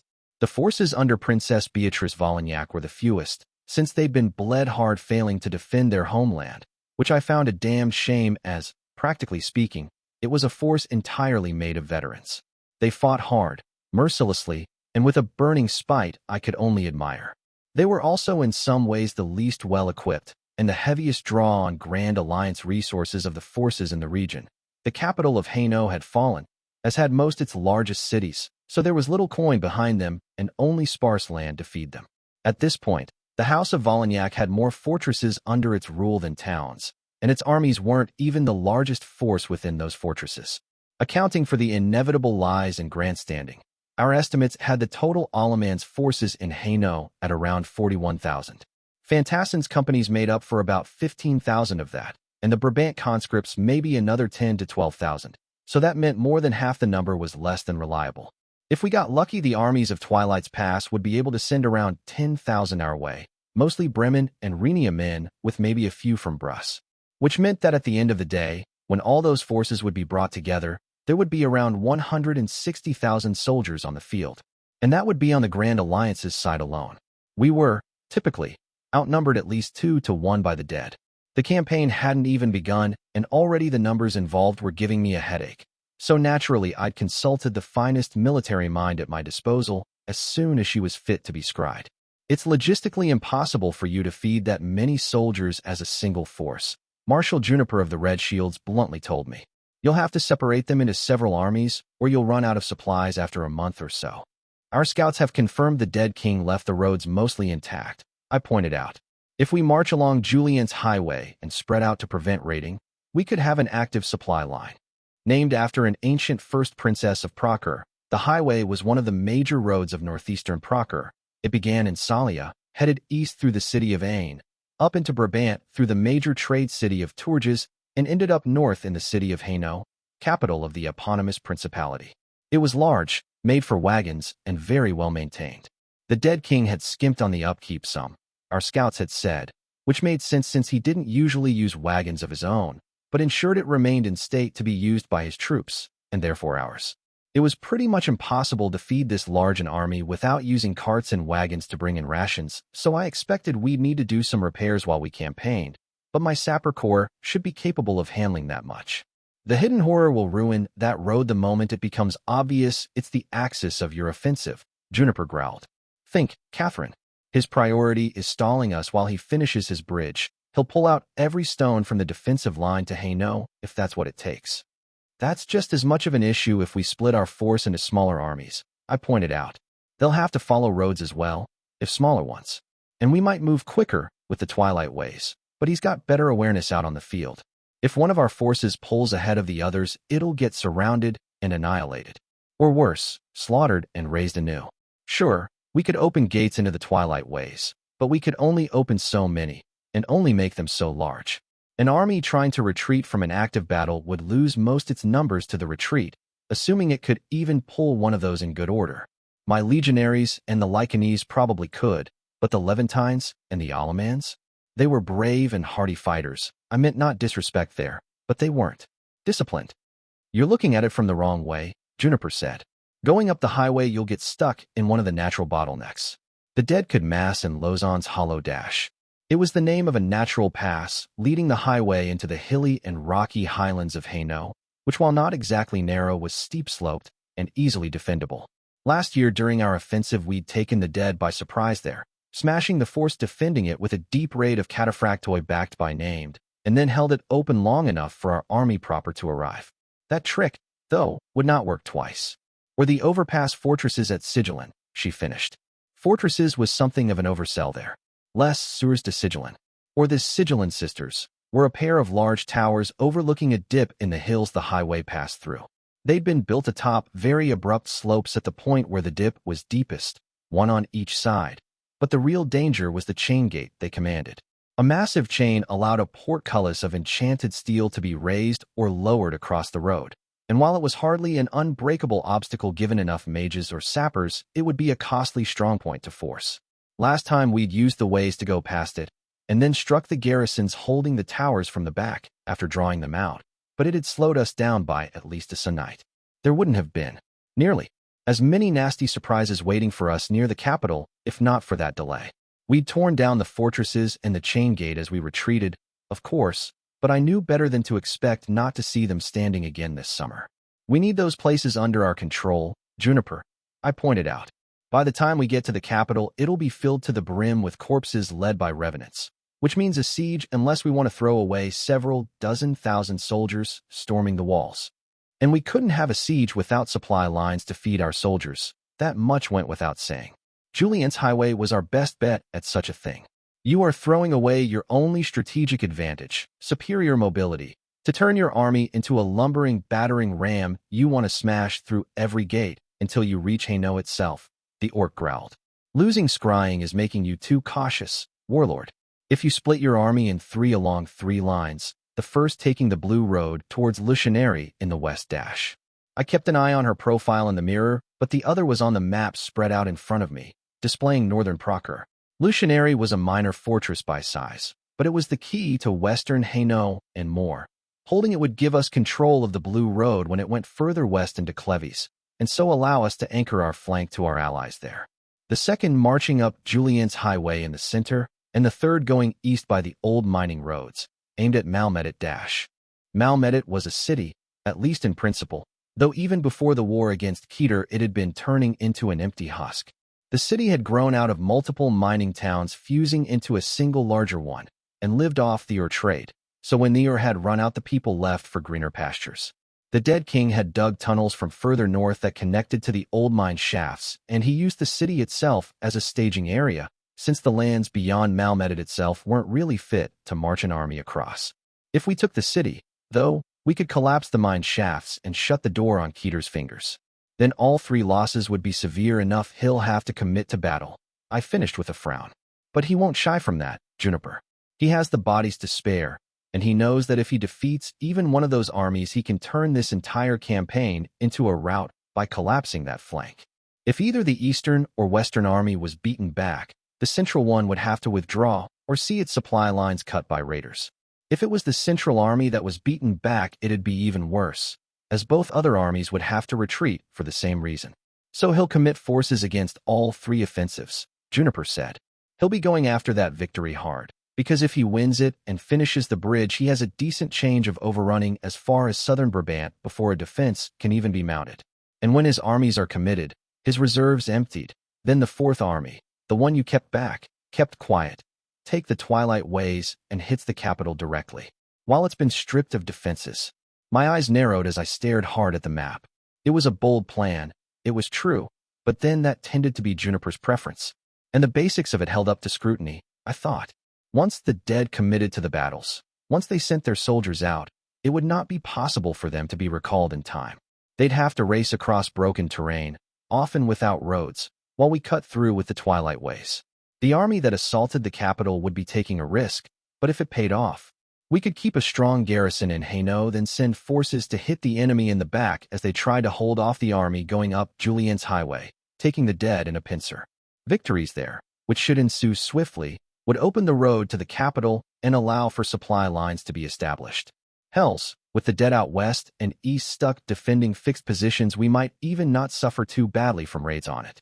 It could work, I admitted, and the smaller armies would lessen the burden on our logistics a great deal. Mind you, that's also thrice as much supply line to defend. I'd wager they won't even raid. At the start, Juniper grunted. Coterie will want you in deep before striking. It won't want to risk spooking you. After that, well, that's what you've got all that Alaman's horse for. It sure as hells isn't to win battles.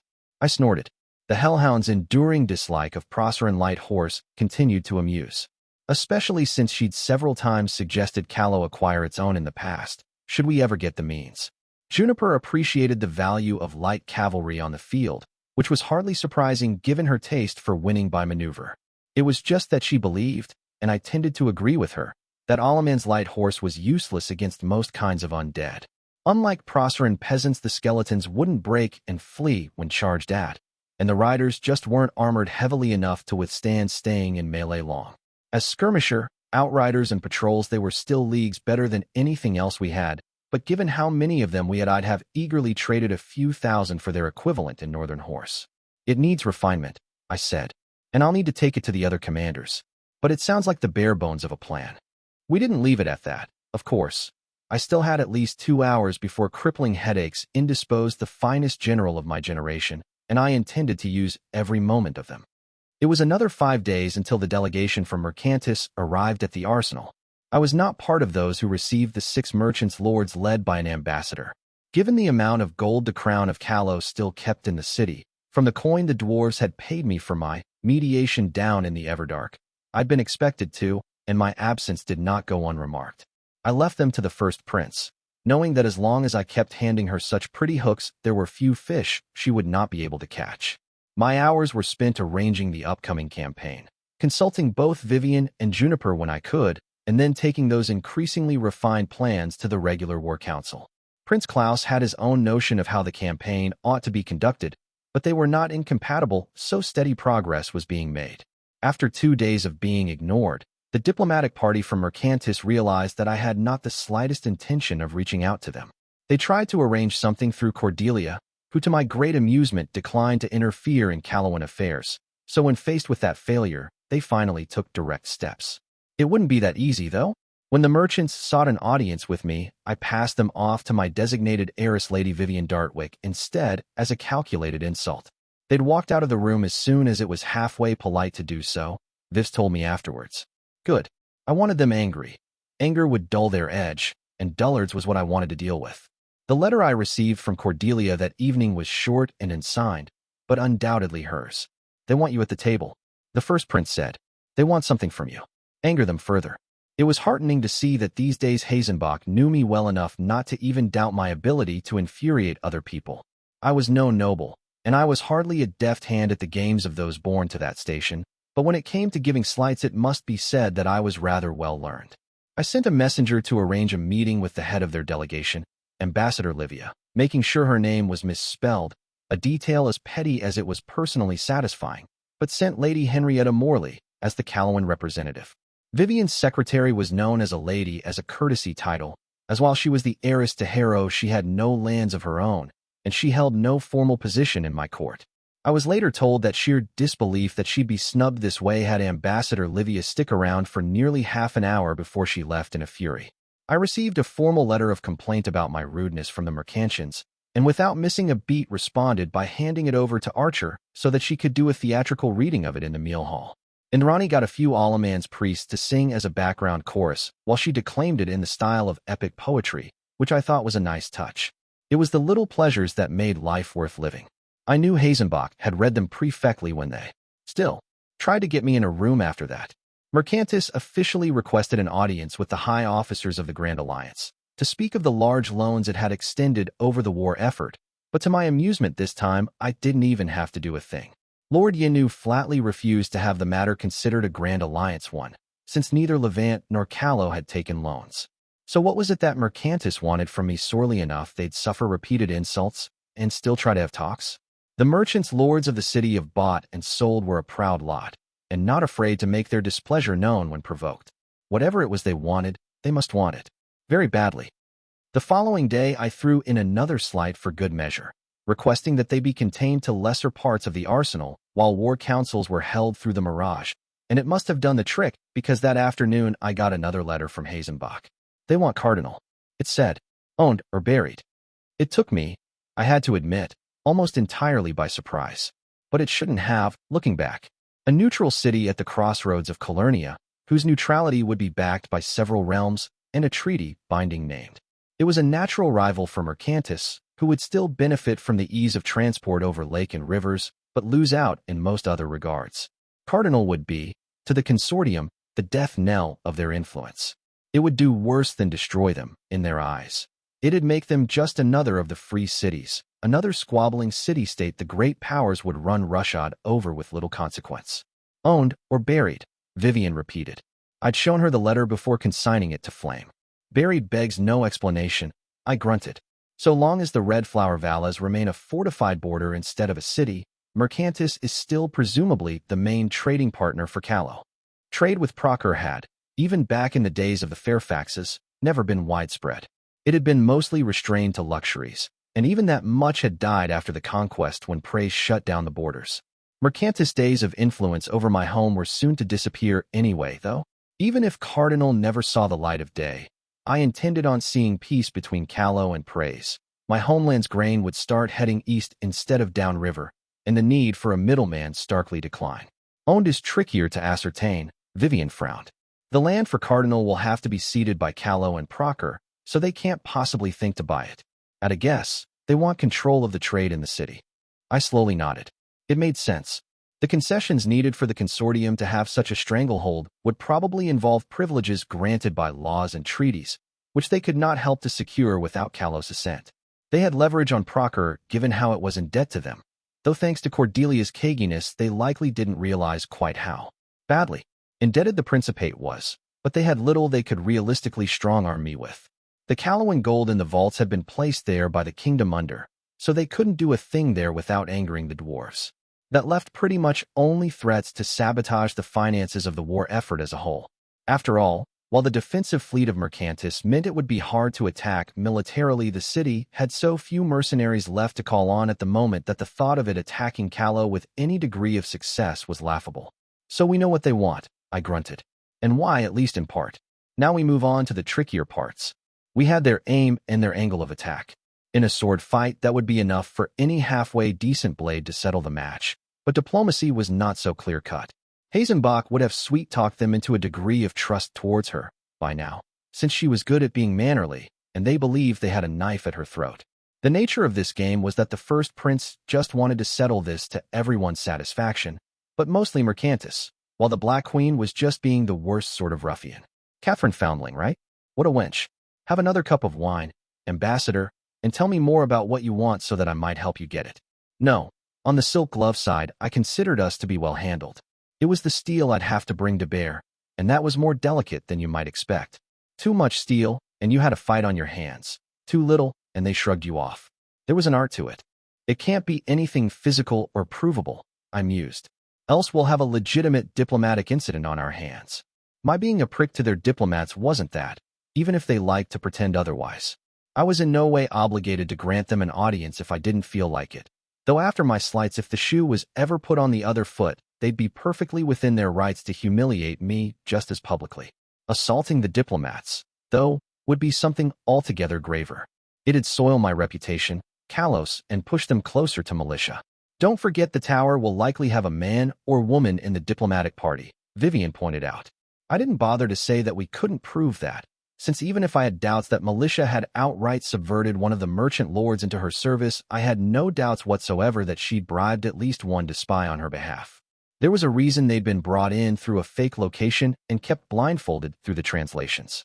So the enemies to beat here were fear and greed, I thought.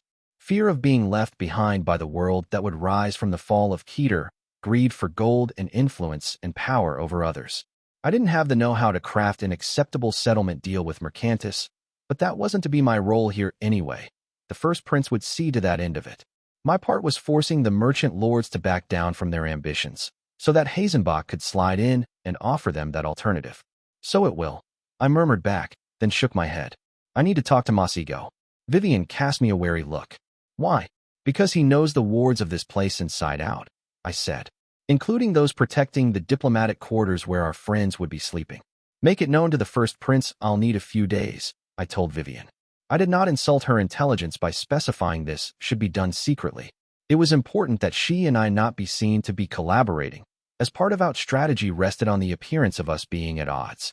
If I was out of control, Cordelia could not be asked to prevail upon me with sweet reason.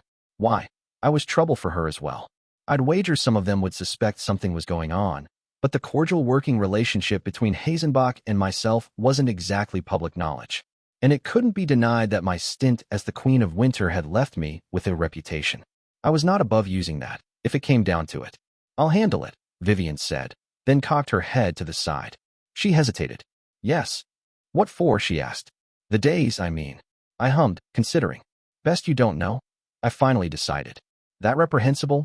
She asked, brow rising. It's better for the both of us if you keep your hands clean, I patiently said. You know that. She breathed out, as if gathering patience of her own. I know you're trying to smooth the path of succession, Vivian said.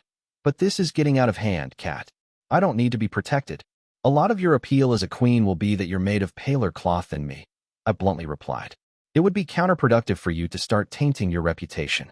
I ran with you for years as the thief, she said. That ship has sailed. You also fought in a rebellion against praise, I pointed out. Look, Vivian, I didn't pick your name out of a hat. I can trust you to take care of our home, and I respect your ideals. But we have to be practical about how this gets done, or there's going to be trouble. I'm a warlord with no real claim to the throne, and you're deriving your legitimacy from the howling void that is mine. If this is going to hold without a civil war, you need to be popular enough no one wants to fight you. That means sometimes you'll have to be distanced from necessary evils so your reputation stays clean. There's no one else here, Cat, Vivian calmly said. For whose watching gaze are we doing this distancing? My irritation mounted. If you're not going to be involved, there's no reason for you to know, I said. To give advice, Vivian said. To provide a second pair of eyes. To make suggestions. Unless you no longer consider me fit to serve these purposes. I didn't say that, I sharply replied. I know, she said. But you've been using this as a reason to take a step back from me, Catherine. For some time now. That sounded like an accusation, even if she tried to make it otherwise. It was also infuriatingly vague. What are you saying exactly? I asked, frowning. That it would be natural if it stung, Vivian delicately said. That even after all you have done, since the truth about Diabolist has been known, there are some among our countrymen who would rather see me reign than dash. My fingers clenched. Enough, I cut in. Enough. We are not talking about this. She looked at me, and it burned that Vivian looked not angry but instead tired and a little sad. We will have to, sooner or later, she replied. I have actual real problems to deal with, Vivian. I told her through gritted teeth as I rose to my feet. Instead of whatever this is, handle what I asked you to. I didn't wait for an answer. I left the room limping, headed for Masigo and the answers he'd have for me. It felt like fleeing. Book 6, Chapter 42, Castigation. Do not look down on fear, my friend. It is the rare case of a voice in your head actually helpful to your survival. Dread Empress Prudence, the frequently vanquished. I'd seen some profoundly beautiful things over the years. I sometimes like to remind myself of that when the bad days came. I'd seen the first breaths of Lys reborn under twilight, the peace born of a good man's sacrifice. I'd walked the ancient cities of the Everdark, where flowers lit up the dark and poetry paved the streets as a riot of colors claimed the rooftops. I'd been hosted in the finest palaces of Salia, felt a storm sweep over me from the heights of the tower, and strolled through the mad bazaar at the heart of Skade. I'd even glimpsed the last glory days of Sapphira before death came for it. I'd seen wonders enough to fill 2 lifetimes, and perhaps before I died I might see yet a few more. It felt good to remember that, to believe that. But I'd known terrors the likes of which few could fathom, too, and it was those I would be calling on for this kind of work. There was no lack of them to draw from. Black had preferred, I recalled, to use fear as a watchman's cudgel, sparingly, measuredly, and always bluntly. He'd seen it as a tool, and not a particularly good one. But while my father had been my first teacher, he'd not been the only one. I'd learned from the Empress and the Diabolist, exemplars of the most horrifying wasteland virtues, and then from even harsher creatures. The King of Winter and his patient, far-sighted cruelties. Shrouded save NOC, a godhead born of fear and blood, and kept hallowed through the same. Even the dead king had, in his own way, been a teacher. You could not fight such a monster as long as I had without learning some of its ways. And so, honoring those many tutelages, I set to crafting horror. I began with the smell. Death had a particular reek to it. It came to the aftermath of battles along with the rest of the carrion, that stench of blood and shit and steel, with the rotting of flesh never far behind, even as the crows gobbled up the dead and flies burrowed into the flesh. I drew from the doom, from the battle of the camps, but it wouldn't be enough. Death come to a city wasn't quite the same, even before stone and flesh began to burn green. A hint of the hierarch's madness spread through the streets of Rochelant, red hate bleeding out of every pore, and more from the burning blaze of green that had begun at my very feet and devoured a fourth of summer home. All this I wove together and made my own, then slipped into the sleeping mind of Ambassador Livia Murina. Her sleeping self sunk into the dark and gave me my opening, a glimpse of the winding streets and beautiful avenues of Mercantis. Night coursing through my veins like a river. Eyes closed as I cut myself off from my senses and skimmed around the edge of the wards protecting the ambassador just the way Hierophant had taught me. I smiled and sunk my teeth into the older woman. I began with murder. Livia Murina felt warm blood splash her face as a drow in the colors of the Losera opened the throat of a man with an obsidian blade. The ambassador screamed and stumbled away, wiping away with her hands and finding them soiled red. There was no relief to be found away from the drow. She turned the corner into an avenue only to find it burning green, legionaries dragging people out of houses and butchering them in the streets, eyes cold and hands steady. Livia Murina ran, finding a large plaza with a sprawling marble fountain, but painted levantines of the brigands' blood were there. Some amused themselves by drowning people, holding their heads under the water until the panicked scrabbling against the stone died, while others were pulling down a great statue with hammers and rope. Livia Murina let out a strangled sob, and as she did, a painted warrior threw a barbed javelin at her that tore through the flesh of her shoulder. Bleeding, in pain, she ran again. She found only horror. Orcs tearing at the corpses of merchant lords with hungry fangs. Armored ogres smashing through villa gates to rip apart those huddling behind them. Tagreb and Sonic making bonfires of paintings and tapestries to roast the loot they'd ripped out of pantries over the corpses of their owners. Goblins made servants race only to shoot them in the back with crossbows. The drow blinded the young and let them bleed out screaming. Jeering Calawans dragged entire families to the gallows to hang. Livia Murina wept but kept running until she found a tall house. Hers, I intuited, but it was not the house she sought. A wife, and though the face did not come to my mind's eye, long blonde tresses and fair skin did. It was enough.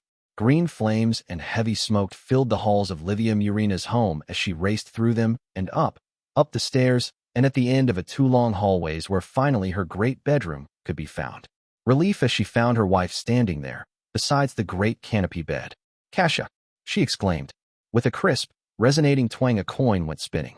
Livia Murina's eyes went to it, spellbound, watched it rise and fall and land onto the open palm of the Black Queen, who had been sitting in the dark.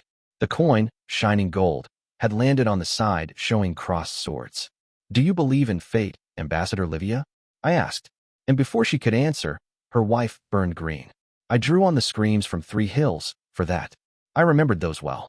Kasha screamed and screamed and screamed, until mercifully she died. I met Livia Murina's eyes and smiled, thin and sharp like a blade slid between the ribs. "Not the right answer," I told her. "Let us go again." And we did. Mercantis was put to the sword, and the coin showed swords, and Kasha burned. "Not the right answer," I told the weeping ambassador. "Let us go again." And we did. And we did. And we did. Not until dawn did I let her learn the lesson this had been meant to convey. Kasha burned, the screaming having grown more vivid as the sleeping ambassador filled the gaps, and Livia wept exhaustedly as she fell on her knees. Like an old friend, I leaned forward, offering a girlishly mischievous smile. "Fate's a trick, Livia," I told her, and showed her the coin. It had the crossed swords on both sides. "The only way not to fall for it," I said, gently smiling, "is not to flip the coin at all." I left her dreams alone after that, but she slept not a wink anyway. I was in Hakram's infirmary room more often than my own quarters, or the offices made available to me. I'd pretty much handed those over to Vivian, so it was there that messengers came to find me. It was the same with Archer when she returned from the little errand I'd sent her on. I dipped my bread in the warm potage that was to be my morning meal, cocking an eyebrow at my friend. "So, didn't drive her mad," Indrani replied, settling into the seat by my side. "But I'd bet it was a close thing." I popped the bread into my mouth and chewed on my mouthful thoughtfully. I'd walked the line just fine then. If I kept doing this for too long, I'd probably break the ambassador, which wasn't the objective here, but I wanted at least one more night of this. Once could be dismissed as a fluke, but twice? Twice was a warning. "What did she look like?" I asked when I'd swallowed.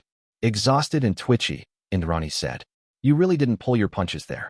"She needs to be more scared of me than she is of militia," I replied. "And if we're to get through this without Mercantis trying to blackmail the Grand Alliance, then I need that fear deep enough in the bone that they know exactly what the consequences of that would be." "Hey," Archer shrugged. "You know me.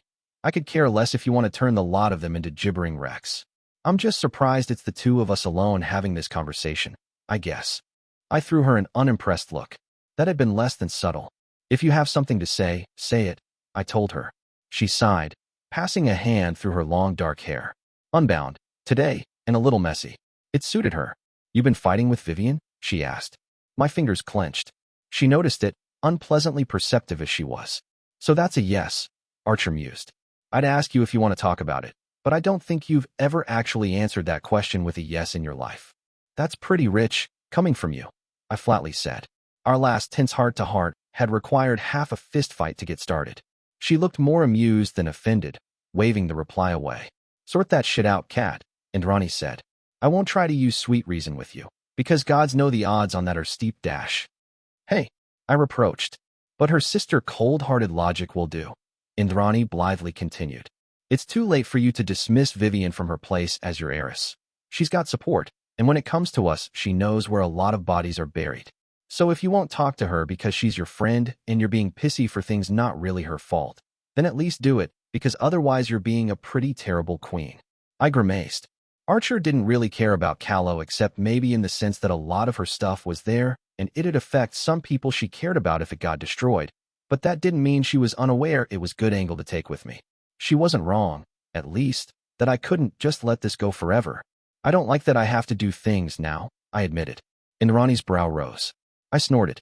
I mean that, when we disagree, I have to compromise with her now, I explained.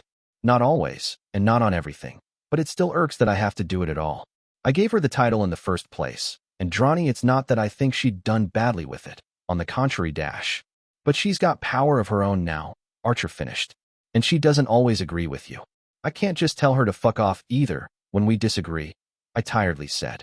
If I do that in public, she'll lose a lot of support in the army of Callow, and if she loses the army, there's a lot less dissuading nobles from taking a swing at the crown down the line. It wouldn't be a sure thing, and I was doing my best to polish her military record so that she'd have some reputation with the soldiers, but at the end of the day, Vivian just didn't get on with them the way that I did. On occasion, I'd taken some petty satisfaction in that. Given how the nobility made no qualms of its preference for her, and more people back home that I was comfortable with shared that opinion, but it was a hollow thing to embrace. After putting her in that position in the first place, how much of a prick would I have to be to relish her difficulties? It wasn't a minor matter, either. There weren't Dartwick household troops for Vivian to call on. She had no personal holdings, and most noble forces had either been abolished with their titles or curtailed under imperial law. Within Callow, after the war with the army Juniper, and I had built that'd stand as the largest amount of people with swords. My banner had the sword weighing more than the crown on the balance for a reason. I bet it's like a burr in your boot that some of the folk back home like her better now, Indrani knowingly said. I breathed out, keeping my face calm. I'm starting to get tired of hearing that, I evenly said. She squinted at me. Yeah, that's about the face you would have made, Archer said. And Viv's never been great at handling your moods, so now you two fine ladies are in snit. Lovely. It'll pass, I grunted. It'll pass when you have a drink with her and you spell it out, Indrani said. But you already know that, Cat. You just don't want to do it. I'm guessing you'll get to it once you're done tripping over the pride you keep claiming you don't have. I flipped her off, but without much heat, and she took it in stride. Go find out what the Mercantis delegation will do to proper up their defenses after tonight, I said, having tired of this conversation the moment it began. I want to know as soon as possible, so I'll know how to get around it. Another night of this, maybe two, and then I'd be ready for the talks. Even as she left, I began to consider the shape of the nightmare that would plague Livia Murina tonight. It was not going to be any more pleasant than the last. I'd let Hazenbach pick the room where, at long last, the diplomats would get their meeting. I went to visit it beforehand, though, to have a look at what I'd be working with. It was yet another haul from the seemingly endless supply of them the arsenal had to offer, though this one was clearly not meant for meals. Multiple tables facing each other in half circles, enough room between for servants to pass, and no less than 6 ways in. As much for refreshments as the fetching of documents, I figured. Well lit, but with chandeliers and mage lights. I could work my way around both of those. I knew the tricks. It would do. I need to strike the right tone from the start, though. Coming alone and with not a thing in hand, when they'd be laden with attendants and papers. I trailed a hand atop the smooth surface of the table, enjoying the grain of the wood, and frowned in thought.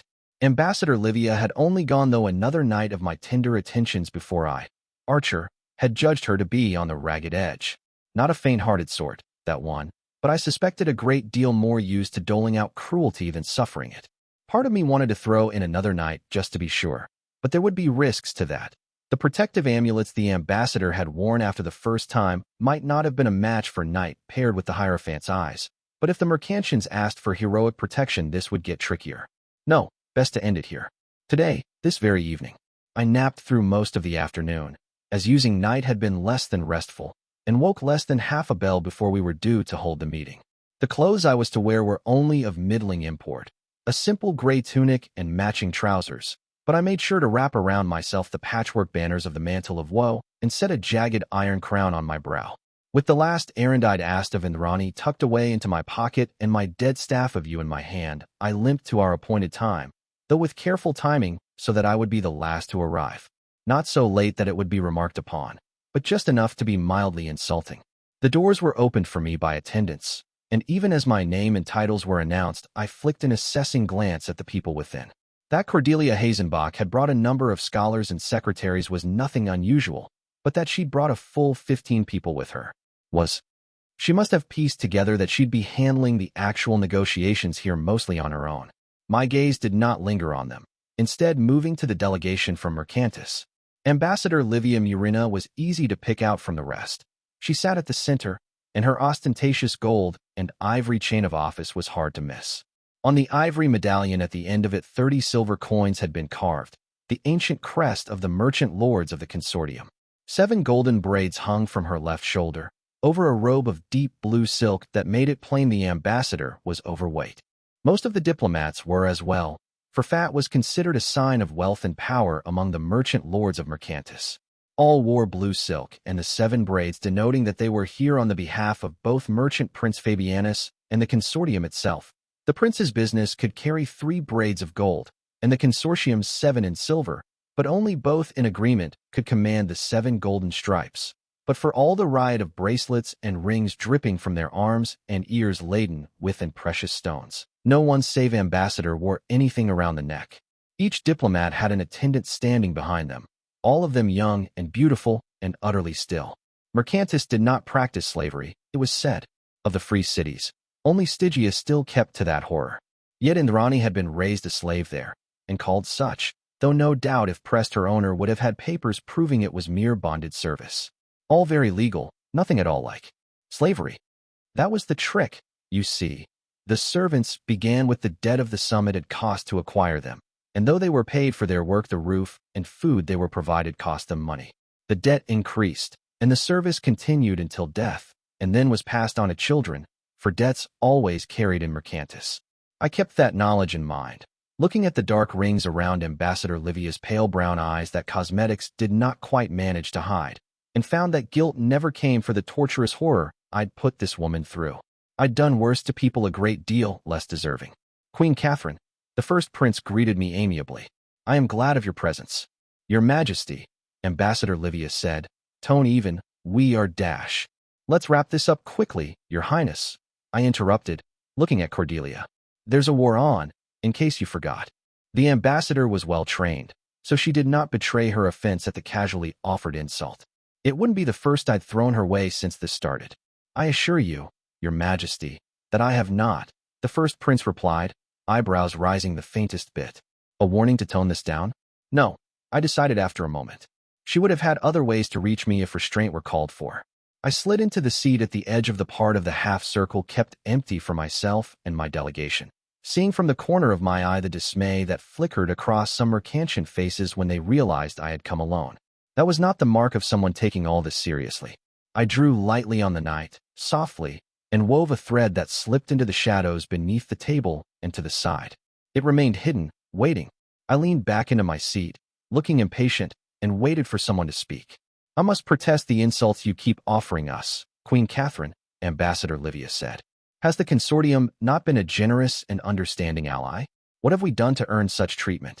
This was the part, I thought, where I was supposed to demur and weave and bob and all those little diplomatic dances. So we could keep talking in precise truths and pretty lies, keep this all civilized as we tried to a war of words just as dangerous as one of steel. I did not bother. Either you genuinely don't know the answer to that question, I said, and speaking with you is a waste of time. Or you do know the answer to that question, and you are still wasting my time. Which is it, Ambassador Livia? Her face tightened for the barest fraction of a moment before going almost unnaturally slack. That one had stung, huh? I glanced at the first prince, whose face was the very definition of polite serenity. "Is this serious?" I asked. "It is, Queen Catherine," Cordelia amiably replied, then half-glanced at the diplomats. "Though perhaps we should see to the purpose of this meeting, given the demands made by circumstance on all our hours." Under the table, she traced with a finger a "Y" against the knight. Yes, it meant I was not to keep pushing them. She wanted this to advance. "That would suit as well," the man to the ambassador's side smoothly said. "If there are no further objections?" An expectant gaze went to me. Ambassador Livia had regained her calm on more than a surface level, so it was her I replied to. "By all means," I drily said. "The suspense has me all a-twit. Given information recently acquired by the consortium, it has become necessary to revisit the matter of the loans extended to the Grand Alliance," the ambassador said. Hazenbach's fingers traced against the table. I pushed back my chair and rose to my feet. "There are no such loans," I flatly said.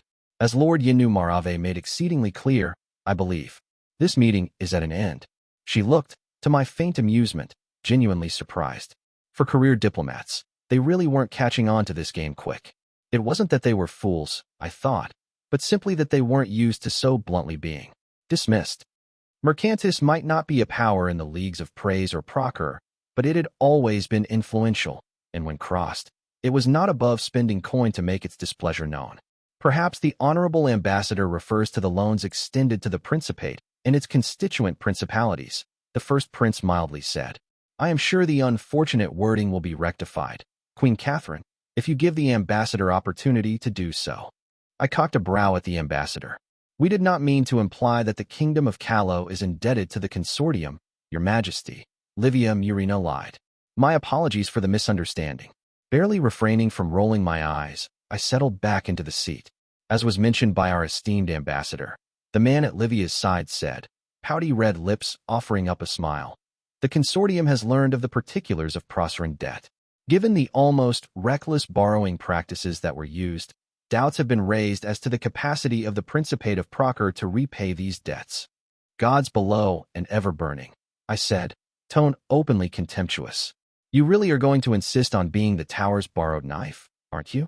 No matter how many people warned me, I genuinely not believe that the consortium would make that glaring a blunder. "A hollow accusation," Ambassador Livia replied, "and one thrown very carelessly, I might add. There are limits to our tolerance, Queen Catherine." "Why?" Cordelia wrote. I changed course, snorting in feigned amusement. "You know what?" I mused. "Maybe you're right. I just assumed that you lot are going to try something as hilariously ill-advised as attempting to coerce an alliance that commands more soldiers on a single front than there are people in all of Mercantis. That was premature of me. Go on, then. Speak." I thinly smiled. "Prove me wrong," I said. There was a beat of silence.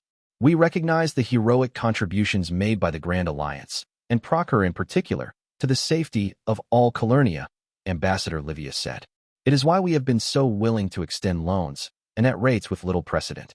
The consortium will continue to support the war effort however it can. Rest assured that this is not in doubt." "That is most pleasing to hear," Cordelia mildly said. "His Grace Fabianus has reconsidered my request to expel the Presi embassy, then?" I smothered a grin. She had them there, considering militia was the dead king's open, if rather lethargic, ally. "The High Court of the Consortium is debating such a measure, Your Highness," Ambassador Livia smiled. "Indeed," Cordelia Hazenbach smiled back, just as pleasantly. "Yet I recall hearing the debate was to be set aside indefinitely. Has this measure been revoked?" "That is quite possible," the ambassador evaded. "Given the length of our journey here, our news are grown quite out of date." "You were leading up to a but, Ambassador," I said. "Do get on with it, instead of insulting the intelligence of everyone in this room." "While the consortium remains firmly behind the war effort," Ambassador Livia said, tone aggressively calm. "Given the financial troubles of the Principate and its extensive amount of loans, it has been suggested that assurances must be sought. Else a collapse of Proserpine commerce could feasibly, in the coming years, bankrupt Mercantis itself." "A reasonable worry," the fair-haired princess replied. "I have pondered this issue myself, as it happens. The highest assembly is willing to sign a treaty guaranteeing a set portion of the taxes collected by the office of First Prince until the debts are settled. Would such an assurance be acceptable to you? Promising coin that had yet to be collected? Huh. I suppose that was one way to make up for lack of revenue." Mind you, if Cordelia's eventually successor refused to pay up, there honestly wasn't that much that the consortium would be able to do about it. Unless the treaty is guaranteed by the Grand Alliance itself. I thought, and glanced at Hazenbach. Even the most firebrand of First Princes would hesitate at antagonizing its two most powerful allies in such a way. Canny woman, I thought, not without fondness. It wasn't like myself or the Dominion would refuse to be guarantors of this. It'd give us some leverage over Proctor after the war, which given how short-lived Prosper gratitude tended to be would prove most welcome. Somehow I doubted it was a coincidence that this arrangement would end up soothing some of the lingering fears about Proctor belonging to the two nations Hazenbach wanted to keep as close allies. Circles within circles within circles, with this one. It would go some way in abating worries, Your Most Serene Highness, Ambassador Livia replied. Yet to invest more coin into the war, the consortium seeks more practical dividends. Ah, and there we were. Her eyes went to me, but did not linger. She never looked at me for long. I was beginning to notice. Even when she was talking to me, the nightmares had left a mark, as they were meant to. It has come to the attention of Mercantis that plans are being drawn for a city to be raised at the heart of the Red Flower Valles, the diplomat with the pale brown eyes said. Cardinal, is it not? I drummed my fingers against the tabletop in open impatience. We recognize such a city for the opportunity it is, Ambassador Livia said. And so in place of further loans, the consortium seeks instead to purchase monopolies on the trading of certain goods in Cardinal. I cocked my head to the side. Huh, that was cleverer than what I'd been expecting, actually. They had to know that purchasing land ceded by Callow and Proctor was not a suggestion that'd go over well, but monopolies over trade that did not yet exist was another story.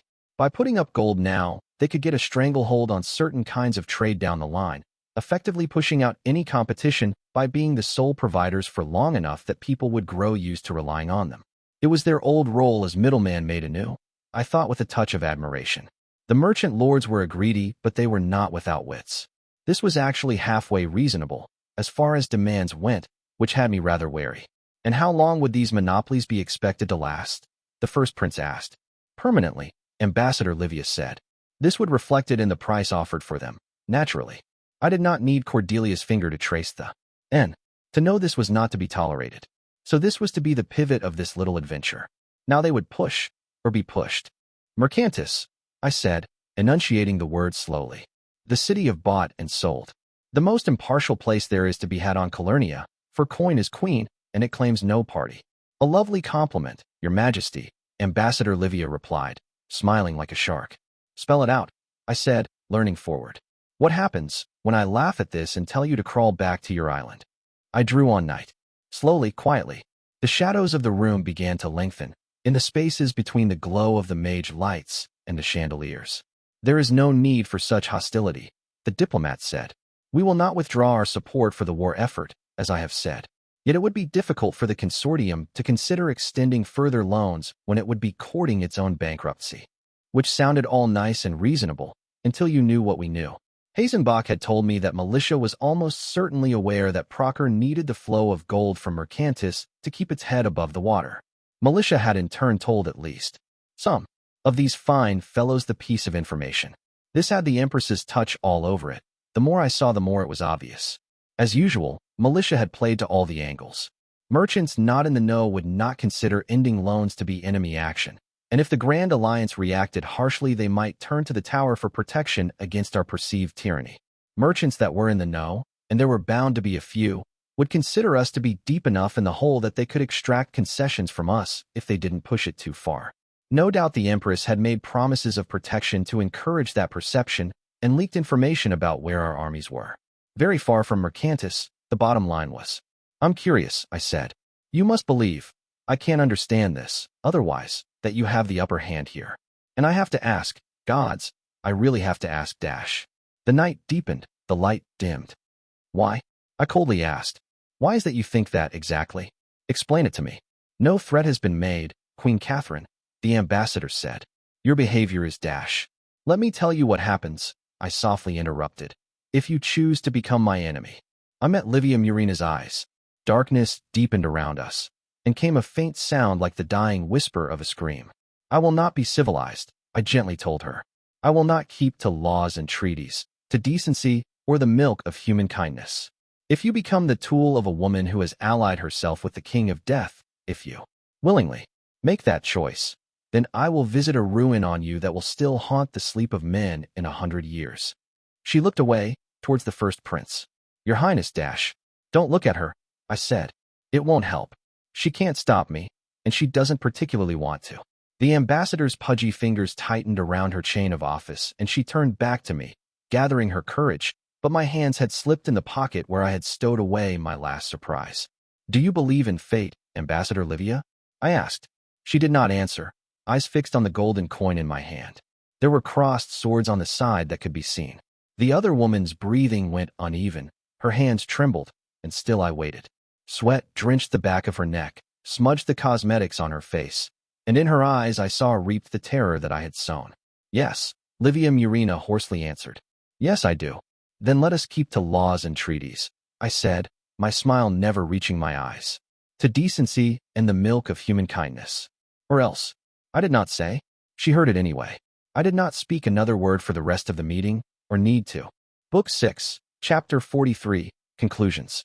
I have been assured that my enemies lie behind every shadow, which is why they will henceforth be illegal. Dread Empress Sinistra III. During one of the first conversations I'd ever had with Black, he'd told me that he did not believe rule through fear alone could be sustainable. I found it one of those lovely little ironies of life that my first teacher had arrived by cold pragmatism to share that belief with Cordelia Hazenbach, who'd gotten there largely on account of being a halfway decent person. Whatever the reason, in practice it had ended up meaning that while we could have bullied Mercantis into withdrawing with nothing to show for its efforts, they'd instead been thrown red meat. Not in the quantity or quality they'd wanted, but enough that they'd have something to chew on besides their pride. In the event of a lapsed debt by princes, Hazenbach committed the office of first prince to taking up the debt in their name and repaying it from diverted taxes at a fixed rate. She also guaranteed payment in goods if coin was not forthcoming, for up to a third of the worth of debts, and offered that both commitments she'd just made would be guaranteed by a treaty under the Aegis Grand Alliance. To sate the hungriest of the merchant lords, she even sold a handful of monopolies as well. Only for a duration of 10 years, however, and they would solely be enforced in Proserpine lands. Mostly it was monopolies on goods in which Mercantis already dominated trade, perfume, cloth, dyes, and enchanted luxuries, that were sold, which would essentially serve as a 10-year stay on competition in those goods whether or not the monopoly was enforced in Callow. My kingdom had neither the skilled artisans to begin trading in such goods, nor the gold to sink into building the workshops necessary for their creation. In time we might. But the merchant lords would have quite the head start by then, and no competition from the greatest realm on the surface of Calernia while they took it. My people lost nothing with this, and might yet gain, though. The audience ended coolly but not with hostility, and the matter was considered settled. For now.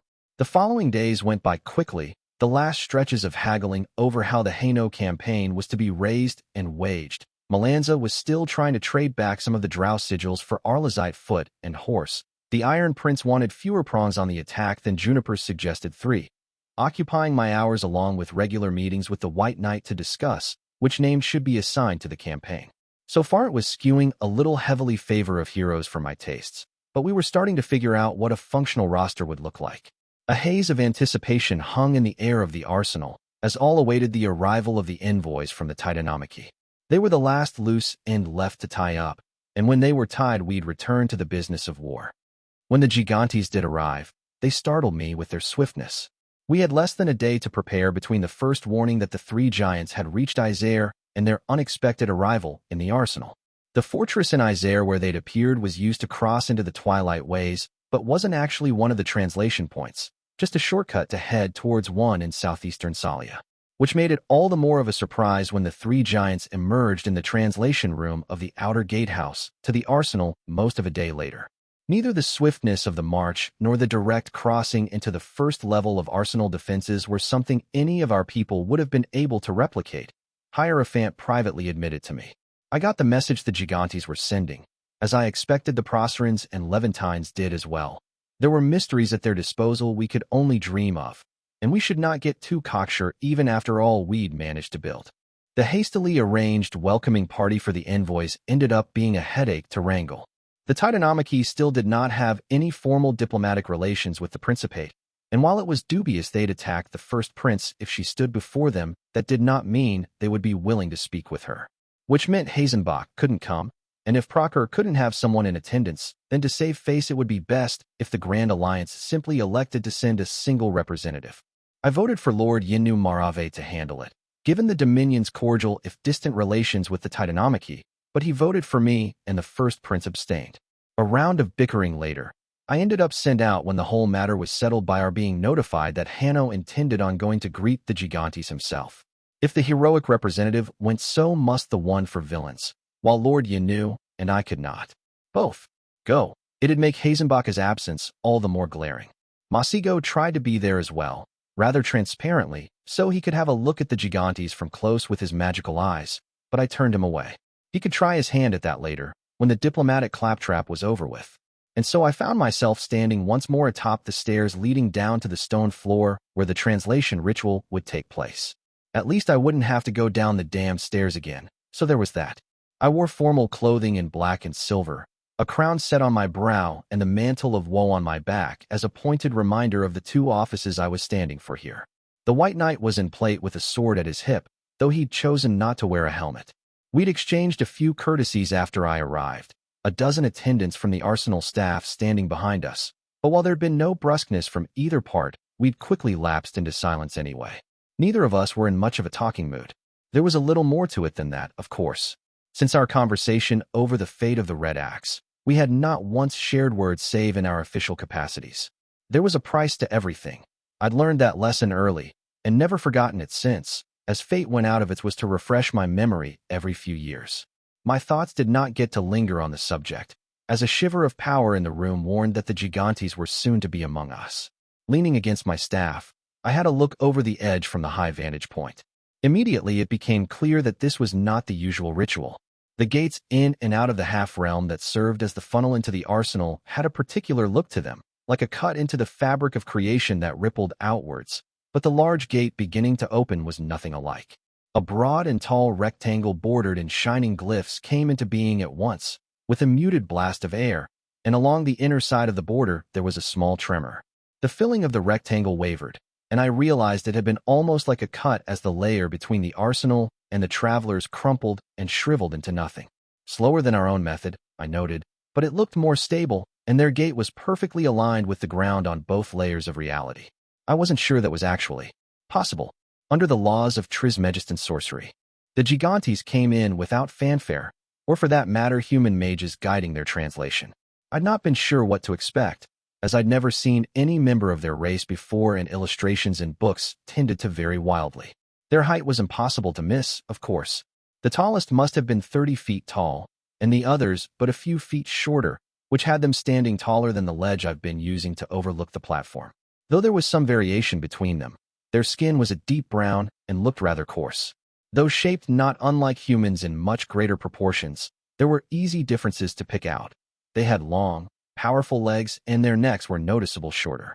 Their clothing was light, eerily beautiful white cloth which had no stitches, but instead complicated folds that revealed a triangle of brown flesh beneath the neck and went down in a tunic that covered down to the lower legs. It was belted with flashing bronze, fashioned as 100 little cards of the metal interlinked, and the short-sleeved cloth revealed arms covered by winding, curling patterns of flowing gold. It was the same with the parts of their legs bared, and their sandals were polished stone bound by sinuous copper strings. Two had beards, of the same dark brown as their skin, which were without a mustache and went down to their chest in luxuriant curls. To the side they went up to where ears would have been on a human, though on the giants there was only smooth skin and a small cartilage-like ridge. All of them had shaved their heads in part, though the one without a beard instead had a long stripe of hair beginning near her. Hard to tell. I saw no difference in body shape, brow, and going all the way down to the back. Their eyes were startlingly human-like, though, I found, perhaps a little pale for our kind, but otherwise much the same as ours, and similarly topped by eyebrows. The gate collapsed into the ground behind the giants without a sound, and there was not a trace of it in the heartbeat that followed. They took slow steps forward, careful of the arched ceiling above, and the tallest of the three, he had a beard and unsettlingly luminous blue eyes, subtly moved his head and arms while his body otherwise remained eerily rigid. Hanno moved, at my side. The the way his own head moved to the side, displaying what I believed to be friendliness and deference. The Gigante shot me a cursory look, which I returned with a face like a blank mask. "I am Ikine's silver on clouds," the giant said, his lower meson only slightly accented. "Am4 for the hushed absence, envoy of the Titanomachy. I greet you, Queen of Callow." I'd not expected him to recognize me, to be honest. It unsettled me some, even though I could reason it away at the cloak and crown being rather distinctive. Am4 wasn't the title Hanno had called this one by, I thought with a frown, when we'd last spoken of the Gigantes. It had been Scope. I was certain. From context I'd gathered that Am4 was a higher title, though I was uncertain as to what it entailed. Before I could answer the greeting, the envoy turned towards the White Knight. They moved their bodies in ways that were too quick and slight for me to really catch any of the nuances. "I greet you, guest of the Nine Peaks," Ikine said. "I welcome you in peace," Hanno replied. "Indeed," I said, forcing myself not to cock my head to the side. "You are all welcome to the Arsenal, as guests of the Grand Alliance. We receive your hospitality," Ikine's silver on clouds said. "Slumber will be required for some hours. After, the Titanomachy can be heard and hear in turn." Blunt, though I didn't particularly mind. I didn't hound the envoys with small talk, instead passing them to the awaiting attendants. Most of the hallways of the arsenal were too low even if the giants bent their bodies, so it would be a specific itinerary they had to follow. Their rooms would be fitted for them, at least, though they'd be lodged in the repository instead of the Alcazar. Their quarters were a repurposed warehouse, though it had been decorated richly enough I wouldn't have believed it if told. Following through exactly on their word, the Gigantes disappeared into their quarters and did not stir in the following hours. Knocks on the doors were not answered. It had been early morning, and it was only mid-afternoon that they emerged. Lord Yinnu's presence was requested, as was the White Knight's, and for a few more hours the doors closed. They broke only for a communal meal. Gigantes apparently did not eat much meat, to my surprise, and then cloistered themselves away for one last hour. The two humans left after that, and I was not entirely surprised to receive a messenger from Hanno soon afterwards. I agreed to meet without delay and limped my way to one of the Alcazar halls not too far away. He'd changed out of his armor, I noticed, and settled into his usual gray tunic. A few papers and scrolls took up part of the table where he'd sat, as well as a quill and inkwell, but it looked a light workload. The White Knight duly rose to his feet when I entered, which I dismissed with a grunt as I took a seat on the other side of the table. Hanno had asked for the meeting, so as I sipped at the glass of water he'd poured for me, I waited for him to speak. "The Myrmidon has volunteered to participate to the Hanno campaign," he told me. "Since the Grey Pilgrim will be participating as well, and the Mirror Knight will be with him, the anchorite must stay in Cleves. The Principality grows too lightly defended otherwise." My brow rose. Not the conversation I'd expected, though it wasn't unimportant either. Cleves was admittedly getting low on named, since both the Exalted Poet and the Madden Keeper had come from that front, and they wouldn't exactly be coming back. "I can leave the Red Knight there, if you're worried," I said. "Though not the headhunter, that tracking trick is much too useful." The Red Knight was one of the finest killing named on my side, but she was also deeply unpleasant in a lot of ways. There were only so many times you could be told that the weak should die and the strong take what they wanted before it became more than slightly grating. No, given the difficulties inherent in juggling a coalition of named, it might be wiser to leave her regardless. I could even cite named running thin in Cleves as the reason why, when she inevitably complained about being left out of the offensive. "That would be appreciated," he nodded. "I also intend to reassign the Stained Sister from Twilight's Pass to the Cleves Theater, unless you have a major objection." My brow rose. "She's been doing well there, last I heard," I said. "Hard old girl, the Stained Sister, and her affinity with light made her very useful against the massive necromantic constructs that the dead king used as siege engines up north. I need someone to take up leadership in Cleves," the White Knight admitted. "With the Mirror Knight gone, the eldest hero in the region is the anchorite, and they are not a good fit. Yeah, spending 40 years in exile in the mountains did not tend to do wonders for one's social skills. The Myrmidon was probably second in the heroic pecking order there, right now, but while an impressive fighter, all her languages except some obscure Penthesian dialect were a little shaky. She also despised the Red Knight, a feeling violently returned, which made her even worse a fit. The Knight wasn't exactly a leader of villains. I'd assigned mostly named with an independent streak in Cleves partly as a way to prevent her from gathering a power base. But she was the strongest of my lot in the region, which carried some weight. You need someone good with light assigned to the pass, I said. We're already pulling out the Forsworn healer. They're starting to look a little bare up there. Of the three villains in Lycanese lands, the bitter blacksmith, the affable burglar, and the skin changer, only the last was truly fighting fit, in my opinion. From above's lot, the daring pyromancer had proved worth 20 times his weight in gold since he'd come from the free cities, and the bloody sword's appearance as the first Lycanese hero of the war had been a massive morale boost for his countrymen. But for all their skill, neither of them could smash Bjorn the way a light wielder could. The stalwart apostle will be heading there. The astrologer has agreed to take charge of her, he countered. Ugh, that Assuran lunatic. I didn't care how often she'd predicted storms. What she did was just specialized scrying and not some sort of unearthly discipline. Still, she was older and not prone to getting herself killed. There were worse mentors to have, like the skin changer, who the Lycanese would probably have gone wild over as their first named in at least half a century if she'd not also been a shape-shifting cannibal. That, tended to put a damper on things. The unravelers are proving effective, so I'll make my peace with it, I sighed. You hear back from the swaggering duelist? He still considers his honor sworn to the protection of the first prince until next winter solstice, Hanno replied. Even if she personally orders him north, we'll be without him. Shame. The man might be next to useless in an actual battle, but he'd be a right headache thrown at revenants. The roster's taking shape, I mused. Archer is leaning towards releasing what's left of her old band, right now. If she does, I take it you want the paladin for up north. His presence would neatly fill the niches left empty by the departure of the stained sister and the forsworn healer, when combined with the stalwart healer's assignment, he agreed, replacing strong hands with weaker ones. But then if we wanted our finest fighters in Haino, we couldn't then complain they weren't elsewhere. I sipped at my water, and a moment of silence I offered as an opportunity to speak up ensued. We were done with named, then. Good. How'd the talks with the Titanomachy go? I bluntly asked. Fruitfully, he replied. A formal proposition will be made to the Grand Alliance this evening. My brow rose. Good news, I said. What are they offering? He met my eyes calmly and did not reply. I knew instinctively, from the start, that this wasn't the silence of someone choosing his words. I still waited. So it's going to be like that, I eventually said, voice gone quiet.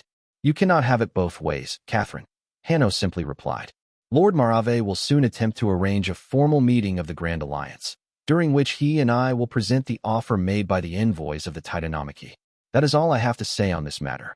It was on the tip of my tongue to correct him, to say that he should be calling me Queen Catherine. Then, but I mastered my temper. I would not further salt these fields out of petty spite. I breathed out, studying him. I felt, I'd admit it, a tinge of sadness over this. We'd been friends, in our own way. It had been a friendship with many boundaries, but a friendship nonetheless. Perhaps we might be that again, someday, but even if we were, it wouldn't be the same. I looked for an echo of the same thing in him, but found only a tranquility that now seemed cool, distant. Perhaps it always had been, I thought, and I'd just been too busy staring at my reflection in the pond to notice. Then we're done talking, I said. I will see you when the proposal is made, White Knight. For a moment I thought he might speak, but instead he nodded. I had neither the words nor the right to change his mind, and so I simply left. The message came within moment of my having returned to my quarters, and I wasted no time agreeing to the time suggested. A little after supper, this very night. A note from Vivian was awaiting me also, as it happened. Her people in the arsenal staff had seen Lord Yanu and the first prince having a private meeting that began not long after my own with Hanno. The Levantine lord made no such effort with me. I could not help but note, and somehow I doubted it was because he'd expected the White Knight would fill me in. Hanno had, after all, taken pains to make it understood that he would not meddle in the political affairs of the Grand Alliance. Was Marave showing goodwill to the first prince, to make up for the times we'd made common front to leverage her? Callow had common interests with the Dominion, it was true, but my kingdom was far and Procker was close. Careful Yenu might simply be living up to his name once more, hedging the Dominion's bets when it came to its alliances. It was unpleasant to be the one left out of the loop this time, but I would take it as a helpful reminder that my influence within the Grand Alliance was not something everyone enjoyed. I'd concentrated a lot of power in my hands by virtue of being both Queen of Callow and representative for villains, and while no one was trying to replace me, that didn't mean no measures would ever be taken to check me. The council came quickly, and after an afternoon's worth of anticipation, I found the proceedings rather anticlimactic. The White Knight, standing as witness, Lord Yanu brought out written transcriptions of the proposal made by Icons Silveron Clouds on behalf of the Titanomachy. The goods offered were well worth a second look, I silently admitted to myself. 200 ward stones, around 100 artifacts suited for fighting, and the temporary services of 10 artisans from the reticent fidelity. A chorus whose preoccupation was such artifacts, and whose members were some of the most frequent traders of their kind with Levant, to adjust them before they were used, as well as lend their expertise on the fronts so long as it did not involve combat. In exchange, the Gigantes required 2 of their Spellsingers, whose identity had yet to be determined, to have full access to the arsenal, its resources, and all its public projects. They also wanted formal recognition by the Grand Alliance of their people's right to use the Twilight Ways. Tempting as the artifacts were, I was honestly inclined to hold out for better terms given what was being asked of us. The arsenal had cost a fortune to make and carried the research of some of the finest minds on Calernia. We ought to ask for more than trinkets if we were to share it with the Titanomachy. Then Lord Yanu put the final part of the offer on the table, and I was glad to have held my tongue. The Titanomachy acknowledges the threat of the dead king's rising, Lord Marave said. And though they will not make war at the sight of Procor, they offer instead a gift, a great warding, raised along the shores of the tomb, that will turn away the dead. I saw the hunger in Hazenbach's eyes at the words and knew the giants had us. I set aside the strategic implications of such a gift, instead wondering that the Gigantes knew to make it at all. It was not yet common knowledge that we were to have an offensive in Hainaut. I eyed the White Knight and the Lord of Alava, wondering how much they'd told the giants, before admitting to myself it didn't matter.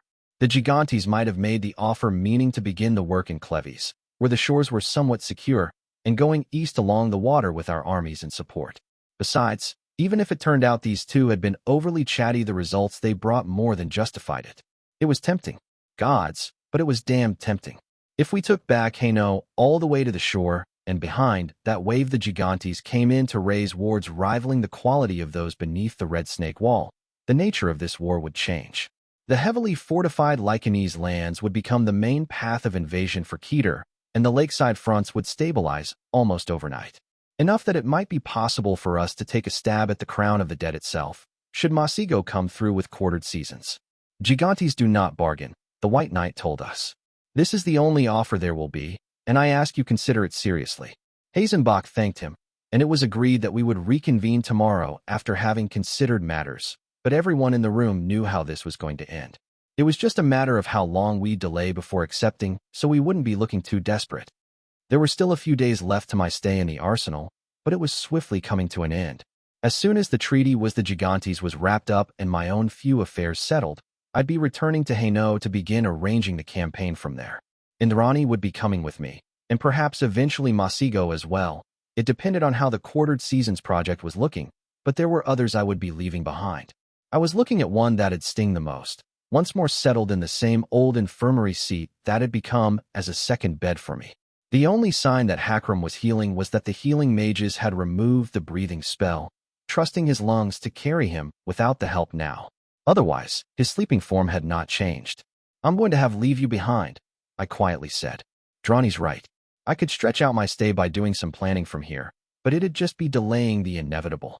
It still sickened me to think that I'd be abandoning him to this little bed in this little room, when the only reason he was wounded at all was that he'd fought for me. A knock on the door jolted me out of my thoughts, though it also irked me more than a little. I'd instructed my people not to disturb me.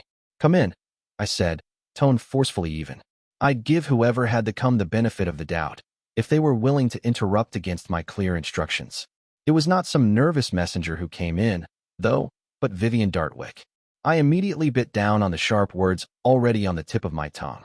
Vivian did not look nervous, not exactly. It'd take more than our current disagreements to make a woman who'd face down a princess of summer feel nervous. But she did look cautious, hesitant, and she'd noticeably dressed down. In Salia, she'd gotten into the habit of wearing nice dresses. Nothing extravagant. She was Calawan, and we were at war, but there'd been a distinct noble tinge to it. It made sense. Her father had been a noble, if one stripped of his lands after the conquest, and she must have worn clothes not unlike those when she'd been younger. I'd never occurred to me how different it made her look until just now, when I saw her for the first time in ages in something closer to the leathers she'd worn as the thief. There were still skirts and leggings beneath the long shirt, But this was a notable departure from usual. "Cat," she greeted me. "Do you have a moment?" She had a bottle in hand, I noted. The glass was of poor quality, so it was probably Callaway Vale summer wine. She'd come prepared, or trying to bribe me, like I was a drunk that could be bought with a favorite poison. "I asked for dash," I began, and saw something in her face close. I bit down on the sentence. The hesitance, the dressing down, the wine. Gods, but she was trying, wasn't she? When it wasn't even her fault. And there was something about the changed clothes that left me a sour taste in the mouth. It felt a little like abasement, and I did not like what it said about either of us that she'd thought it might work. Poor timing was no reason to bite her head off. "Never mind," I said. "Come in, close the door behind you." She nodded, but the wariness did not leave. She looked a little at a loss as to what she should say, even as she sat down at my side in the same chair Ronnie usually did. "I was saying my goodbyes," I told her. Or maybe warning him they were coming, I suppose. I wasn't going to leave tomorrow, after all, even if the date was not far in the future either. "I still can't believe he was wounded this badly," she admitted. "He was never our finest fighter, but he always seemed so solid." I grunted in agreement. "Nobody's solid against demons," I said. "At least the Mirror Knight cut him before the taint could spread. Otherwise." I thought of Nephili's pleading eyes and my staff coming down. I closed my eyes for a moment and breathed steadily, in and out, until the cold fear that had seized me ebbed low. Gods, even just the thought of having to do the same to Hakram. "It's been a long few years, hasn't it?" Vivian said, tone almost thoughtful. She was looking at me with an expression that was hard to read. My jaw clenched in embarrassment. "For everyone," I said. "For you more than me," she said. "We're both tired, Cat, but it's a different kind of tired." "A hollow excuse," I said. The heights where I now stood had been reached through a pile of corpses. I would not spit on those deaths by moaning about the burdens of authority. Vivian said nothing for some time. It did not mind, though the silence was not exactly comfortable. "I have been putting together a census of Callow," she suddenly said. My brow rose in surprise. I'd not actually heard about that. The Fairfaxes only held them infrequently and by unreliable methods. But under the Carrion Lord the Empire gathered a great deal of trustworthy information, Vivian continued. Black had probably been most interested in population numbers and what the local trades were, I thought, since that information would allow him to follow the flow of coin. Lack of gold where there should be plenty would have told him which nobles were trying to raise troops to rebel. "What do you intend to do with it?" I asked. "I want to fund workshops and guilds to foster certain trades," she said. "We have the materials to make dyes and the manners of cloths that have enriched Mercantis. Royal coin could help our people enter the trade. And we could organize much through guilds.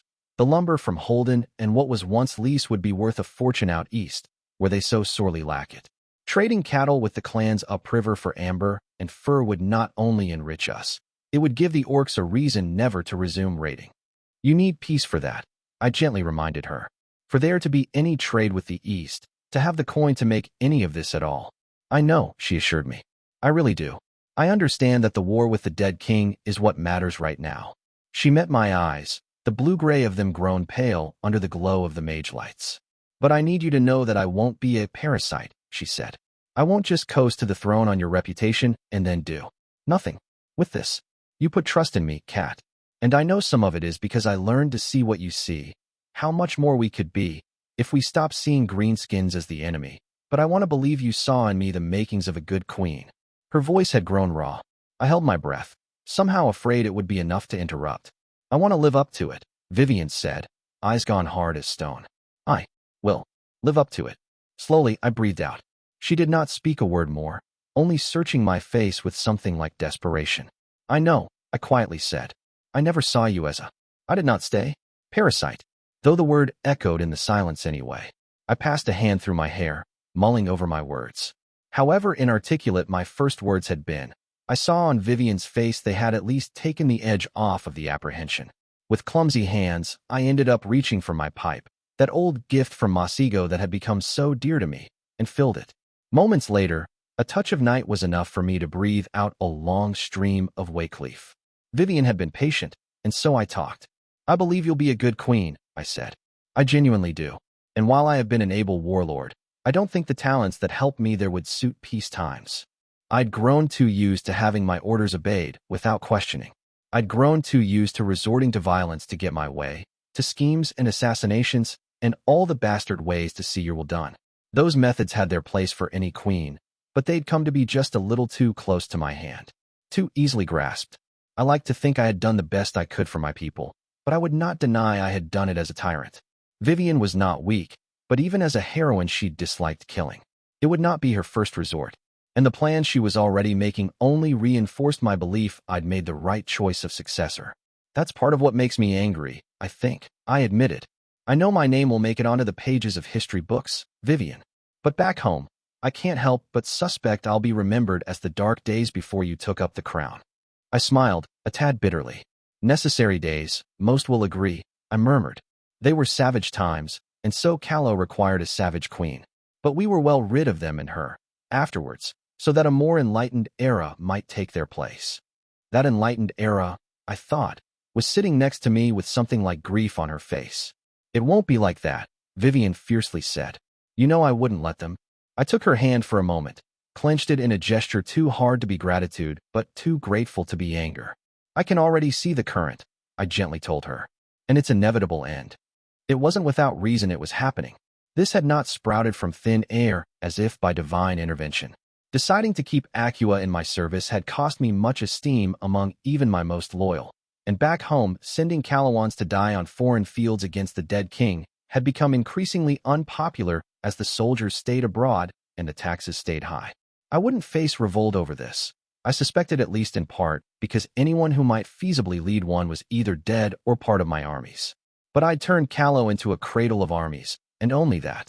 My only legacy among my people would be the victories and defeat I had led my soldiers through. It was not an enjoyable thought. Archer chewed me out, I admitted.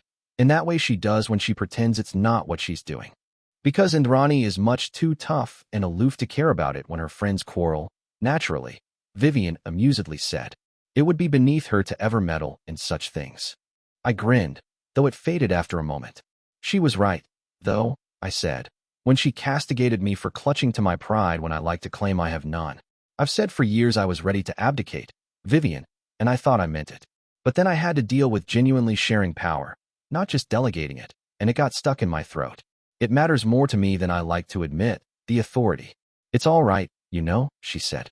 To be hurt that after all you've sacrificed, the gratitude passed so quickly. I breathed in sharply. That was perhaps, I thought, the closest anyone had come to actually reading me right when it came to this. Maybe it is, I said. But all these years, I've always told myself I was taking that next step because it needed to be done. That I'd surrender it all the moment I was no longer necessary. And maybe that's half a lie, always was. The words came out in a stumble, perhaps more honest than I would have liked. But I'd like to live up to it, Vivian, I softly said. I'd like to be the kind of woman who genuinely believes that. I gathered myself, after a moment. I'm sorry I took it out on you, I said. It's not your fault, and it was ill done of me. I'm sorry too, Vivian replied, for what this will do to you, before it's all over. A knot I'd not known was in my shoulders loosened. I smiled, and she smiled back. Sometimes, I thought, the things that mattered could still be fixed. Sometimes you got to them in time. A hoarse breath sounded, which I realized a heartbeat later that was neither mine nor Vivian's. I hurriedly rose to my feet, wincing in pain at my bad knee, and arrived just in time to see Hakram's eyes flutter open. Cat, he groaned. I'm here, I told him. It had been a hard few years, there was no denying that. But sometimes, just sometimes, we got lucky. Book 6, Interlude, Ebb. The highest form of victory is not mere triumph over another, but to use such a triumph as the foundation of your own. This way superiority is demonstrated not only over one defeated, but also one victorious, proving your own cunning to be beyond both. Extract from the Behaviors of Civil Conduct, by High Lady Mchumba Sahilian. There were some who called Mauritius indolent, but he preferred think of himself as patient. The expensive, chilled wine, genuine Balite red, not the imitation the Assuran brewed on this side of the sea, before him slowly warmed, the coating of frost on the goblet slowly dripping down onto the table. He had yet to touch it. His eyes remained on the lights of the city instead, on the warm glow that set jewels to the dark, and the heartbreakingly beautiful mosaics of the Irenian plaza displayed below the hidden balcony. It was a common tale in Mercantis that Aeolian himself, the famous tormented painter, had died moments after putting the last touches of color on the work. Mauritius knew the truth behind the unspoken boast, for he'd cared to learn it. Aeolian had been 83 and dying when he'd begun the work, debt-ridden to the extent that he'd been willing to spend even his last days on the mosaics if it meant his children would not inherit the crushing burden of his lifetime of indulgences. Yet the city of bought and sold preferred the shorter tale, the one that claimed to own a work so beautiful it had taken the life of a name to make it. It made the mosaics no fairer to behold, Mauritius thought. They were, regardless, a wonder of this world, moving with hour and sun, a living story of interwoven sorcery and skill. But buying the life of a name spoke of power, and for the merchant lords of the city there was nothing more intoxicating than that. Mauritius ought to know, as the eldest of the living merchant lords. Behind him, past the sculpted marble arch bearing a discreet muting enchantment, the shadowy silhouette of a waiting attendant stood still. The service in Sub Rosa was second to none, even in this island where every delight could be bought, though the truth was that Mauritius had taken a balcony tonight largely for the view. Few people even knew that this place existed, hidden behind wards and secrecy as it was, and most believed the Irenian Plaza to be entirely surrounded by the three edifices that were the heart of the consortium's power in this material world. The 40-stole court, the Guild Exchange, and the Princely Palace. Power, wealth, and influence, all nestled closely together like chicks gathering for warmth. Knowing what was to happen tonight, Mauritius had thought it fitting that he should be close to the beating heart of Mercantis. 2 men were to die tonight, after all. The merchant lord slid a finger along the rim of his goblet, watching as beads of condensation slid down the sinuous length of silver.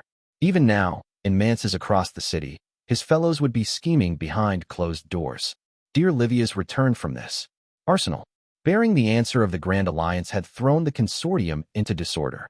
Several of the most influential among them had voiced a belief it was treason for Ambassador Livia Murena to have agreed to such unfavorable terms when half the city knew that the Principate was so deeply in their debt it couldn't even see daylight.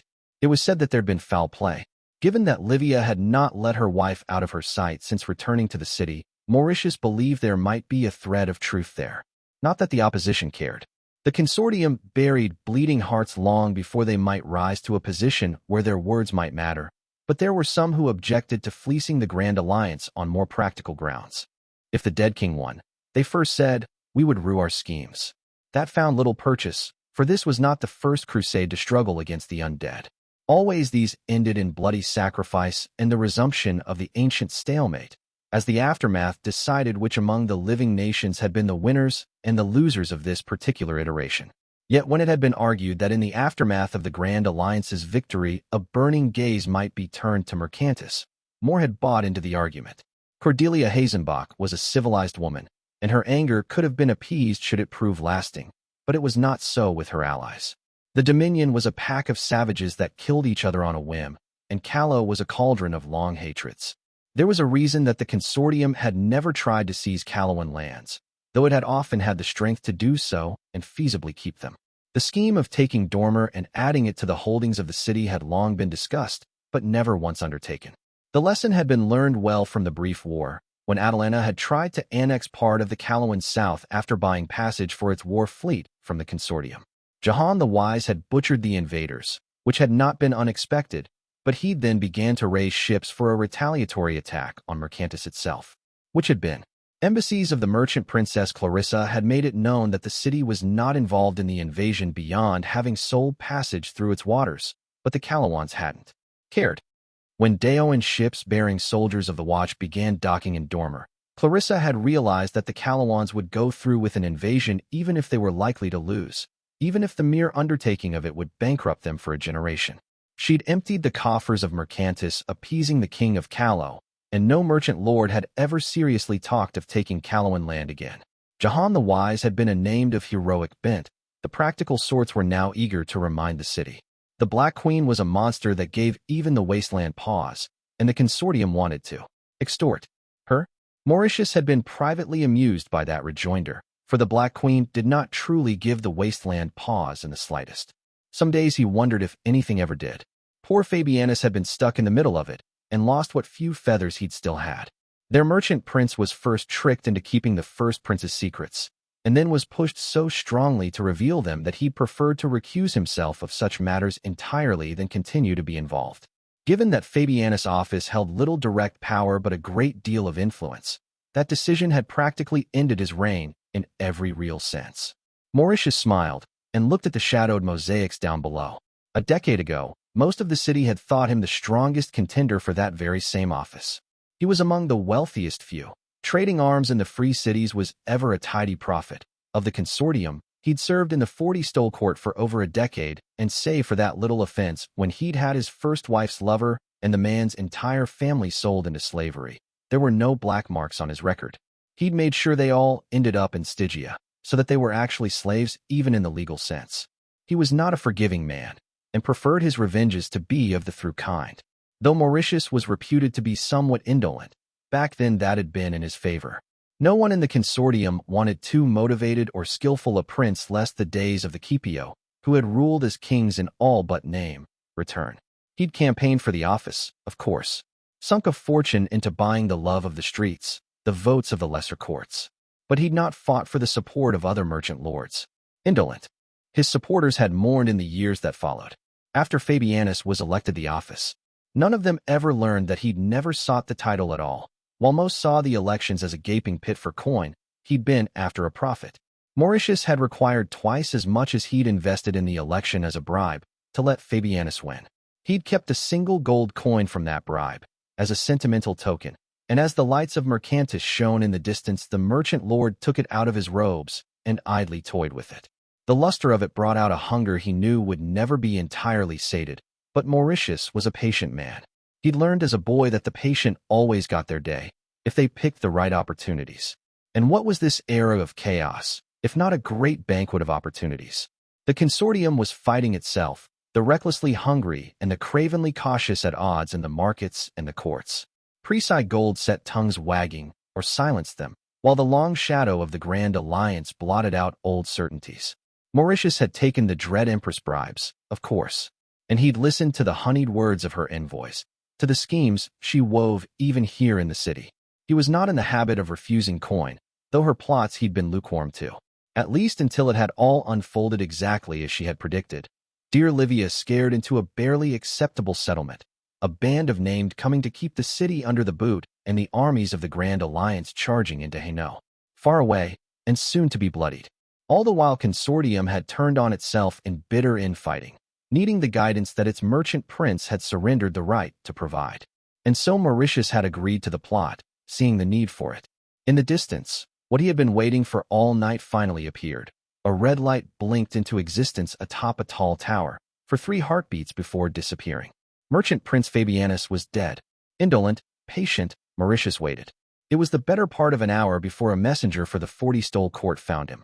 Fabianus was dead, he was told, and elections would need to be had. An emergency session of the 40 Stole Court was to be held soon. And still Mauritius waited. It was almost another hour before he was presented with a second cup of chilled wine, and only then did the merchant lord smile. "Thank you," he told the shadowy servant. Prosperous Serenus was dead. That was what the cup had told him. And with him gone, dread Empress Militia had lost her puppet candidate to the office of merchant prince. All that gold she'd sunk into preparing his election would be gone unless she found another flag-bearer for her interests. And even if she tried, that candidate might just lose to Mauritius should he try his hand at being elected. The Empress would suspect his hand at work, but she was a practical woman in her own way. More gold was coming his way, and soon. Merchant Prince Mauritius would walk the line, prevent debts being called in early, but refuse to extend dangerous loans. Negotiations would be opened again, seeking better terms. Militia would get what she wanted, a Mercantis unwilling to meekly serve as the coin purse of the Grand Alliance, and the Grand Alliance would be pleased by the rise of a merchant prince willing to actively steer policy to their advantage if certain terms were met. There was wealth to be made, standing between the Tower and the West, and even more between the West and annihilation. Mauritius slowly rose to his feet, finally ready to attend the emergency session of the 40 Stole Court. He was 83 today, and so when he looked down at the mosaics of the Irenian Plaza, it was with something like understanding. "You'd understand, wouldn't you?" Mauritius mused. "You died clutching your brush, after all." Leo had been raised to revile the name of Hypatia Trachas. His mother had hated it before him and her father before that, a chain going back all the way to the first Trachas to have inherited a mutilated throne after Basilia, Hypatia, lost the ancient rights of their line. There was a time. Mother had taught him as a child. where we shared power over Nicaea with none. In those days the Trachas had ruled as kings, titling themselves Basilius not out of humility, but as a means to claim descent from the legendary Emperor Enos Basilion. And so primacy over all other crowns come from the collapse of his ancient empire. But Hypatia Trachas had been arrogant and unwise. She had made such disaster of the Second Samnite War that a swaggering thug of an admiral had been able to carve her throne in two. Thereafter, there would be a Strategos as well as a Basilius. Yet the truth was that, for all the bile that Mother had passed on to him, neither of them had truly expected that they would be able to right this ancient wrong in their lifetimes. They had been taught the dominance of their enemies when Leo's own father went to sea and never returned, taken by Stygian pirates on one of the safest stretches of water of the Gulf. Father had been of a military line, an old one, and more importantly one foe to Strategos Nereidus Atlantis. The warning was heard clearly, and the alliances carefully sealed by Mother withered on the vine. The Trachas had tradition on their side, hallowed blood, and the sacred duties only an anointed Basilius could undertake. They even had deep influence in matters of stewardship. Yet the Strategoi had swords, and without those what was the rest worth? Leo Trachas had been fresh to the throne when the war with Stygia and Helice erupted, though of course it was not so simple as that. In private the war had been a cause for despair, for when steel was out the Strategoi had excuses to meddle in every matter be they high or low. Leo's palace would be filled with spies, appointments stripped away and granted instead to supporters of Strategos Nereida, and the treasury of the office of Basilius plundered at will for war funds. Salanes had even developed ties to the first prince of Procure, who now showered her with silver and soldiers even as the latest Theodosian madman set the free cities aflame. The years ahead looked grim. And then the armies of Helice and Stygia encamped beyond the walls of Nicaea, and Leo realized he'd underestimated the threat of the enemy being fought. Pinthes had collapsed into civil war, Atalanta outright capitulated, and Delos so badly mauled it was good as out of the war. Bellerophon was busy somehow failing to invade the territories of a city at war with itself, as was the wont of the people, but that was hardly a relief. Nicaea stood alone, and in the streets the people were afraid. Even the arrival of a band of heroes, and Leo would not soon forget they had gone to Nereida, not him, even though the Trachas stood closest to the heavens by Nicaean law, had done little to improve the mood. This was no danger to Leo Trachas, for his strengths were not the kind that could be unmade by the displeasure of the people. His blood was in his veins, his authorities writ into immutable law. It was not so with Strategos Nereidus Salanes, whose authority came from the sword, but also from the love of the people. Strategoi hated by the commons had a tendency to take sick and die, so that the old families might elect a more suitable replacement in their stead. And so Leo Trachas sent what few servants were still solely his to whisper in the right ears, to wonder if once bold Nereida had not gone craven in her old age. The whispers took, for Nicaea's strength had stayed behind its walls during the war, and when the enemies assaulted the wall the Strategos fought in the ranks. It amused Leo Trachas a great deal, in private, that though he had paid a man to kill her during the battle the assassin died to a stray arrow, and the Strategos was still killed by a Helician blade. Leo surrendered to the tyrant of Helice himself, the red-eyed monster humming and grinning like a lunatic all the while before offering terms that were highly generous. The only concession required of Nicaea would be its vote in the election of some nobody Bellerophon diplomat to the office of hierarch of the free cities. Unearned as the acclaim was, the city thrummed with praise for his having tricked the tyrant into gaining nothing of worth from Nicaea for his victory. And so when the opportunity had come, when the old families had come to him and asked for him to officiate over the ceremonial council that would elect the next Strategos, he'd done what every Trachas since Hypathia's own daughter had craved like a drowning soul craves air. No, Leo Trachas had smiled, savoring the word like fine wine. They cajoled and whispered sweet promises, at first. And when that failed, oh but how they raged and threatened. Yet it was all but air, for Leo was beloved of the streets, fickle as they were, and they were not. To Nicaea, it was a Strategos that had made a disaster of this war. They were not clamoring for another, not yet. And Leo Trachas intended on having seized power properly, by the time it occurred to them that they might want to. At first he courted the first prince's support, for Cordelia Hazenbach had wasted no time in initiating correspondence, but when he saw the wind turn against Procure in the councils of Kairos Theodosian's puppet hierarch, he leaned into it. There was nothing the people of Nice loved more than a good settling of scores with the thalassocracy, and such a war would put him at odds with Procter regardless. That line was getting old anyway, he'd heard. There were rumors of the dead king raiding to the north, even as Presi and Calawans smashed Prosperan armies left and right. The League of Free Cities was riding high. In contrast, and Theodosian was a madman, but he was a successful one. He was also not as wary of his allies as he should perhaps be, for when Leo began reaching out to the other cities for alliances, he found more takers than he had expected. Basilius Leo Trachas had already restored the old powers of his blood, but still he hungered for more. Was his line not descended from Enos Basilion himself, who had ruled over the great cities that did not yet call themselves free? There were none more fitting than Leo to rise to prominence in the League, to replace Helice and its twitching goblin of a king as the power behind their simpleton hierarch. Gods, but in those heady days he'd come so very close to getting all he wanted. How had it all gone so wrong? The rioters have seized the amphitheater, my lord Basilius, Captain Atika told him. Leo looked down at the kneeling captain of his guard, letting the calm on her face settle his own unease. The game was not yet over, he told himself. Better that than the treasury, the Basilius finally said. Have the Valleides and the Petros answered my messengers? They have not, my lord, Captain Atika admitted. It was a grim tiding, when even his closest allies within the old families were not willing to consider lending soldiers to keep order in the streets, or at least prevent looting of the granaries and the island gardens. Most of Leo's soldiers we bound to guard the palace and the treasury, which limited his ability to enforce peace in the streets. 2 days, Leo said. In 2 days we will receive the Stygian grain, and the dole will appease the people. We only need to hold for that long, Atika. His captain grimaced. I fear that the riots might be as much from the northern news as the rationing, my lord, she admitted. And Stygian grain cannot mend such accusations. Hazenbach, the Basilius hissed. Her work this. None of the others have the subtlety for it. When the threat had first come through the Grand Alliance, that band of robbers, that Leo might be named a friend of the dead king. If he did not surrender and come to terms with Strategos Zenobia, he'd laughed at the letter.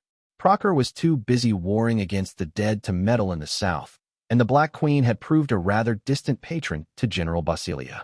As for the Dominion, it was a pack of squabbling tribes that the only civilized lot among them, the Isbalai of Levant, had little control over. They couldn't agree on the color of tablecloths without honor duel, much less genuine diplomatic policy. There was a lot less to laugh about now that word of the condemnation had been smuggled into the city and riots shook the streets. Zenobia Vasilakis might be a mere country landowner, well beneath any of the old families that tended to claim the office of strategos, but she had partisans anyway. Though with no real ties to the ruling naval elite of Nice, the Vasilakis family did have a record of meritorious service in the army, which had often been neglected in favor of the fleet over the years. Army folk kept tight loyalties, which was half the reason Leo's own mother had taken a husband from one such family. The Vasilakis' reputation had won Zenobia's sympathies, even before the Grand Alliance's official recognition of her as the legitimate ruler of Nice cemented her status. Leo's attempts to present her to the old families as a country agitator out to replace the influential lines from the city had been largely successful, but after such honors from great crowns, it wouldn't matter. Grand Alliance backing made them as powerful as any of them. In practice, and ties to General Basilius Helice only added bite to her candidature. Zenobia had not been elected under the proper ceremony, which would have required Leo to officiate, but fewer people cared every week.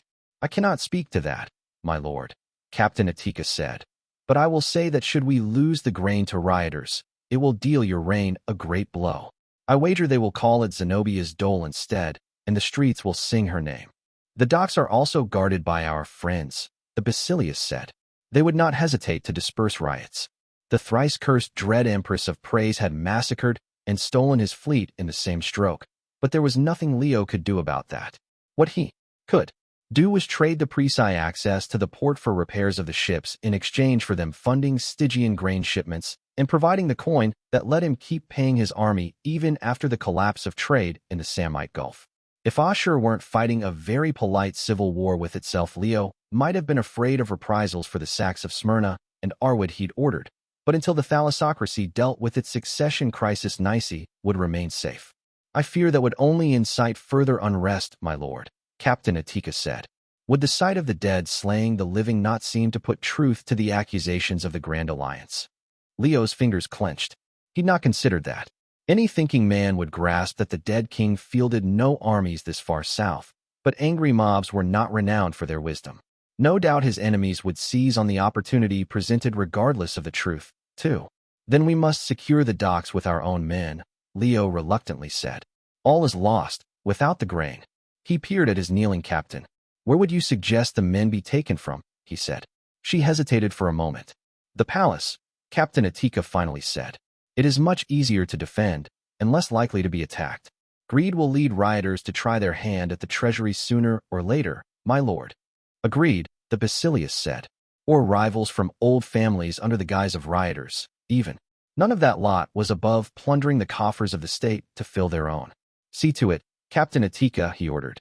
My lord, she replied, saluting. After the door closed behind her, Leo Trachas sat alone on the throne he'd been the first of his line to ever fully reclaim.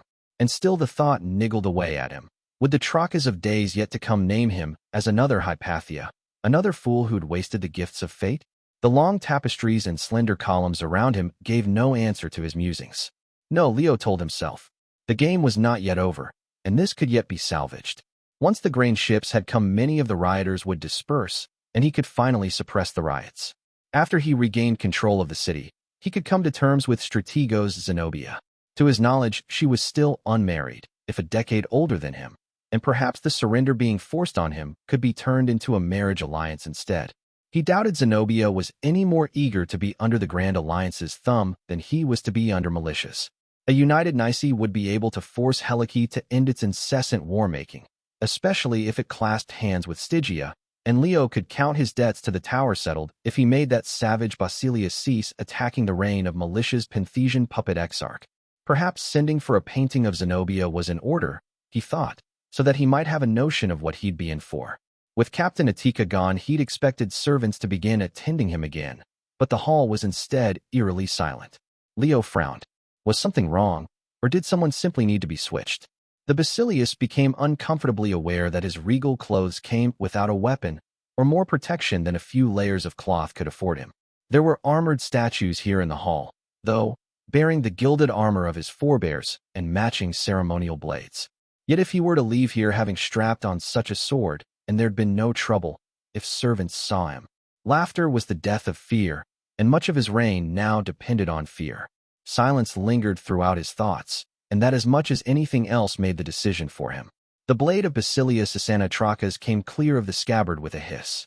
It fit his hand well, as Susanna had been tall for a woman. As he recalled, she was best known for her victories against encroaching Stygia and having extracted tribute from the hill tribes later to become Helike, so at least half of the old use might see the light of day again. Sure-footed, even if it had been years since he'd last held a blade, Leo pushed open the great gates of the throne hall and slipped into the corridor beyond. Still not a soul in sight, he saw with dismay. That was not natural. Had his own servants begun to flee the palace, abandoning his cause? More worryingly, there was no trace of his personal guard. There should have been 4 in the corridor, awaiting his orders, but instead only further silence awaited. Leo decided to head for his quarters in the deeper palace, where more guards should be awaiting him. Tense moments walking through deserted hallways came at an end when he found the butchered corpse of one of his soldiers on the floor. Stabbed in the back, he found, and the body was still warm. It was a coup, must be, and by heading to his quarters he'd be putting himself into the hands of his enemies. He must turn back now, find the barracks and convince soldiers to escort him to the manse of an allied family. The Valleides might have denied him more men, but they could not refuse him shelter without dishonoring themselves. His father had been brother to their patriarch's wife. Discarding the last pretense of being in control, Leo ran for it. He heard it as a whistle first, of the tune of a half-familiar song, though he could not remember the name of it.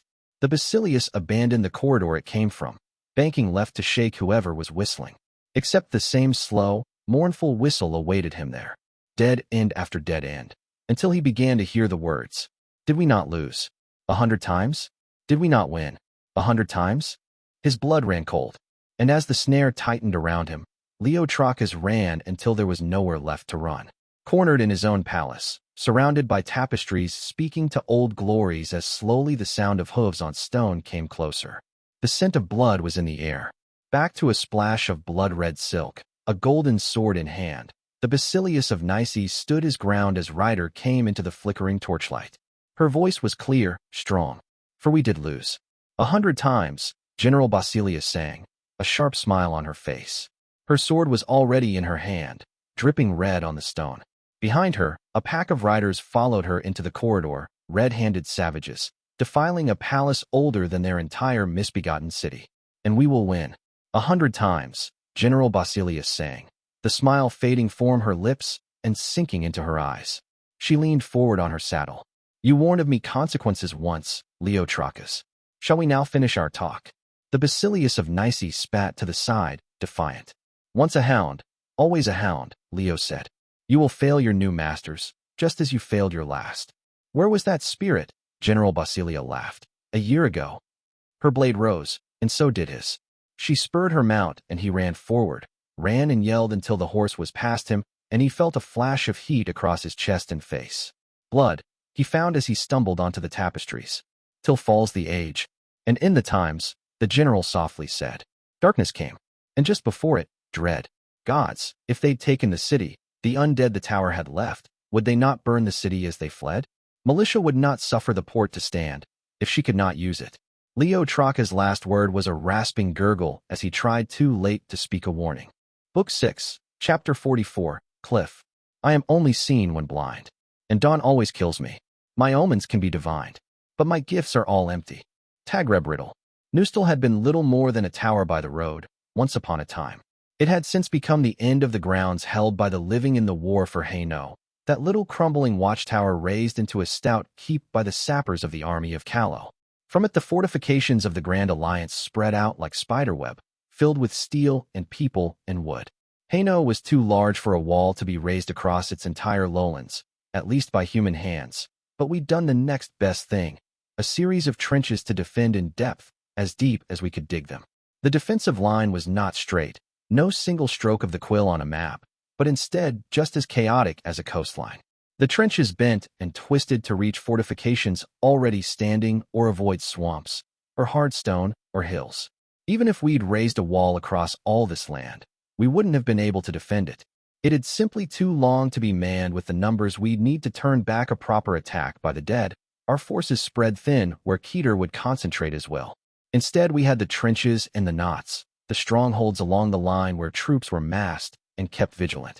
Patrolling along the desolate length of the trenches, companies went with carts carrying along an ingenious Lycanese invention, what they called the Holzbergen. The parts of a small wooden fortress made easy to assemble with nothing more than nails and sweat, cleverly using the carts themselves as walls. When too badly outnumbered by raiding undead, the patrols would fort up and send up signals should scrying be scrambled, bringing in the second line of defense. Further south, along scrying relays, we had established large mobile reserves that could be mobilized without prior warning. Each counted a vanguard of horsemen and kept several mages capable of opening a gate into the twilight ways, which meant most of the time our people arrived in time to relieve the patrolmen. We rotated which soldiers were assigned to the reserve, as well as the location of said reserves, lest the dead king be able to map out our ability to respond to his attacks. The reserves had been half emptied when I'd had to hastily assemble an army to deal with the undead plague that had emerged behind us, but they had since been filled anew. Not for long, though.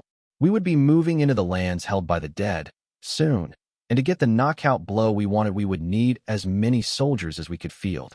Already many were here, and the stronghold splayed out below felt like a living, breathing creature, a great beast of old with 1,000 hands and feet, twisting and turning and bleeding out fires from its skin. As the wind passed through my hair, I let the thoughts pass through me. Nustal's roof was lead and sharply angled so that rain would slide off, but there was just enough room for someone to stand at the edge of the ledge. It had rained the night before, and the tiles were still slippery, but my footing was sure.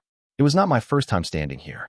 The moon was nearly full and glaring down at us all through the cover of dark clouds, and there was a cloying humidity to the air that told me more rain was coming. It was enough to frizzle my hair as it was blown forward in strands. The wind was at my back, and have sweat bead the back of my neck. The sensation was not unpleasant, feeling the wind flow around the mantle of woe as I closed my eyes and slowly breathed in and out. Try as I might, I could not reach it again. That elusive moment in the arsenal when my name had stirred awake, when I'd felt my old friend bare his fangs again. I suddenly opened my eye. My ears did not tell me she was here, though they did not need to. We were bound by something altogether more intimate. I said nothing, only taking in the sight of the dark plain and the shifting moonlight that stretched out beyond the bustling walls of the stronghold. Eerie as they were, the lowlands of Hainaut were beautiful to behold. "It is a strange habit you've picked up of late, dear heart," Acua Sahelian said. "Is it?" I softly laughed. "I've had stranger, I assure you." The shade stood at my side, undaunted by the heights. They weren't something that could kill either of us, although I put my weight in my good foot the slightest bit, felt the tile begin to slip, and my stomach tightened.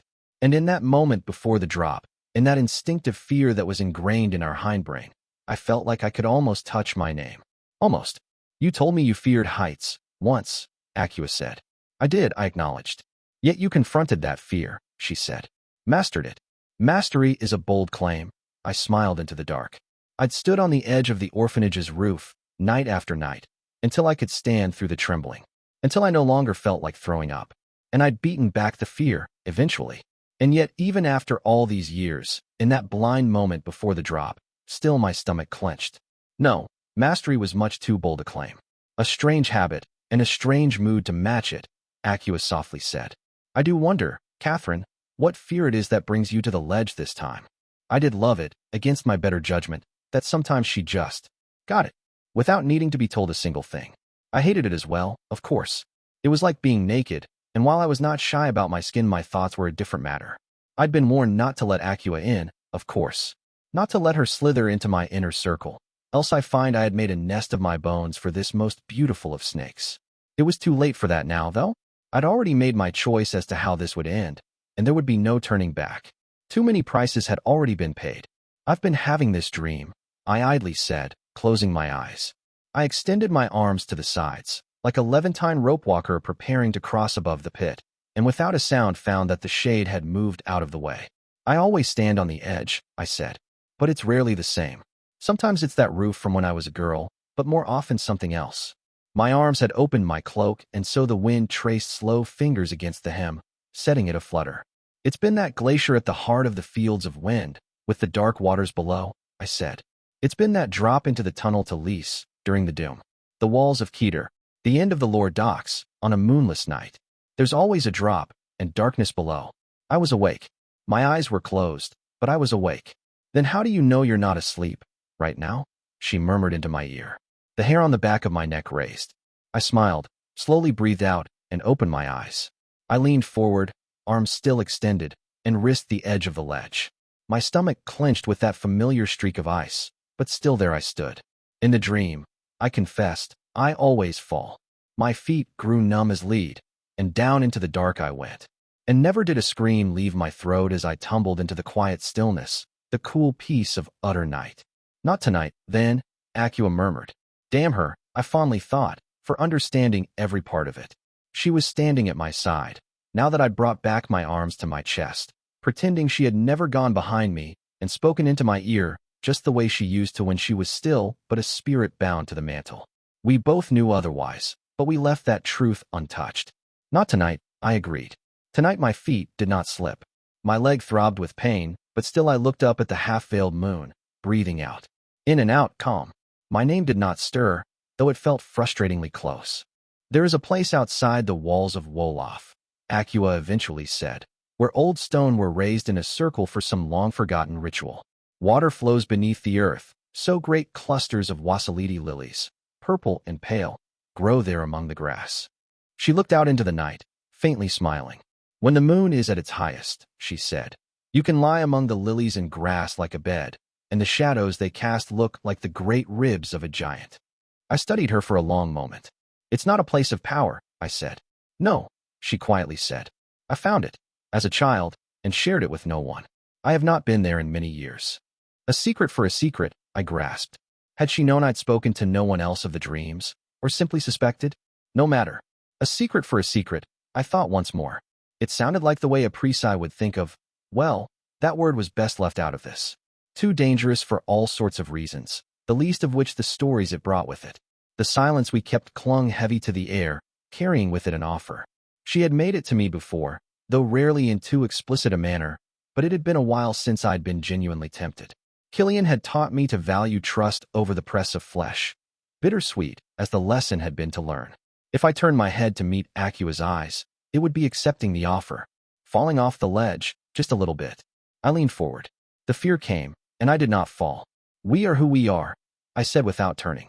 I was many things, but a Calawan most of all, and she was the doom of Lys. Forgiveness was not the stuff my bones were made of, and 100,000 souls were still waiting for their long price. So we are, Acua Sahelian agreed. Her tone I could not read. Disappointment? Frustration? Even long gone formed the wasteland.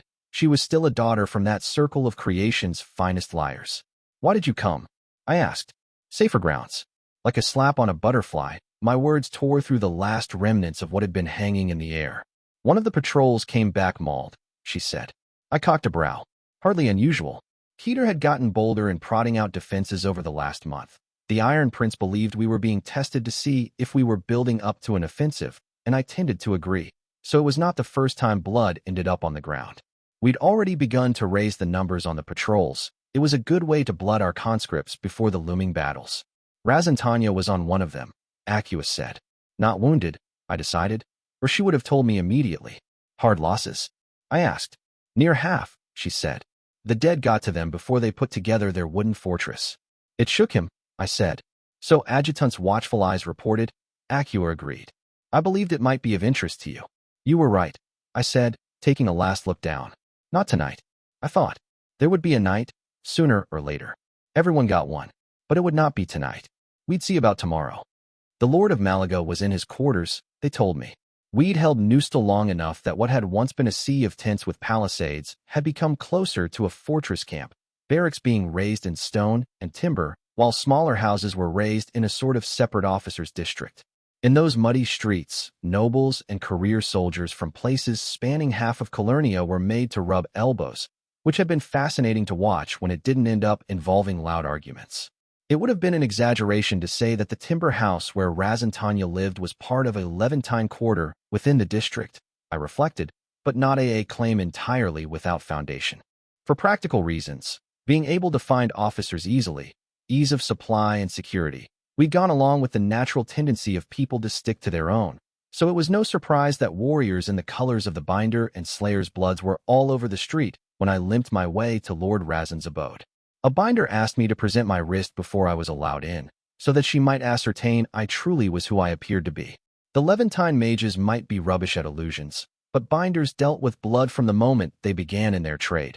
What flowed through my veins was proof enough of my identity, as far as they were concerned. I was not announced in, though neither did I catch the young lord by surprise. I'd half wondered if he would be drunk by the time I arrived, but he didn't look it. Morose, sure, but then I'd be the same if I'd had to watch half my patrol get butchered by undead. He was seated and did not rise when I entered, though he offered a nod.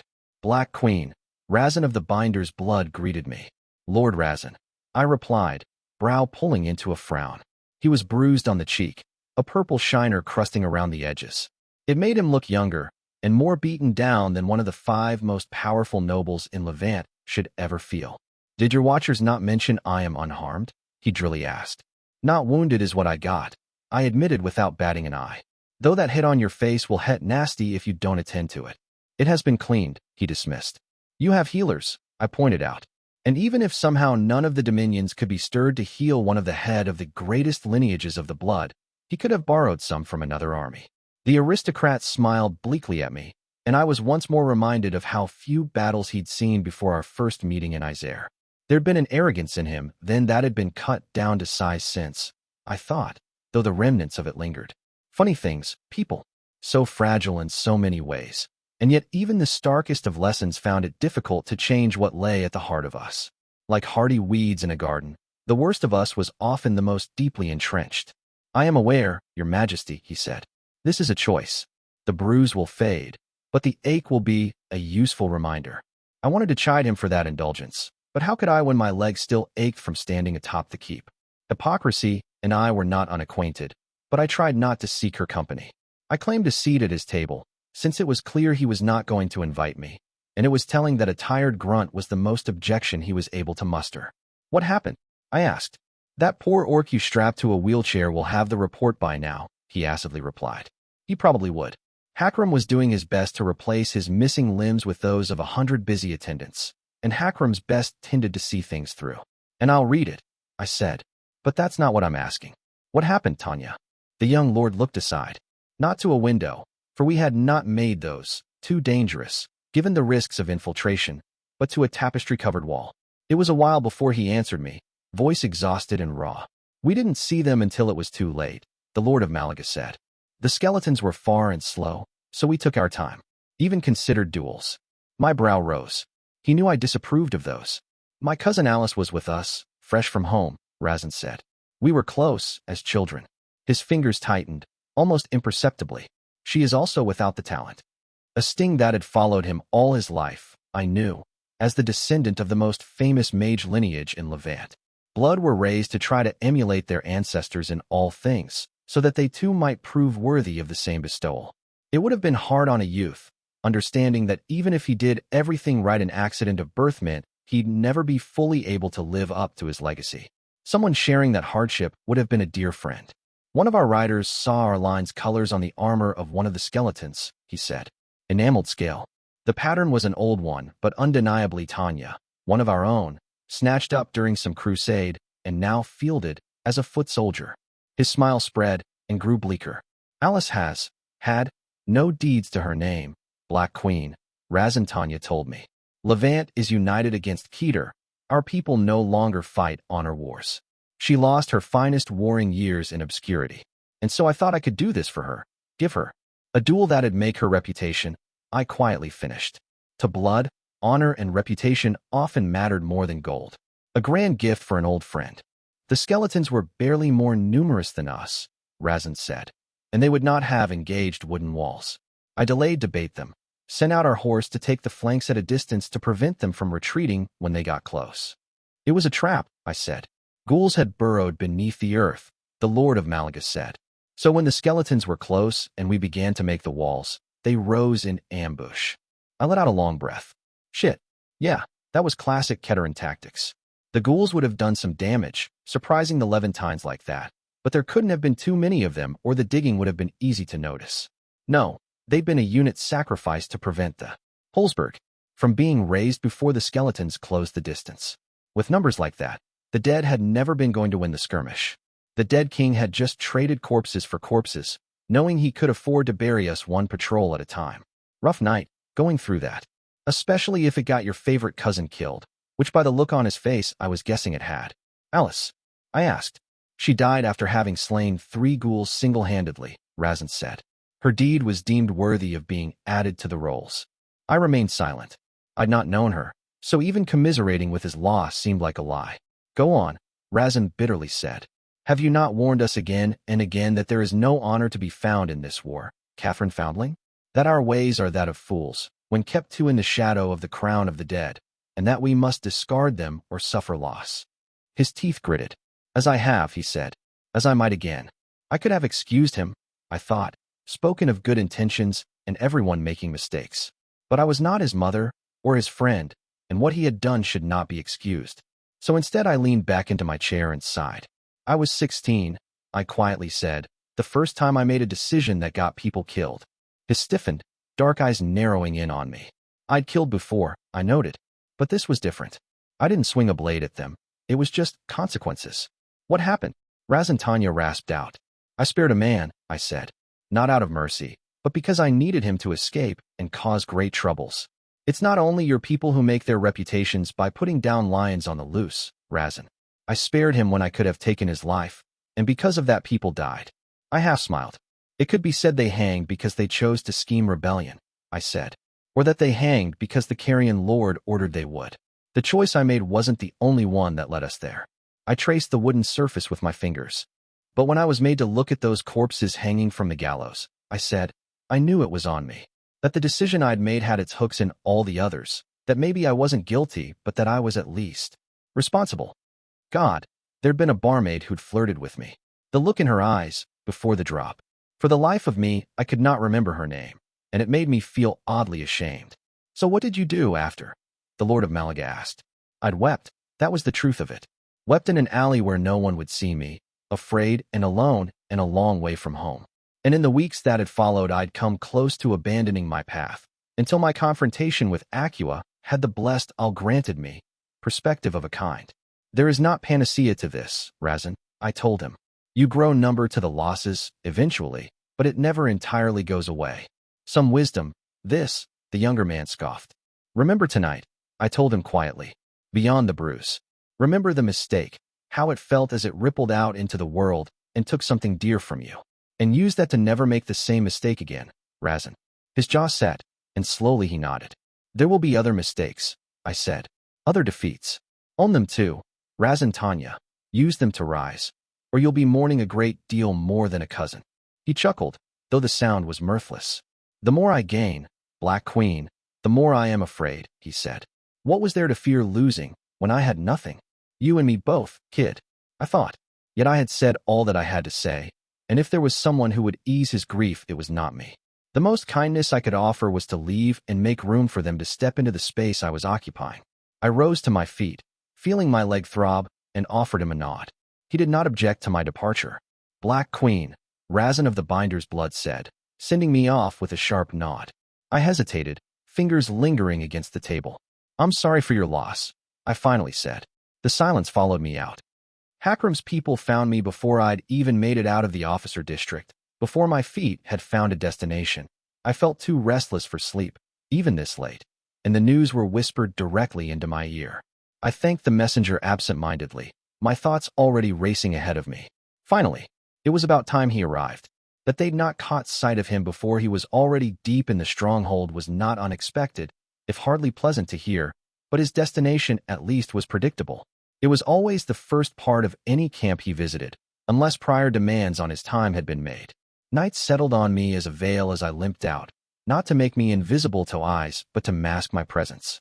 It was a weave taught to me by Andronike herself, a use of night inspired by a spell that had once been a favorite of the Twilight Sages. I would be seen as unremarkable, and details of me would be difficult to remember. Adjutant had called it a poor man's scribe, which had the benefit of being both amusing and pretty accurate. In the soldierly parts of the stronghold, I would not have bothered, for my face, or more accurately my mantle and staff, was a key that opened gates and lowered wards. But no stronghold as large as Nustal, whose span occupied several tortured miles, could be filled entirely by soldiers. We had cooks, launderers, sutlers, and peddlers. A few brothels as well, though after a few incidents where laundresses were harassed by soldiers, we'd confine them all to a particular district. That way there could be no confusion as to what services were offered by whom, and there would be no qualms about flogging anyone who didn't understand what no meant. The Legions of Terror and the Army of Callow both forbade camp followers, which these people effectively were, as they slowed marches and drained as much resources as they provided. Here it would have been a fool's errand to try the same, though, considering Proceran armies had them in spades. I'd first believed the Lycanese didn't, but it turned out they just armed them like they did essentially everyone they could afford to. These, Helfer and Helferin, only fought under specific circumstances and otherwise essentially served the same purposes. The Levantines had brought few aside from warriors up north, but their rank and file had been eager enough to partake of the creature comforts. If the civilians were to stay, then there could be no question of them staying outside the walls where they would be vulnerable to raids by the dead. So Nustal had whelped civilian quarters to stash them away in. It was towards these I headed, limp and all. In particular towards the long log house that was the busiest brothel in the stronghold, though I did not take the entrance a patron would. I went to the back and slipped past the hired toughs guarding the entrance. The man who was arguably the most famous hero of our age was smiling and laughing with the brothel girls and boys as he deftly wove light to heal their pains and sicknesses. The gray pilgrim looked utterly at ease around them, and more surprisingly they around him. I'd started near enough the bottom of the ladder to know that just because some smiling highborn was comfortable around, you didn't mean the feeling was reciprocated. Peregrine was the name they used for him, so they knew who he was, but for all that they did not seem intimidated. And they really had no reason to be, didn't they? Unlike kings and named, they were not of that small slice of the world that Tarek Fleetfoot kept a wary eye on. They really did have nothing to fear from him. Not unless their deaths would prevent a greater evil, anyway. I waited until he was done. Unlike soldiers, these people wouldn't have the benefits of priests and mages to call on for healing. Not by right, anyway. If the pilgrim wanted to do a little good here, far be it from me to stand in his way.